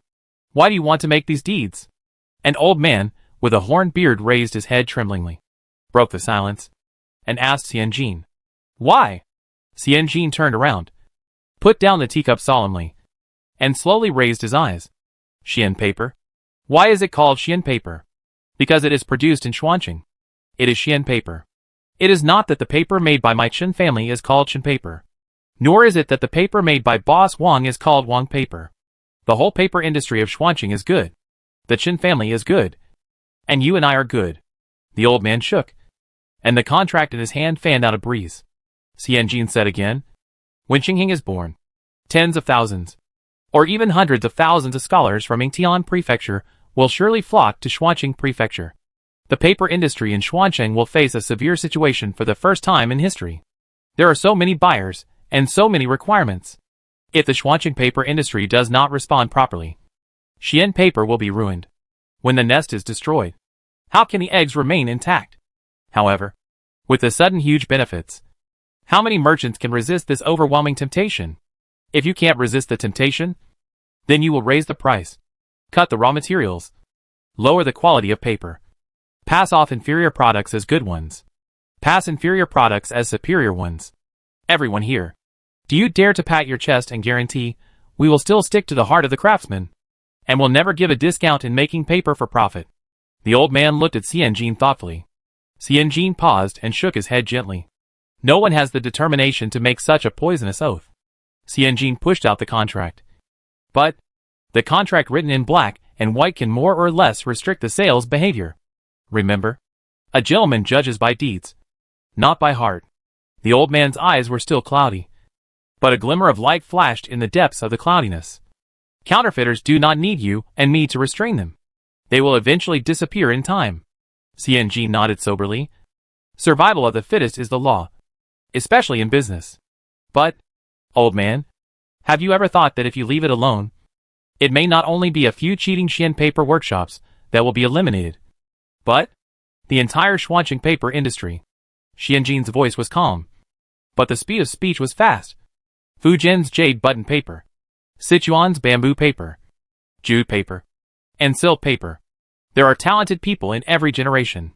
Once the reputation of Xuanqing paper collapses and stagnates, hundreds of papers in the whole Kyushu will be eager to replace it. Do you dare to bet on this? The old man took a few deep breaths. He was very old, and his eyes were so cloudy that it was difficult for him to see people and things 10 meters away. He couldn't see the appearance of the girl sitting at the top, who spoke calmly, but had a clear and powerful voice. But he could vaguely see that there was a breath flowing from the back of the person at the top. A very bold, very tenacious, and very upward breath. This breath, like a sharp knife, broke through the barriers and hit the sky. Schwanching's paper industry has been silent for too long. Like a tired bird in the forest, like a sleeping beast in the grassland. It is difficult to see the grand occasion of producing 6 zhang and 8 zhang Xian paper and emptying the streets decades ago. If he can still see the scene of Xian paper shining on the land of Kyushu in his lifetime, it will be worthy of his hard work in the baking room during the dog days of summer and his arms frozen in the dredging pond during the coldest days of summer. The old man stood up tremblingly, reached out to take the soft brush, squinted his eyes, and wrote his name stroke by stroke. Finally, he picked up the 5th membership book, held the contract at arm's length, and muttered, Schwanching Paper Industry Chamber of Commerce Membership Book. President, Chen Ji Xianjin, Vice President, Hung Ji Honglian, Vice President, Hung Ji Hongxi. All members must abide by the law and the bottom line, and understand the key points of the contract. When a flock of geese fly north, they need a strong leader. When a lion roars, it needs a fierce leader. The old man raised his head and repeated Xianjin's name. He Xianjin? Xianjin nodded solemnly. It's me. The old man smiled and said, Xian paper? It's up to you. After speaking, the old man dipped his finger in the ink and pressed his fingerprint on the membership book. Xianjin was excited, took a deep breath, and pursed his lips slightly. The workshops that stayed behind lined up to sign the contract. Finally, the bored uncle in ginger yellow clothes, who looked around neatly bang bang. After pressing a dozen fingerprints, Suor handed over the pen with both hands and asked softly, Do you want to sign 2 more things? The uncle shook his head. I can't read. What should I sign? Xianjin said. You can't read? Why did you sign the contract? Aren't you afraid that I will cheat you? The uncle looked at Xianjin like a fool. The Hung family has signed. I followed him to sign. There can't be any mistakes. If you get cheated, the Hung family will be the first to not forgive you. And I will hand them bricks at that time. What a simple and violent thinking. Xianjin found out where this damn familiar feeling came from. Pure good luck. Isn't this Chen Fu? After the 16 families signed, they made 2 copies of the contract and kept them separately. Xianjin tapped the table with his hand, smiled with pursed lips, and his voice sounded like a person who had been floating in the clouds all day and landed on the ground. Okay, we can finally discuss business. That's right. The most important thing today. The third thing. What else? Is there anything stranger than them joining a rice paper merchant association for no apparent reason? To be honest, everyone is a little tired. Middle-aged men obviously cannot outlast Xianjin, who is well prepared and rolling like crazy. Xianjin sat in the chair at the top, his eyes burning. This year's tribute paper will be selected from jade buttons and rice paper. The government has assigned Chen Ji to complete this task. But I plan to sign up for the competition in the name of Schwanching Paper Industry Chamber of Commerce. Everyone was in an uproar. Tired? What are you tired of? Roll them up. Tribute paper. The government asked Chen Ji to do it. Chen Ji has launched the Chamber of Commerce. What does that mean? It means that Chen Ji has given up the honor of enjoying the tribute paper exclusively, and has chosen to launch the Xian Paper Chamber of Commerce. It means that everyone here, has the opportunity to become a manufacturer of tribute paper. If this bragging is spread out, it will be on the front page of the family tree. It will be passed down through the ages. It will be passed down through the ages. Oh my God! Is there anything more fortunate than joining the Schwanching Paper Chamber of Commerce for no apparent reason today? Chapter 250. What do you need? The bosses were dizzy. Their feet seemed to be stepping on clouds, and their heads were suddenly turned around by this great news. Xianjin gave everyone enough time to digest, and tapped the table with his fingers calmly. His mind was also working quickly. The jade ring thing is too deep. It depends on whether she wants sex or water. Although she has a high salary, she can't save money. There is also a fat little flower in the backyard that is raised with gold and jade. In addition to the white one, there is also a black one. Wang Sansu is a little girl with great strength and eats a lot. One elbow for a meal is not a problem. Although it is not difficult to support her with her salary. There is not much left. The money is not much. Let's save the color first. When the green claws are stretched out, it looks so rich. It's just like a green steel wolf. Xianjin looked at the hand claws carefully again, thinking in his heart. Boss Shang has many connections and channels. He may have a way to get good materials from Yunnan. If it doesn't work, the cheap father should also have a way. After all, he is a senior playboy, and his daughter wants to buy stones. He must charge into the battle. Right? He. It seems that I have seen the big ring on the claws. It's magnificent. It's grand. It's lavish. Xianjin's eyes sparkled, with a smile on his lips, and he looked down with a very steady gaze. Hengqi's father Henglian glanced at Xianjin, and when he saw this scene, he nodded in admiration. This little girl looked down and thought, maybe she was still thinking about the tribute paper? She was really calm and generous, and was willing to devote herself to Xuanqing paper industry. Take a closer look at the little girl's previous methods. First, she released the sweet date of Qingeng. Second, she took out the industry rules and regulations to force the merchants who were originally suspicious of her to retreat. Third, she used the heart of a craftsman to win over everyone present. And finally, she threw out a profit-sharing news that was enough to make everyone bow their heads in gratitude. A set of combined punches not only defeated the Xuanqing Paper Industry Chamber of Commerce. After creating a prototype, she managed to put herself in a convincing position in just a few words. In just a few words and 2 hours. The generosity of this Miss He, who was willing to share profits with the public and the power to control everyone, welded her to the position of the president of the Xuanqing Paper Industry Chamber of Commerce, and made it unbreakable. The 20 paper-making workshops present were all well-known and famous merchants in the entire Xuanqing prefecture.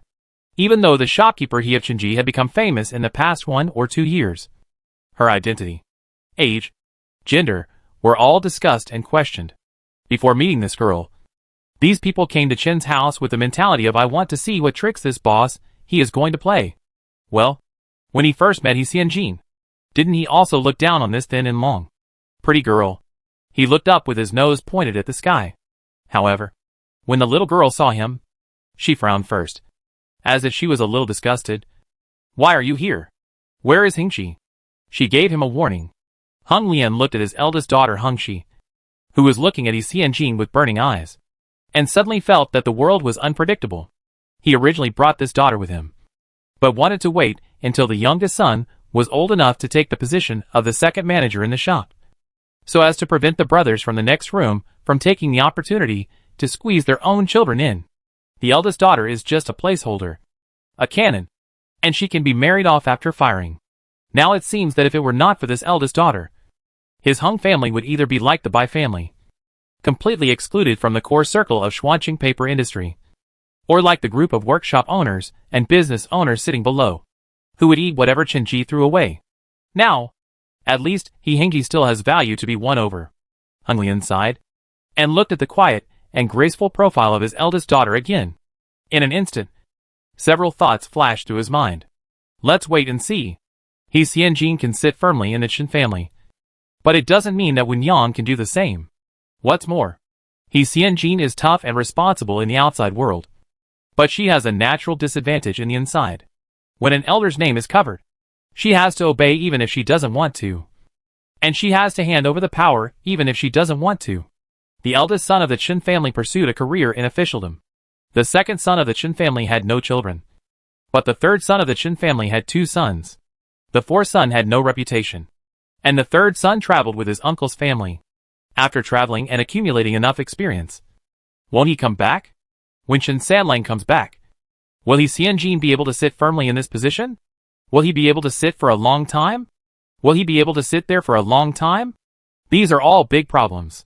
Hung Lian raised his head and said at the right time, it is a great virtue of Chen Ji to be able to offer tribute paper in the name of the Chamber of Commerce. Hung Ji will obey boss He's orders and everything. Hung Lian started, and everyone was pulled down from the clouds one after another, and they began to talk about how capable they were, how much effort they could make, and how big a wave they could make. Hung Lian leaned back, hiding his achievements and fame. No matter how long this little girl Xianjin can sit in this position, or whether she can sit firmly, as long as her words are still counted. Hung Ji is not opposed to giving this girl a sedan chair. He has always been flexible and able to judge the situation. Otherwise, he would not have taken the risk of using the eldest daughter, who does not have a gender advantage. Everyone opened their mouths, and their words were mixed, like a group of peacocks with their screens spread. Jia said, "The gold sprinkle paper in my shop is very well made, magnificent, and looks very expensive." Xian Jin, when she first heard about Xian paper, she associated it with magnificence. Instantly, a picture of a vigorous old man with a white beard riding with his hands behind his back in a magnificent rococo building with crystal chandeliers everywhere appeared in her mind. It felt like Tang Monk and Churchill were playing mahjong together. Xian Jin shook his head. "Magnificence is good, but please don't go," he said. "My special skin 4-layer Xian paper is tender and smooth, and it feels like the cheeks of Chuanjin, the courtesan of Baiwa Tower." Xian Jin, dealing with a group of middle-aged men is really troublesome. You talk to him about career, and he talks to you about foot bath. If you don't pay attention, he will start to do pornography, gambling and drugs. Xian Jin didn't want to discuss with him, who was more tender in the spring and autumn treasures of Baiwalu. So he moved away and looked directly at Ding. Bing said, "I will follow the arrangements of Boss He. If Boss He asks me to make quilted rice paper, I will make quilted rice paper. If Boss He asks me to make cooked rice paper, I will make cooked rice paper. I will listen to Boss He." Ding, Wu, Ji, Gong, Xian and Ren all glared at Bing. How can this guy lick without any burden? Xian Jin waved his hand and was about to speak, but the illiterate square-faced uncle at the bottom spoke. "I heard that the purpose of offering tribute is different every year. 10 years ago, when Xuanqing was still qualified to offer tribute, it was made of pure skin raw rice paper. Because the previous emperor abdicated emperor, it is said that he likes calligraphy and painting, and he needs paper to be naturally smudged when painting ink landscapes. Later, the abdicated emperor stepped down and the Xiaoda emperor came to power. Xuanqing no longer paid tribute, and changed to jade button paper. Jade button paper is more practical for daily use, and it is easier to copy book pages, and it does not need to be as delicate as Xin paper to preserve." The square-faced illiterate uncle said TSK and said, "I just don't know what the court wants now." Xian Jin smiled. "This is the point. In business, it is not about selling what I have, but selling what you need." Chapter 251. I'm back. So, what kind of tribute paper does the court need? That night, Xian Jin stroked his chin, propped his feet on the cushioned footrest, turned a pen with one hand, and habitually rubbed the ruby and sapphire dagger in his sleeve pocket with the fingertips of the other hand. This is the homework Xian Jin left for his colleagues in the Chamber of Commerce. Gather the strength of all parties, and think carefully about what kind of tribute paper the court needs. A few days ago, Prefect Xiong called her to the Yamen alone and threw her a document. The imperial edict issued by the Ministry of Internal Affairs stated that this year's tribute paper will be produced in Nanzili or Fujian, and a tribute of 100 knives is required. Prefect Xiong was very excited. It was rare to see him so emotional. His fat face was shaking with excitement. He kept telling Xian Jin, "Be careful. Go all out. And hit the target." It seemed that she was the hope of the whole village. Xian Jin asked, "What do you want?" Prefect Xiong slapped the table, held his head high, and waited for a long time before he uttered 3 words. "I want good paper." Xian Jin, "Is it possible that we know this requirement without you saying it?" Xian Jin frowned. "Are there any specific requirements? Or what is it used for? For example, copying scriptures? Then it needs to be waxed before shaping, or if it is a landscape painting, then it is made of raw rice paper, so as to retain the hair flow of the paper to the greatest extent." Prefect Xiong's back was still as hot as ever, but his words were cold. "I didn't tell you." Xian Jin's eyebrows were twisted into the shape of the character. "Did you mention who would use the tribute paper? If it was a child who was learning calligraphy, thick paper would be used. If it was an old man or an old woman, colored paper or gold sprinkled paper would be more colorful." Prefect Xiong shook his head like a rattle. And if he looked closely, he found that the old man was a little cute. "I didn't mention it either." Xian Jin's eyebrows were twisted into the shape of the character. The 3 extra points were Xian Jin's remaining patience. Xian Jin wanted to ask more, but Xiong Jifu said, The thoughts of the superiors are as deep as the sea and as high as the mountains. How can they explain everything to you clearly? Xianjin lowered his eyes and frowned. That's true. In her previous life, her nouveau-riche father could barely be considered a first-generation rich man. He was always confused when talking to his secretary.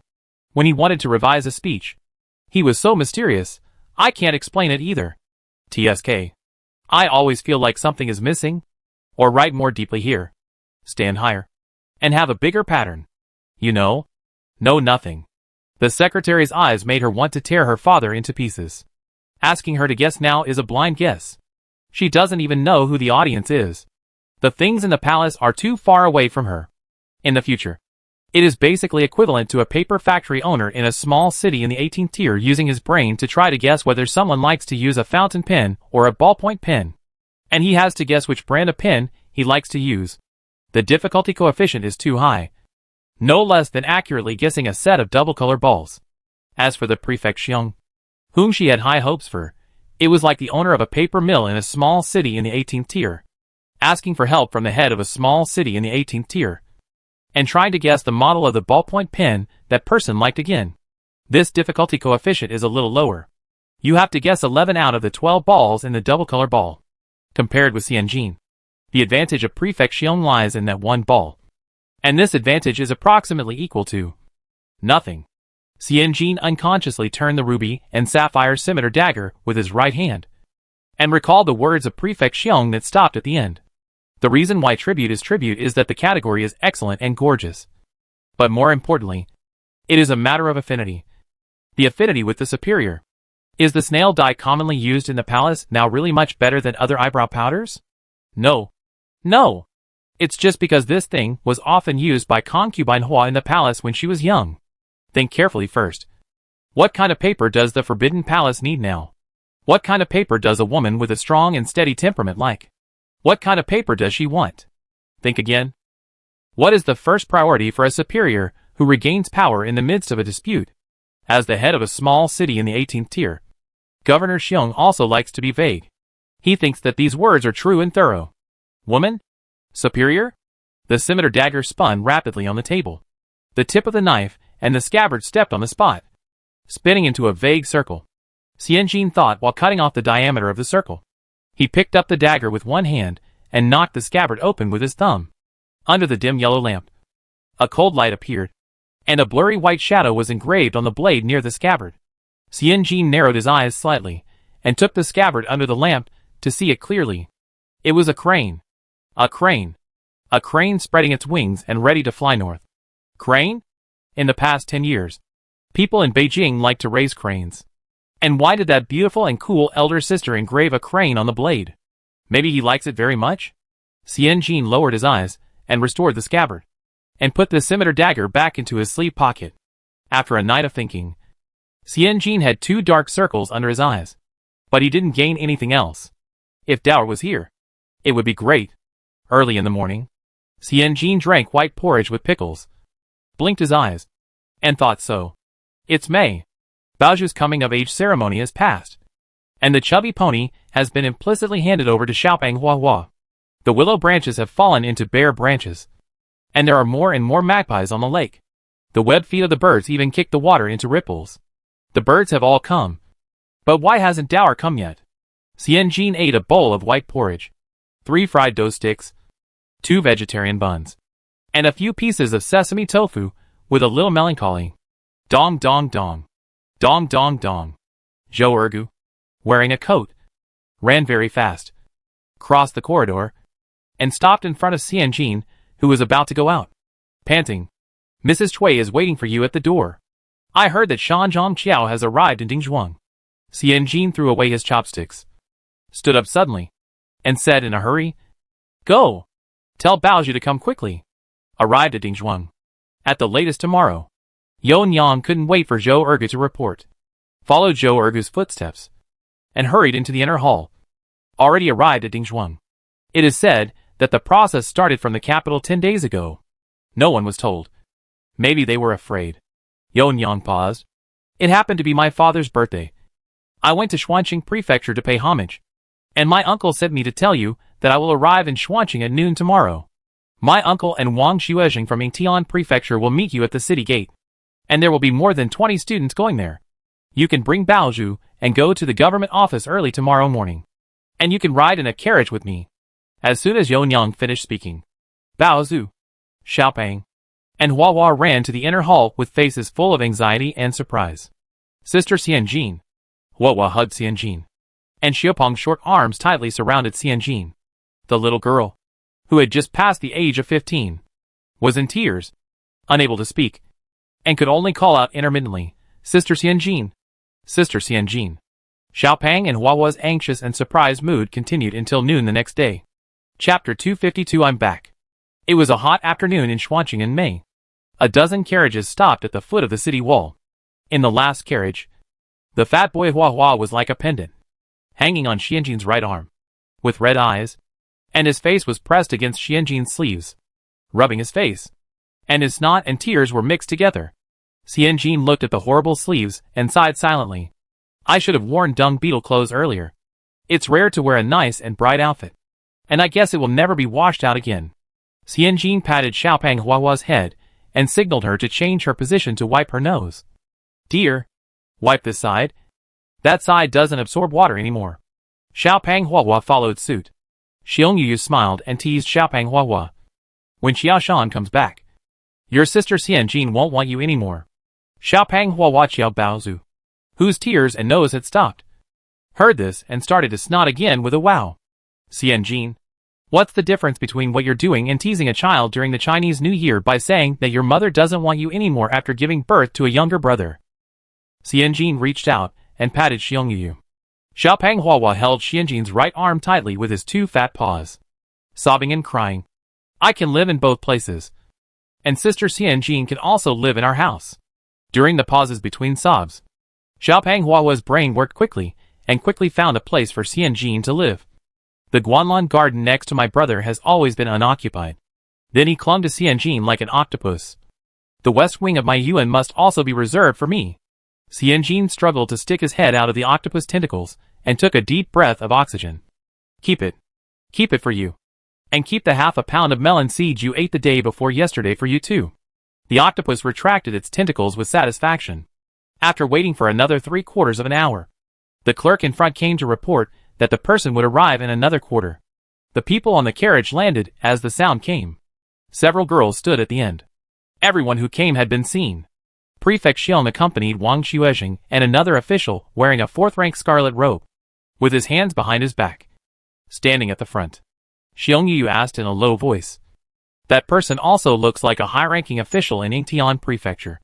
Xianjin raised his eyes and took a look. Oh! He was also an acquaintance. Wen Fuqing, Yingtian Prefecture's current top seed. Xianjin had seen this man before, but Xiongyu had not. However, the officials standing behind him in green or gray robes were mostly hunchbacked old men with white beards and vicissitudes of life. But only two of them were as green as pine and cypress. One was Cui Heng, Xiongyu's husband, and the other was Chen Erlang, the only white-robed official in the group of officials, and Chen Jianfang. The two stood among them with their heads held high. It must be said that these two people looked very good, like two cranes standing among a flock of chickens. Xiongyu's eyes flickered, as if she was deliberately avoiding Cui Heng, and buried her head and whispered to Xianjin. Almost all the officials with ranks in Yingtian Prefecture have come. He looked back at the group of scholars in long gowns 3 meters away from them. They were scattered all over the long street. A rough count showed that there were at least 500 or 600 people. Xiongyu said. Almost all the scholars in Xuanqing Prefecture have come. This is a grand display. Xiongyu sighed. This is a grand display. Xianjin lowered his eyes slightly and said softly, I would rather Master Qiao not see such a display. Xiongyu paused. It is said that the former prefect of Yingtian Prefecture was extremely cruel, although the punishment was not imposed on the doctors. Master Qiao was a member of the 2 lists after all, and the sticks he brought out would not hit the skin directly. But there were many punishments without using swords and knives, which could torture you to the point where you could neither live nor die. Zhang Qiao has suffered a great crime. Xiongyu sighed. After all the bad times come good times. After all the bad times come good times. Wen Fuqing, who was at the front, looked back and saw 3 women in loose clothes and narrow sleeves.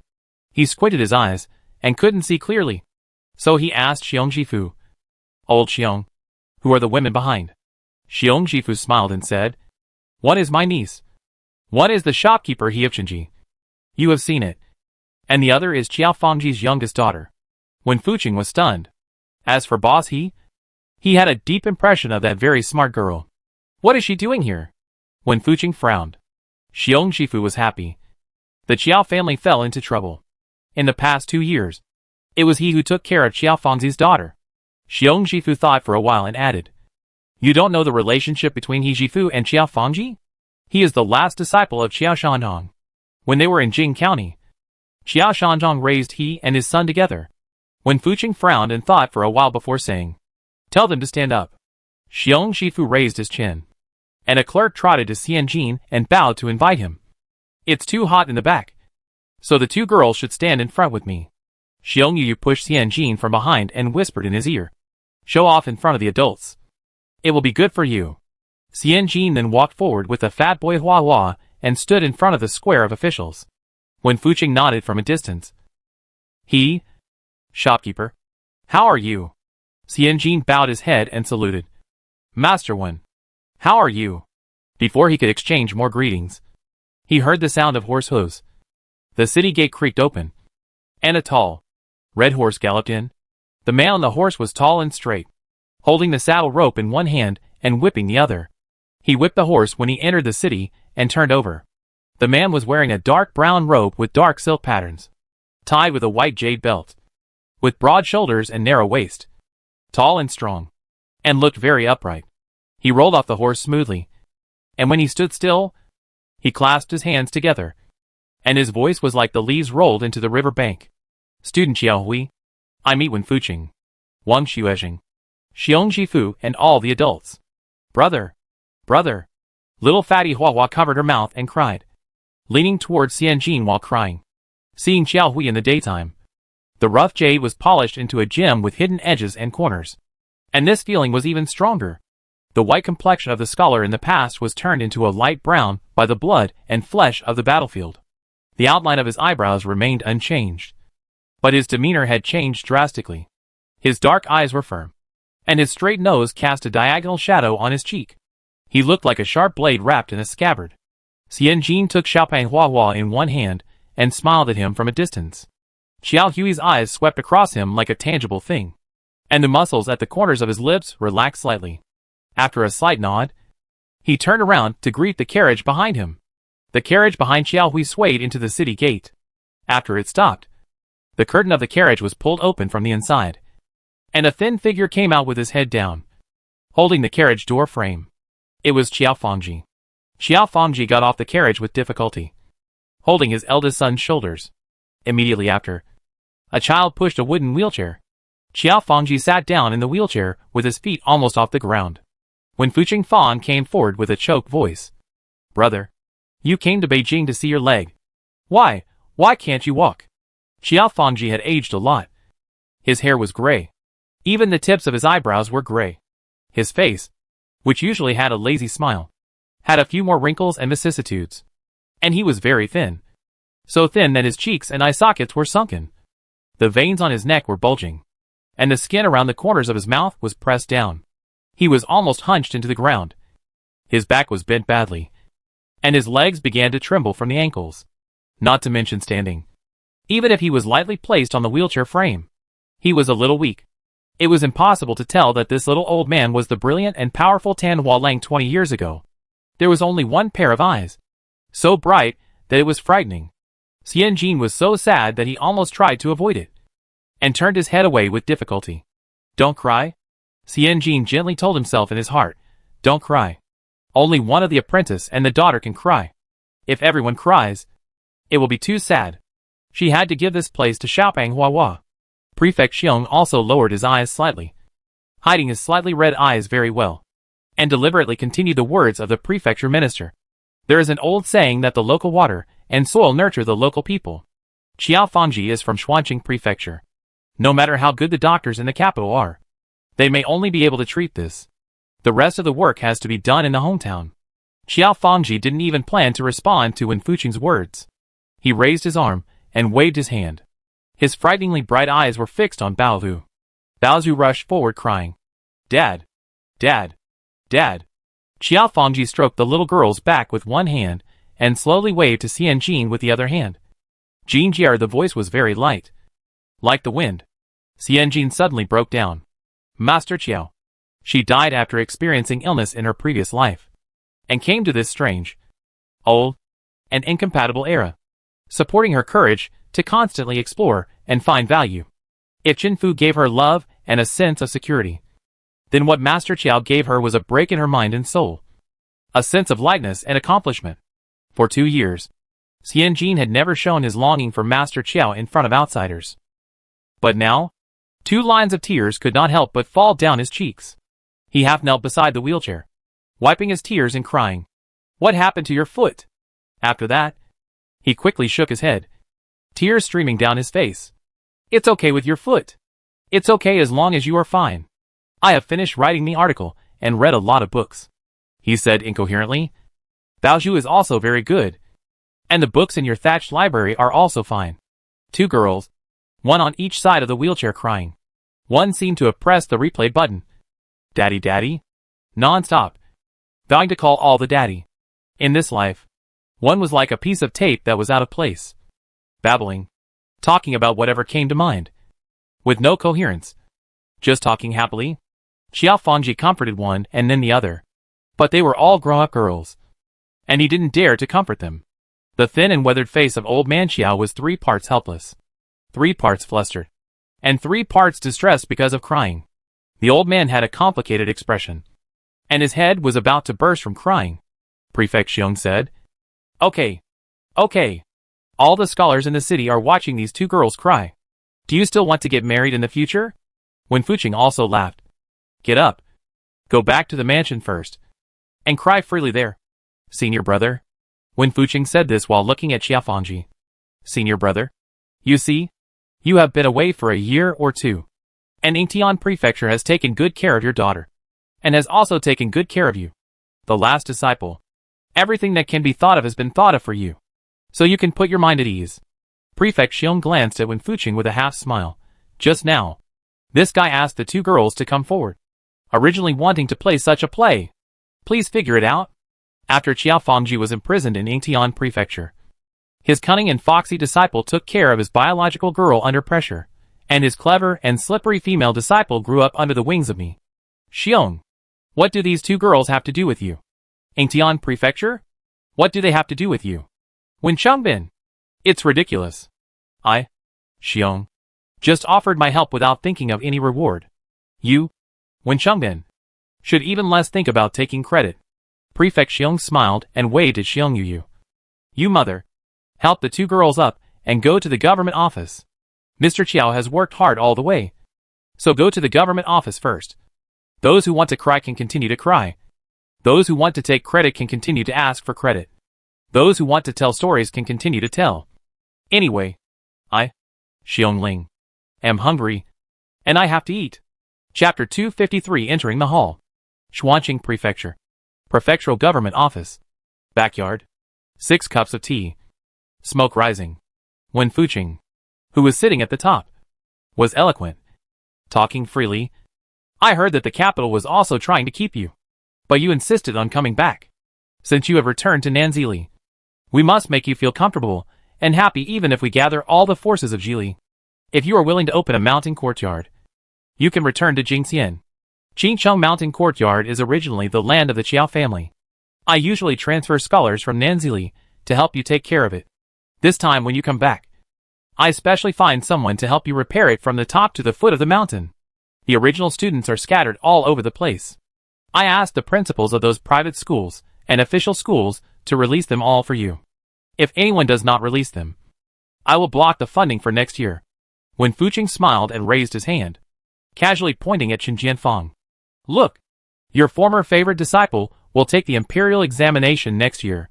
Now he has been sent to Wang Shuezhen by Lao Xiong to study hard. I asked him to pack it up and send it back to you intact.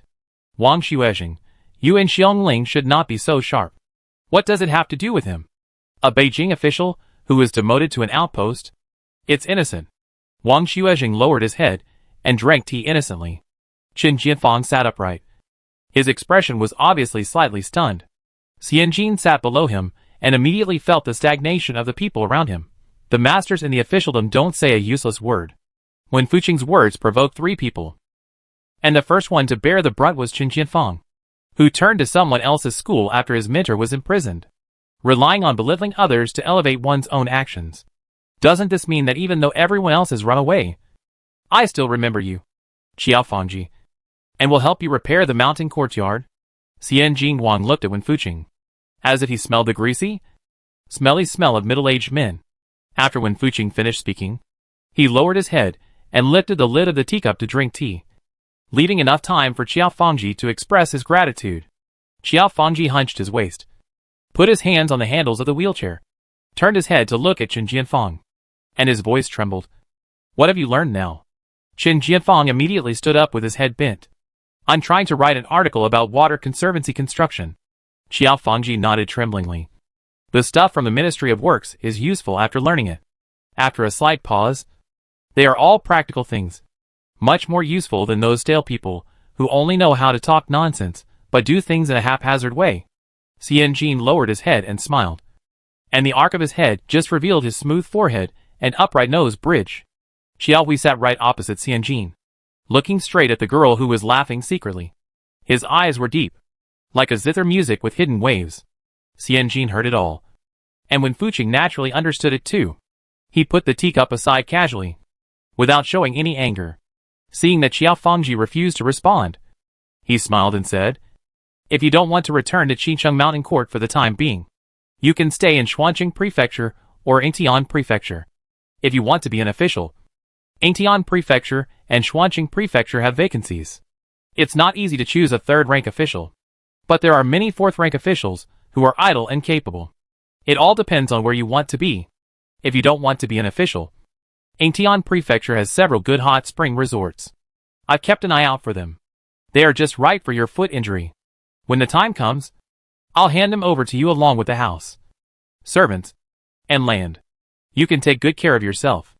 Wen Fuqing leaned forward, smiled, and looked at Xiao Hui and Bao Yuhua. Bao Yuan, you don't have to worry about your future. Even if you are not granted a title, you will at least be assigned to the Imperial Guard. After wearing the Iron Hat, you will definitely go to the capital. Your daughter has her hair pinned up, and it is the right age for marriage. Yingtian Prefecture is much larger than Xuanqing, and there are many talented young people. Parents who love their children will plan for them in the long run. Wen Fuqing remembered Qiao Fangji's weak Jin Jier just now, and his eyes moved to Xian Jin again. Besides, manager, he just got the business of rolling up papers for the autumn examination in Yingtian Prefecture. This year's tribute was also recommended by Yingtian Prefecture for her to participate. In the next few years, she will go to Yingtian Prefecture frequently. There are a lot of random things. The main idea is only one: to ask Qiao Fangji to sell the good things of Yingtian Prefecture, and to go to Yingtian Prefecture to check in. Here, Xian Jin is a little confused. Why does Wen Fuqing work so hard to bring Qiao Fangji and Yingtian Prefecture closer? So the water prison is not your Yingtian Prefecture? The punishment is not your Yingtian Prefecture? Their leader is not a masochist. After escaping with great difficulty, he has to limp to check in. Qiao Fangji's water prison has been here twice. Xian Jin frowned slightly, somewhat puzzled. Xiao Hui lowered his head, and the corners of his lips curled up slightly. Wen Fuqing was still talking, and the whole hall could only hear his official accent. Qiao Fang raised his hand breathlessly to signal Qin Jianfang to sit down first, then narrowed his eyes and waved at Wen Fuqing repeatedly. His tone was like a blocked road, impetuous and unsmooth. Okay, don't say anything. Your place is too expensive for me. Qiao, I am teaching or lying down to play. Cheng Bin, you are too nosy as a Fuqing, aren't you? Wen Fuqing's face flashed with complex colors of red, orange, yellow, green, blue, and purple, like an awkward colorful cloud. Qiao Fangji couldn't get up, and his voice was intermittent, low and high. You want me to accept Yingtian's favor, but I won't. I, Qiao, am not hard at anything, but I am the hardest, in front of people and behind their backs. whether it's polite or private. I swear that you, Ying Tianfu, will never hear a thank you from me. Xiao. Xianjin barely restrained his flying facial features. When Fuqing is a real dog. Dour. You are also a real dour. I will hold the banner for Director Qiao. Director Qiao is a true wolf warrior. The smile of Wen Fuqing was visible to the naked eye. And he said embarrassedly, Brother, you misunderstood me. Xiao Fangji waved his hand. No, not to the point of misunderstanding. It is impossible to misunderstand. There is no point in saying more. Now the position of Yingtian Prefecture is vacant. Cheng Bin, you are a noble man and busy. So don't waste your time on me. A lame old man. When Fuqing looked at the prefect Xiong, who was calm and composed after eating and drinking. And he was furious. This old bear, who is used to picking peaches, looks harmless. But he is always indispensable when there is good. When Fuqing smiled. The news of your return came suddenly. I received a letter the day before yesterday. I didn't have time to take care of the Qiao mansion in Jing County and Xuanqing Prefecture. The Qiao family's old house is far away in Weinan. Yesterday, I chose a 3-story house for you in Yingtian Prefecture. If you don't go, where do you plan to live these days? Live at Sister Xianjin's place. Qiao Bao suddenly spoke. Her eyes widened. The Qin family is big. And Sister Xianjin is the head of the family now. With one order, we should start cleaning now and move in at night. Qiao Baoyuan turned his head further away, as if concentrating on studying the pattern of the teacup on the side table. The gold-plated patterns of forest birds and beasts are very beautiful. This magpie is usually dull, but it is very reliable at critical moments. The reputation of the bird of good news. The reputation of the bird of good news is well-deserved. Well-deserved? When Fuqing looked at Xianjin with an unsuspecting look, Qiao Fangji snorted coldly from the bottom of his chest. Does Chengbin think that these 2 disciples of mine are unwilling to leave a habitat for the master? The 2 disciples are Chen Jianfang from the Qin family, and Yi Xianjin from the Qin family. Xianjin straightened his back and said in a cheerful voice, That's impossible. We are a business family. We don't have anything else. But we have a large land and abundant resources. Outer courtyard Yangtze Otai. Beijtang. Kai Shaotang. Master Qiao. You can choose anyone. If my old lady and my father were here, we would be happy to welcome you. Or we would happily give up the main hall of the Qin family for Master Qiao to rest. Chapter 254. A blessing comes to mind. As soon as Xianjin finished speaking, when Fuqing's face was extremely ugly, he turned to Prefect Xiong and smiled. Old Xiong, Xuanqing Prefecture is still under the jurisdiction of Nanzili, and Yingtian Prefecture still governs the local area. The entire Xuanqing Prefecture, from top to bottom, from the head of the prefecture to the little girl, all of them are united in rejecting him. They don't give him any face at all. Prefect Xiong was calm and composed. Brother Wen, you can manage it. No one can stop you from managing it. If you really want Lao Qiao to go to Yingtian Prefecture, then I will give you an idea. Prefect Xiong paused, then said cheerfully, The Yingtian Prefecture submitted a petition to give the Yingtian Prefecture prefectural governor position to Old Qiao. It is not an insult to Old Qiao to be a third-rank official. He will definitely get the position. Minister Wen's throat choked. Why did he condescend to lick Shanong Qiao? Wasn't it just for the prefectural governor position? The position has been given up. So why is he still excited? Minister Wen narrowed his eyes, sneered, and said in a muffled voice, Good, good, good. Xuanqing Prefecture is great. So good that they can wear the same pants. When Fuqing laughed twice more, and looked at Xiong Jifu with his hands behind his back. After a while, he patted Xiong Jifu on the shoulder, lowered his head, and said nothing. Just as he was about to turn around and leave, he still took a deep breath, forced a smile towards Qiao Fangji, bowed and saluted, and said respectfully, Master Qiao, please think about it slowly. If you have an answer, please let me know. Except for the turtle head. Wang Fuqing is really flexible. Even though he was being excluded like this, he still had the nerve to face Qiao Fangji. Why fight for Master Qiao? Yingtian Prefecture already had a grudge against Master Qiao, even if the then prefect had been dismissed and exiled. The people of Yingtian Prefecture should not have known that a top scholar who passed the imperial examinations twice was going to be sent to prison. If someone had stood up and advised, Master Qiao would not be unable to stand up now. There was already a grudge. And at worst, they would never see each other again. Wen Fuqing looked like an orthodox and noble scholar. And he was also a civil servant with an eloquent tongue. According to his personality, shouldn't he be so unyielding and asking for forgiveness, praise, and affection? Xianjin's doubts continued until the Qiao family father and son arrived at the Qin family. It was already dark, and it rained at night. At this time, the fog was rising, and the eaves and black tiles were looming in the fog. Old Madame Chu led the Qin family, with the eldest widow Duan leading the way. The second wife Chen Kai and his wife stood side by side with Chen Fu. Chen Fu held his head high, like a rooster crowing in an octagonal cage. If he was exposed one day, he would definitely publish a book. Qincheng girl he Xianjin, how I raised such an excellent daughter. Master Qiao. Qiao Fangji. Jing County. The plaques on the city gates were all written by him. But the first thing he did after returning was to visit the Qin family. Why? Because Xianjin was loyal, righteous, bright. He took the risk of his family being confiscated to earn money to support the Qiao family's daughter. Of course, his daughter is so good. Firstly, because of Anyang's inheritance. Secondly, it is naturally because of his words and deeds, and the influence of what he saw and heard. Chen Fu silently raised his foot, took a half step forward, and stood in front of his second brother Chen Kai and his wife. This family would fall apart without him. So what's wrong with him standing up a little?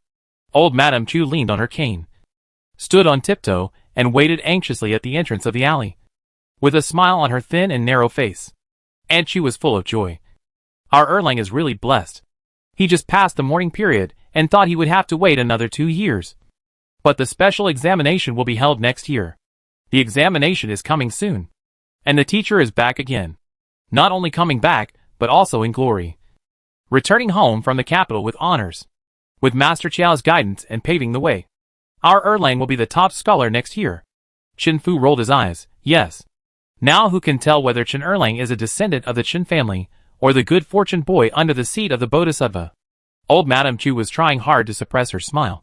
But she still had a stern face. Don't talk nonsense. It's not so easy to be the top scholar. This can't be said outside our family. Others will laugh at our Qin family for not knowing how high the sky is and how deep the earth is. Old Madame Chu put her hands together. Amidba. The Qiao family is safe. Ding Yuan Ho defeated the Japanese and returned triumphantly. The son of Qiao Shanchong returned safely. Qiao Shanchong has finally gotten what he deserved after all the hardships. All of which are God's blessing. And it is worth it for our Qin family to treat Bao Zhu with such care and love. Chen Fu's eyelids were about to twitch. And he silently said in his heart, "This is your mother. This is your real mother." Many things can be expressed by rolling your eyes. Second Aunt Chu happily agreed that it was a birth. The night sky gradually fell lower with the birth of stars, almost touching the edge of the earth. Old Madame Chu seemed to be unable to feel the passage of time. She waited patiently and happily at the entrance of the alley, turning her head from time to time to ask nervous questions. Had the mattresses in the autumn harvest pavilion been patted and loosened? Had the incense sticks in the outer hall been smoked? What about the books? Can the ancient books in the collection at home be sorted out and placed in the outer courtyard? Second Aunt Chu ran back and forth several times to dispel old Madame Chu's anxiety. The four-cornered sedan chair and the red horse finally arrived. Madame Chu came forward to greet them.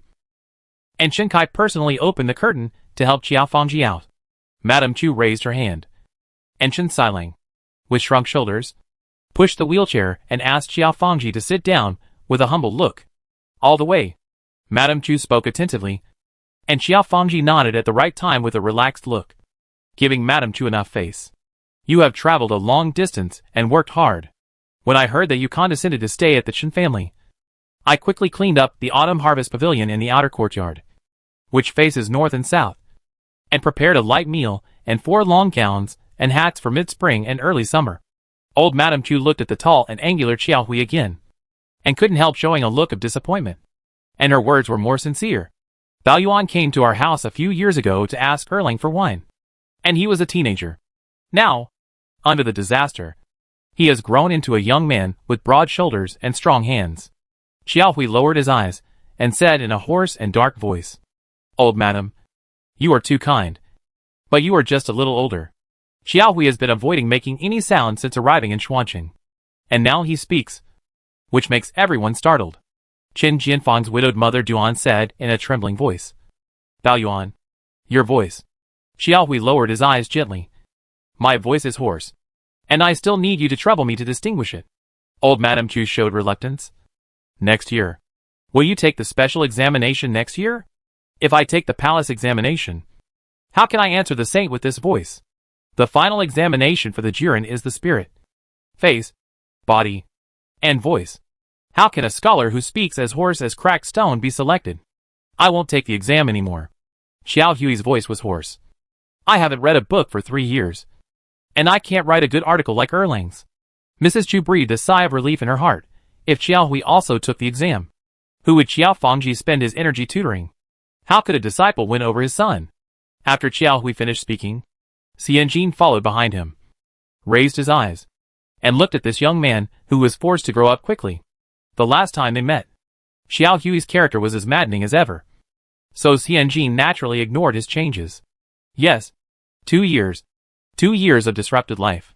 The young man who should have been frivolous and arrogant gave up his stable life, took the initiative to face the unpredictable future, took on the responsibility of clearing the name of the Chia family and his father, put away his pen, turned around and picked up the sword, and earned a way to live for himself. How could there be no change? How could there be no change? Even if his life was corrected, how could he return to the right path without a trace? Now listening to Xiao Hui's frank and hoarse words, a lagging and slow regret quietly climbed into Xianjin's heart. Silently and calmly, Qin Jianfang followed closely behind, looking at Xianjin as if he had come to his mind. Just bumped into the girl's soft and caring eyes cast at others. Chapter 255. The arrows pierced the clouds. Qin Jianfang's nose tightened, and a strong minty coolness rushed to his head. He lowered his eyes slightly, adjusted his breath slightly, and took 2 deep breaths of fresh air that allowed him to survive. Xiao Hui also sensed the sight.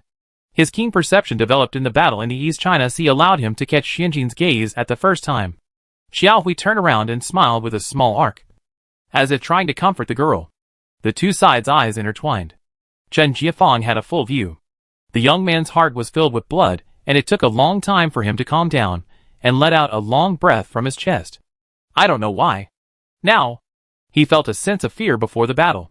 2 years ago, he had never felt the sense of defeat. But now it was like a huge army. Is it because Xiao Hui returned with a new look? Is it because there are countless entanglements between him and Xianjin? Is it because he is still a commoner and has a huge chasm to overcome before he can achieve success? In the corridor, the team gradually walked away. Qin Jianfang stood silently with his head down, staring at the plain and hard blue bricks under his feet in a daze. Erlang. Mrs. Chu seemed to have eyes on the back of her head. She accurately sensed that Jin Sun had fallen behind and turned back. Catch up. What are you standing there for? Qin Jianfang raised his head, put his hands in his sleeves, and walked forward quickly. Xiao Hui put his hands behind his back, glanced at Qin Jianfang, glanced at Xianjin, and pursed his lips. Mrs. Chu prepared a full table of food, 8 cold and 8 hot dishes in one pot, and prepared 8 small bowls and plates on a bamboo frame for Xianjin and Qin Jianfang. Xiao Fangji was seriously injured, and he had been traveling a lot. It was early summer, so his appetite was not good. Now he gave face to the Qin family, and at least took a few bites before putting down his chopsticks. Mrs. Chu had a lot to say, but she saw Xiao Fangji half leaning on the wheelchair. His lips were pale, and his face was haggard. She finally restrained her strong desire to talk, and regretfully asked Qin Jianfang to take the father and son to the autumn harvest pavilion. It's getting late. We can talk about it tomorrow. Erlang, take the teacher to rest. Principal Xiao, your presence is really a great honor to my Qin family. Please let me know if there is any place where we, a small merchant, have not been well received. Please let me know. Xiao Fangji raised his hand and said weakly. Okay. I'm sorry for bothering you. Lady Chu was willing to let him go. She turned around and saw Xiao Baoyu staring at her father with tears in her eyes. She smiled and said, Baoju should go with you. Although it's an outer courtyard, the Qin family has always been strict in managing the family. So it doesn't matter if Baoju goes. Erlang must send her to the second gate when she comes back. Now, she is happy to see Baoju and Erlang get together. But this thought should not be too obvious. Otherwise it will make Qiao Shanzhang disgusted, which will be counterproductive. Madame Chu called out the troops and raised her chin. using Xianjin as a fig leaf. Jin Jie, go and help Shanzhong Qiao. No words were spoken along the way. Qiao Hui and Qiao Baozhu pushed their father's wheelchair on the left and right, while Chen Jianfang and Xianjin walked in front, one after the other. The autumn harvest pavilion was indeed well maintained. Under the dim light of the hexagonal oil lamp, the varnished pearwood furniture was neat and elegant. The west room, the open room, and the flower room were all placed with emergency vegetable and fruit gourds. Qiao Fangji waved his hand and wanted to talk to Xianjin, but he was out of breath when he opened his mouth. Xianjin, you've worked hard. Today, I saw the little girl, with fair skin, clear eyes, tall stature, and dark patterned scarlet silk. She was not at all shy when she spoke or acted. This shows that in the past 2 years, this useless girl of his has never been worried about food and clothing, and no one dared to take advantage of her or make things difficult for her. What Tian Prefecture? What Old Lady Chu? What Chen family? He knew everything. They were all wolves who came to steal the credit by following the smell of meat. Only his female disciple, who had been with him for half a year and had a like fate with him, was really trying her best to raise Baozhu. Baozhu hugged Xianjin's arm, looking very attached. Xianjin smiled. Why do I have to work so hard? It's Zhang's mother who cooks for Baozhu, Jia the tailor who makes clothes, and Lord Xiong's niece. Now Lord Chui's wife often invites Baozhu. Xianjin looked at Qiao Fangji's feet on the wheelchair pedal and hesitated. It's your feet. Qiao Fangji waved his hand. It's a small matter. Let's not talk about it. After saying that, he looked at Chen Jianfang, then at his little daughter, and finally at his eldest son, who was silent and majestic. His sunken cheeks finally showed a shining smile. He sighed and his voice was like duckweed floating on the water. I really want to chat with you kids all night long. Ahem. What a pity. Qiao Fangji's voice was like the sound of a broken gong squeezed out of his throat. It's a pity that I am in such a shabby state now. Chen Jianfang bowed and said, Teacher, you and I are not mayflies. Why bother to fight for the day and night? There is a long time to come. Qiao Fangji nodded, as if he remembered something, and called softly, Uncle Jiang, Uncle Jiang, take Erlang to get the book. The voice was very soft. Xianjin's nose was dry, although she didn't want to admit it. But she now missed Qiao Dao's full of energy when he scolded her as academic garbage. Chen Jianfang bowed and followed the one-eyed old man beside Qiao Fangji into the inner room where the bags were placed. Qiao Fangji looked unhappy. Baozhu was thinking about going to the kitchen to help cook the poria cocos and yam porridge tomorrow morning. Xianjin said goodbye first. Xiao Hui turned his back to help the two girls push the door. I'll see you off. Next to the autumn harvest pavilion, there are 2 rows of pine trees. It's still young, and the pine trees are not as tall as those in the Qicheng mountain courtyard. The 2 rows of trees are like 2 rows of young people with high spirits. Baozhu jogged in front, mumbling, chop the lean meat, soak the poria cocos in warm water, and cover your hands with a layer of gauze when cutting the yam. Otherwise your hands will itch. Xianjin said loudly. Slow down. We are unfamiliar with the road and it is dark. Be careful not to fall. Baozhu waved her hands behind her back. If I don't run faster, I will forget everything that Zhang's mother said. Then she began to mutter. You can't put gauze on your hands when cutting yam. Otherwise your hands will itch.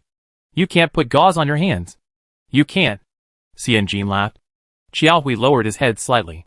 Even if he didn't look at it, he could imagine the girl's beautiful face in his mind.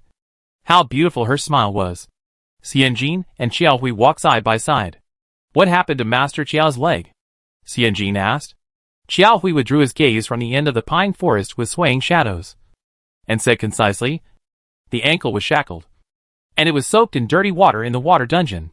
The flesh and bones are all rotten. Now I can only take good care of it, and hope that I can stand up soon. Xianjin clenched his fists tightly, and did not speak for a long time. The person from Yingtian Prefecture is seeking your father's forgiveness, and understanding regardless of his attitude. You are confused, right? Qiao Hui did not want to dwell on the past pain, and broke the silence with a hoarse voice. Xianjin smiled and looked up. Did you notice? Qiao Hui smiled. Your eyebrows are almost twisted into a line. Very funny. It's hard not to notice. Xianjin, a dog's mouth can't spit out ivory. Huey's mouth can only eat hair tail. Which young girl wants to hear that she is funny? Even if this young girl is a dung beetle that has become a spirit. She doesn't want to be a funny girl. Thank you. Xianjin rolled his eyes exactly like Chen Fu. Next time, I will try to be more serious and not so funny. Xiaohui smiled, his long eyelashes hitting the shadow of his nose. The two shadows merged into one. The position of the prefect of Yingtian Prefecture is vacant, and the fourth-rank officials, who have the ability to compete, are all eyeing it covetously. Yingtian Prefecture has a tradition of internal promotion, which means that the current fourth-rank prefect of Yingtian Prefecture is the strongest competitor for the next prefect. Xiaohui rarely speaks such a long sentence in a row since his voice became hoarse. He felt that his voice was extremely unpleasant, like a piece of torn paper in a storm. It made a buzzing sound. Woo! Xiaohui paused, deliberately cleared his throat, and then continued. But as long as my father does not accept the favor of Yingtian Prefecture, none of the current fourth-rank officials in Yingtian Prefecture will have a chance to get promoted. Why? Xianjin frowned. This is an area she does not understand at all. The officialdom is different from the business world. The officialdom is much more difficult than the business world. Xiaohui lowered his head involuntarily, slightly sideways, and got closer to Xianjin. Don't forget, the original team of Yingtian Prefecture that made my father's life worse than death. Now except for the prefect, none of them have been replaced. When Yingtian Prefecture tortured my father with water, these people were unaware of it. Is it possible? If they knew, how could they not persuade them? How could they not report it? How could they not rectify the chaos in time? The current rulers respect my father as a person and advocate the study of the mind. Although the original group of Yingtianfu officials were not in danger, they could not make any progress without my father's forgiveness. Xiaohui explained in detail. Xianjin nodded thoughtfully. To sum up, you and I have not yet forgotten our grudges.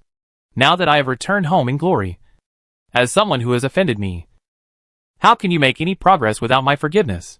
Therefore, today, when Fuqing, whether in public or in private, forced, begged, and guided Xia Fangji to show his close side to Yingtianfu, Xianjin sneered.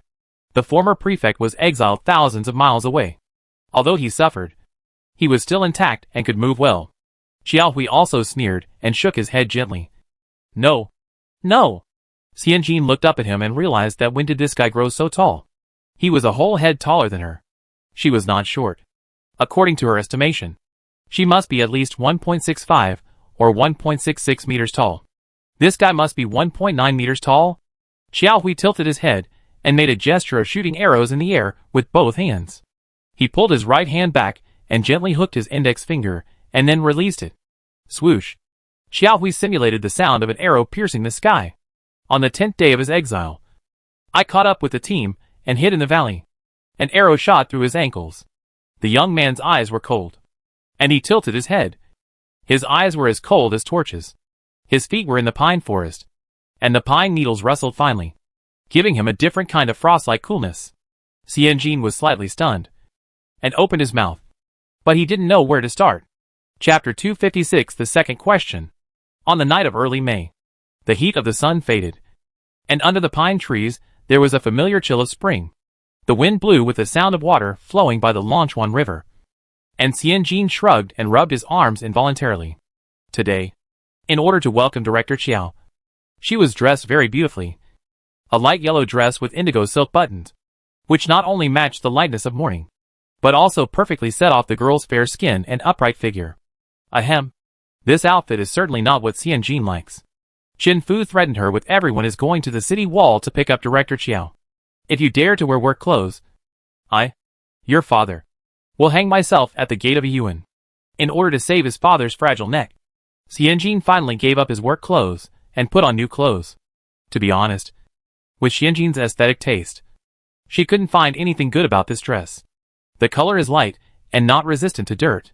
The skirt is wide and not convenient for running. The buttons on the collar are green and look like lettuce.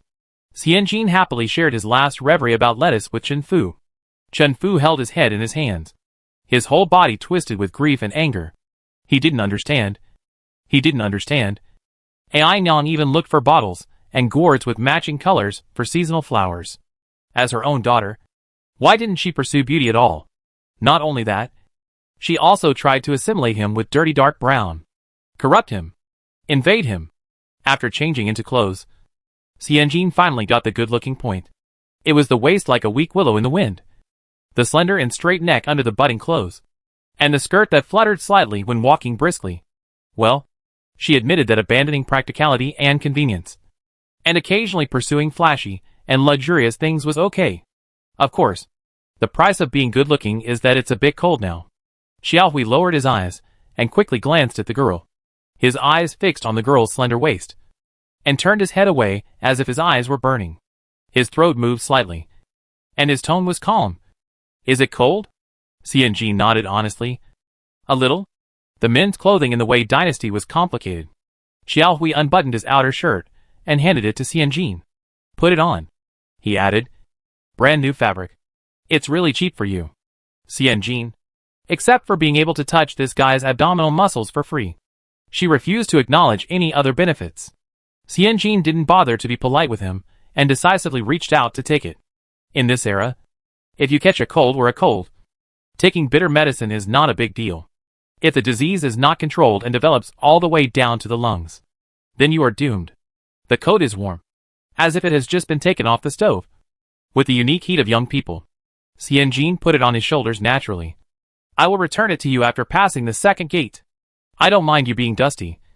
And you don't mind me. This coat is also new. I just put it on today. And it cost my father 8 cents of silver. Xiaohui lowered his head and curled his lips, with a smile on his face. But he didn't know what he was laughing at. After a long while, he spoke again. Speaking of which, I have a favor to ask you for. What favor? Help me find a reliable builder. Our family has a house in Shuanqing Prefecture, just east of the city. We haven't lived in it for more than 10 years. We came back so late that we didn't have time to repair it. Xiaohui took off his outer shirt, and his inner clothes were still neat and tidy. His dark brown straight-cut casual clothes with gold-stamped edges were meticulous, without even a wrinkle. I saw that your shop in Jishi was well built, so that one is also very good. This guy's coat is a bit long. Xianjin has to carry it. Of course. Good at picking peaches. That was the builder she selected after comparing 4 or 5 companies. Xianjin said seriously. If it is a well-preserved 3-story house, it can be tidied up in half a year. Apply some varnish, oil the furniture, clear the weeds in the yard, and plant some flowers and trees with good meanings. Xiaohui shook his head. No need to be so meticulous. Just live in it. Xianjin frowned.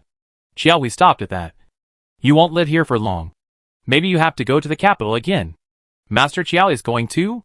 Xianjin asked. His foot. Didn't he come back to recuperate? Xiaohui was silent. To recuperate, but also to avoid disaster. The overall situation in the capital has been settled, but there are still fights going on. Father is injured and weak now. If he is implicated again, it will be too late to save the situation. Oh! After the fight is over, they will have to go back to the capital. Since Xiaohui is not going to take the imperial examination, where is the way out? Xianjin remembered what Wen Fuqing said at the city gate today. Even if you are not given a title, you have to join the imperial guards and have a golden rice bowl. You have made contributions in Fujian, right? You are worthy of being conferred a title. I am afraid it is a great contribution. Xianjin's eyes were rolling around, and in Xiaohui's eyes, he looked a bit like a cunning little squirrel with pine cones stuffed in his arms. Xiaohui put his hands behind his back and raised his eyebrows. I can see the abacus beads in your eyes. Crackling. I don't know what you are calculating. Then he confessed. I killed the Japanese General Song Shifuan at sea, and found my uncle Ding Yuan Ho, who was trapped on a deserted island along the East China Sea, which solved the dilemma of the war at that time. Xianjin dared not guess what reward he would get for killing the Japanese general. However, if this happened in the future, when Xiaohui died, he would be worshipped by the national temple as the first incense offering. He would be promoted and become rich and reach the peak of his life. The first incense. It would be great if she could enjoy the first incense offering. Most Chinese children, when they reach a certain age, will awaken to the overall planning of their affairs after death. No wonder Wen Fuqing said that a title is also possible. Xianjin said TSK. When a man is away for 3 days, he should be looked at with new eyes. Our Baoyuan has survived a great disaster, and will surely have good fortune in the future. Now he is also a successful young hero. We bow you on? We? You and I? We? Xiao Hui restrained the muscles on his cheeks that were trying to twitch, took a deep breath, and turned his head, as if he had picked up something from nowhere. His tone was steady. Don't make jokes here. I don't see any future blessings. I only know that the young hero is now almost frozen to death by the wind for a little green onion. Xianjin stretched out his arms, which were green and yellow, and really looked like a slender green onion.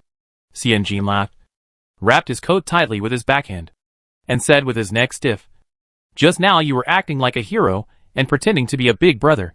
Now you have to hold on even if you grit your teeth. Anyway, I'm warm now. Xiao Hui couldn't help but laugh along, and said casually, You and Erlang are really interesting now. Last time I saw you two were talking and laughing. But today when I saw you again, you didn't talk to each other. I remember that you two had a good relationship before. And Erlang even went to the shop to teach your clerk to read at noon. What happened now? Xianjin's smile faded. Nothing happened. After all, you are old. Erlang will be in mourning in August or September. Right? When you pass the imperial examination next spring, you will arrange marriages right after that. And brothers and sisters in the same family will have to avoid suspicion, even if they are blood relatives. What's more, she is still a burden without blood relationship. Second time. This is the second time he asked. Really? Xiao Hui counted silently in his heart and stopped dwelling on this question. Turning a corner, the second door was in front. Xiao Hui started a new topic. Birthday gift. Does Bao like it? Xianjin nodded. I didn't say it clearly at the time. I just said it was a small wooden sculpture from Fujin. Baozhu liked it very much when she heard it, and put it on her pillow every day to sleep. Xiao Hui smiled and nodded. Do you like it? Xianjin nodded. Not bad. It's carved by our young hero himself. The gift is small, but the sentiment is great. How can I not like it? After a pause, the girl smiled seriously. I just hope that our young hero will be successful. Don't give me a wooden one next time. Let's be more generous and give me a gold one. Solid. The kind that will give a bump on the back of my foot. That would be the best. Xiao Hui. Really?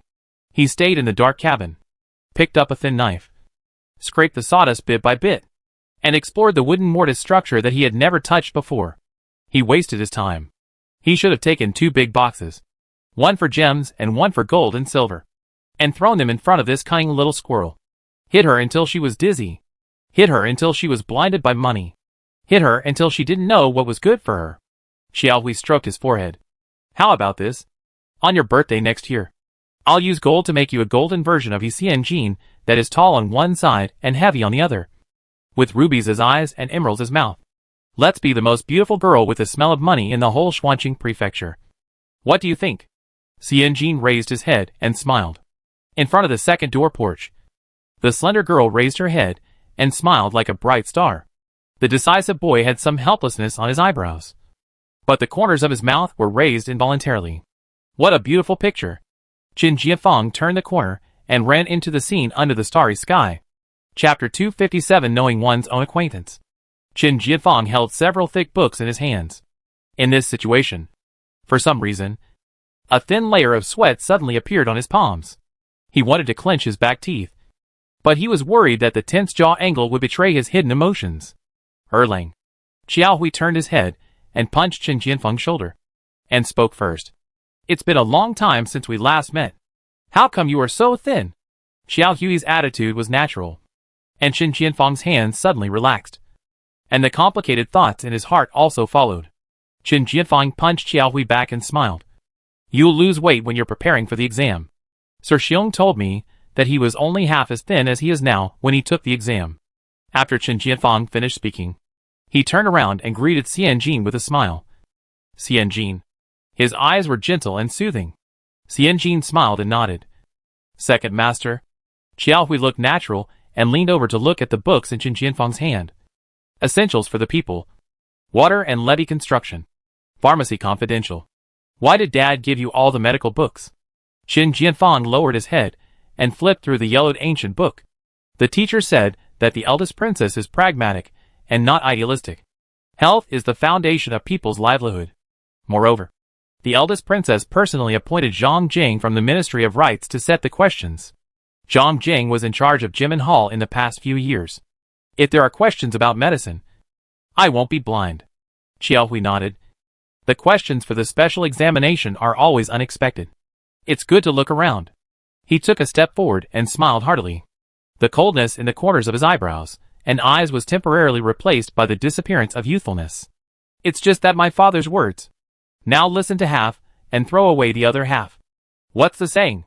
If you don't touch a book for 3 days, you might as well go to dry pigs. He hasn't touched a book for more than 2 years. So don't listen to it all. Qin Jianfang smiled and took a step forward. You should save these words for the teacher if you have the guts. Xiaohui waved his hand. I don't have that ability. Although my father is lame. He can use a cane to move vigorously. Qin Jianfang smiled. Each of them took a step forward, as if they had crossed the 2 years of separation and finally stood side by side. The second door creaked. Opened. Xiaohui also walked in. The residence is spacious and exquisite. I'll go and thank the old lady. To the east of the second door is the kitchen. Xianjin saw white smoke coming out of the chimney, and then heard the little girl screaming in shock. Xiao Bao was cooking, and it sounded like every step was full of danger. Xianjin said hello to the two of them. I have to watch Baozhu. I didn't include the expenditure of rebuilding the kitchen in this year's budget. Xianjin lifted her skirt and trotted to the east, like a little green vegetable jumping for joy. Qin Jianfang stopped, his eyes moving with Xianjin's back, and the smile in his eyes was about to overflow. He missed her so much. How can you not lose weight while preparing for the exam? This sentence is true. The small house he rented was right next to Wang Xuejing's government office. It was only 3 hours a day and belonged to him completely. Sleeping, eating, drinking, washing, all had to be done in these 3 hours.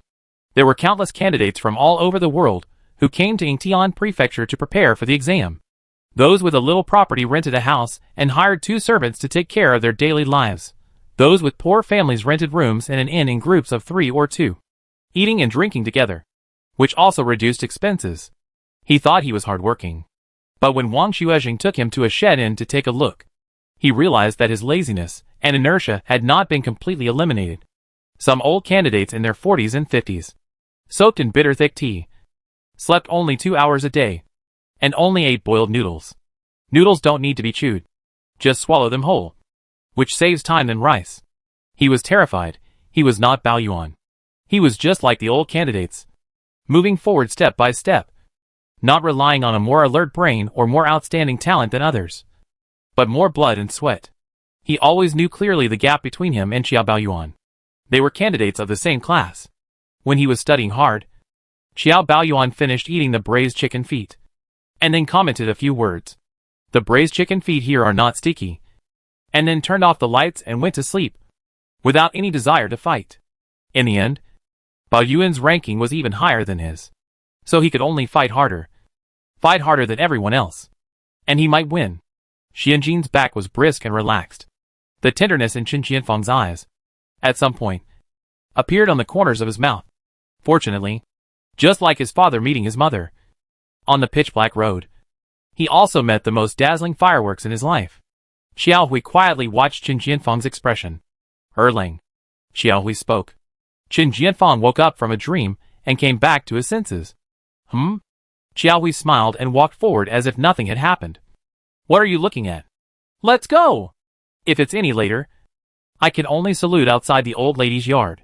Qin Jianfang said lowered his head and walked with Xiaohui in the deep corridor, and asked, Has Marquis Dingyuan returned to Beijing? Xiaohui nodded. Yes, he returned quietly at the end of last year, and I came back with him. Have the Japanese given up? Qin Jianfang lowered his head and turned the corner of the corridor. The candidates were busy preparing a 10,000 people's book a few months ago, saying with certainty that the Great Wei Dynasty, the Celestial Empire, should flatten the tiny land of the Japanese pirates. How can we seek temporary peace and make repeated concessions? Xiaohui smiled. Scholars are full of ambition. The tone was open and casual. Qin Jianfang also smiled. You have been with the Grand Princess for the past few years, so your perspective and experience are naturally different. Although the candidates are scholars, their hearts are the same. Xiaohui raised his eyebrows and said seriously, Erlang, you must be cautious in state affairs. Now that the fight between Emperor Zhaoda and the Grand Princess is getting more intense. You must be more careful in your words and deeds. You are the top seed in Ingtian Prefecture's Spring Imperial Examination this time. So don't give others a handle to talk about you. This is a sincere statement. Qin Jianfang nodded solemnly. Of course. Xiao Hui frowned. And then said, the Japanese matter is not over yet. The Grand Princess and the cabinet are playing games, and many tendencies are unclear. If you ask me for advice, you should wait for another 2 years. When the wind in the court blows clearly in which direction, the future will be clearer. Chen Jianfang smiled, but did not say a word. Xiao Hui saw through Chen Jianfang's thoughts and smiled. There are also benefits to taking the Anka exam. Everyone has no time to prepare, and what is tested is the basic skills of daily life. But you must remember one thing when answering questions in the spring examination. Be sure to be cautious and seek stability rather than novelty. Chen Jianfang looked up at Xiao Hui. Bao Yuan, who was 2 years younger than him, now had his back to the moonlight, with a stern face and calm eyes. His words even contained a sense of planning and strategizing. The sense of superiority he brought to him was even greater than that of the prefect of Ingtian Prefecture. Chen Jianfang knew that this feeling was not a deliberate suppression by Xiao Hui, but a temperament that was engraved in his bones. Chen Jianfang raised his chin slightly and sighed. In just 2 years, Bao Yuan has left us far behind like a light boat passing through a mountain. Xiao Hui put his hand on Chen Jianfang's shoulder. Just like in the old days. He is the eldest son of the headmaster, and he is the headmaster's favorite student. The two of them have a natural close relationship. In the past 10 years, they have accompanied each other and witnessed their growth. Although they sometimes have different ideas, they are still the most loyal partners of each other. It's only 2 years. Xiao Hui smiled, with thousands of stars in his eyes. Erlang, life is a long way to go. Who knows who will run faster before the end? Chen Jianfang put his hand on Xiao Hui's back. You wait. Xiao Hui laughed. I won't be a rabbit waiting in place. Chapter 258. Be careful with your words and actions. When the two arrived at the Castor Hall, Madame Chu had already changed into her casual clothes, so it was inconvenient for her to meet a man from another family. Therefore, Xiao Hui bowed to Madame Chu in the flower room outside the hall and walked out of the second door quickly. Well, although he wanted to take advantage of the situation to go to Yuan to see Xianjin. Oh, and that person. His own little fat girl. But the situation is still unclear, and we still need to make plans before we act. Friendship is good, and we must seek space for progress on the basis of maintaining it. Of course, the premise of everything is that Xianjin does not dislike it. Xiao Hui stood outside the second gate, as if he could see the Yuan in the southeast through the layers of black tiles. He knew the art of war. Besieging Wei to save Zhao, making a feint to the east and attacking in the west, waiting for the enemy to tire, and taking advantage of the fire to rob. He used these methods to go westward from a small boat on the East China Sea, and finally stood on the spacious and bright deck. He could use many strategies to make Xianjin marry him. The Qin family was like a sieve, with holes everywhere, whether it was setting up a trap for Madame Chu or calculating Xianjin's stepfather, the third master Chen Fu. At most 3 days. 3 days later, he would be able to get Xianjin's engagement letter, whether it was out of courtesy or face. If he really made a plan, Xianjin would have no way to avoid it no matter how smart he was. She was included in the Qin family's genealogy, even if the third master Chen Fu established her as a female household. The clan's righteousness, although bullshit, was still the foundation of people's lives at that time. If the Qin family wanted to force her, Xianjin could only get out of it by killing 1,000 enemies and losing 800 of his own. He had 800 ways to make himself belong to Xianjin, but he couldn't use any of them, didn't want to use them, and didn't know how to use them. Xiao Hui restrainedly withdrew his gaze. After 100 years of annoying people, love is a moment outside the order. For him. After 100 years of annoying people, love is the only order outside the madness. If Xianjin allowed it, he would choose to hold a bloody heart in his hand and frankly gamble on a losing game. Apart from that, he had nothing. The status, identity, and future he was about to have, in Xianjin's view, might not be as valuable as a piece of carved rice paper. Xiao Hui lowered his head and flashed back to Qiushou Pavilion, knocking lightly on the window frame, and a black shadow climbed down from the top of the pillar. Remove the death guards around Boss He. Xiao Hui's voice was low, The shadow knocked on the wooden board twice, one long and one short, indicating that he had received it. And his two hands flew, as if he was asking for instructions in sign language. Xiaohui frowned and shook his head after seeing it.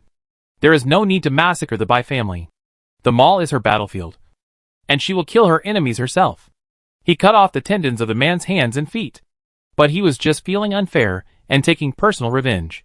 Xianjin has enough confidence to resolve all the difficulties he faces. He helped solve the problem without Xianjin's permission, which was a contempt for Xianjin's ability. The shadow's sign language was flying. Before this, Xiaohui had never thought that he could see people's emotions from sign language. At this moment, the shadow outside the window was very excited. Xiaohui took a deep breath. I have said many times that you don't need to tie up Boss He and hide him in the cave on the island to hold the wedding. The shadow's sign language was rap-like. Yes, pirates do this. But we have to be good people when we get ashore. I have said this many times. Xiaohui felt that the deep breath he took was about to be exhausted. The shadow's sign language had already used the shoulder joint and the angle of the jaw. No means no. Even if I salvage a whale as a betrothal gift, it won't work. Xiaohui was about to break down, and pulled off the sunshade in the window frame with his backhand. The world was finally quiet. Xiaohui breathed a sigh of relief. Sometimes, it is a good thing that subordinates can't speak. If you can't see, you can't hear. Xiaohui turned around and folded the coat that was stained with the unique green pine fragrance of Xianjin carefully. Opened the half-man Hainan carved wooden box from the wooden box for luggage, and put it in with great care. There was a rustling sound on the door. Xiaohui walked forward quickly and watched in silence as a thin piece of paper was stuffed through the crack of the door. Xiaohui bent down and picked it up. The words were written crookedly. Boss, you are scared. Xiaohui was immediately angry, and his nose and eyes were crooked. Damn it! I knew I shouldn't teach these pirates to read. At the same time, in the Castor Hall, Qin Jianfang sat upright. Madame Chu changed into a dark linen cotton coat with several edges on the cuffs, probably to cover the frayed sleeves. With Master Qiao back, you'll be safe, Mrs. Chu said Ba. Chen Jianfang smiled.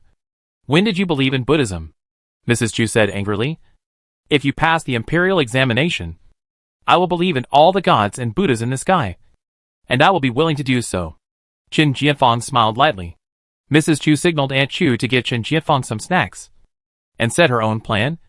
When Master Qiao comes back, don't go to Yingtian Prefecture. Look at the pomp of welcoming Master Qiao today. Even if he doesn't enter the government, he will still be the first in our Nanzili. Isn't it better for you to follow Master Qiao than to follow Wang Xuezhen? Qin Jianfang's head hurt a little. Grandma, if I change masters 3 times, people will only think that I am weak and powerless. Old Madame Chu was stunned, obviously not expecting this. If the teacher gets into trouble, I will go to Wang Xuezhen. When the teacher comes back, I will immediately leave Wang Xuezhen and go back to Xuancheng. Qin Jianfang squinted his eyes with a headache. What am I in the eyes of outsiders? I will rely on whoever is beneficial to me. Am I a scholar? Or a middleman who speculates and makes profits? Mrs. Chu understood now and hesitated. Does it mean that you are still studying with Wang Xuezhen and Ying Tianfu? Qin Jianfang nodded slightly. I will study with Wang Xuezhen, and I will attend the teacher's class. So let's go back and forth. Teacher Qiao now said that even if he gave a lecture, he couldn't say much. But the disciples had to be filial and respectful, and come to greet the teacher every few days. Mrs. Chu nodded repeatedly. Okay. It's just a little bit of travel. You should catch both ends. This is the hard truth. Seeing that old lady Chu had misunderstood, Qin Jianfang opened her mouth to explain. But halfway through, she felt that the explanation was useless. So she closed it again. Old lady Chu thought for a moment, poked her head out, and asked tentatively, You will be in mourning in August, and you are 19 years old this year. Have the adults in Yingtian Prefecture ever cared about these things? What? Qin Jianfang didn't understand what she meant. After a while, Fang woke up from his dream. The adults in Yingtian Prefecture taught me to write articles and read books. When will I be in mourning? How old am I this year? Qin Jianfang unconsciously smiled bitterly. Why do you care about these issues? Mrs. Chu felt a little regretful, and smiled and said to Aunt Chu, I only heard in the script that there was a high-ranking official who liked the scholar, and not only married his daughter to him, but also helped to pave the way. Our Erlang is handsome, with his father's deep features and his mother's fair face. I thought. Chen Jianfang's bitter smile disappeared immediately, frowned and said softly, interrupting Mrs. Chu's words. Grandma, be careful with your words and actions. Chapter 259 Random Name. Old Madame Chu smiled disapprovingly.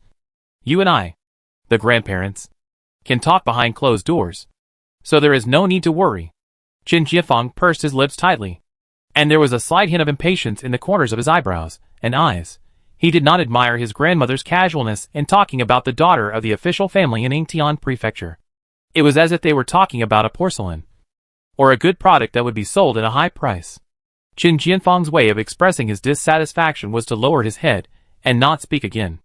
Old Madame Chu did not realize Chen Jianfang's silence, and continued to speak with a concerned attitude and kind words. Since the adults have not expressed anything, we can't just sit and wait. You will be out of mourning in the end of August, and you have been delayed for many years. Now we have to hurry up. Chen Jianfang picked up the teacup and lowered his eyes. He saw his silent and forbearing eyes on the calm and bright tea surface. Madame Chu waited for a moment, and seeing that Chen Jianfang was still not ready to speak, she frowned. Your mother has not been out for a long time, and never socialized with the wives of officials she was familiar with in the past. Her family can't help much, so you can't count on her. Chen Jianfang put down the teacup calmly and said in a deep voice, Dad is an official in Sichuan. Does he want mother to write letters every month and force her to integrate into the circle of wives thousands of miles away? Old Madame Chu said TSK and pointed at Chen Jianfang to Aunt Chu. It's fine if he doesn't speak, but forcing him to speak is choking. Chen Jianfang sighed from his chest. Helpless, and a scoundrel. Family, no choice. If grandma is fine, grandson will go back to study. Chen Jianfang raised his eyelids, bowed and stood up. Speaking respectfully, old Madame Chu frowned.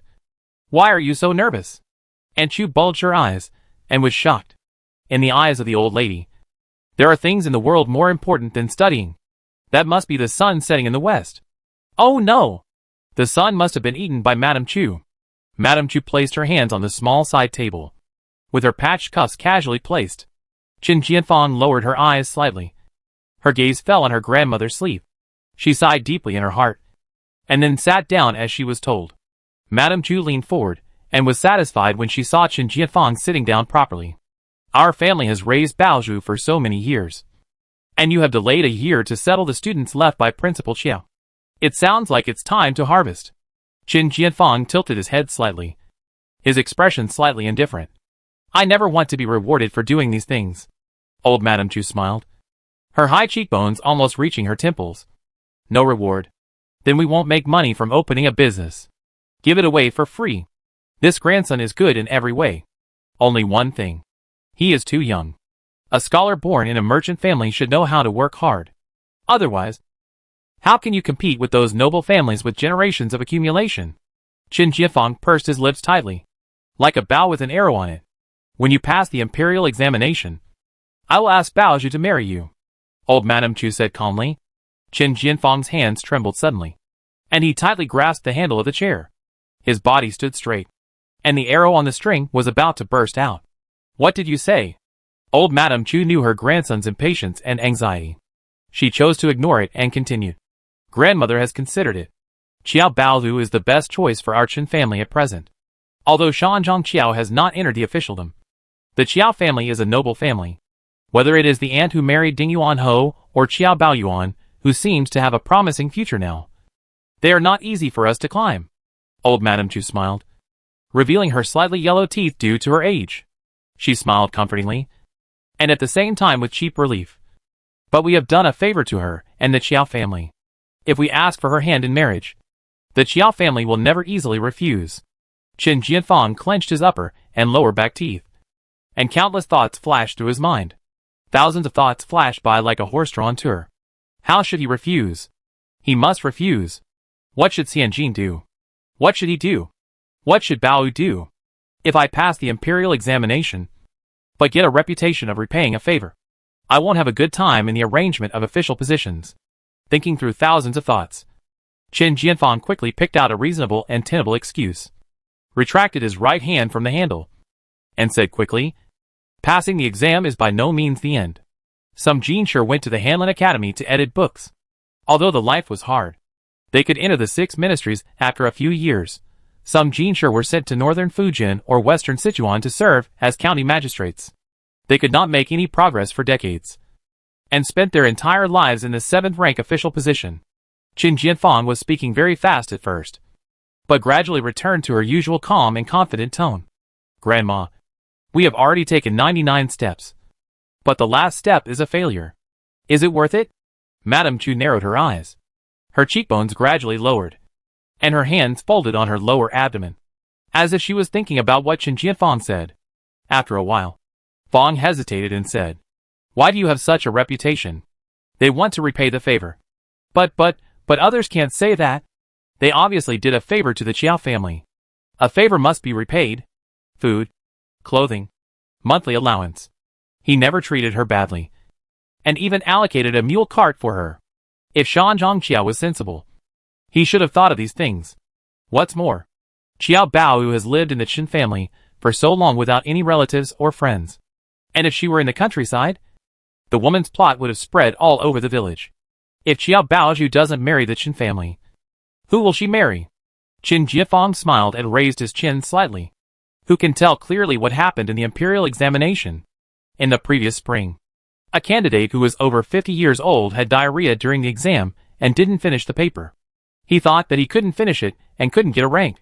So he simply didn't do the paper on the last day, and concentrated on digging the earth walls of the small room with a spoon. Chen Jianfang gradually regained the initiative, and his expression became calmer. Guess what happened? Mrs. Chu narrowed her eyes. What? Chen Jianfang smiled. The candidates in front, behind, and around him were all given 0 points. Mrs. Chu was surprised. Why? The inspector found that there were small holes in the earthen walls of these small rooms, and the suspicion of cheating cannot be ruled out. Chen Jianfang replied calmly. Mrs. Chu was a little angry. That old scholar couldn't pass the exam himself, so he used some unpresentable tricks to implicate others. Chen Jianfang nodded. He is old, and this is the last exam. He has no hope after studying so hard, so he will drag as many people as possible into the water. Unfortunately, one of the candidates next to him is very young and is the county's top scorer. Old Lady Chu understood what Chen Jianfang meant. Those who failed the exam still had to play tricks, dragging others into the water, and fighting to die together. If they passed the exam, there were hundreds of Jinsher in the 2 lists, but there were only a few good official positions. Wouldn't they fight for it? At this time, we can't give others a handle to attack us. Mrs. Chu felt a little sorry. What a pity. She also remembered that Qiao Baozhu was not old and could wait a little longer, so she could only comfort herself. There is still a chance. The grandparents chatted for a few more words, and Qin Jianfang bowed and said goodbye. As soon as he left the gate of the hemp yard, the night wind blew, and his back was wet with sweat. Qin Jianfang looked up, with confusion, panic, and fear in his eyes. He stood there and thought for a long time. Then he picked up the corner of his clothes, turned around and walked quickly, and ran towards the southeast. Chapter 260 East Asian Mother. Qin Jianfang trotted all the way to the southeast corner. The Qin family was just a merchant family, and the rules were a collection of a few rules from the east and the west, which were pieced together to form a seemingly reasonable but actually sloppy family rule. It was quite like a copycat factory that blindly copied the rules of a large factory, with a sense of fate that it was difficult to paint the bones. The disadvantages of this family rule were fully reflected tonight. Qin Jianfang hurried to the gate of a yuan, panting, and no one stopped him along the way. The lights in a yuan were brightly lit. Qin Jianfang stood at the door. The servant behind him, Mianbei, was breathing heavily, adjusting his breath to prevent himself from being choked to death by the saliva that came up from his lungs, while carefully looking at Erlangjin. What happened? Was he possessed by a ghost in the middle of the night? Mianbei waited for a long time, but did not wait for his own Erlang to say anything. He looked in the direction of Erlang's gaze, and his breath that had just been adjusted was suddenly out of breath. Lang Jun, this. Miss Chiao, it's not appropriate to visit the boudoir in the middle of the night. If she is caught, will the girl live or not? No. Will he live or not? His kidneys can be cut by the old lady. Qin Jianfang looked at the bright light not far away, turned his head gently, and said calmly, I am not looking for Miss Chiao. The servant Nianbei restrained his mouth from opening wide. If not Miss Chiao, who should he look for? Who else is there in Yuan? The answer was obvious. Nianbei felt that his kidneys would leave him sooner or later. My dear, it's so late, we can't look for anyone, it's all the girls. Nianbei was so scared that he stuttered, shrank his neck and looked around, and said in a crying voice, My dear, let's go back. If the old lady knew about this, not only would his kidneys be cut, but Miss Xianjin's life would probably be cut off. He liked Miss Xianjin very much. She was kind and generous. After Miss Xianjin took over the family shop, their meals changed from once every 3 days to meat every day. Not only him, but all the servants of the Chen family liked Miss Xianjin very much. Chen Jianfang curled his right hand into a fist in his sleep, and then slowly exhaled his breath into his dantian. After several moments, the fist slowly unfolded. Go back. Chen Jianfang turned and left. Nianbei let out a long breath. Great. The kidney was saved. She looked at her husband with fear and trepidation. Her heart was beating like a drum. Does Miss Xianjin know about this? She should not know. If she knew, her husband would not stand outside for so long. Then, here comes the question. Does the old lady know? Nianbei poked his head out and spoke carefully. My dear, the exam is only a year away. If you make a mistake at this critical moment, I'm afraid it will be difficult to explain to the old lady. Chen Jianfang paused. Nianbei stopped in panic and almost bumped into the thin and cold back of the young man. You have been with me for more than 10 years. Chen Jianfang spoke calmly.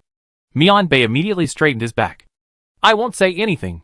Chen Jianfang nodded and walked towards the darkness with his head down. Nianbei was stunned in the spot. She felt that her husband had become more taciturn in the past 6 months, since he went to study in Yingtian Prefecture. And his back was tense all day and all the time, as if there were 2 forces pulling at him. One pulling at his head, the other pulling at his heels. One up and one down, exerting force in opposite directions. Silent, awkward, as if holding back a force. The thin and cold back was getting farther and farther away. Nianbei shook her head quickly and quickly caught up. Her mind was full of thoughts, and naturally she had no time to pay attention to the anxious and surprised eyes not far away. The night deepened. Second Aunt Chu held a plain silk handkerchief in her right hand, and a wide plain outer robe on her left elbow. She lowered her head and walked quickly on the corridor outside the Baima Hall. Second Aunt. Second Aunt. Hello, Aunt. The maid on night duty nodded and made way. Second Aunt Chu nodded absent-mindedly and stepped into the wing room. After walking around the screen, she found that the oil lamp was still on, and the old lady was sitting on the warm couch with her hair loose, warming her feet. Old Lady Chu saw the thin robe on Second Aunt Chu's left arm and smiled. Didn't you catch up with Erlang? Aunt Chu nodded uneasily. I caught up with him. After a moment, she shook her head hurriedly. Erlang walked too fast. What a mess. I didn't give him a robe. Isn't it just that I didn't catch up with him? Mrs. Chu smiled and waved, sat down on the side, and motioned Aunt Chu to come over and warm her feet together. You are not young anymore. You need to warm your feet, so that you can sleep well at night. Aunt Chu shook her head subconsciously. No need. The voice suddenly became sharp. Mrs. Chu was stunned for a moment, then smiled. What's the matter? If you didn't catch up, then you didn't catch up. Why do you go out at night and act like you've encountered a ghost? Old Madame Chu made room on the warm couch, leaving a large space for Second Aunt Chu. Don't be a little girl. Warm your feet. It's comfortable. Second Aunt Chu had never been so entangled. Her mind seemed to be alive. On New Year's Eve, Erlang and Xianjin walked one after the other. Erlang's rejection of Qiao Baohu. Not only her, but even old Madame Chu had some doubts. That's why she sent people to follow them on that New Year's Eve, trying to find clues as soon as possible. The two acted calmly, which dispelled many of the old lady's doubts. But she still had a lot of things she hadn't told the old lady.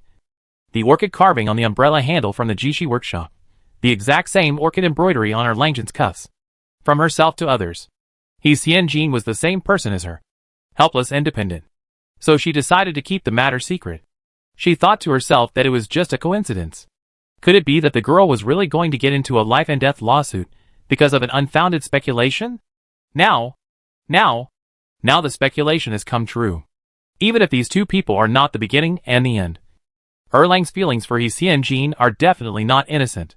Aunt Chu was so confused that she didn't know what to do. Speak? Or not? If she spoke, what would happen to He Xianjin? She would never have a good ending. Being hastily married off by Madame Chu is the best ending. If she didn't speak, Aunt Chu raised her eyes hesitantly and looked at Madame Chu, her eyes flashing with compassion.